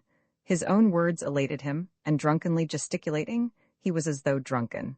The greatness of the masters, he felt it in him. He knew his own power, he knew. He could do all that they had done. Nothing was beyond his strength. Egg-headed Albemarle confronted him, impeccably the butler, exacerbatingly serene. Albemarle, too, should be fired. He struck the table once more, he broke out again. It's been my mission, he shouted, all these years. All these years. Time had worn the hair from his temples. The high, steep forehead seemed higher than it really was. He was 40 now. The turbulent young Lippiett, who had once declared that no man could do anything worth doing after he was 30, was 40 now. But in these fiery moments he could forget the years, he could forget the disappointments, the unsold pictures, the bad reviews. My mission, he repeated, and by God, I know I can carry it through. Warmly the blood pulsed behind his eyes. Quite, said Mr. Albemarle, nodding the egg. Quite. And how small the scale is nowadays? Lippiett went on, rhapsodically. How trivial the conception, how limited the scope. You see no painter-sculptor poets, like Michelangelo, no scientist-artists like Leonardo, no mathematician caught-ears like Boscovich, no impresario musicians like Handel, no geniuses of all trades like Wren. I have set myself against this abject specialization of ours. I stand alone, opposing it with my example. Lippiett raised his hand, like the Statue of Liberty, standing colossal and alone. Nevertheless, began Mr. Albemarle. Painter, poet, musician, cried Lippiett. I am all three, There is a danger of, how shall I put it, dissipating one's energies. Mr. Albemarle went on with determination. Discreetly, he looked at his watch. This conversation, he thought, seemed to be prolonging itself unnecessarily. There is a greater danger in letting them stagnate and atrophy, Lippiett retorted. Let me give you my experience. Vehemently, he gave it, out in the gallery, among the boats, the views of the Grand Canal, and the Firth of Forth. Gumbrel placidly ruminated. Poor old Lippiett, he was thinking. Dear old Lippiett, even, in spite of his fantastic egotism. Such a bad painter, such a bombinating poet, such a loud, emotional improviser on the piano, and going on like this, year after year, pegging away at the same old things, always badly. And always without a penny, always living in the most hideous squalor. Magnificent and pathetic old Lippiett. A door suddenly opened and a loud, unsteady voice, now deep and harsh, now breaking to shrillness, exploded into the gallery. Like a Veronese, it was saying, enormous, vehement, a great swirling composition. Mentally, the young assistant made a note of that. But much more serious, of course, much more spiritually significant, much more. Lippiett? Gumbrel had risen from his chair, had turned, had advanced, holding out his hand. Why, it's Gumbrel, good Lord. And Lippiett seized the proffered hand with an excruciating cordiality. He seemed to be in exuberantly good spirits. We're settling about my show, Mr. Albemarle and I, he explained. You know Gumbrel, Mr. Albemarle? Pleased to meet you, said Mr. Albemarle. Our friend, Mr. Lippiett, he added richly, has the true artistic temp. It's going to be magnificent. Lippiet could not wait till Mr. Albemarle had finished speaking. He gave Gumbrel a heroic blow on the shoulder. "Artistic temperament, as I was saying," pursued Mr. Albemarle. "He is altogether too impatient and enthusiastic for us poor people." A ducal smile of condescension accompanied this graceful act of self-abasement, who move in the prosaic, practical, workaday world. Lippiet laughed, a loud, discordant peal. He didn't seem to mind being accused of having an artistic temperament. He seemed, indeed, to enjoy it. "If anything, fire and water," he said aphoristically, "brought together, beget steam. Mr. Albemarle and I go driving along like a steam engine. PSH, PSH. He worked his arms like a pair of alternate pistons. He laughed, but Mr. Albemarle only coldly and courteously smiled. "I was just telling Mr. Albemarle about the great crucifixion I've just been doing. It's as big and headlong as a Veronese, but much more serious, ma." Behind them the little assistant was expounding to a new visitor the beauties of the etchings. "Very intense," he was saying, "the feeling in this passage." The shadow, indeed, clung with an insistent affection round the stern of the boat. "And what a he hesitated for an instant, and under his pale, oiled hair his face became suddenly very red. What a swirling composition. He looked anxiously at the visitor.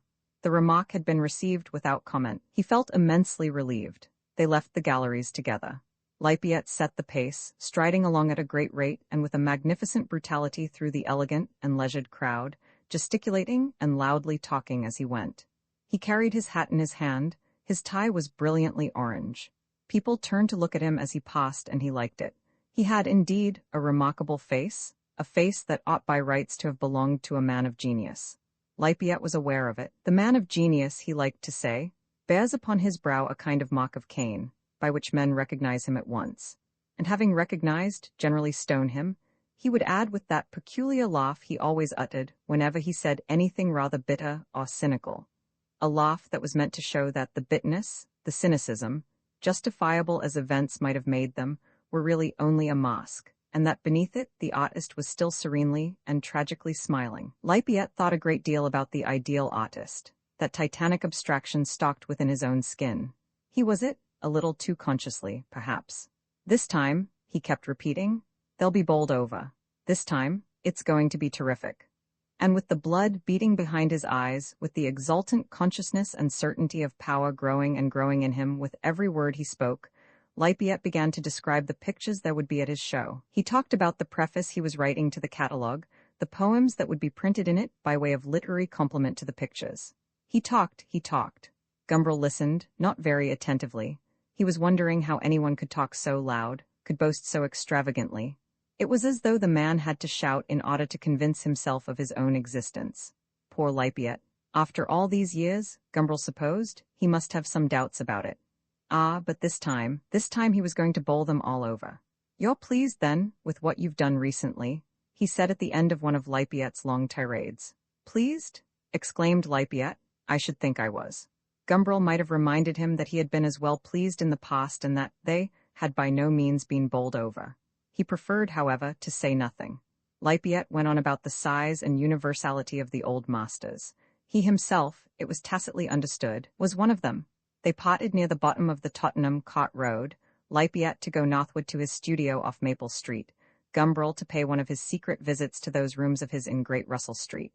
He had taken them nearly a year ago now, 2 little rooms over a grocer's shop, promising himself goodness only knew what adventures in them. But somehow there had been no adventures. Still, it had pleased him, all the same, to be able to go there from time to time when he was in London, and to think, as he sat in solitude before his gas fire, that there was literally not a soul in the universe who knew where he was. He had an almost childish affection for mysteries and secrets.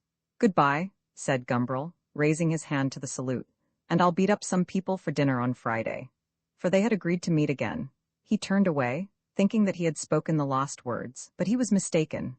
"Oh, by the way," said Lippiet, who had also turned to go, but who now came stepping quickly after his companion. "Can you by any chance lend me £5, only till after the exhibition, you know? I'm a bit short." Poor old Lippiet, but it was with reluctance that Gumbrel parted from his treasury notes. Roman Faw Lippiet had a habit, which some of his friends found rather trying, and not only friends, for Lippiet was ready to let the merest acquaintances, the most absolute strangers, even, into the secrets of his inspiration. a habit of reciting at every possible opportunity his own verses. He would declaim in a voice loud and tremulous, with an emotion that never seemed to vary with the varying subject matter of his poems, for whole quarters of an hour at a stretch, would go on declaiming till his auditors were overwhelmed with such a confusion of embarrassment and shame that the blood rushed to their cheeks, and they dared not meet one another's eyes. He was declaiming now, not merely across the dinner table to his own friends, but to the whole restaurant. For at the first reverberating lines of his latest, The Conquistador, there had been a startled turning of heads, a craning of necks from every corner of the room. The people who came to this Soho restaurant because it was, notoriously, so artistic, looked at one another significantly and nodded. They were getting their money's worth this time. And Lafayette, with a fine air of rapt unconsciousness, went on with his recitation. Look down on Mexico, Conquistador. That was the refrain. The Conquistador, Lafayette had made it clear, was the artist and the veil of Mexico on which he looked down, the towered cities of Tlacopan and Chalco, of Tenochtitlan and Iztapalapan symbolized, well, it was difficult to say precisely what. The universe, perhaps? Look down, cried Lafayette with a quivering voice. Look down, Conquistador. There on the valley's broad green floor there lies the lake, the jeweled cities gleam, Chalco and Tlacopan awaiting the coming man. Look down on Mexico, Conquistador, land of your golden dream. Not dream, said Gumbrel, putting down the glass from which he had been profoundly drinking. You can't possibly say dream, you know. Why do you interrupt me? Lafayette turned on him angrily. His wide mouth twitched at the corners, his whole long face worked with excitement. Why don't you let me finish? He allowed his hand, which had hung awkwardly in the air above him, suspended, as it were, at the top of a gesture, to sink slowly to the table. Imbecile? He said, and once more picked up his knife and fork. But really, Gumbrel insisted, you can't say dream, can you now, seriously? He had drunk the best part of a bottle of Burgundy and he felt good-humored, obstinate, and a little bellicose. And why not? Lafayette asked. Oh, because one simply can't. Gumbrel leaned back in his chair, smiled, and caressed his drooping blonde mustache. Not in this year of grace, 1922. But why? Lafayette repeated, with exasperation. Because it's altogether too late in the day, declared precious Mr. Mercaptan, rushing up to his emphasis with flutes and roaring, like a true conquistador, to fall back, however, at the end of the sentence rather ignominiously into a breathless confusion. He was a sleek, comfortable young man with smooth brown hair parted in the center and conducted in a pair of flowing curves across the temples, to be looped in damp curls behind his ears. His face ought to have been rather more exquisite, rather more refinedly Dix-Hewitum than it actually was.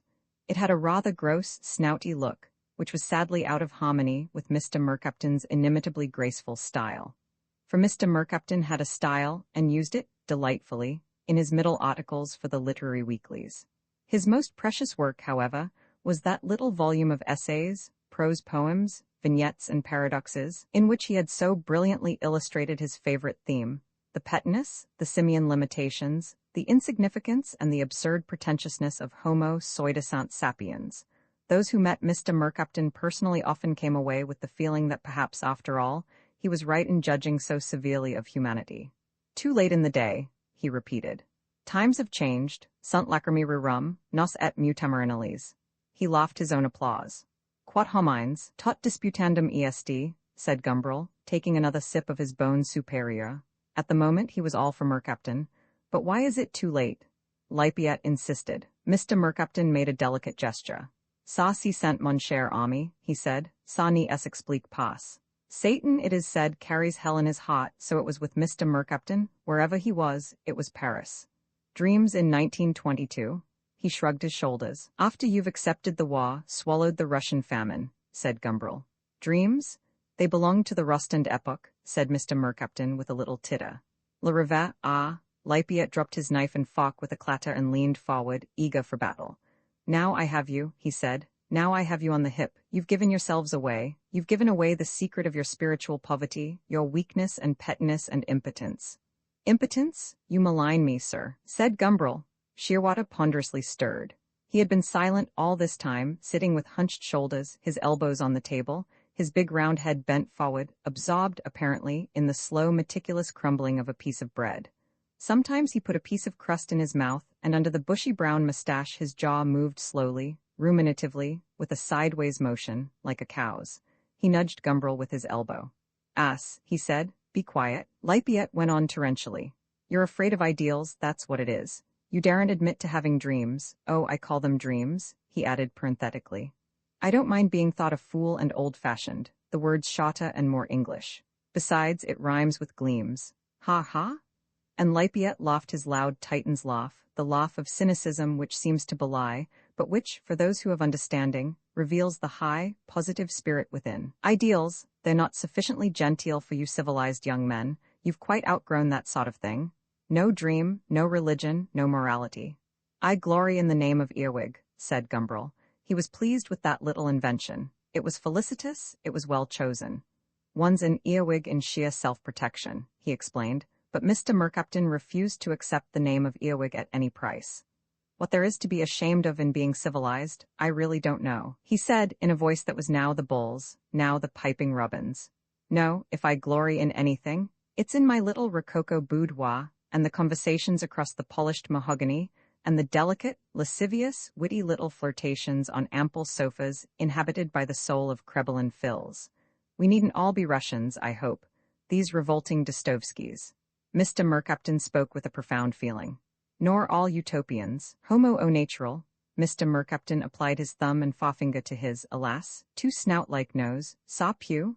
And as for Homo a la H.G. Wells, sa ni pew passa says, what I glory in is the civilized middle way between stink and asepsis. Give me a little musk, a little intoxicating feminine exhalation, the bouquet of old wine and strawberries, a lavender bag under every pillow and potpourri in the corners of the drawing-room. Readable books, amusing conversation, civilized women, graceful art and dry vintage music with a quiet life and reasonable comfort, that's all I ask for. Talking about comfort, Gumbrel put in, before Lippiet had time to fling his answering thunders, I must tell you about my new invention. Pneumatic trousers, he explained. Blow them up. Perfect comfort, you see the idea? You're a sedentary man, Mercaptan. Let me put you down for a couple of pairs. Mr. Mercaptan shook his head. Too Wellsian, he said. Too horribly utopian. They'd be ludicrously out of place in my boudoir. And besides, my sofa is well enough sprung already, thank you. But what about Tolstoy? Shouted Lippiet, letting out his impatience in a violent blast. Mr. Mercaptan waved his hand. Russian, he said, Russian. And Michelangelo? Alberti, said Gumbrel, very seriously, giving them all a piece of his father's mind. Alberti was much the better architect, I assure you. And pretentiousness for pretentiousness, said Mr. Mercaptan. I prefer old Borromini and the Baroque. What about Beethoven? Went on Lippiet. What about Blake? Where do they come in under your scheme of things? Mr. Mercaptan shrugged his shoulders. They stay in the hall, he said. I don't let them into the boudoir.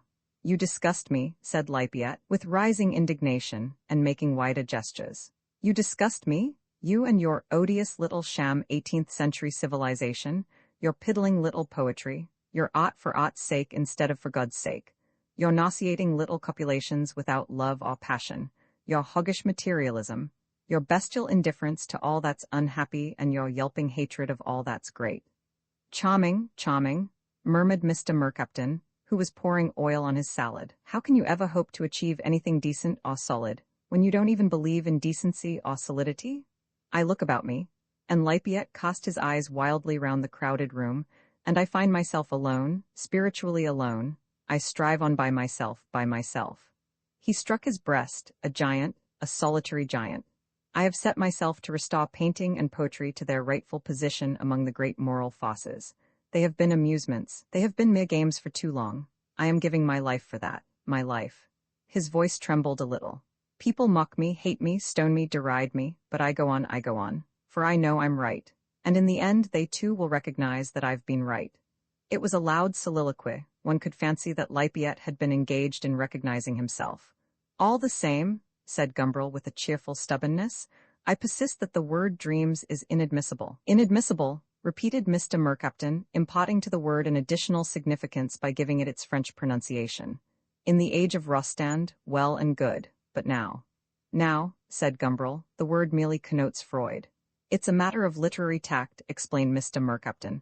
Have you no literary tact? No, said Lippiet with emphasis. Thank God I haven't. I have no tact of any kind. I do things straightforwardly, frankly. As the spirit moves me, I don't like compromises. He struck the table. The gesture startlingly let loose a peal of cracked and diabolic laughter. Gumbrel and Lippiet and Mr. Mercaptan looked quickly up. Even Shearwater lifted his great spherical head and turned towards the sound the large disk of his face. A young man with a blonde, fan-shaped beard stood by the table, looking down at them through a pair of bright blue eyes and smiling equivocally and disquietingly, as though his mind were full of some nameless and fantastic malice. "Cum sta la sua terribilità?"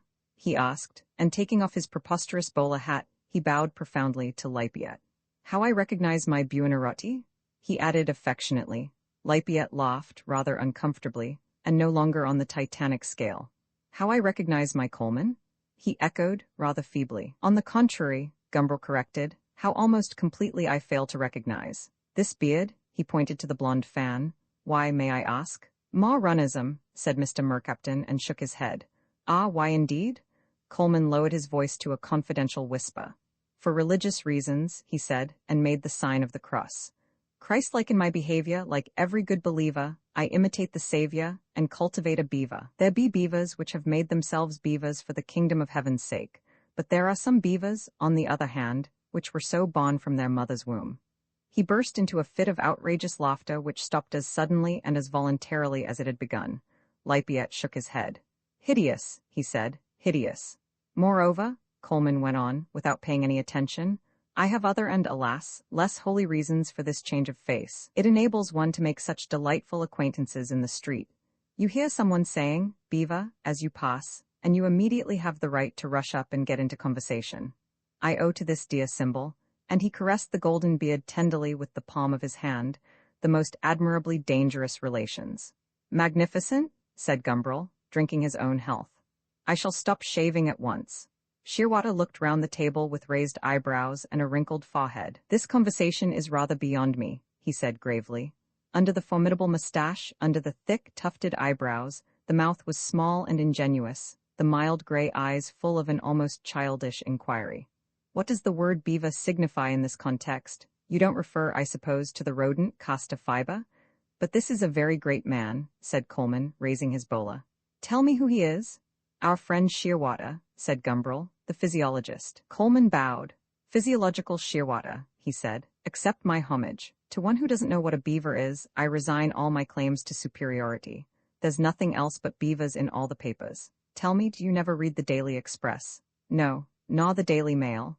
Shearwater shook his head. "Nor the Mirror, nor the Sketch, nor the Graphic, nor even, for I was forgetting that physiologists must surely have liberal opinions, even the Daily News." Shearwater continued to shake his large spherical head. "Nor any of the evening papers?" "No." Coleman once more lifted his hat. "Oh, eloquent, just and mighty death!" he exclaimed, and replaced it on his head. "You never read any papers at all, not even our friend Mercaptan's delicious little middles in the weeklies. How is your delicious little middle, by the way?" Coleman turned to Mr. Mercaptan, and with the point of his huge stick gave him a little prod in the stomach. "So much, less tripes, hein?" He turned back to Shearwater. "Not even those?" he asked. "Never," said Shearwater. "I have more serious things to think about than newspapers." "And what serious thing, may I ask?" "Well, at the present moment," said Shearwater, "I am chiefly preoccupied with the kidneys." "The kidneys?" In an ecstasy of delight, Coleman thumped the floor with the ferrule of his stick. "The kidneys? Tell me all about kidneys. This is of the first importance. This is really life. And I shall sit down at your table without asking permission of Buonarroti here, and in the teeth of Mercaptan, and without so much as thinking about this species of Gumbrel, who might as well not be there at all. I shall sit down and, talking of sitting," said Gumbrel, "I wish I could persuade you to order a pair of my patent pneumatic trousers." "They will," Coleman waved him away. "Not now, not now," he said. "I shall sit down and listen to the physiologue talking about Runions, while I myself actually eat them, sautés. Sautés, mark my words." Laying his hat and stick on the floor beside him, he sat down at the end of the table, between Lippiet and Shearwater. "Two believers," he said, laying his hand for a moment on Lippiet's arm, "and three black-hearted unbelievers, confronted. Eh, Buonarroti? You and I are both croyants et pratiquants, as Mercaptan would say. I believe in one devil, Father Quasi-Almighty, Samael and his wife, the woman of Hodom. Ha, ha?" He laughed his ferocious, artificial laugh. "Here's an end to any civilized conversation," Mr. Mercaptan complained, hissing on the sea, labiating lingeringly on the V of civilized and giving the first two I's their fullest value. The word in his mouth seemed to take on a special and a richer significance. Coleman ignored him. "Tell me, you physiolog," he went on. "Tell me about the physiology of the archetypal man. This is most important. Buonarroti shares my opinion about this, I know. Has the archetypal man a boyau rectum, as Mercaptan would say again, or not? Everything depends on this, as Voltaire realized ages ago. His feet, as we know already on inspired authority, were straight feet, and the sole of his feet were like the sole of a calf's foot. But the viscera, you must tell us something about the viscera. Mustn't he? Buonarroti, and where are my Rognon's sautés?" He shouted at the waiter. "You revolt me," said Lippiat. "Not mortually, I ope?" Coleman turned with solicitude to his neighbor, then shook his head. "Mortually, I fear, kiss me Artie and I die happy." He blew a kiss into the air. "But why is the physiolog so slow? Up, pachyderm, up, answer. You hold the key to everything. The key, I tell you, the key, I remember. When I used to hang about the biological laboratories at school, eviscerating frogs. Crucified with pins, they were, belly upwards, like little green Christs.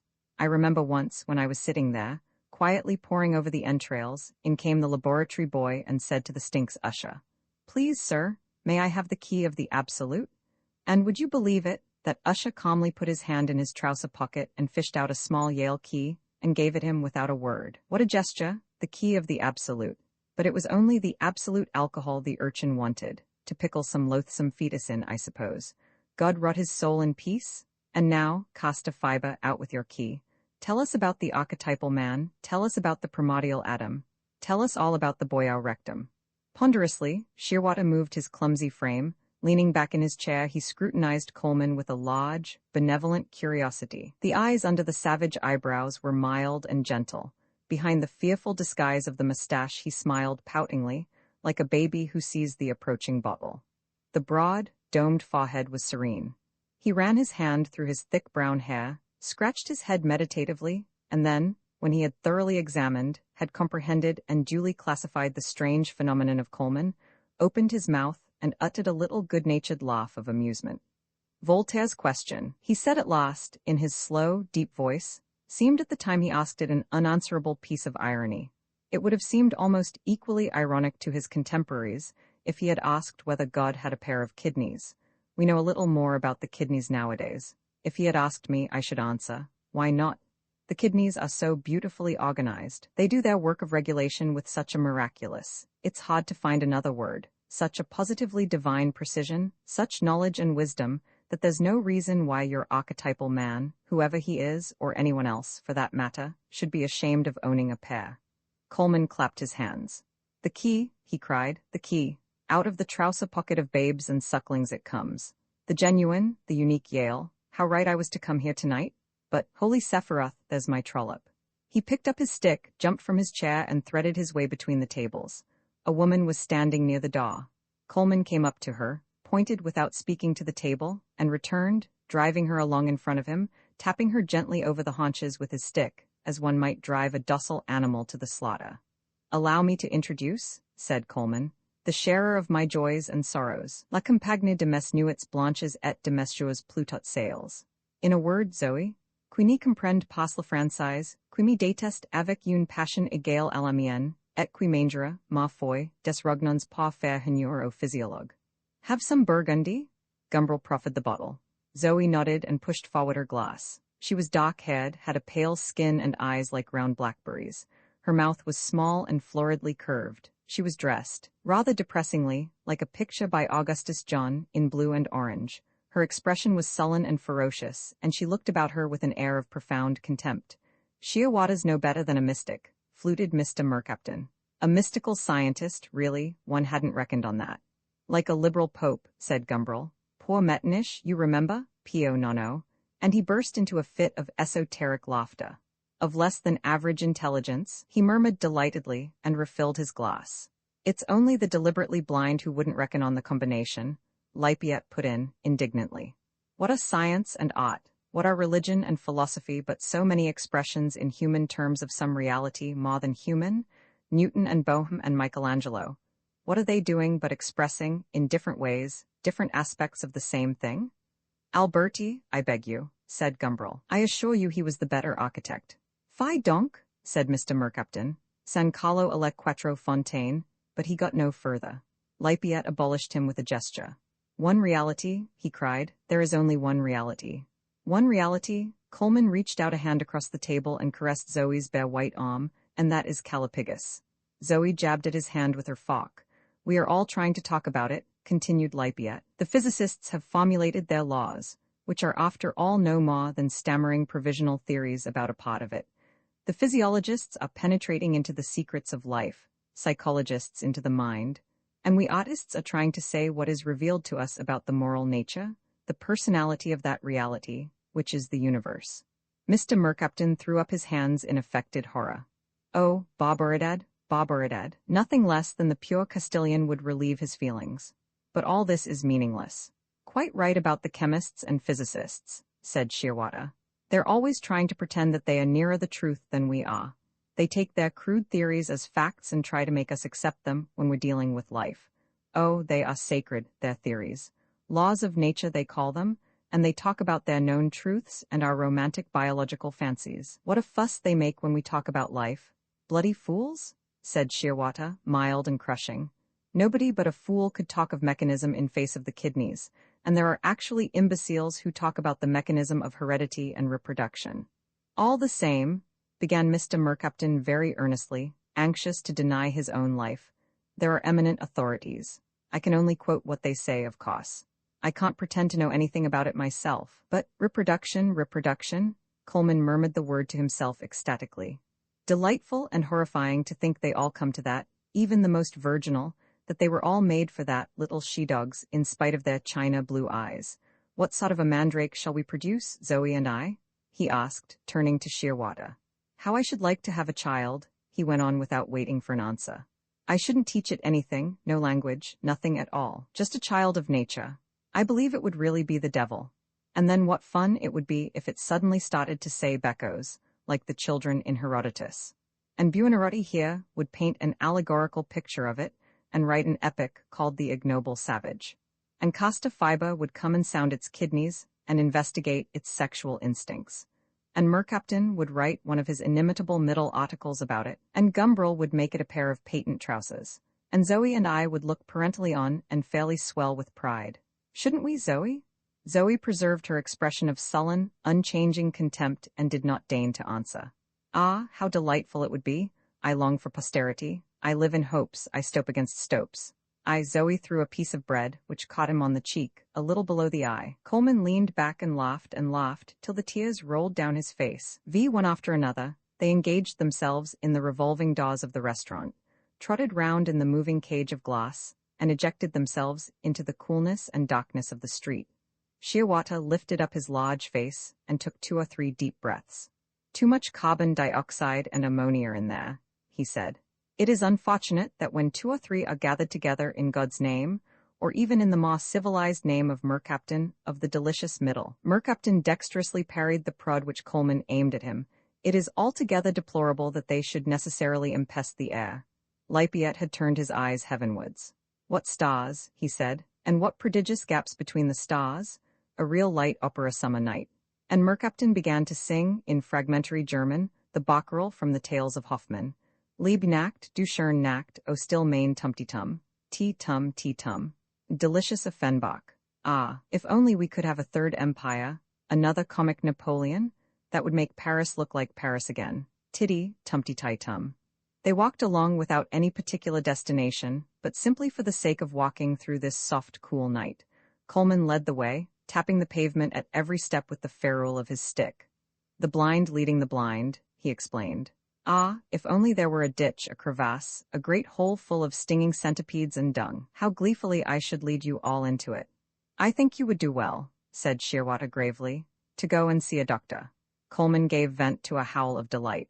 Does it occur to you, he went on, that at this moment we are walking through the midst of 7 million distinct and separate individuals, each with distinct and separate lives and all completely indifferent to our existence. 7 million people, each one of whom thinks himself quite as important as each of us does. Millions of them are now sleeping in an impested atmosphere. Hundreds of thousands of couples are at this moment engaged in mutually caressing one another in a manner too hideous to be thought of, but in no way differing from the manner in which each of us performs, delightfully, passionately, and beautifully, his similar work of love. Thousands of women are now in the throes of parturition, and of both sexes thousands are dying of the most diverse and appalling diseases, or simply because they have lived too long. Thousands are drunk, thousands have overeaten, thousands have not had enough to eat, and they are all alive, all unique and separate and sensitive, like you and me. It's a horrible thought. Ah, if I could lead them all into that great hole of centipedes. He tapped and tapped on the pavement in front of him, as though searching for the crevasse. At the top of his voice he began to chant, "O all ye beasts and cattle, curse ye the Lord, curse him and vilify him forever." "All this religion," sighed Mercaptan, what with Lippiat on one side, being a muscular Christian artist, and Coleman on the other, howling the Black Mass. "Really?" He elaborated an Italianate gesture and turned to Zoe. "What do you think of it all?" he asked. Zoe jerked her head in Coleman's direction. "I think he's a bloody swine," she said. They were the first words she had spoken since she had joined the party. "Here, here," cried Coleman, and he waved his stick. In the warm yellow light of the coffee stall at Hyde Park Corner loitered a little group of people. Among the peaked caps and the chauffeurs' dust coats, among the weather-stained workmen's jackets and the knotted handkerchiefs, there emerged an alien elegance. A tall tubed hat and a silk-faced overcoat, a cloak of flame-colored satin, and in bright, coppery hair a great Spanish comb of carved tortoiseshell. "Well, I'm damned," said Gumbrel as they approached. "I believe it's Myra Vivish." "So it is," said Lippiat, peering in his turn. He began suddenly to walk with an affected swagger, kicking his heels at every step. Looking at himself from outside, his divining eyes pierced through the veil of cynical geomanficusme to the bruised heart beneath. Besides, he didn't want anyone to guess. "The Vivish, is it?" Coleman quickened his rapping along the pavement. "And who is the present incumbent?" He pointed at the top hat. "Can it be Bruin Ops?" said Gumbrel dubiously. "Ops," Coleman yelled out the name. "Ops." The top hat turned, revealing a shirt front, a long gray face, a glitter of circular glass over the left eye. "Who the devil are you?" The voice was harsh and arrogantly offensive.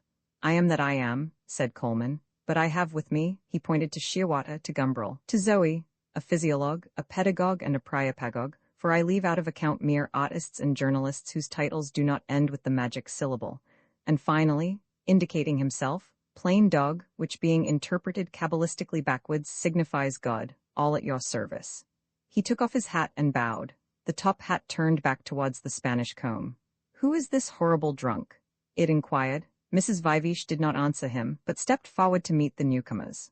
In one hand she held a peeled, hard-boiled egg and a thick slice of bread and butter in the other, and between her sentences she bit at them alternately.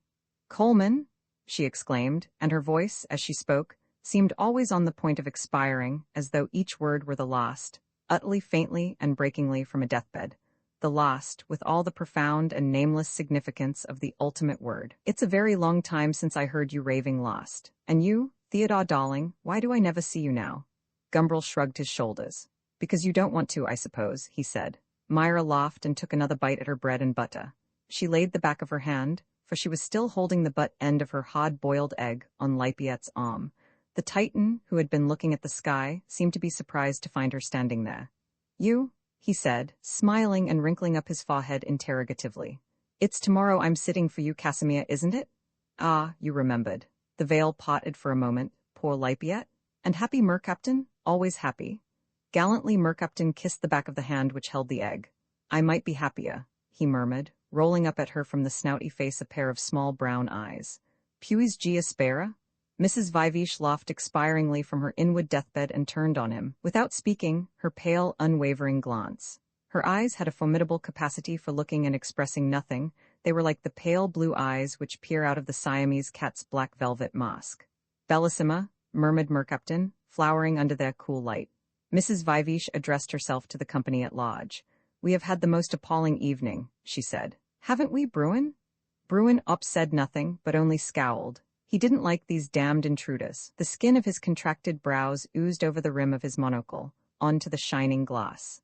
"I thought it would be fun," Myra went on, "to go to that place at Hampton Court, where you have dinner on an island and dance."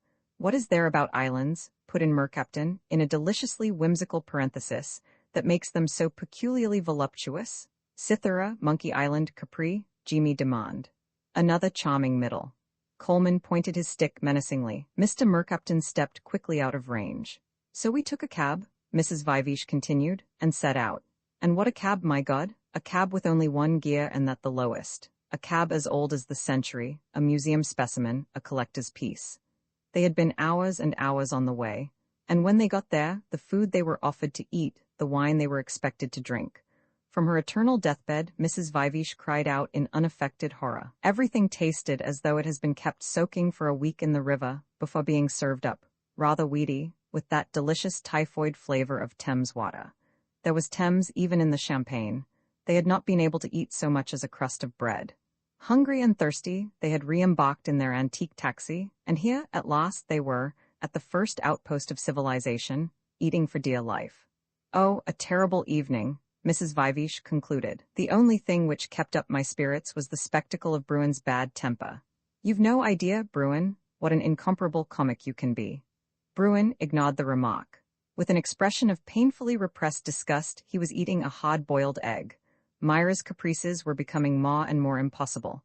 That Hampton Court business had been bad enough, but when it came to eating in the street, in the middle of a lot of filthy workmen, well, really, that was rather too much. Mrs. Vivesh looked about her. Am I never to know who this mysterious person is?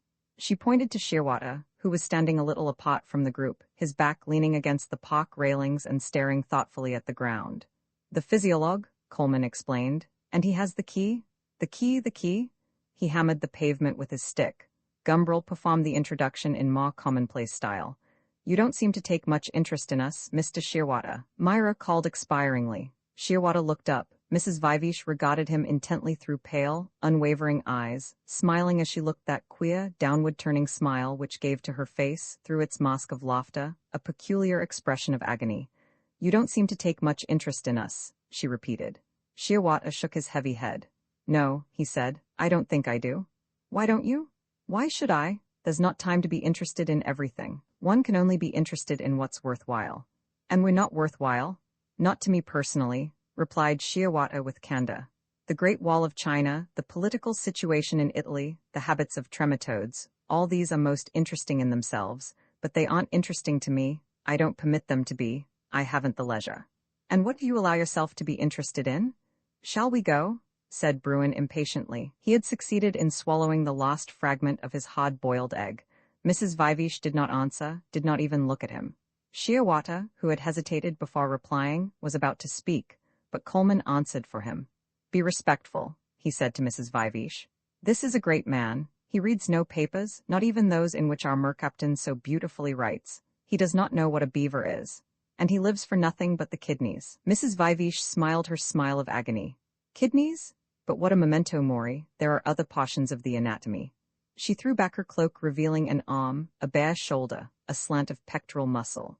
She was wearing a white dress that, leaving her back and shoulders bare, came up under either arm, to a point in front and was held there by a golden thread about the neck. For example, she said, and twisted her hand several times over and over, making the slender arm turn at the elbow, as though to demonstrate the movement of the articulations and the muscular play. Memento viva, Mr. Mercaptan aptly commented. Vivamus, me lesbia, ac aemus. Mrs. Vivesh dropped her arm and pulled the cloak back into place. She looked at Shearwater, who had followed all her movements with conscientious attention, and who now nodded with an expression of interrogation on his face, as though to ask, What next? We all know that you've got beautiful arms, said Bruin angrily. There's no need for you to make an exhibition of them in the street at midnight. Let's get out of this. He laid his hand on her shoulder and made as if to draw her away. We'd better be going. Goodness knows what's happening behind us. He indicated with a little movement of the head the loiterers round the coffee stall, some disturbance among the canaille.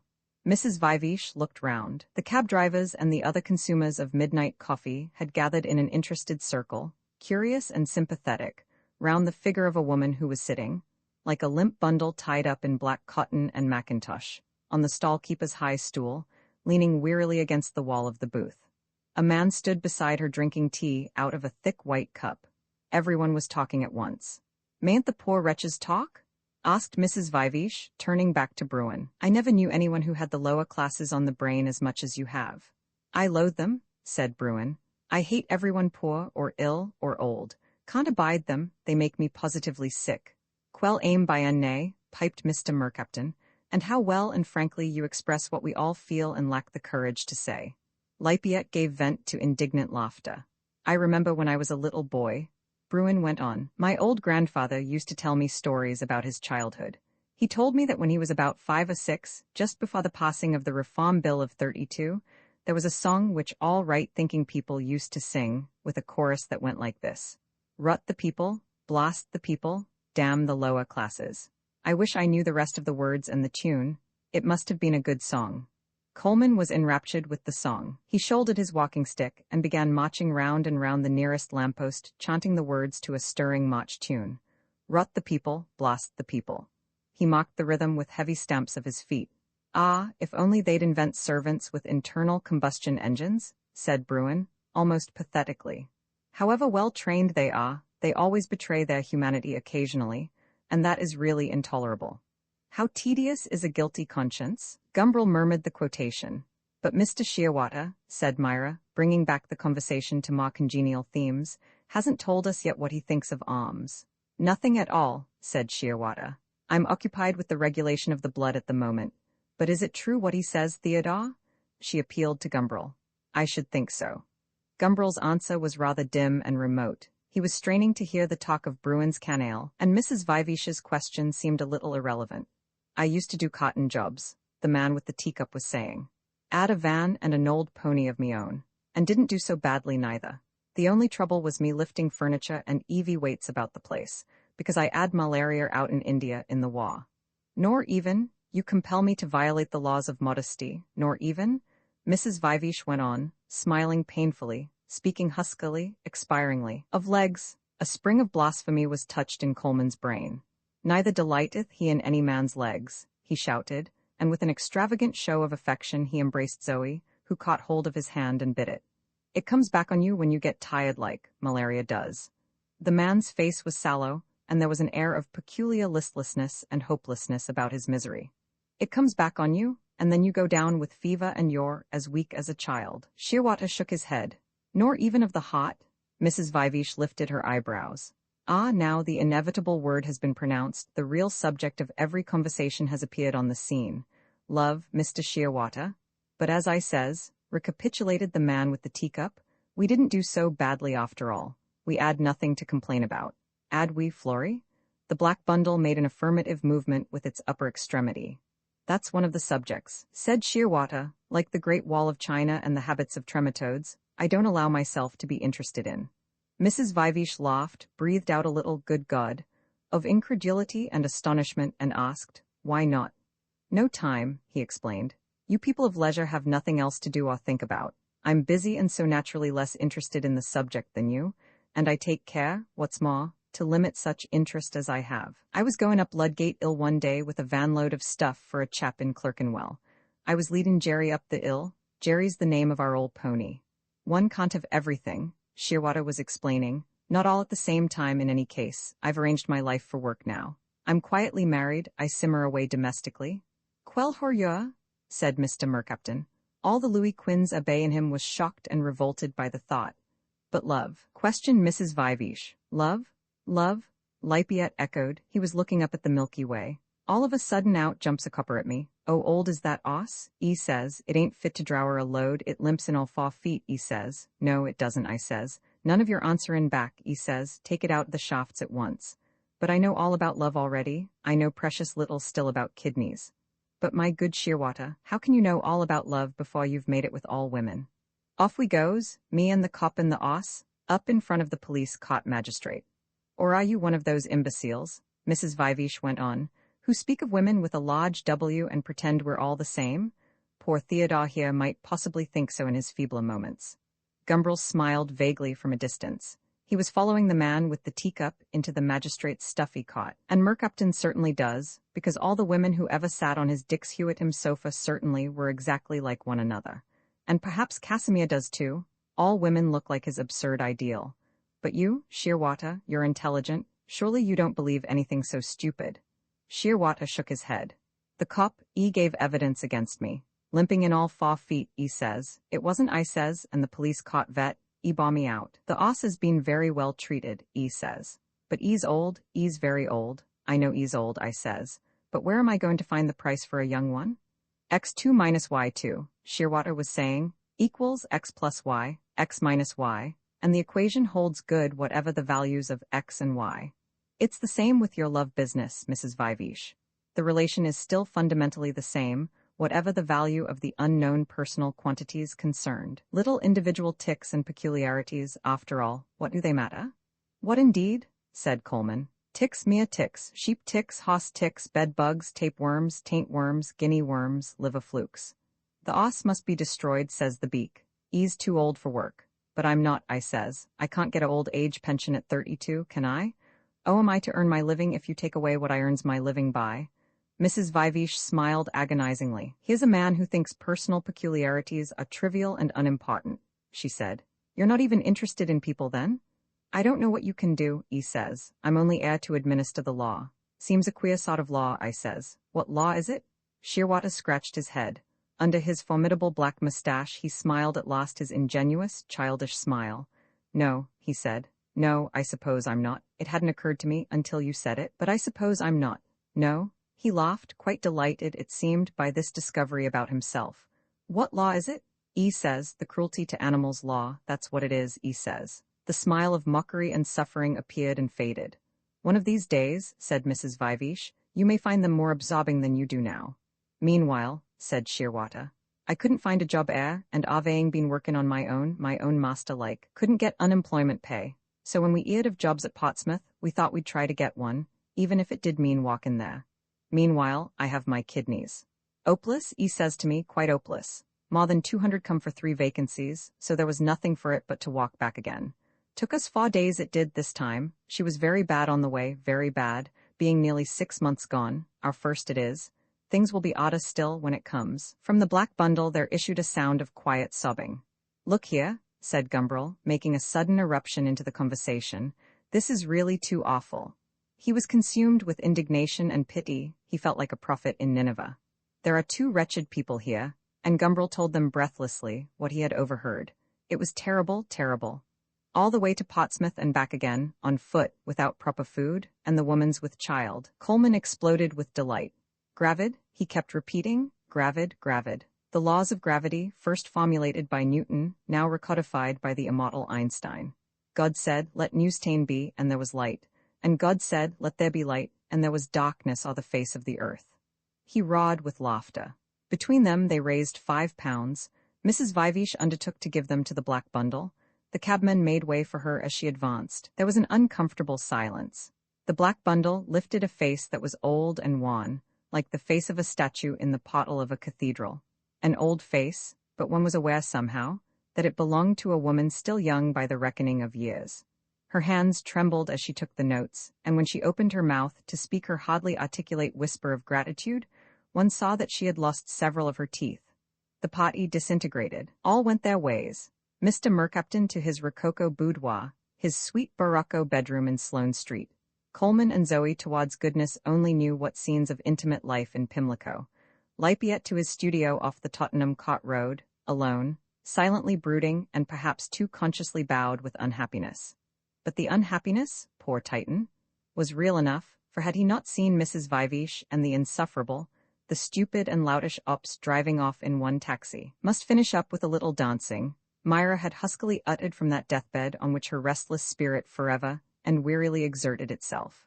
Obediently, Bruin had given an address and they had driven off. But after the dancing, oh, was it possible that that odious, bad-blooded young cad was her lover, and that she should like him? It was no wonder that Lafayette should have walked, bent like Atlas under the weight of a world. And when, in Piccadilly, a belated and still unsuccessful prostitute sidled out of the darkness, as he strode by unseeing in his misery, when she squeaked up at him a despairing, cheer up, ducky, Lafayette suddenly threw up his head and laughed titanically, with the terrible bitterness of a noble soul in pain.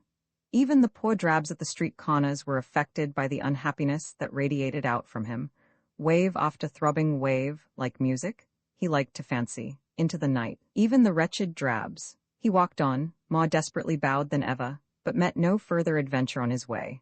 Gumbrel and Shearwater both lived in Paddington. They set off in company up Park Lane, walking in silence. Gumbrel gave a little skip to get himself into step with his companion.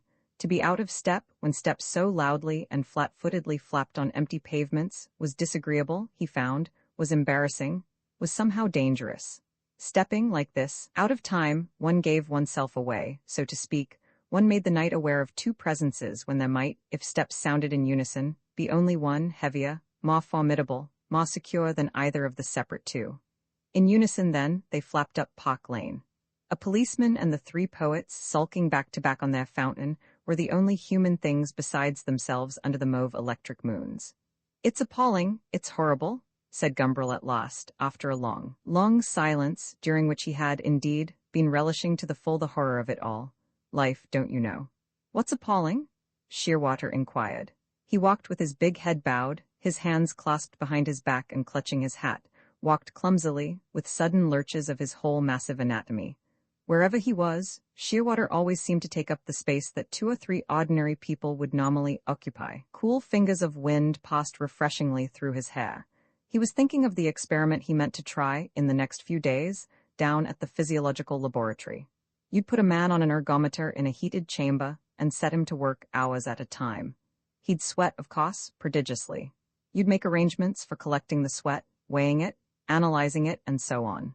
The interesting thing would be to see what happened at the end of a few days. The man would have got rid of so much of his salts that the blood composition might be altered and all sorts of delightful consequences might follow. It ought to be a capital experiment. Gumbrel's exclamation disturbed him. "What's appalling?"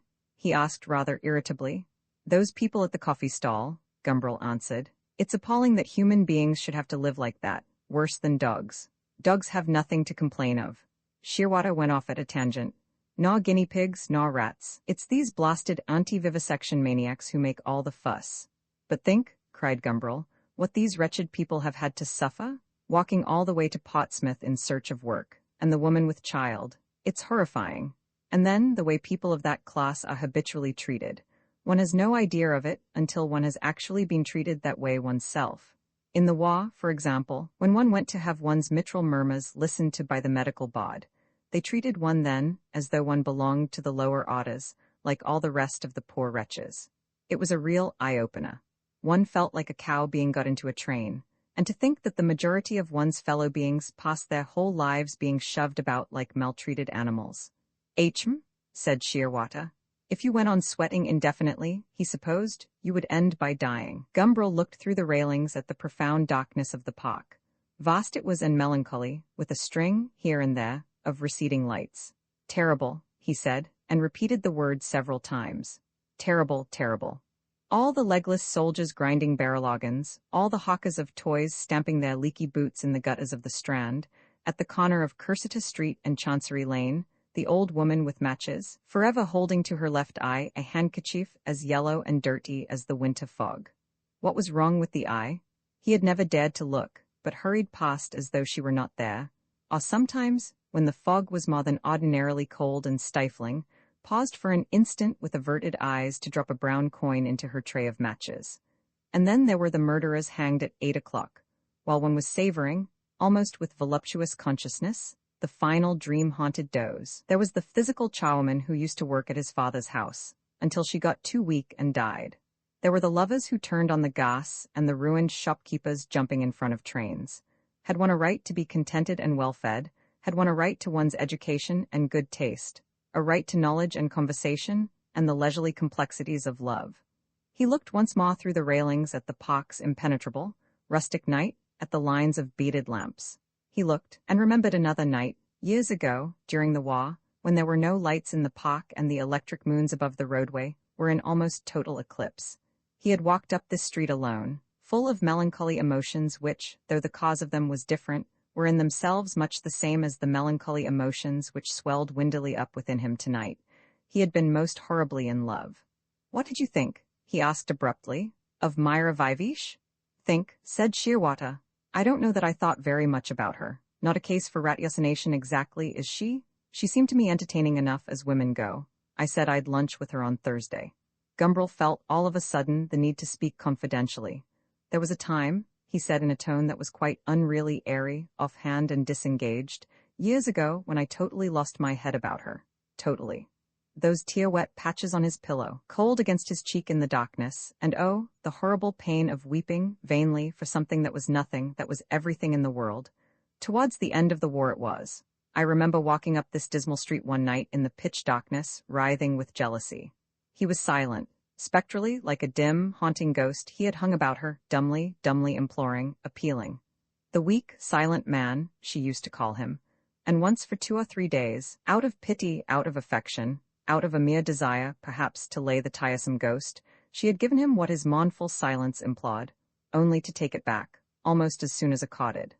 That other night, when he had walked up this street before, desire had eaten out his vitals, and his body seemed empty, sickeningly and achingly void. Jealousy was busily reminding him, with an unflagging malice, of her beauty and the hateful, ruffian hands which now caressed, the eyes which looked on it. That was all long ago. "She is certainly handsome," said Shiawata, commenting at 1 or 2 removes on Gumbrel's last remark. "I can see that she might make anyone who got involved in her decidedly uncomfortable." After a day or two's continuous sweating, it suddenly occurred to him, one might perhaps find sea water more refreshing than fresh water. That would be queer. Gumbrel burst out ferociously laughing. "But there were other times," he went on jauntily, "when other people were jealous of me. Ah, revenge, revenge. In the better world of the imagination it was possible to get one's own back. What fiendish vendettas were there carried to successful ends? I remember once writing her a quatrain in French. He had written it years after the whole thing was over. He had never sent it to anyone at all, but that was all one. How did it go? Ah, yes." And he recited, with suitable gestures, "Puisque nous sommes là, G dois, vous avertir, sans trop de honte, que G en égal pas le compte questionovesque de 6 fois. Rather prettily turned, I flatter myself. Rather elegantly gross." Gumbrel's laughter went hooting past the marble arch. It stopped rather suddenly, however, at the corner of the Edgware Road. He had suddenly remembered Mr. Mercapton, and the thought depressed him. It was between Whitefield Street and the Tottenham Court Road, in a heavenly muse, as he liked to call it, for he had a characteristic weakness for philosophical paranomasia, that Casimir Lippiatt lived and worked.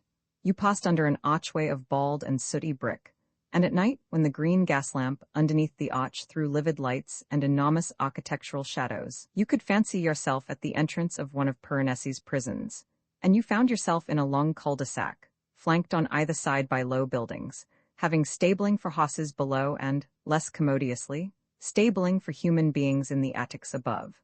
An old-fashioned smell of animals mingled with the more progressive stink of burnt oil. The air was a little thicker here, it seemed, than in the streets outside. Looking down the Meuse on even the clearest day, you could see the forms of things dimming and softening, the colors growing richer and deeper with every yard of distance. It was the best place in the world, Lippiatt used to say, for studying aerial perspective. That was why he lived there. But you always felt about poor Lippiatt that he was facing misfortune with a jest a little too self-consciously. Mrs. Vivish's taxi drove in under the Piranesian arch, drove in slowly, and as though with a gingerly reluctance to soil its white wheels on pavements so sodded. The cabman looked round inquiringly. "This right?" he asked. With a white-gloved finger Mrs. Vivish prodded the air 2 or 3 times, indicating that he was to drive straight on. Halfway down the Meuse she rapped the glass. The man drew up. "Never been down air before," he said, for the sake of making a little conversation, while Mrs. Vivish fumbled for her money. He looked at her with a polite and slightly ironic curiosity that was frankly mingled with admiration. "You're lucky," said Mrs. Vivish. "We poor decayed gentlewomen, you see what we're reduced to." And she handed him a florin. Slowly the taxi-man unbuttoned his coat and put the coin away in an inner pocket. He watched her as she crossed the dirty street, placing her feet with a meticulous precision one after the other in the same straight line, as though she were treading a knife edge between goodness only knew what invisible gulfs. Floating she seemed to go, with a little spring at every step and the skirt of her summery dress. White it was, with a florid pattern printed in black all over it, blowing airily out around her swaying march. Decayed gentlewomen indeed? The driver started his machine with an unnecessary violence. He felt, for some reason, positively indignant. Between the broad double doors through which the horses passed to their fodder and repose were little narrow human doors. For the yahoos, Lippiatt used to say in his large, elusive way, and when he said it, he laughed with the loud and bell-mouthed cynicism of one who sees himself as a misunderstood and embittered Prometheus. At one of these little Yahoo doors, Mrs. Vivesh halted and rapped as loudly as a small and stiff-hinged knocker would permit. Patiently she waited. Several small and dirty children collected to stare at her. She knocked again and again, waited. More children came running up from the farther end of the mews. 2 young girls of 15 or 16 appeared at a neighboring doorway and immediately gave tongue in whoops of mirthless, hyena-like laughter. "Have you ever read about the Pied Piper of Hamelin?" Mrs. Vivesh asked the nearest child. Terrified, it shrank away. "I thought not," she said, and knocked again. There was a sound, at last, of heavy feet slowly descending steep stairs. The door opened. "Welcome to the palazzo." It was Lippiette's heroic formula of hospitality. "Welcome at last," Mrs. Vivesh corrected, and followed him up a narrow, dark staircase that was as steep as a ladder. He was dressed in a velveteen jacket and linen trousers that should have been white, but needed washing. He was disheveled and his hands were dirty. "Did you knock more than once?" he asked, looking back over his shoulder. "More than 20 times, Mrs. Vivesh justifiably exaggerated. "I'm infinitely sorry," protested Lippiette. "I get so deeply absorbed in my work, you know. Did you wait long?" The children enjoyed it at any rate. Mrs. Vivesh was irritated by a suspicion, which was probably, after all, quite unjustified, that Casimir had been rather consciously absorbed in his work, that he had heard her first knock and plunged the more profoundly into those depths of absorption where the true artist always dwells, or at any rate ought to dwell. To rise at her third appeal with a slow, pained reluctance, cursing, perhaps, at the importunity of a world, which thus noisily interrupted the flow of his inspiration. "Queer, the way they stare at one," she went on, with a note in her dying voice of a petulance that the children had not inspired. "Does one look such a guy?" Lippiette threw open the door at the head of the stairs and stood there on the threshold, waiting for her. "Queer?" he repeated. "Not a bit." And as she moved past him into the room, he laid his hand on her shoulder and fell into step with her, leaving the door to slam behind them. Merely an example of the mob's instinctive dislike of the aristocratic individual. That's all. Oh, why was I born with a different face? Thank God I was, though. And so were you. But the difference has its disadvantages. The children throw stones. They didn't throw stones. Mrs. Vivesh was too truthful this time. They halted in the middle of the studio. It was not a very large room and there were too many things in it. The easel stood near the center of the studio. Round it Lippiette kept a space permanently cleared. There was a broad fairway leading to the door, and another, narrower and tortuously winding between boxes and piled-up furniture and tumbled books, gave access to his bed. There was a piano and a table permanently set with dirty plates and strewed with the relics of 2 or 3 meals. Bookshelves stood on either side of the fireplace, and lying on the floor were still more books, piles on dusty piles. Mrs. Vivesh stood looking at the picture on the easel abstract again. She didn't like it, and Lippiette, who had dropped his hand from her shoulder, had stepped back the better to see her, stood earnestly looking at Mrs. Vivesh. "May I kiss you?" he asked after a silence. Mrs. Vivesh turned towards him, smiling agonizingly, her eyebrows ironically lifted, her eyes steady and calm and palely, brightly inexpressive. "If it really gives you any pleasure," she said. "It won't, I may say, to me. You make me suffer a great deal," said Lippiette, and said it so quietly and unaffectedly that Myra was almost startled. She was accustomed, with Casimir, to noisier and more magniloquent protestations. "I'm very sorry," she said, and really, she felt sorry. "But I can't help it, can I?" "I suppose you can't," he said. "You can't," he repeated, and his voice had now become the voice of Prometheus in his bitterness. Nor can tigresses. He had begun to pace up and down the unobstructed fairway between his easel and the door. Lippiette liked pacing while he talked. "You like playing with the victim?" he went on. "He must die slowly." Reassured, Mrs. Vivesh faintly smiled. This was the familiar Casimir. So long as he could talk like this, could talk like an old-fashioned French novel, it was all right. He couldn't really be so very unhappy. She sat down on the nearest unencumbered chair. Lippiette continued to walk back and forth, waving his arms as he walked. "But perhaps it's good for one to suffer," he went on. "Perhaps it's unavoidable and necessary. Perhaps I ought to thank you. Can an artist do anything if he's happy? Would he ever want to do anything? What is art, after all, but a protest against the horrible inclemency of life?" He halted in front of her, with arms extended in a questioning gesture. Mrs. Vivesh slightly shrugged her shoulders. She really didn't know, she couldn't answer. "Ah, but that's all nonsense," he burst out again. "All rot. I want to be happy and contented and successful, and of course I should work better if I were. And I want, oh, above everything, I want you. to possess you completely and exclusively and jealously and forever. And the desire is like rust corroding my heart, it's like moth eating holes in the fabric of my mind, and you merely laugh. He threw up his hands and let them limply fall again. But I don't laugh, said Mrs. Vivesh. On the contrary, she was very sorry for him, and what was more, he rather bored her. For a few days, once, she had thought she might be in love with him. His impetuosity had seemed a torrent strong enough to carry her away.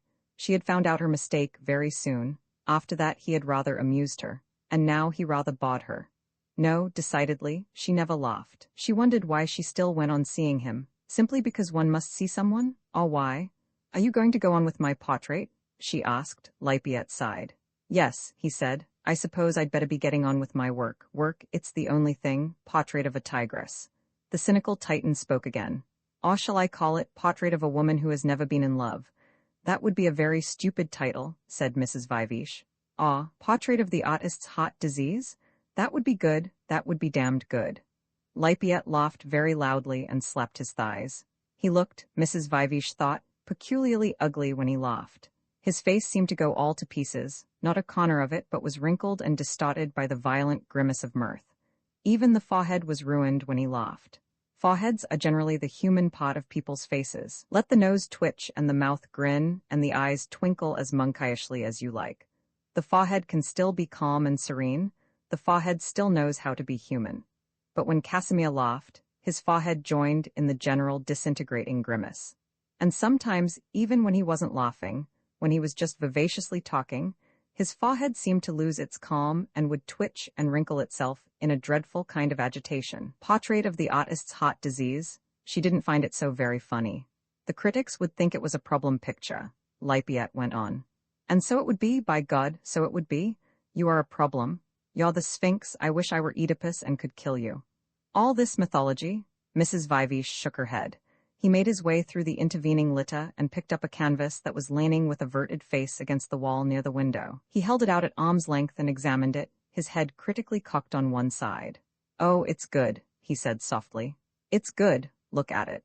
And stepping out once more into the open, he propped it up against the table so that Mrs. Vivesh could see it without moving from her chair. It was a stormy vision of her. It was Myra seen, so to speak, through a tornado.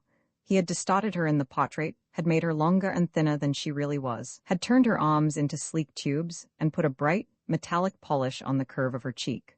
The figure in the portrait seemed to be leaning backwards a little from the surface of the canvas, leaning sideways too, with the twist of an ivory statuette carved out of the curving tip of a great tusk. Only somehow in Lafayette's portrait the curve seemed to lack grace. It was without point, it had no sense. You've made me look, said Mrs. Vivesh at last, as though I were being blown out of shape by the wind. All this show of violence, what was the point of it? She didn't like it at all. But Casimir was delighted with her comment. He slapped his thighs and once more laughed his restless, sharp-featured face to pieces. Yes, by God, he shouted. By God, that's right, blown out of shape by the wind. That's it, you've said it. He began stamping up and down the room again, gesticulating. The wind, the great wind that's in me. He struck his forehead. The wind of life, the wild west wind, I feel it inside me, blowing, blowing. It carries me along with it, for though it's inside me, it's more than I am. It's a force that comes from somewhere else. It's life itself. It's God. It blows me along in the teeth of opposing fate. It makes me work on, fight on. He was like a man who walks along a sinister road at night and sings to keep up his own spirits, to emphasize and magnify his own existence. And when I paint, when I write or improvise my music, it bends the things I have in my mind, it pushes them in one direction, so that everything I do has the look of a tree that streams northeast with all its branches and all its trunk from the root upwards, as though it were trying to run from before the Atlantic gale.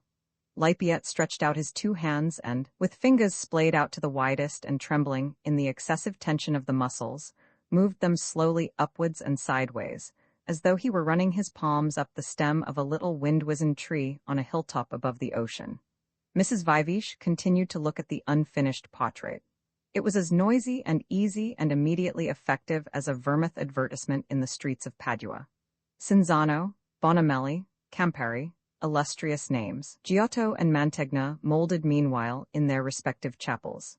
And look at this, Lafayette went on. He took down the canvas that was clamped to the easel and held it out for her inspection. It was one of Casimia's abstract paintings.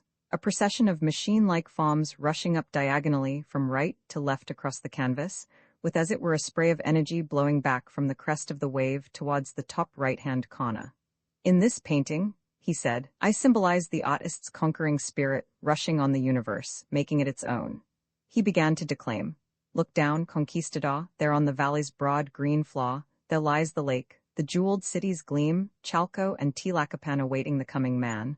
Look down on Mexico, conquistador, land of your golden dream. All the same idea in terms of music. And Lafayette dashed to the piano and evoked a distorted ghost of Scriabin. You see? He asked feverishly when the ghost was laid again, and the sad cheap jangling had faded again into silence. You feel? The artist rushes on the world, conquers it, gives it beauty, imposes a moral significance. He returned to the picture. This will be fine when it's finished, he said. Tremendous, you feel the wind blowing there, too. And with a pointing finger he followed up the onrush of the forms, the great southwester driving them on, like leaves from an enchanter fleeing, only not chaotically, not in disorder. They're blown, so to speak, in column of fog, by a conscious wind. He leaned the canvas against the table and was free again to march and brandish his conquering fists.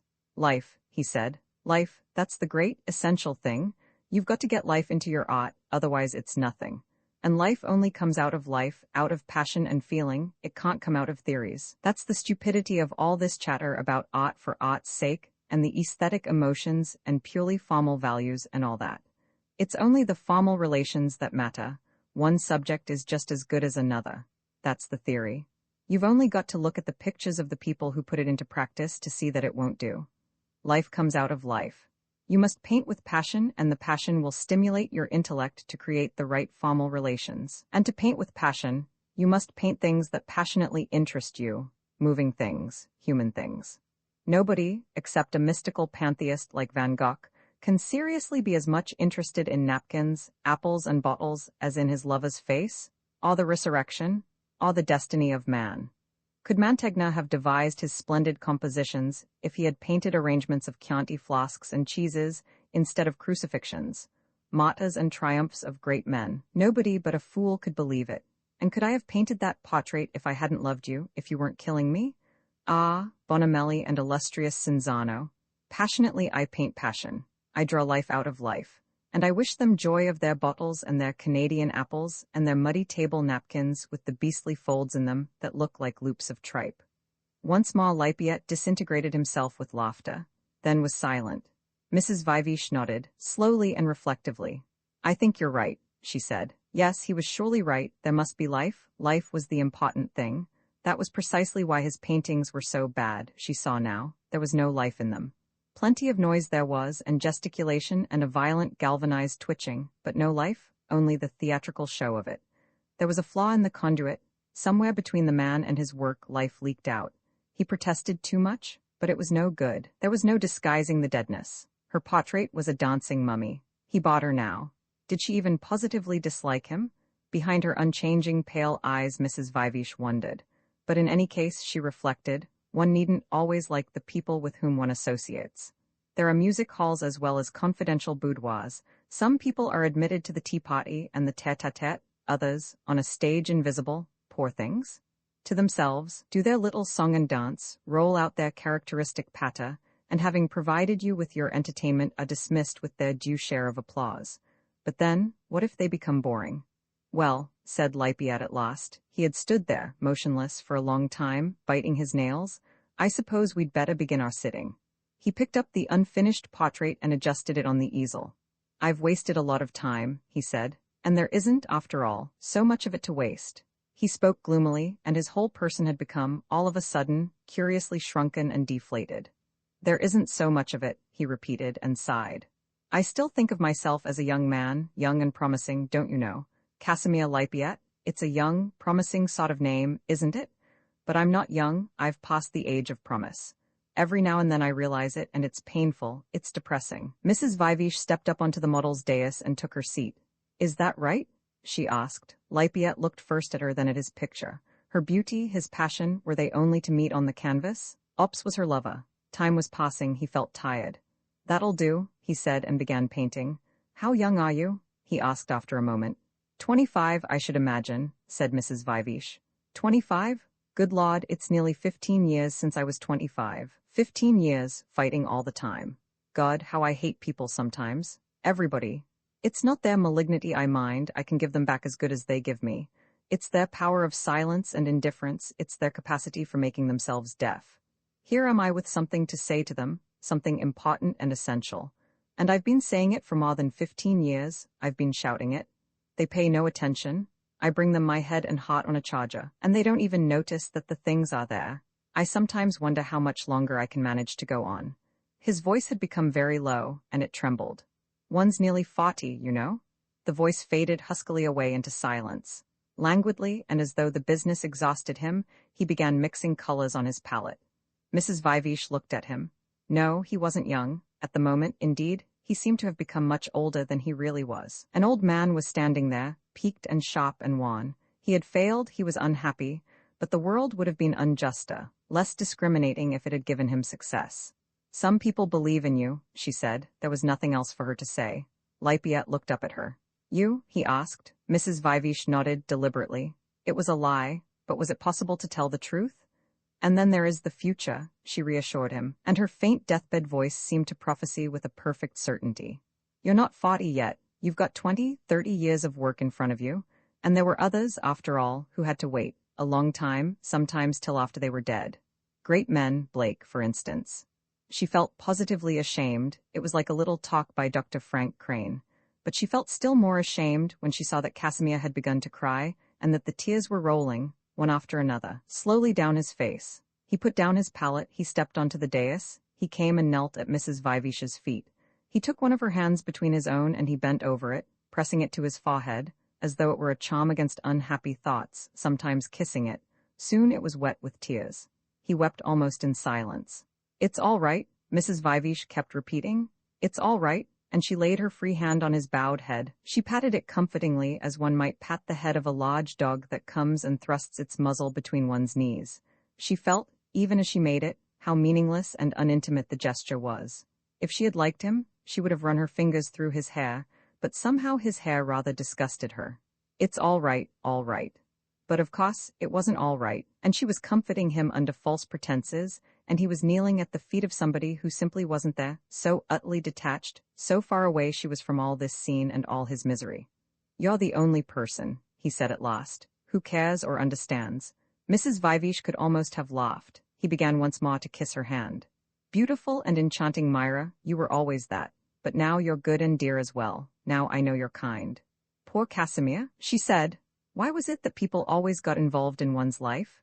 If only one could manage things on the principle of the railways, parallel tracks, that was the thing. For a few miles, you'd be running at the same speed. There'd be delightful conversation out of the windows. You'd exchange the omelette in your restaurant car for the vol au vent in theirs. And when you'd said all there was to say, you'd put on a little more steam, wave your hand, blow a kiss and away you'd go, forging ahead along the smooth, polished rails. But instead of that, there were these dreadful accidents, the points were wrongly set, the trains came crashing together, all people jumped on as you were passing through the stations and made a nuisance of themselves and wouldn't allow themselves to be turned off. Poor Casimir. But he irritated her, he was a horrible bore, she ought to have stopped seeing him. You can't wholly dislike me then? But of course not, my poor Casimir, if you knew how horribly I loved you. He looked up at her despairingly. But what's the good? Said Mrs. Viveash. Have you ever known what it's like to love someone so much that you feel you could die of it, so that it hurts all the time, as though there were a wound? Have you ever known that? Mrs. Viveash smiled her agonizing smile, nodded slowly and said, Perhaps, and one doesn't die, you know. One doesn't die. Lippiet was leaning back, staring fixedly up at her. The tears were dry on his face, his cheeks were flushed. Do you know what it is, he asked, to love so much that you begin to long for the anodyne of physical pain to quench the pain in the soul? You don't know that. And suddenly, with his clenched fist, he began to bang the wooden dais on which he was kneeling, blow after blow, with all his strength. Mrs. Viveash leant forward and tried to arrest his hand. You're mad, Casimir, she said. You're mad, don't do that. She spoke with anger. Lippiet laughed till his face was all broken up with the grimace, and proffered for her inspection his bleeding knuckles. The skin hung in little white tags and tatters, and from below the blood was slowly oozing up to the surface. Look, he said, and laughed again. Then suddenly, with an extraordinary agility, he jumped to his feet, bounded from the dais and began once more to stride up and down the fairway between his easel and the door. By God, he kept repeating, by God, I feel it in me. I can face the whole lot of you, the whole damned lot. Yes, and I shall get the better of you yet. An artist? He called up that traditional ghost and it comforted him. He wrapped himself with a protective gesture within the ample folds of its bright mantle. An artist doesn't fail under unhappiness. He gets new strength from it. The torture makes him sweat new masterpieces. He began to talk about his books, his poems and pictures, all the great things in his head, the things he had already done. He talked about his exhibition, by God, that would astonish them, that would bowl them over this time. The blood mounted to his face, there was a flush over the high projecting cheekbones. He could feel the warm blood behind his eyes. He laughed aloud, he was a laughing lion. He stretched out his arms, he was enormous, his arms reached out like the branches of a cedar. The artist walked across the world, and the mangy dogs ran yelping and snapping behind him. The great wind blew and blew, driving him on. It lifted him, and he began to fly. Mrs. Viveash listened. It didn't look as though he would get much further with the portrait. Roman 7, it was press day.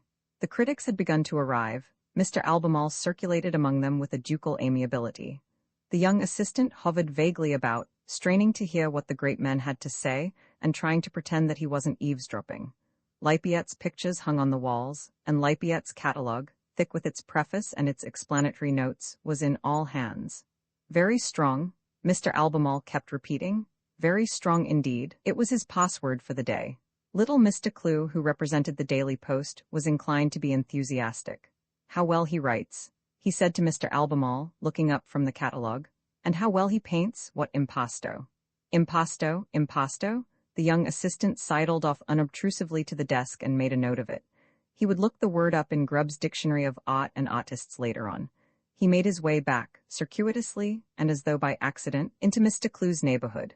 Mr. Clew was one of those rare people who have a real passion for art. He loved painting, all painting, indiscriminately.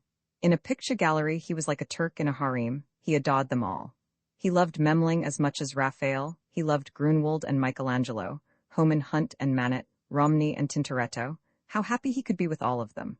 Sometimes, it is true, he hated, but that was only when familiarity had not yet bred love. At the first post-impressionist exhibition, for example, in 1911, he had taken a very firm stand. This is an obscene farce, he had written then. Now, however, there was no more passionate admirer of Matisse's genius. As a connoisseur and Kunstforscher, Mr. Clew was much esteemed. People would bring him dirty old pictures to look at, and he would exclaim at once, "Why, it's an El Greco, a Piazzetta, or some other suitable name." Asked how he knew, he would shrug his shoulders and say, "But it's signed all over." His certainty and his enthusiasm were infectious. Since the coming of El Greco into fashion, he had discovered dozens of early works by that great artist. For Lord Petersfield's collection alone, he had found 4 early El Grecos, all by pupils of Bassano. Lord Petersfield's confidence in Mr. Clew was unbounded. Not even that affair of the primitives had shaken it. It was a sad affair. Lord Petersfield's Duccio had shown signs of cracking. The estate carpenter was sent for to take a look at the panel. He had looked. "A worse seasoned piece of Illinois hickory," he said, "I've never seen." After that he looked at the Simone Martini. For that, on the contrary, he was full of praise. Smooth-grained, well-seasoned, it wouldn't crack, no, not in 100 years. A nicer slice of bod never came out of America. He had a hyperbolical way of speaking. Lord Petersfield was extremely angry. He dismissed the estate carpenter on the spot. After that, he told Mr. Clew that he wanted a Giorgione, and Mr. Clew went out and found him one which was signed all over. "I like this very much," said Mr. Clew, pointing to one of the thoughts with which Lafayette had prefaced his catalogue. "Genius," he adjusted his spectacles and began to read aloud, "is life. Genius is a force of nature. In art, nothing else counts. The modern impotents who are afraid of genius and who are envious of it have invented in self-defense the notion of the artist. The artist with his sense of form, his style, his devotion to pure beauty, etc., etc. But genius includes the artist. Every genius has, among very many others, the qualities attributed by the impotents to the artist. The artist without genius is a carver of fountains through which no water flows." "Very true," said Mr. Clew. "Very true indeed." He marked the passage with his pencil. Mr. Albemarle produced the password. "Very strongly put," he said. "I have always felt that myself," said Mr. Clew. El Greco, for example. Good morning, what about El Greco? Said a voice all in one breath. The thin, long, skin-covered skeleton of Mr. Mallard hung over them like a guilty conscience. Mr. Mallard wrote every week in the Hebdomadal Digest. He had an immense knowledge of art and a sincere dislike of all that was beautiful. The only modern painter whom he really admired was Hodler. All others were treated by him with a merciless savagery. He tore them to pieces in his weekly articles with all the holy gusto of a Calvinist iconoclast smashing images of the Virgin. What about El Greco? He repeated. He had a peculiarly passionate loathing of El Greco. Mr. Clue smiled up at him propitiatingly. He was afraid of Mr. Mallard. His enthusiasms were no match for Mr. Mallard's erudite and logical disgusts. I was merely quoting him as an example, he said. An example, I hope, of incompetent drawing, baroque composition, disgusting forms, garish coloring, and hysterical subject matter. Mr. Mallard showed his old ivory teeth in a menacing smile. Those are the only things which El Greco's work exemplifies. Mr. Clue gave a nervous little laugh. What do you think of these? He asked, pointing to Lafayette's canvases. They look to me very ordinarily bad, answered Mr. Mallard. The young assistant listened appalled. In a business like this, how was it possible to make good? All the same, said Mr. Clue courageously, I like that bowl of roses in the window with the landscape behind. Number 29. He looked in the catalogue. And there's a really charming little verse about it. O beauty of the rose, goodness as well as perfume exhaling. Who gazes on these flowers, on this blue hill and ripening field? He knows where duty leads and that the nameless powers in a rose can speak their will. Really charming? Mr. Clue made another mark with his pencil. But commonplace, commonplace. Mr. Mallard shook his head. And in any case a verse can't justify a bad picture. What an unsubtle harmony of color, and how uninteresting the composition is, that receding diagonal, it's been worked to death. He too made a mark in his catalogue, a cross and a little circle, arranged like the skull and crossbones on a pirate's flag. Mr. Mallard's catalogues were always covered with these little marks. They were his symbols of condemnation. Mr. Albemarle, meanwhile, had moved away to greet the new arrivals. To the critic of the Daily Cinema, he had to explain that there were no portraits of celebrities. The reporter from the Evening Planet had to be told which were the best pictures. Mr. Lafayette, he dictated, is a poet and philosopher as well as a painter. His catalogue is a declaration of faith.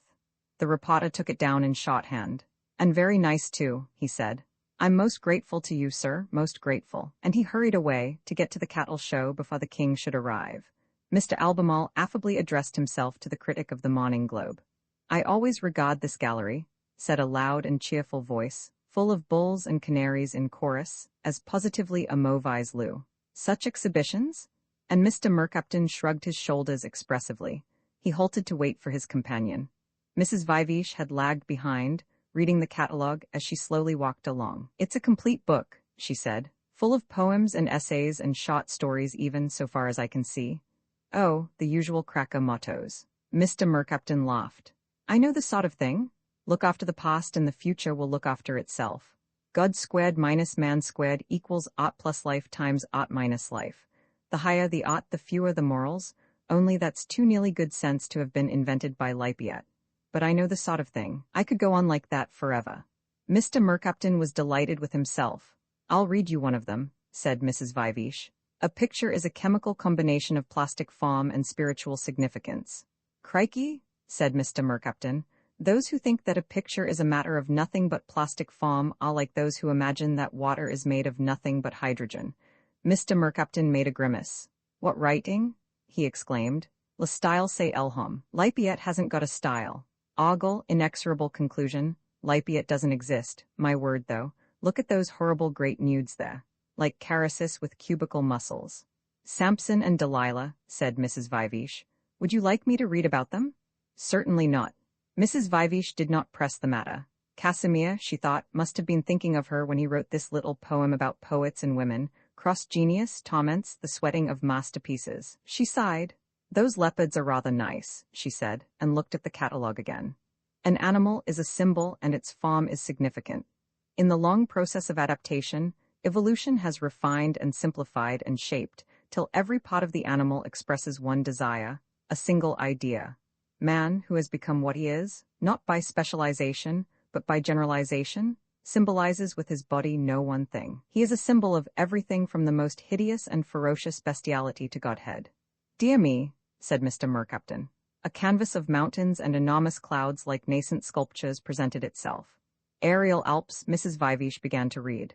Aerial Alps of amber and of snow, Junonian flesh and bosomy alabaster, carved by the wind's uncertain hands.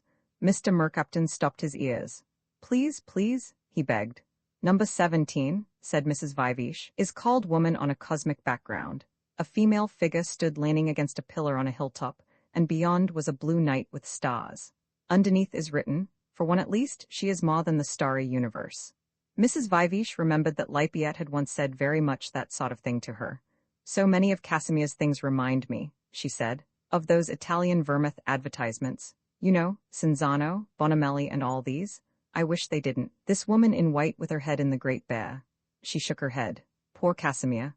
Mr. Mercaptan roared and squealed with laughter. Bonamelli, he said, that's precisely it. What a critic, Myra. I take off my hat. They moved on.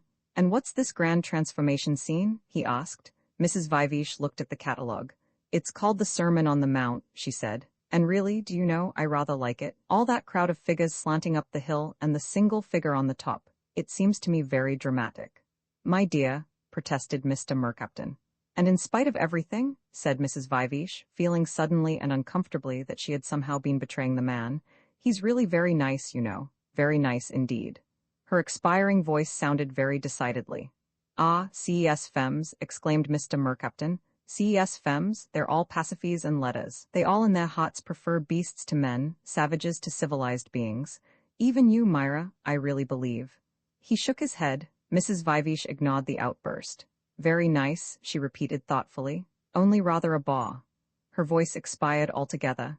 They continued their round of the gallery. Roman ate critically in the glasses of Mr. Budgenus's fitting room.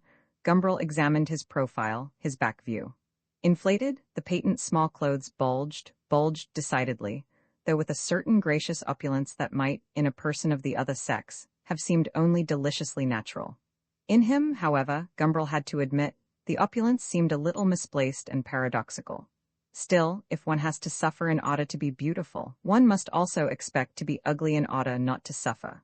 Practically, the trousers were a tremendous success. He sat down heavily on the hard wooden bench of the fitting room and was received as though on a lap of bounding resiliency. The patent small clothes, there was no doubt, would be proof even against marble. And the coat, he comforted himself, would mask with its skirts the too decided bulge. Or if it didn't, well, there was no help for it. One must resign oneself to bulging, that was all. Very nice, he declared at last. Mr. Budgenus, who had been watching his client in silence and with a polite but also, Gumbrel could not help feeling, a somewhat ironical smile, coughed. It depends, he said, precisely what you mean by nice. He cocked his head on one side, and the fine waxed end of his mustache was like a pointer aimed up at some remote star. Gumbrel said nothing, but catching sight once more of his own side view, nodded a dubious agreement. If by nice, continued Mr. Budgenus, you mean comfortable, well and good. If, however, you mean elegant, then, Mr. Gumbrel, I fear I must disagree. But elegance, said Gumbrel, feebly playing the philosopher, is only relative, Mr. Budgenus. There are certain African Negroes among whom it is considered elegant to pierce the lips and distend them with wooden plates, until the mouth looks like a pelican's beak. Mr. Budgenus placed his hand in his bosom and slightly bowed. Very possibly, Mr. Gumbrel, he replied, but if you'll pardon my saying so, we are not African Negroes. Gumbrel was crushed, deservedly. He looked at himself again in the mirrors. Do you object, he asked after a pause, to all eccentricities in dress, Mr. Budgenus? Would you put us all into your elegant uniform? Certainly not, replied Mr. Budgenus. There are certain walks of life in which eccentricity in appearance is positively a sine qua non, Mr. Gumbrel, and I might almost say de rigueur. And which walks of life, Mr. Budgenus, may I ask? You refer, perhaps, to the artistic walks? Sombreros and Byronic collars and possibly velveteen trousers? Though all that sort of thing is surely a little out of date, nowadays. Enigmatically, Mr. Budgenus smiled, a playful sphinx. He thrust his right hand deeper into his bosom, and with his left twisted to a finer needle the point of his mustache. Not artists, Mr. Gumbrel. He shook his head. In practice, they may show themselves a little eccentric and negligee, but they have no need to look unusual on principle. It's only the politicians who need do it on principle. It's only de rigueur, as one might say, in the political walks, Mr. Gumbrel. You surprise me, said Gumbrel. I should have thought that it was to the politician's interest to look respectable and normal. But it is still more to his interest as a leader of men to look distinguished, Mr. Bogenus replied. Well, not precisely distinguished, he corrected himself, because that implies that politicians look distingué, which I regret to say, Mr. Gumbrel, they very often don't. Distinguishable is more what I mean. Eccentricity is their badge of office, suggested Gumbrel. He sat down luxuriously on the patent small clothes. That's more like it, said Mr. Bogenus, tilting his mustaches. The leader has got to look different from the other ones. In the good old days they always wore their official badges. The leader had his livery, like everyone else, to show who he was. That was sensible, Mr. Gumbrel. Nowadays he has no badge, at least not for ordinary occasions, for I don't count privy councillors' uniforms and all that sort of onesie, fancy dress. He's reduced to dressing in some eccentric way, or making the most of the peculiarities of his personal appearance. A very haphazard method of doing things, Mr. Gumbrel, very haphazard. Gumbrel agreed. Mr. Bogenus went on, making small, neat gestures as he spoke. Some of them, he said, wear huge collars, like Mr. Gladstone. Some wear orchids and eyeglasses like Joe Chamberlain. Some let their hair grow like Lloyd George. Some wear curious hats like Winston Churchill. Some put on black shirts like this Mussolini, and some put on red ones like Garibaldi. Some turn up their mustaches like the German emperor. Some turn them down like Clemenceau. Some grow whiskers like Tirpitz. I don't speak of all the uniforms, orders, ornaments, dresses, feathers, crowns, buttons, tattooings, earrings, sashes, swords, trains, tiaras, urims, thumbims, and whatnot, Mr. Gumbrel, that have been used in the past and in other parts of the world to distinguish the leader. We, who know our history, Mr. Gumbrel, we know all about that. Gumbrel made a deprecating gesture. You speak for yourself, Mr. Bogenus, he said. Mr. Bogenus bowed. Pray continue, said Gumbrel. Mr. Bogenus bowed again. Well, Mr. Gumbrel, he said, the point of all these things, as I've already remarked, is to make the leader look different so that he can be recognized at the first coup d'oeil, as you might say, by the herd he appends to be leading. For the human herd, Mr. Gumbrel, is an herd which can't do without a leader. Sheep, for example, I never noticed that they add a leader, nor rooks. Bees, on the other end, I take it ave, at least when they're swarming. Correct me, Mr. Gumbrel, if I'm wrong. Natural history was never, as you might say, my forte. Nor mine, protested Gumbrel. As for elephants and wolves, Mr. Gumbrel, I can't pretend to speak of them with first-hand knowledge. Nor llamas, nor locusts, nor squab pigeons, nor lemmings.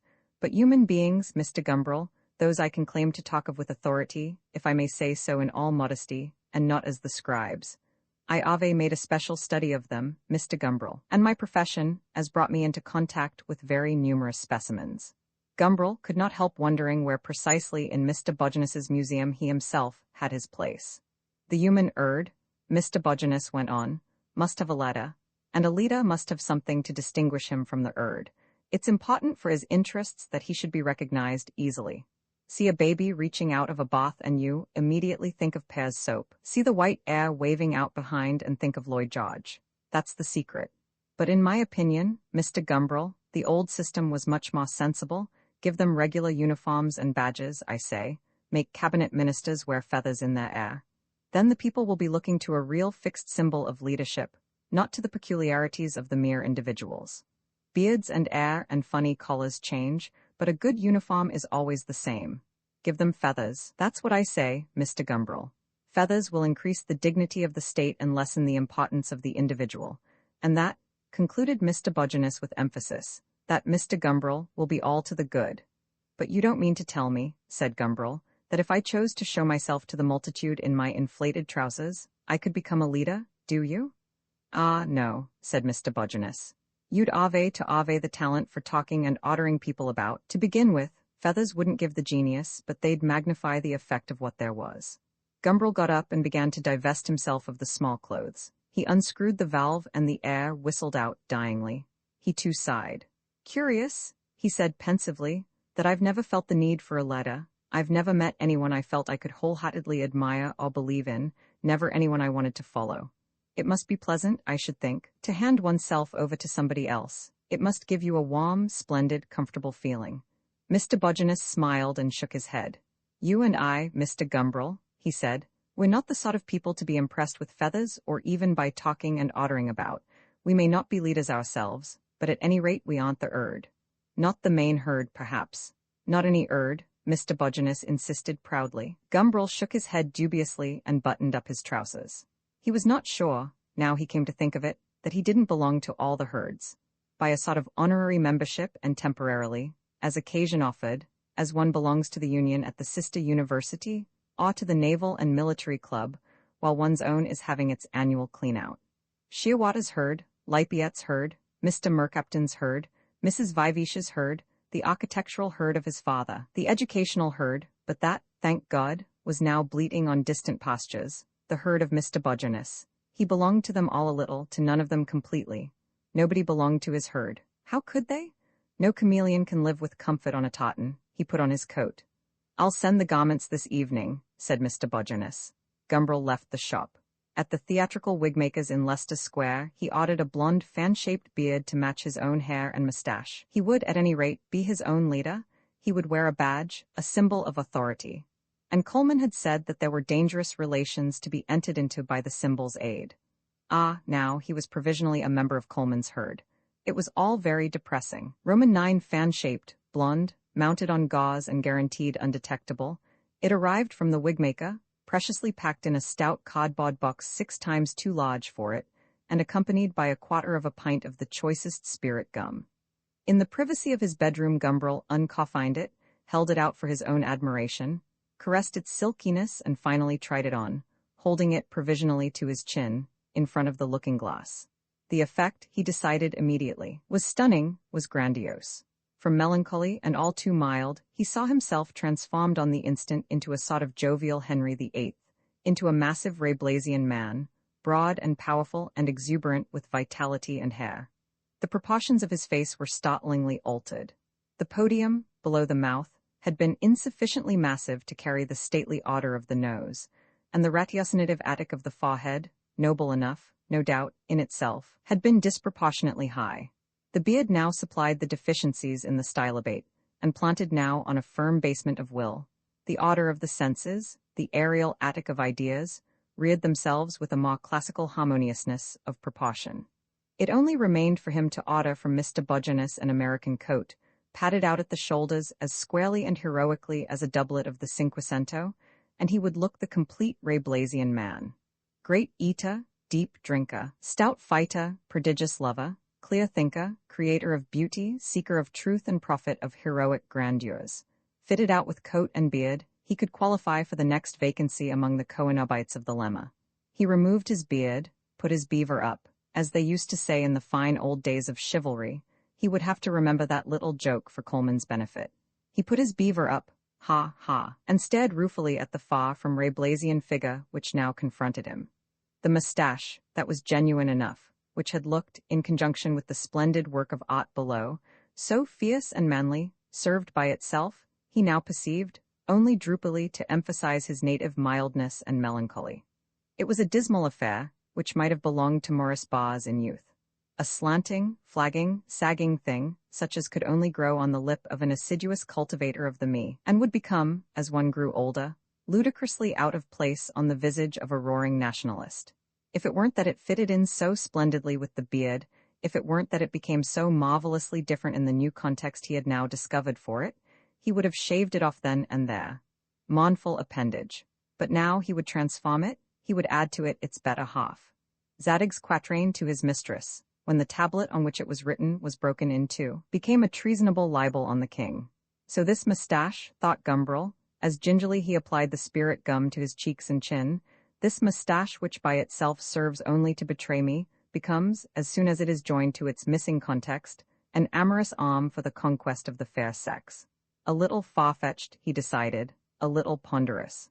And besides, as so few people had read Zadig, not much use in conversation. Cautiously and with neat, meticulous fingertips he adjusted the transformation to his gummed face, pressed it firmly, held it while it stuck fast. The portals of the lemmer opened before him. He was free of those rich orchards, those halls and cots, those broad staircases winding in noble spirals within the flanks of each of the fair round towers. And it was Coleman who had pointed out the way. He felt duly grateful. one last look at the complete man, one final and definitive constatation that the mild and melancholy one was, for the time at least, no more, and he was ready in all confidence to set out. He selected a loose, light greatcoat. Not that he needed a coat at all, for the day was bright and warm, but until Mr. Bodgernis had done his labor of padding he would have to broaden himself out in this way, even if it did mean that he might be uncomfortably hot. To fall short of complete manhood for fear of a little inconvenience would be absurd. He slipped therefore into his light coat. A toga, Mr. Bodgernis called it, a very neat toga in real West Country whipcord. He put on his broadest and blackest felt hat, for breadth above everything was what he needed to give him completeness, breadth of stature, breadth of mind, breadth of human sympathy, breadth of smile, breadth of humor, breadth of everything. The final touch was a massive and antique Malacca cane belonging to his father. If he had possessed a bulldog, he would have taken it out on a leash, but he did not. He issued into the sunshine, unaccompanied. But unaccompanied, he did not mean to remain for long. These warm, bright May days were wonderful days for being in love on, and to be alone on such days was like a malady. It was a malady from which the mild and melancholy man suffered all too frequently. And yet there were millions of superfluous women in the country, millions of them. Every day, in the streets, one saw thousands of them passing, and some were exquisite, were ravishing, the only possible soulmates. Thousands of unique soulmates every day. The mild and melancholy one allowed them to pass, forever. But today he was the complete and Rabelaisian man. He was bearded to the teeth. The imbecile game was at its height. There would be opportunities, and the complete man could know how to take them. No, he would not be unaccompanied for long. Outside in the square, the 14 plane trees glowed in their young, unsullied green. At the end of every street, the golden muslin of the haze hung in an unwrinkled curtain that thinned away above the sky's gauzy horizon to transparent nothing against the intense blue. The dim, conch-like murmur that in a city is silence seemed hazily to identify itself with the golden mistiness of summer, and against this dim, wide background the yells of the playing children detached themselves, distinct and piercing. "Beaver," they shouted, "Beaver? And is it cold up there?" Full of playful menace, the complete man shook at them his borrowed Malacca. He accepted their prompt hail as the most favorable of omens. At the first tobacconist's, Gumbrel bought the longest cigar he could find, and trailing behind him expiring blue wreaths of Cuban smoke, he made his way slowly and with an ample swagger towards the park. It was there, under the elms, on the shores of the ornamental waters, that he expected to find his opportunity, that he intended, how confidently behind his gargantuan mask, to take it. The opportunity offered itself sooner than he expected. He had just turned into the Queen's Road, and was sauntering past Whiteley's with the air of one who knows that he has a right to a good place, to 2 or 3 good places even, in the sun, when he noticed just in front of him, peering intently at the new season's models, a young woman whom in his mild and melancholy days he would have only hopelessly admired, but who now, to the complete man, seemed a destined and accessible prey. She was fairly tall, but seemed taller than she actually was, by reason of her remarkable slenderness. Not that she looked disagreeably thin, far from it. It was a rounded slenderness. The complete man decided to consider her as tubular. Flexible and tubular, like a section of boa constrictor, should one say. She was dressed in clothes that emphasized this serpentine slimness, in a close-fitting gray jacket that buttoned up to the neck and a long, narrow gray skirt that came down to her ankles. On her head was a small, sleek black hat that looked almost as though it were made of metal. It was trimmed on one side with a bunch of dull golden foliage. Those golden leaves were the only touch of ornament in all the severe smoothness and unbroken tubularity of her person. As for her face, that was neither strictly beautiful nor strictly ugly, but combined elements of both beauty and ugliness into a whole that was unexpected, that was oddly and somehow unnaturally attractive. Pretending, he too, to take an interest in the new season's models, Gumbrel made, squinting sideways over the burning tip of his cigar, an inventory of her features. The forehead that was mostly hidden by her hat, it might be pensively and serenely high, it might be of that degree of lowness which in men is villainous, but in women is only another, a rather rustic one perhaps, rather canaille even, but definitely another, attraction. There was no telling. As for her eyes, they were green and limpid. Set wide apart in her head, they looked out from under heavy lids and through openings that slanted up towards the outer corners. Her nose was slightly aquiline, Her mouth was full-lipped but straight and unexpectedly wide. Her chin was small, round and firm. She had a pale skin, a little flushed over the cheekbones, which were prominent. On the left cheek, close under the corner of the slanting eye, she had a brown mole. Such hair as Gumbrel could see beneath her hat was pale and inconspicuously blonde. When she had finished looking at the new season's models, she moved slowly on, halting for a moment before the traveling trunks and the fitted picnic baskets, dwelling for a full minute over the corsets, passing the hats, for some reason, rather contemptuously, but pausing, which seemed strange, for a long pensive look at the cigars and wine. As for the tennis rackets and cricket bats, the school outfits and the gentleman's hosiery, she hadn't so much as a look for one of them. But how lovingly she lingered before the boots and shoes! Her own feet, the complete man noticed with satisfaction, had an elegance of florid curves. And while other folk walked on neat's leather, she was content to be shod with nothing coarser than mottled serpent's skin. Slowly they drifted up Queen's Road, lingering before every jeweler's, every antiquarian's, every milliner's on the way. The stranger gave him no opportunity, and indeed, Gumbrel reflected, how should she? For the imbecile game on which he was relying is a traveling piquet for two players, not a game of patience. No sane human being could play it in solitude. He would have to make the opportunity himself. All that was mild in him, all that was melancholy, shrank with a sickened reluctance from the task of breaking, with what consequences delicious and perilous in the future, in the case of the deserved snub, immediately humiliating. A silence which, by the 10th or 12th shop window, had become quite unbearably significant. The mild and melancholy one would have drifted to the top of the road, sharing, with that community of tastes which is the basis of every happy union, her enthusiasm for brass candlesticks and toasting forks, imitation Chippendale furniture, gold watch bracelets and low-waisted summer frocks, would have drifted to the top of the road and watched her, dumbly, disappearing forever into the Green Park, or along the blank pavements of the Bayswater Road, would have watched her forever disappear, and then, if the pubs had happened to be open, would have gone and ordered a glass of port, and sitting at the bar would have savored, still dumbly, among the other drinkers, the muddy grapes of the Douro, and his own unique loneliness. That was what the mild and melancholy one would have done. But the sight, as he gazed earnestly into an antiquary's window, of his own powerful bearded face reflected in a sham Hepplewhite mirror, reminded him that the mild and melancholy one was temporarily extinct, and that it was the complete man who now dawdled, smoking his long cigar, up the Queen's Road towards the Abbey of the Lemma. He squared his shoulders. In that loose toga of Mr. Bogenus's, he looked as copious as Francois Premier. The time, he decided, had come. It was at this moment that the reflection of the stranger's face joined itself in the little mirror, as she made a little movement away from the old Welsh dresser in the corner to that of his own. She looked at the spurious Hepplewhite. Their eyes met in the hospitable glass. Gumbrel smiled. The corners of the stranger's wide mouth seemed faintly to move. Like petals of the magnolia, her eyelids came slowly down over her slanting eyes. Gumbrel turned from the reflection to the reality.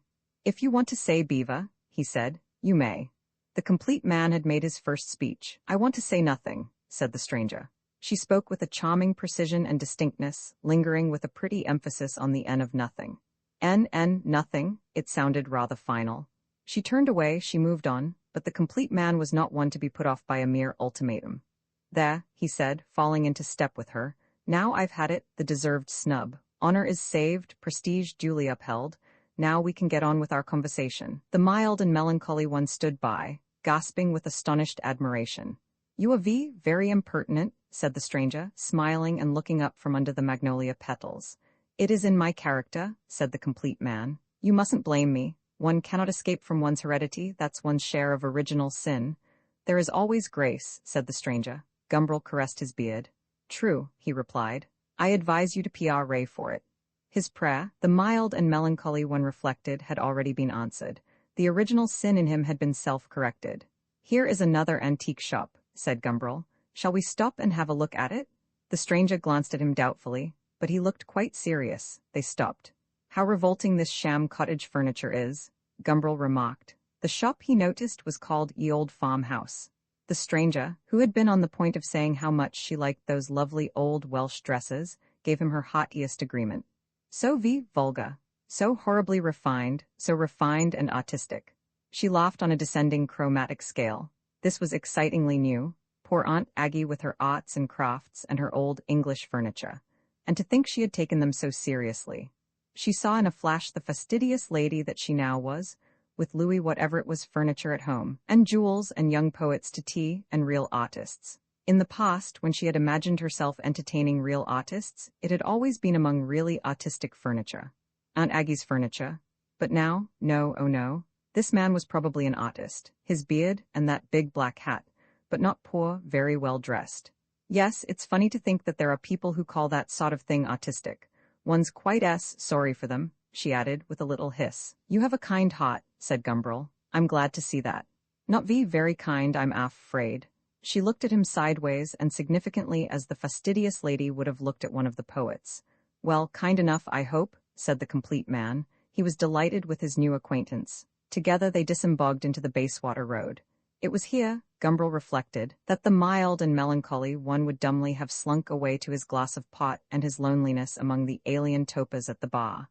But the complete man took his new friend by the elbow and steered her into the traffic.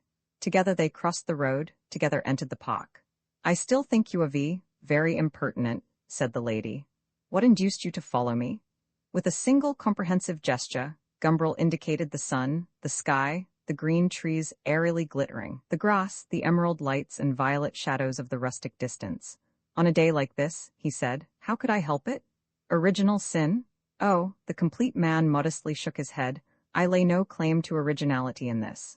The stranger laughed. This was nearly as good as a young poet at the tea-table. She was very glad that she'd decided, after all, to put on her best suit this afternoon, even if it was a little stuffy for the warmth of the day. He, too, she noticed, was wearing a greatcoat, which seemed rather odd. Is it original, he went on, to go and tumble stupidly like an elephant into a pitfall, head over ears at first sight? She looked at him sideways, then closed down the magnolia petals and smiled.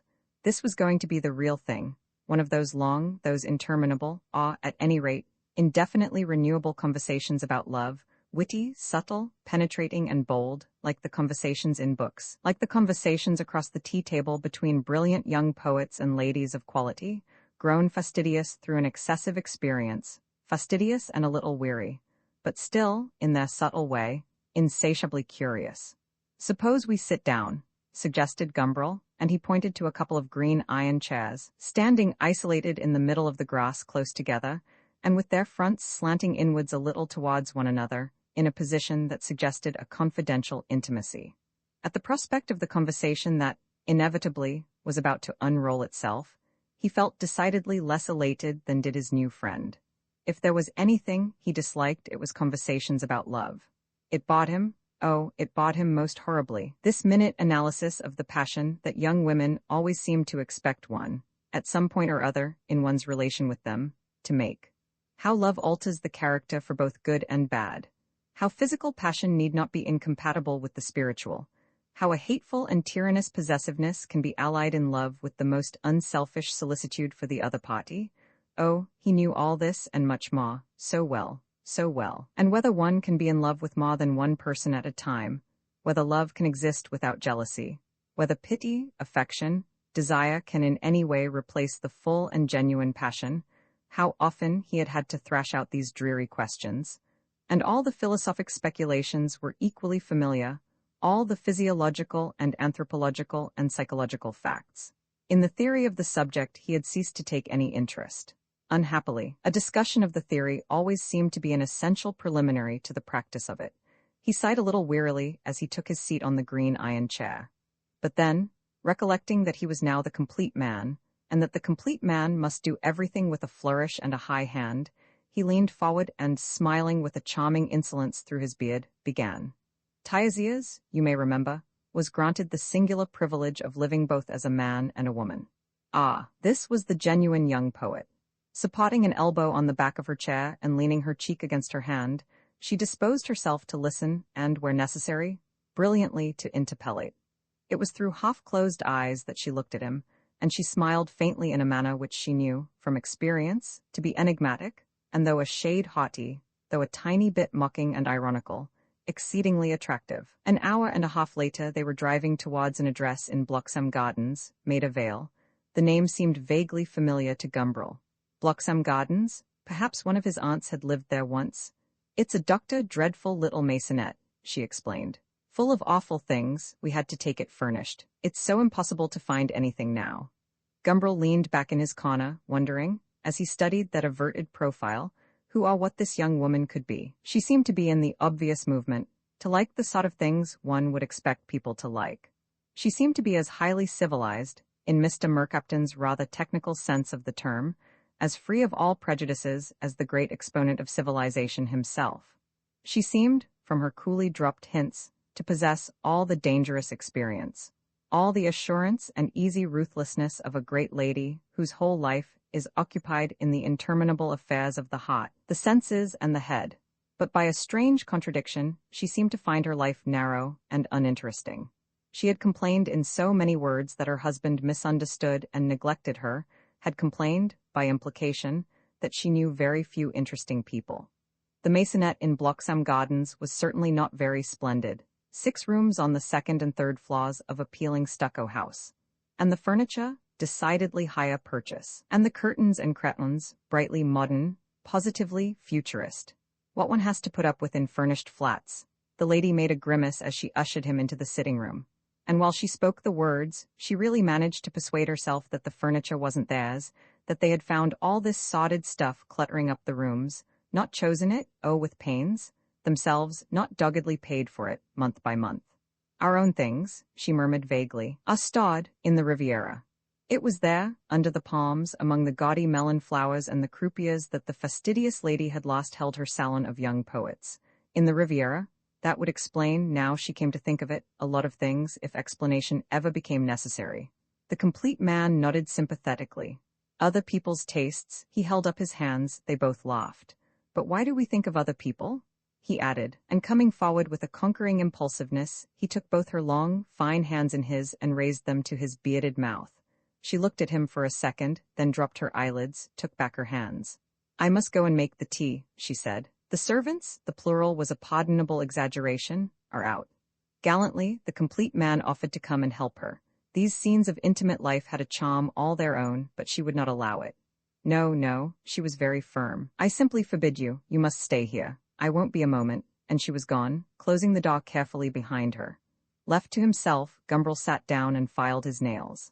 As for the young lady, she hurried along to her dingy little kitchen, lit the gas, put the kettle on, set out the teapot and the cups on a tray, and from the biscuit box where it was stored, took out the remains of a chocolate cake, which had already seen service at the day before yesterday's tea party. When all was ready here, she tiptoed across to her bedroom and, sitting down at her dressing table, began with hands that trembled a little with excitement to powder her nose and heighten the color of her cheeks. Even after the last touch had been given, she still sat there, looking at her image in the glass. The lady and the poet, she was thinking, the grand dame and the brilliant young man of genius. She liked young men with beards.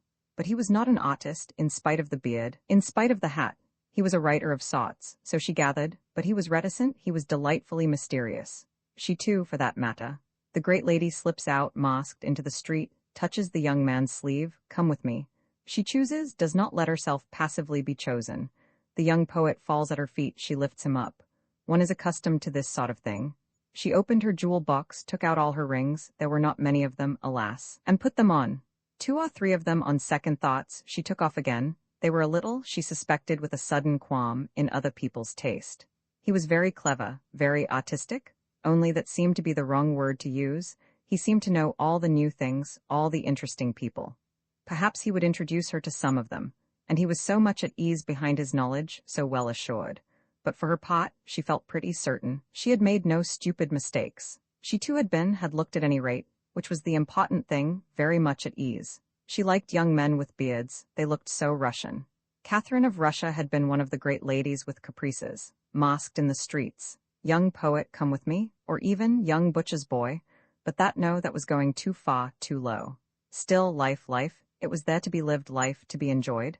And now, she was still wondering what would happen next when the kettle, which was one of those funny ones which whistle when they come to the boil, began, fitfully at first then, under full steam, unflaggingly, to sound its mournful, otherworldly note. She sighed and bestirred herself to attend to it. Let me help you. Gumbrel jumped up as she came into the room. What can I do? He hovered rather ineptly round her. The lady put down her tray on the little table. "And nothing," she said. "And nothing." He imitated her with a playful mockery. "Am I good for and nothing at all?" He took one of her hands and kissed it. "Nothing, that's of the least importance." She sat down and began to pour out the tea. The complete man also sat down. "So to adore at first sight," he asked, "is not of the least importance?" She shook her head, smiled, raised and lowered her eyelids. One was so well accustomed to this sort of thing, it had no importance. "Sugar?" she asked. The young poet was safely there, sparkling across the tea table. He offered love, and she, with the easy heartlessness of one who is so well accustomed to this sort of thing, offered him sugar. He nodded. "Please, but if it's of no importance to you," he went on, "then I'll go away at once." The lady laughed her section of a descending chromatic scale. "Oh no, you won't," she said. "You can't." And she felt that the grand dame had made a very fine stroke. "Quite right," the complete man replied. "I couldn't." He stirred his tea. "But who are you?" He looked up at her suddenly. "You devilish female." He was genuinely anxious to know, and besides, he was paying her a very pretty compliment. "What do you do with your dangerous existence?" "I enjoy life," she said. "I think one ought to enjoy life, don't you? I think it's one's first duty." She became quite grave. "One ought to enjoy every moment of it," she said. "Oh, passionately, adventurously, newly, excitingly, uniquely." The complete man laughed. "A conscientious hedonist, I see." She felt uncomfortably that the fastidious lady had not quite lived up to her character. She had spoken more like a young woman who finds life too dull and daily, and would like to get on to the cinema. "I am very conscientious," she said, making significant play with the magnolia petals and smiling her riddling smile. She must retrieve the great Catherine's reputation. "I could see that from the first," mocked the complete man with a triumphant insolence. "Conscience doth make cowards of us all." The fastidious lady only contemptuously smiled. "Have a little chocolate cake," she suggested. Her heart was beating. She wondered. There was a long silence. Gumbrel finished his chocolate cake, gloomily drank his tea, and did not speak. He found, all at once, that he had nothing to say. His jovial confidence seemed, for the moment, to have deserted him. He was only the mild and melancholy one foolishly disguised as a complete man, a sheep in beaver's clothing. He entrenched himself behind his formidable silence and waited, at first, sitting in his chair, then, when this total inactivity became unbearable, striding about the room. She looked at him, for all her air of serene composure, with a certain disquiet. What on earth was he up to now? What could he be thinking about? Frowning like that, he looked like a young Jupiter, bearded and burly, though not, she noticed, quite so burly as he had appeared in his overcoat, making ready to throw a thunderbolt. Perhaps he was thinking of her, suspecting her, seeing through the fastidious lady and feeling angry at her attempted deception. Or perhaps he was bored with her, perhaps he was wanting to go away. Well, let him go. She didn't mind. Or perhaps he was just made like that. A moody young poet. That seemed, on the whole, the most likely explanation. It was also the most pleasing and romantic. She waited. They both waited. Gumbrel looked at her and was put to shame by the spectacle of her quiet serenity. He must do something, he told himself. He must recover the complete man's lost morale. Desperately, he came to a halt in front of the one decent picture hanging on the walls. It was an 18th-century engraving of Raphael's Transfiguration, better, he always thought, in black and white than in its bleakly colored original. "That's a nice engraving," he said. "Very nice." The mere fact of having uttered it all was a great comfort to him, a real relief. "Yes," she said, "that belongs to me. I found it in a second-hand shop, not far from here." "Photography," he pronounced, with that temporary earnestness which made him seem an enthusiast about everything, "is a mixed blessing. It has made it possible to reproduce pictures so easily and cheaply that all the bad artists who were well occupied in the past, making engravings of good men's paintings, are now free to do bad original work of their own." All this was terribly impersonal, he told himself, terribly off the point. He was losing ground. He must do something drastic to win it back. But what? She came to his rescue. "I bought another at the same time," she said. "The Lost Communion of St. Jerome, by who is it? I forget." "Ah, you mean Domnicino's St. Jerome?" The complete man was afloat again. "Powson's favorite picture. Mine too, very nearly. I'd like to see that." "It's in my room, I'm afraid, but if you don't mind." He bowed. "If you don't." She smiled graciously to him and got up. "This way," she said, and opened the door. "It's a lovely picture," Gumbrel went on, loquaciously now, behind her, as they walked down the dark corridor. "And besides, I have a sentimental attachment to it. There used to be a copy of an engraving of it at home, when I was a child, and I remember wondering and wondering. Oh, it went on for years. Every time I saw the picture, wondering why on earth that old bishop, for I did know it was a bishop, should be handing the naked old man a 5-shilling piece. She opened a door. They were in her very pink room. Grave in its solemn and subtly harmonious beauty, the picture hung over the mantelpiece, hung there, among the photographs of the little friends of her own age, like some strange object from another world. From within that chipped gilt frame all the beauty, all the grandeur of religion looked darkly out upon the pink room.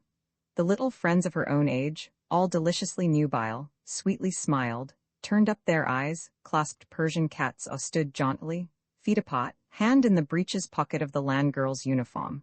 The pink roses on the wallpaper, the pink and white curtains, the pink bed, the strawberry-colored carpet, filled all the air with the rosy reflections of nakedness and life. And utterly remote, absorbed in their grave, solemn ecstasy, the robed and mitred priest held out, the dying saint yearningly received, the body of the Son of God. The ministrants looked gravely on. The little angels looped in the air above a gravely triumphant festoon, the lion slept at the saint's feet, and through the arch beyond, the eye traveled out over a quiet country of dark trees and hills. There it is, she waved towards the mantelpiece, but Gumbrel had taken it all in long ago. You see what I mean by the 5-shilling piece. And stepping up to the picture, he pointed to the round, bright wafer which the priest holds in his hand, and whose averted disk is like the essential sun at the center of the picture's harmonious universe. Those were the days of 5-shilling pieces, he went on. You're probably too young to remember those large, lovely things. They came my way occasionally, and consecrated wafers didn't. So you can understand how much the picture puzzled me. A bishop giving a naked old man 5 shillings in a church, with angels fluttering overhead and a lion sleeping in the foreground. It was obscure, it was horribly obscure. He turned away from the picture and confronted his hostess, who was standing a little way behind him, smiling enigmatically and invitingly. Obscure, he repeated, but so is everything, so is life in general. And you, he stepped towards her, you in particular. Am I? She lifted her limpid eyes at him. Oh, how her heart was beating, how hot it was to be the fastidious lady, calmly satisfying her caprice. How difficult it was to be accustomed to this sort of thing. What was going to happen next? What happened next was that the complete man came still closer, put his arms round her, as though he were inviting her to the foxtrot, and began kissing her with a startling violence. His beard tickled her neck. Shivering a little, she brought down the magnolia petals across her eyes. The complete man lifted her up, walked across the room carrying the fastidious lady in his arms and deposited her on the rosy catafalque of the bed. Lying there with her eyes shut, she did her best to pretend she was dead. Gumbrel had looked at his wrist watch and found that it was 6 o'clock. Already? He prepared himself to take his departure. Wrapped in a pink kimono, she came out into the hall to wish him farewell. When shall I see you again, Rosie? He had learnt that her name was Rosie. She had recovered her great lady's equanimity and detachment, and was able to shrug her shoulders and smile. How should I know? She asked, implying that she could not foresee what her caprice might be an hour hence. May I write then and ask one of these days if you do know? She put her head on one side and raised her eyebrows, doubtfully. At last nodded. Yes, you can write, she permitted. Good, said the complete man, and picked up his wide hat. She held out her hand to him with stateliness, and with a formal gallantry he kissed it. He was just closing the front door behind him, when he remembered something. He turned round. I say, he called after the retreating pink kimono. It's rather absurd, but how can I write? I don't know your name, I can't just address it Rosie. The great lady laughed delightedly. This had the real capriccio flavor. Wait, she said, and she ran into the sitting room. She was back again in a moment with an oblong of pasteboard. There, she said, and dropped it into his greatcoat pocket. Then blowing a kiss, she was gone. The complete man closed the door and descended the stairs. Well, well, he said to himself, well, well. He put his hand in his coat pocket and took out the card. In the dim light of the staircase, he read the name on it with some difficulty. Mrs. James? But no. He read again, straining his eyes. There was no question of it. Mrs. James Shearwater. Mrs. James Shearwater. That was why he had vaguely known the name of Bloxham Gardens. Mrs. James Shear. Step after step he descended ponderously. Good Lord, he said out loud. Good Lord. But why had he never seen her? Why did Shearwater never produce her? Now he came to think of it, he hardly ever spoke of her. Why had she said the flat wasn't theirs? It was. He had heard Shearwater talk about it. Did she make a habit of this sort of thing? Could Shearwater be wholly unaware of what she was really like? But for that matter, what was she really like? He was halfway down the last flight when with a rattle and a squeak of hinges the door of the house, which was only separated by a short lobby from the foot of the stairs, opened, revealing, on the doorstep, Shearwater and a friend, eagerly talking. "I take my rabbit," the friend was saying. He was a young man with dark, protruding eyes, and staring, doggy nostrils, very eager, lively and loud. "I take my rabbit and I inject into it the solution of eyes, pulped eyes of another dead rabbit. You see?" Gumbrel's first instinct was to rush up the stairs and hide in the first likely-looking corner, but he pulled himself together at once. He was a complete man, and complete men do not hide. Moreover, he was sufficiently disguised to be quite unrecognizable. He stood where he was, and listened to the conversation. "The rabbit," continued the young man, and with his bright eyes and staring, sniffing nose, he looked like a poacher's terrier ready to go barking after the first white tail that passed his way. "The rabbit naturally develops the appropriate resistance, develops a specific anti-eye to protect itself. I then take some of its anti-eye serum and inject it into my female rabbit. I then immediately breed from her." He paused. "Well?" asked Shearwater in his slow, ponderous way. He lifted his great round head inquiringly and looked at the doggy young man from under his bushy eyebrows. The doggy young man smiled triumphantly. "The young ones," he said, emphasizing his words by striking his right fist against the extended palm of his left hand, "the young ones are born with defective sight." Thoughtfully, Shearwater pulled at his formidable mustache. He said slowly. "Very remarkable. You realize the full significance of it?" asked the young man. "We seem to be affecting the germplasm directly. We have found a way of making acquired characteristics." "Pardon me," said Gumbrel. He had decided that it was time to be gone. He ran down the stairs and across the tiled hall. He pushed his way firmly but politely between the talkers. "Heritable," continued the young man, imperturbably eager, speaking through and over and round the obstacle. "Damn," said Shearwater. The complete man had trodden on his toe. "Sorry," he added, absent-mindedly apologizing for the injury he had received. Gumbrel hurried off along the street. "If we really have found out a technique for influencing the germplasm directly," he heard the doggy young man saying, but he was already too far away to catch the rest of the sentence. There are many ways, he reflected, of spending an afternoon. The doggy young man refused to come in. He had to get in his game of tennis before dinner. Shearwater climbed the stairs alone. He was taking off his hat in the little hall of his own apartment when Rosie came out of the sitting room with a trayful of tea things.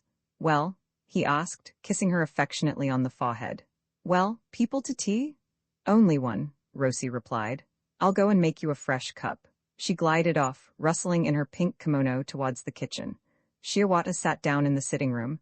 He had brought home with him from the library the 15th volume of the Biochemical Journal. There was something in it he wanted to look up. He turned over the pages. Here it was. He began reading. Rosie came back again. "Here's your tea," she said. He thanked her without looking up. The tea grew cold on the little table at his side. Lying on the sofa, Rosie pondered and remembered. Had the events of the afternoon, she asked herself, really happened? They seemed very improbable and remote now, in this studious silence. She couldn't help feeling a little disappointed. Was it only this, so simple and obvious? She tried to work herself up into a more exalted mood. She even tried to feel guilty, but there she failed completely. She tried to feel rapturous, but without much more success. Still, he certainly had been a most extraordinary man. Such impudence and at the same time such delicacy and tact. It was a pity she couldn't afford to change the furniture. She saw now that it wouldn't do at all. She would go and tell Aunt Aggie about the dreadful middle-classness of her art and craftiness. She ought to have an empire chaise longue, like Madame Récamier. She could see herself lying there, dispensing tea, like a delicious pink snake. He had called her that. Well, really, now she came to think of it all again, it had been too queer, too queer. "What's a hedonist?" she suddenly asked. Shearwater looked up from the Journal of Biochemistry. "What?" he said. "A hedonist, a man who holds that the end of life is pleasure." "A conscientious hedonist? That was good. This tea is cold," Shearwater remarked. "You should have drunk it before," she said. The silence renewed and prolonged itself. Rosie was getting much better, Shearwater reflected as he washed his hands before supper, about not interrupting him when he was busy. This evening she had really not disturbed him at all, or at most only once, and that not seriously. There had been times in the past when the child had really made life almost impossible. There were those months at the beginning of their married life when she had thought she would like to study physiology herself and be a help to him. He remembered the hours he had spent trying to teach her elementary facts about the chromosomes. It had been a great relief when she abandoned the attempt. He had suggested she should go in for stenciling patterns on government linen. Such pretty curtains and things one could make like that. But she hadn't taken very kindly to the idea. There had followed a long period when she seemed to have nothing to do but prevent him from doing anything. Ringing him up at the laboratory, invading his study, sitting on his knee, or throwing her arms round his neck, or pulling his hair, or asking ridiculous questions when he was trying to work. Shearwater flattered himself that he had been extremely patient. He had never got cross. He had just gone on as though she weren't there, as though she weren't there. "Hurry up," he heard her calling. "The soup's getting cold." "Coming," he shouted back, and began to dry his large, blunt hands. She seemed to have been improving lately, and tonight she had been a model of non-existence. He came striding heavily into the dining room. Rosie was sitting at the head of the table, ladling out the soup. With her left hand she held back the flowing pink sleeve of her kimono so that it should not trail in the plates or the tureen. Her bare arm showed white and pearly through the steam of lentils. How pretty she was! He could not resist the temptation, but coming up behind her bent down and kissed her, rather clumsily, on the back of her neck. Rosie drew away from him. "Really, Jim?" she said, disapprovingly. "At meal times?" The fastidious lady had to draw the line at these ill-timed, tumbling familiarities. "And what about work times?" Shearwater asked, laughing. "Still, you were wonderful this evening, Rosie, quite wonderful." He sat down and began eating his soup. "Not a sound all the time I was reading, or, at any rate, only one sound, so far as I remember." The great lady said nothing, but only smiled, a little contemptuously, and with a touch of pity. She pushed away the plate of soup unfinished and planted her elbows on the table. Slipping her hands under the sleeves of her kimono, she began, lightly, delicately, with the tips of her fingers to caress her own arms. How smooth they were, how soft and warm and how secret under the sleeves. And all her body was as smooth and warm, was as soft and secret, still more secret beneath the pink folds. Like a warm serpent hidden away, secretly, secretly.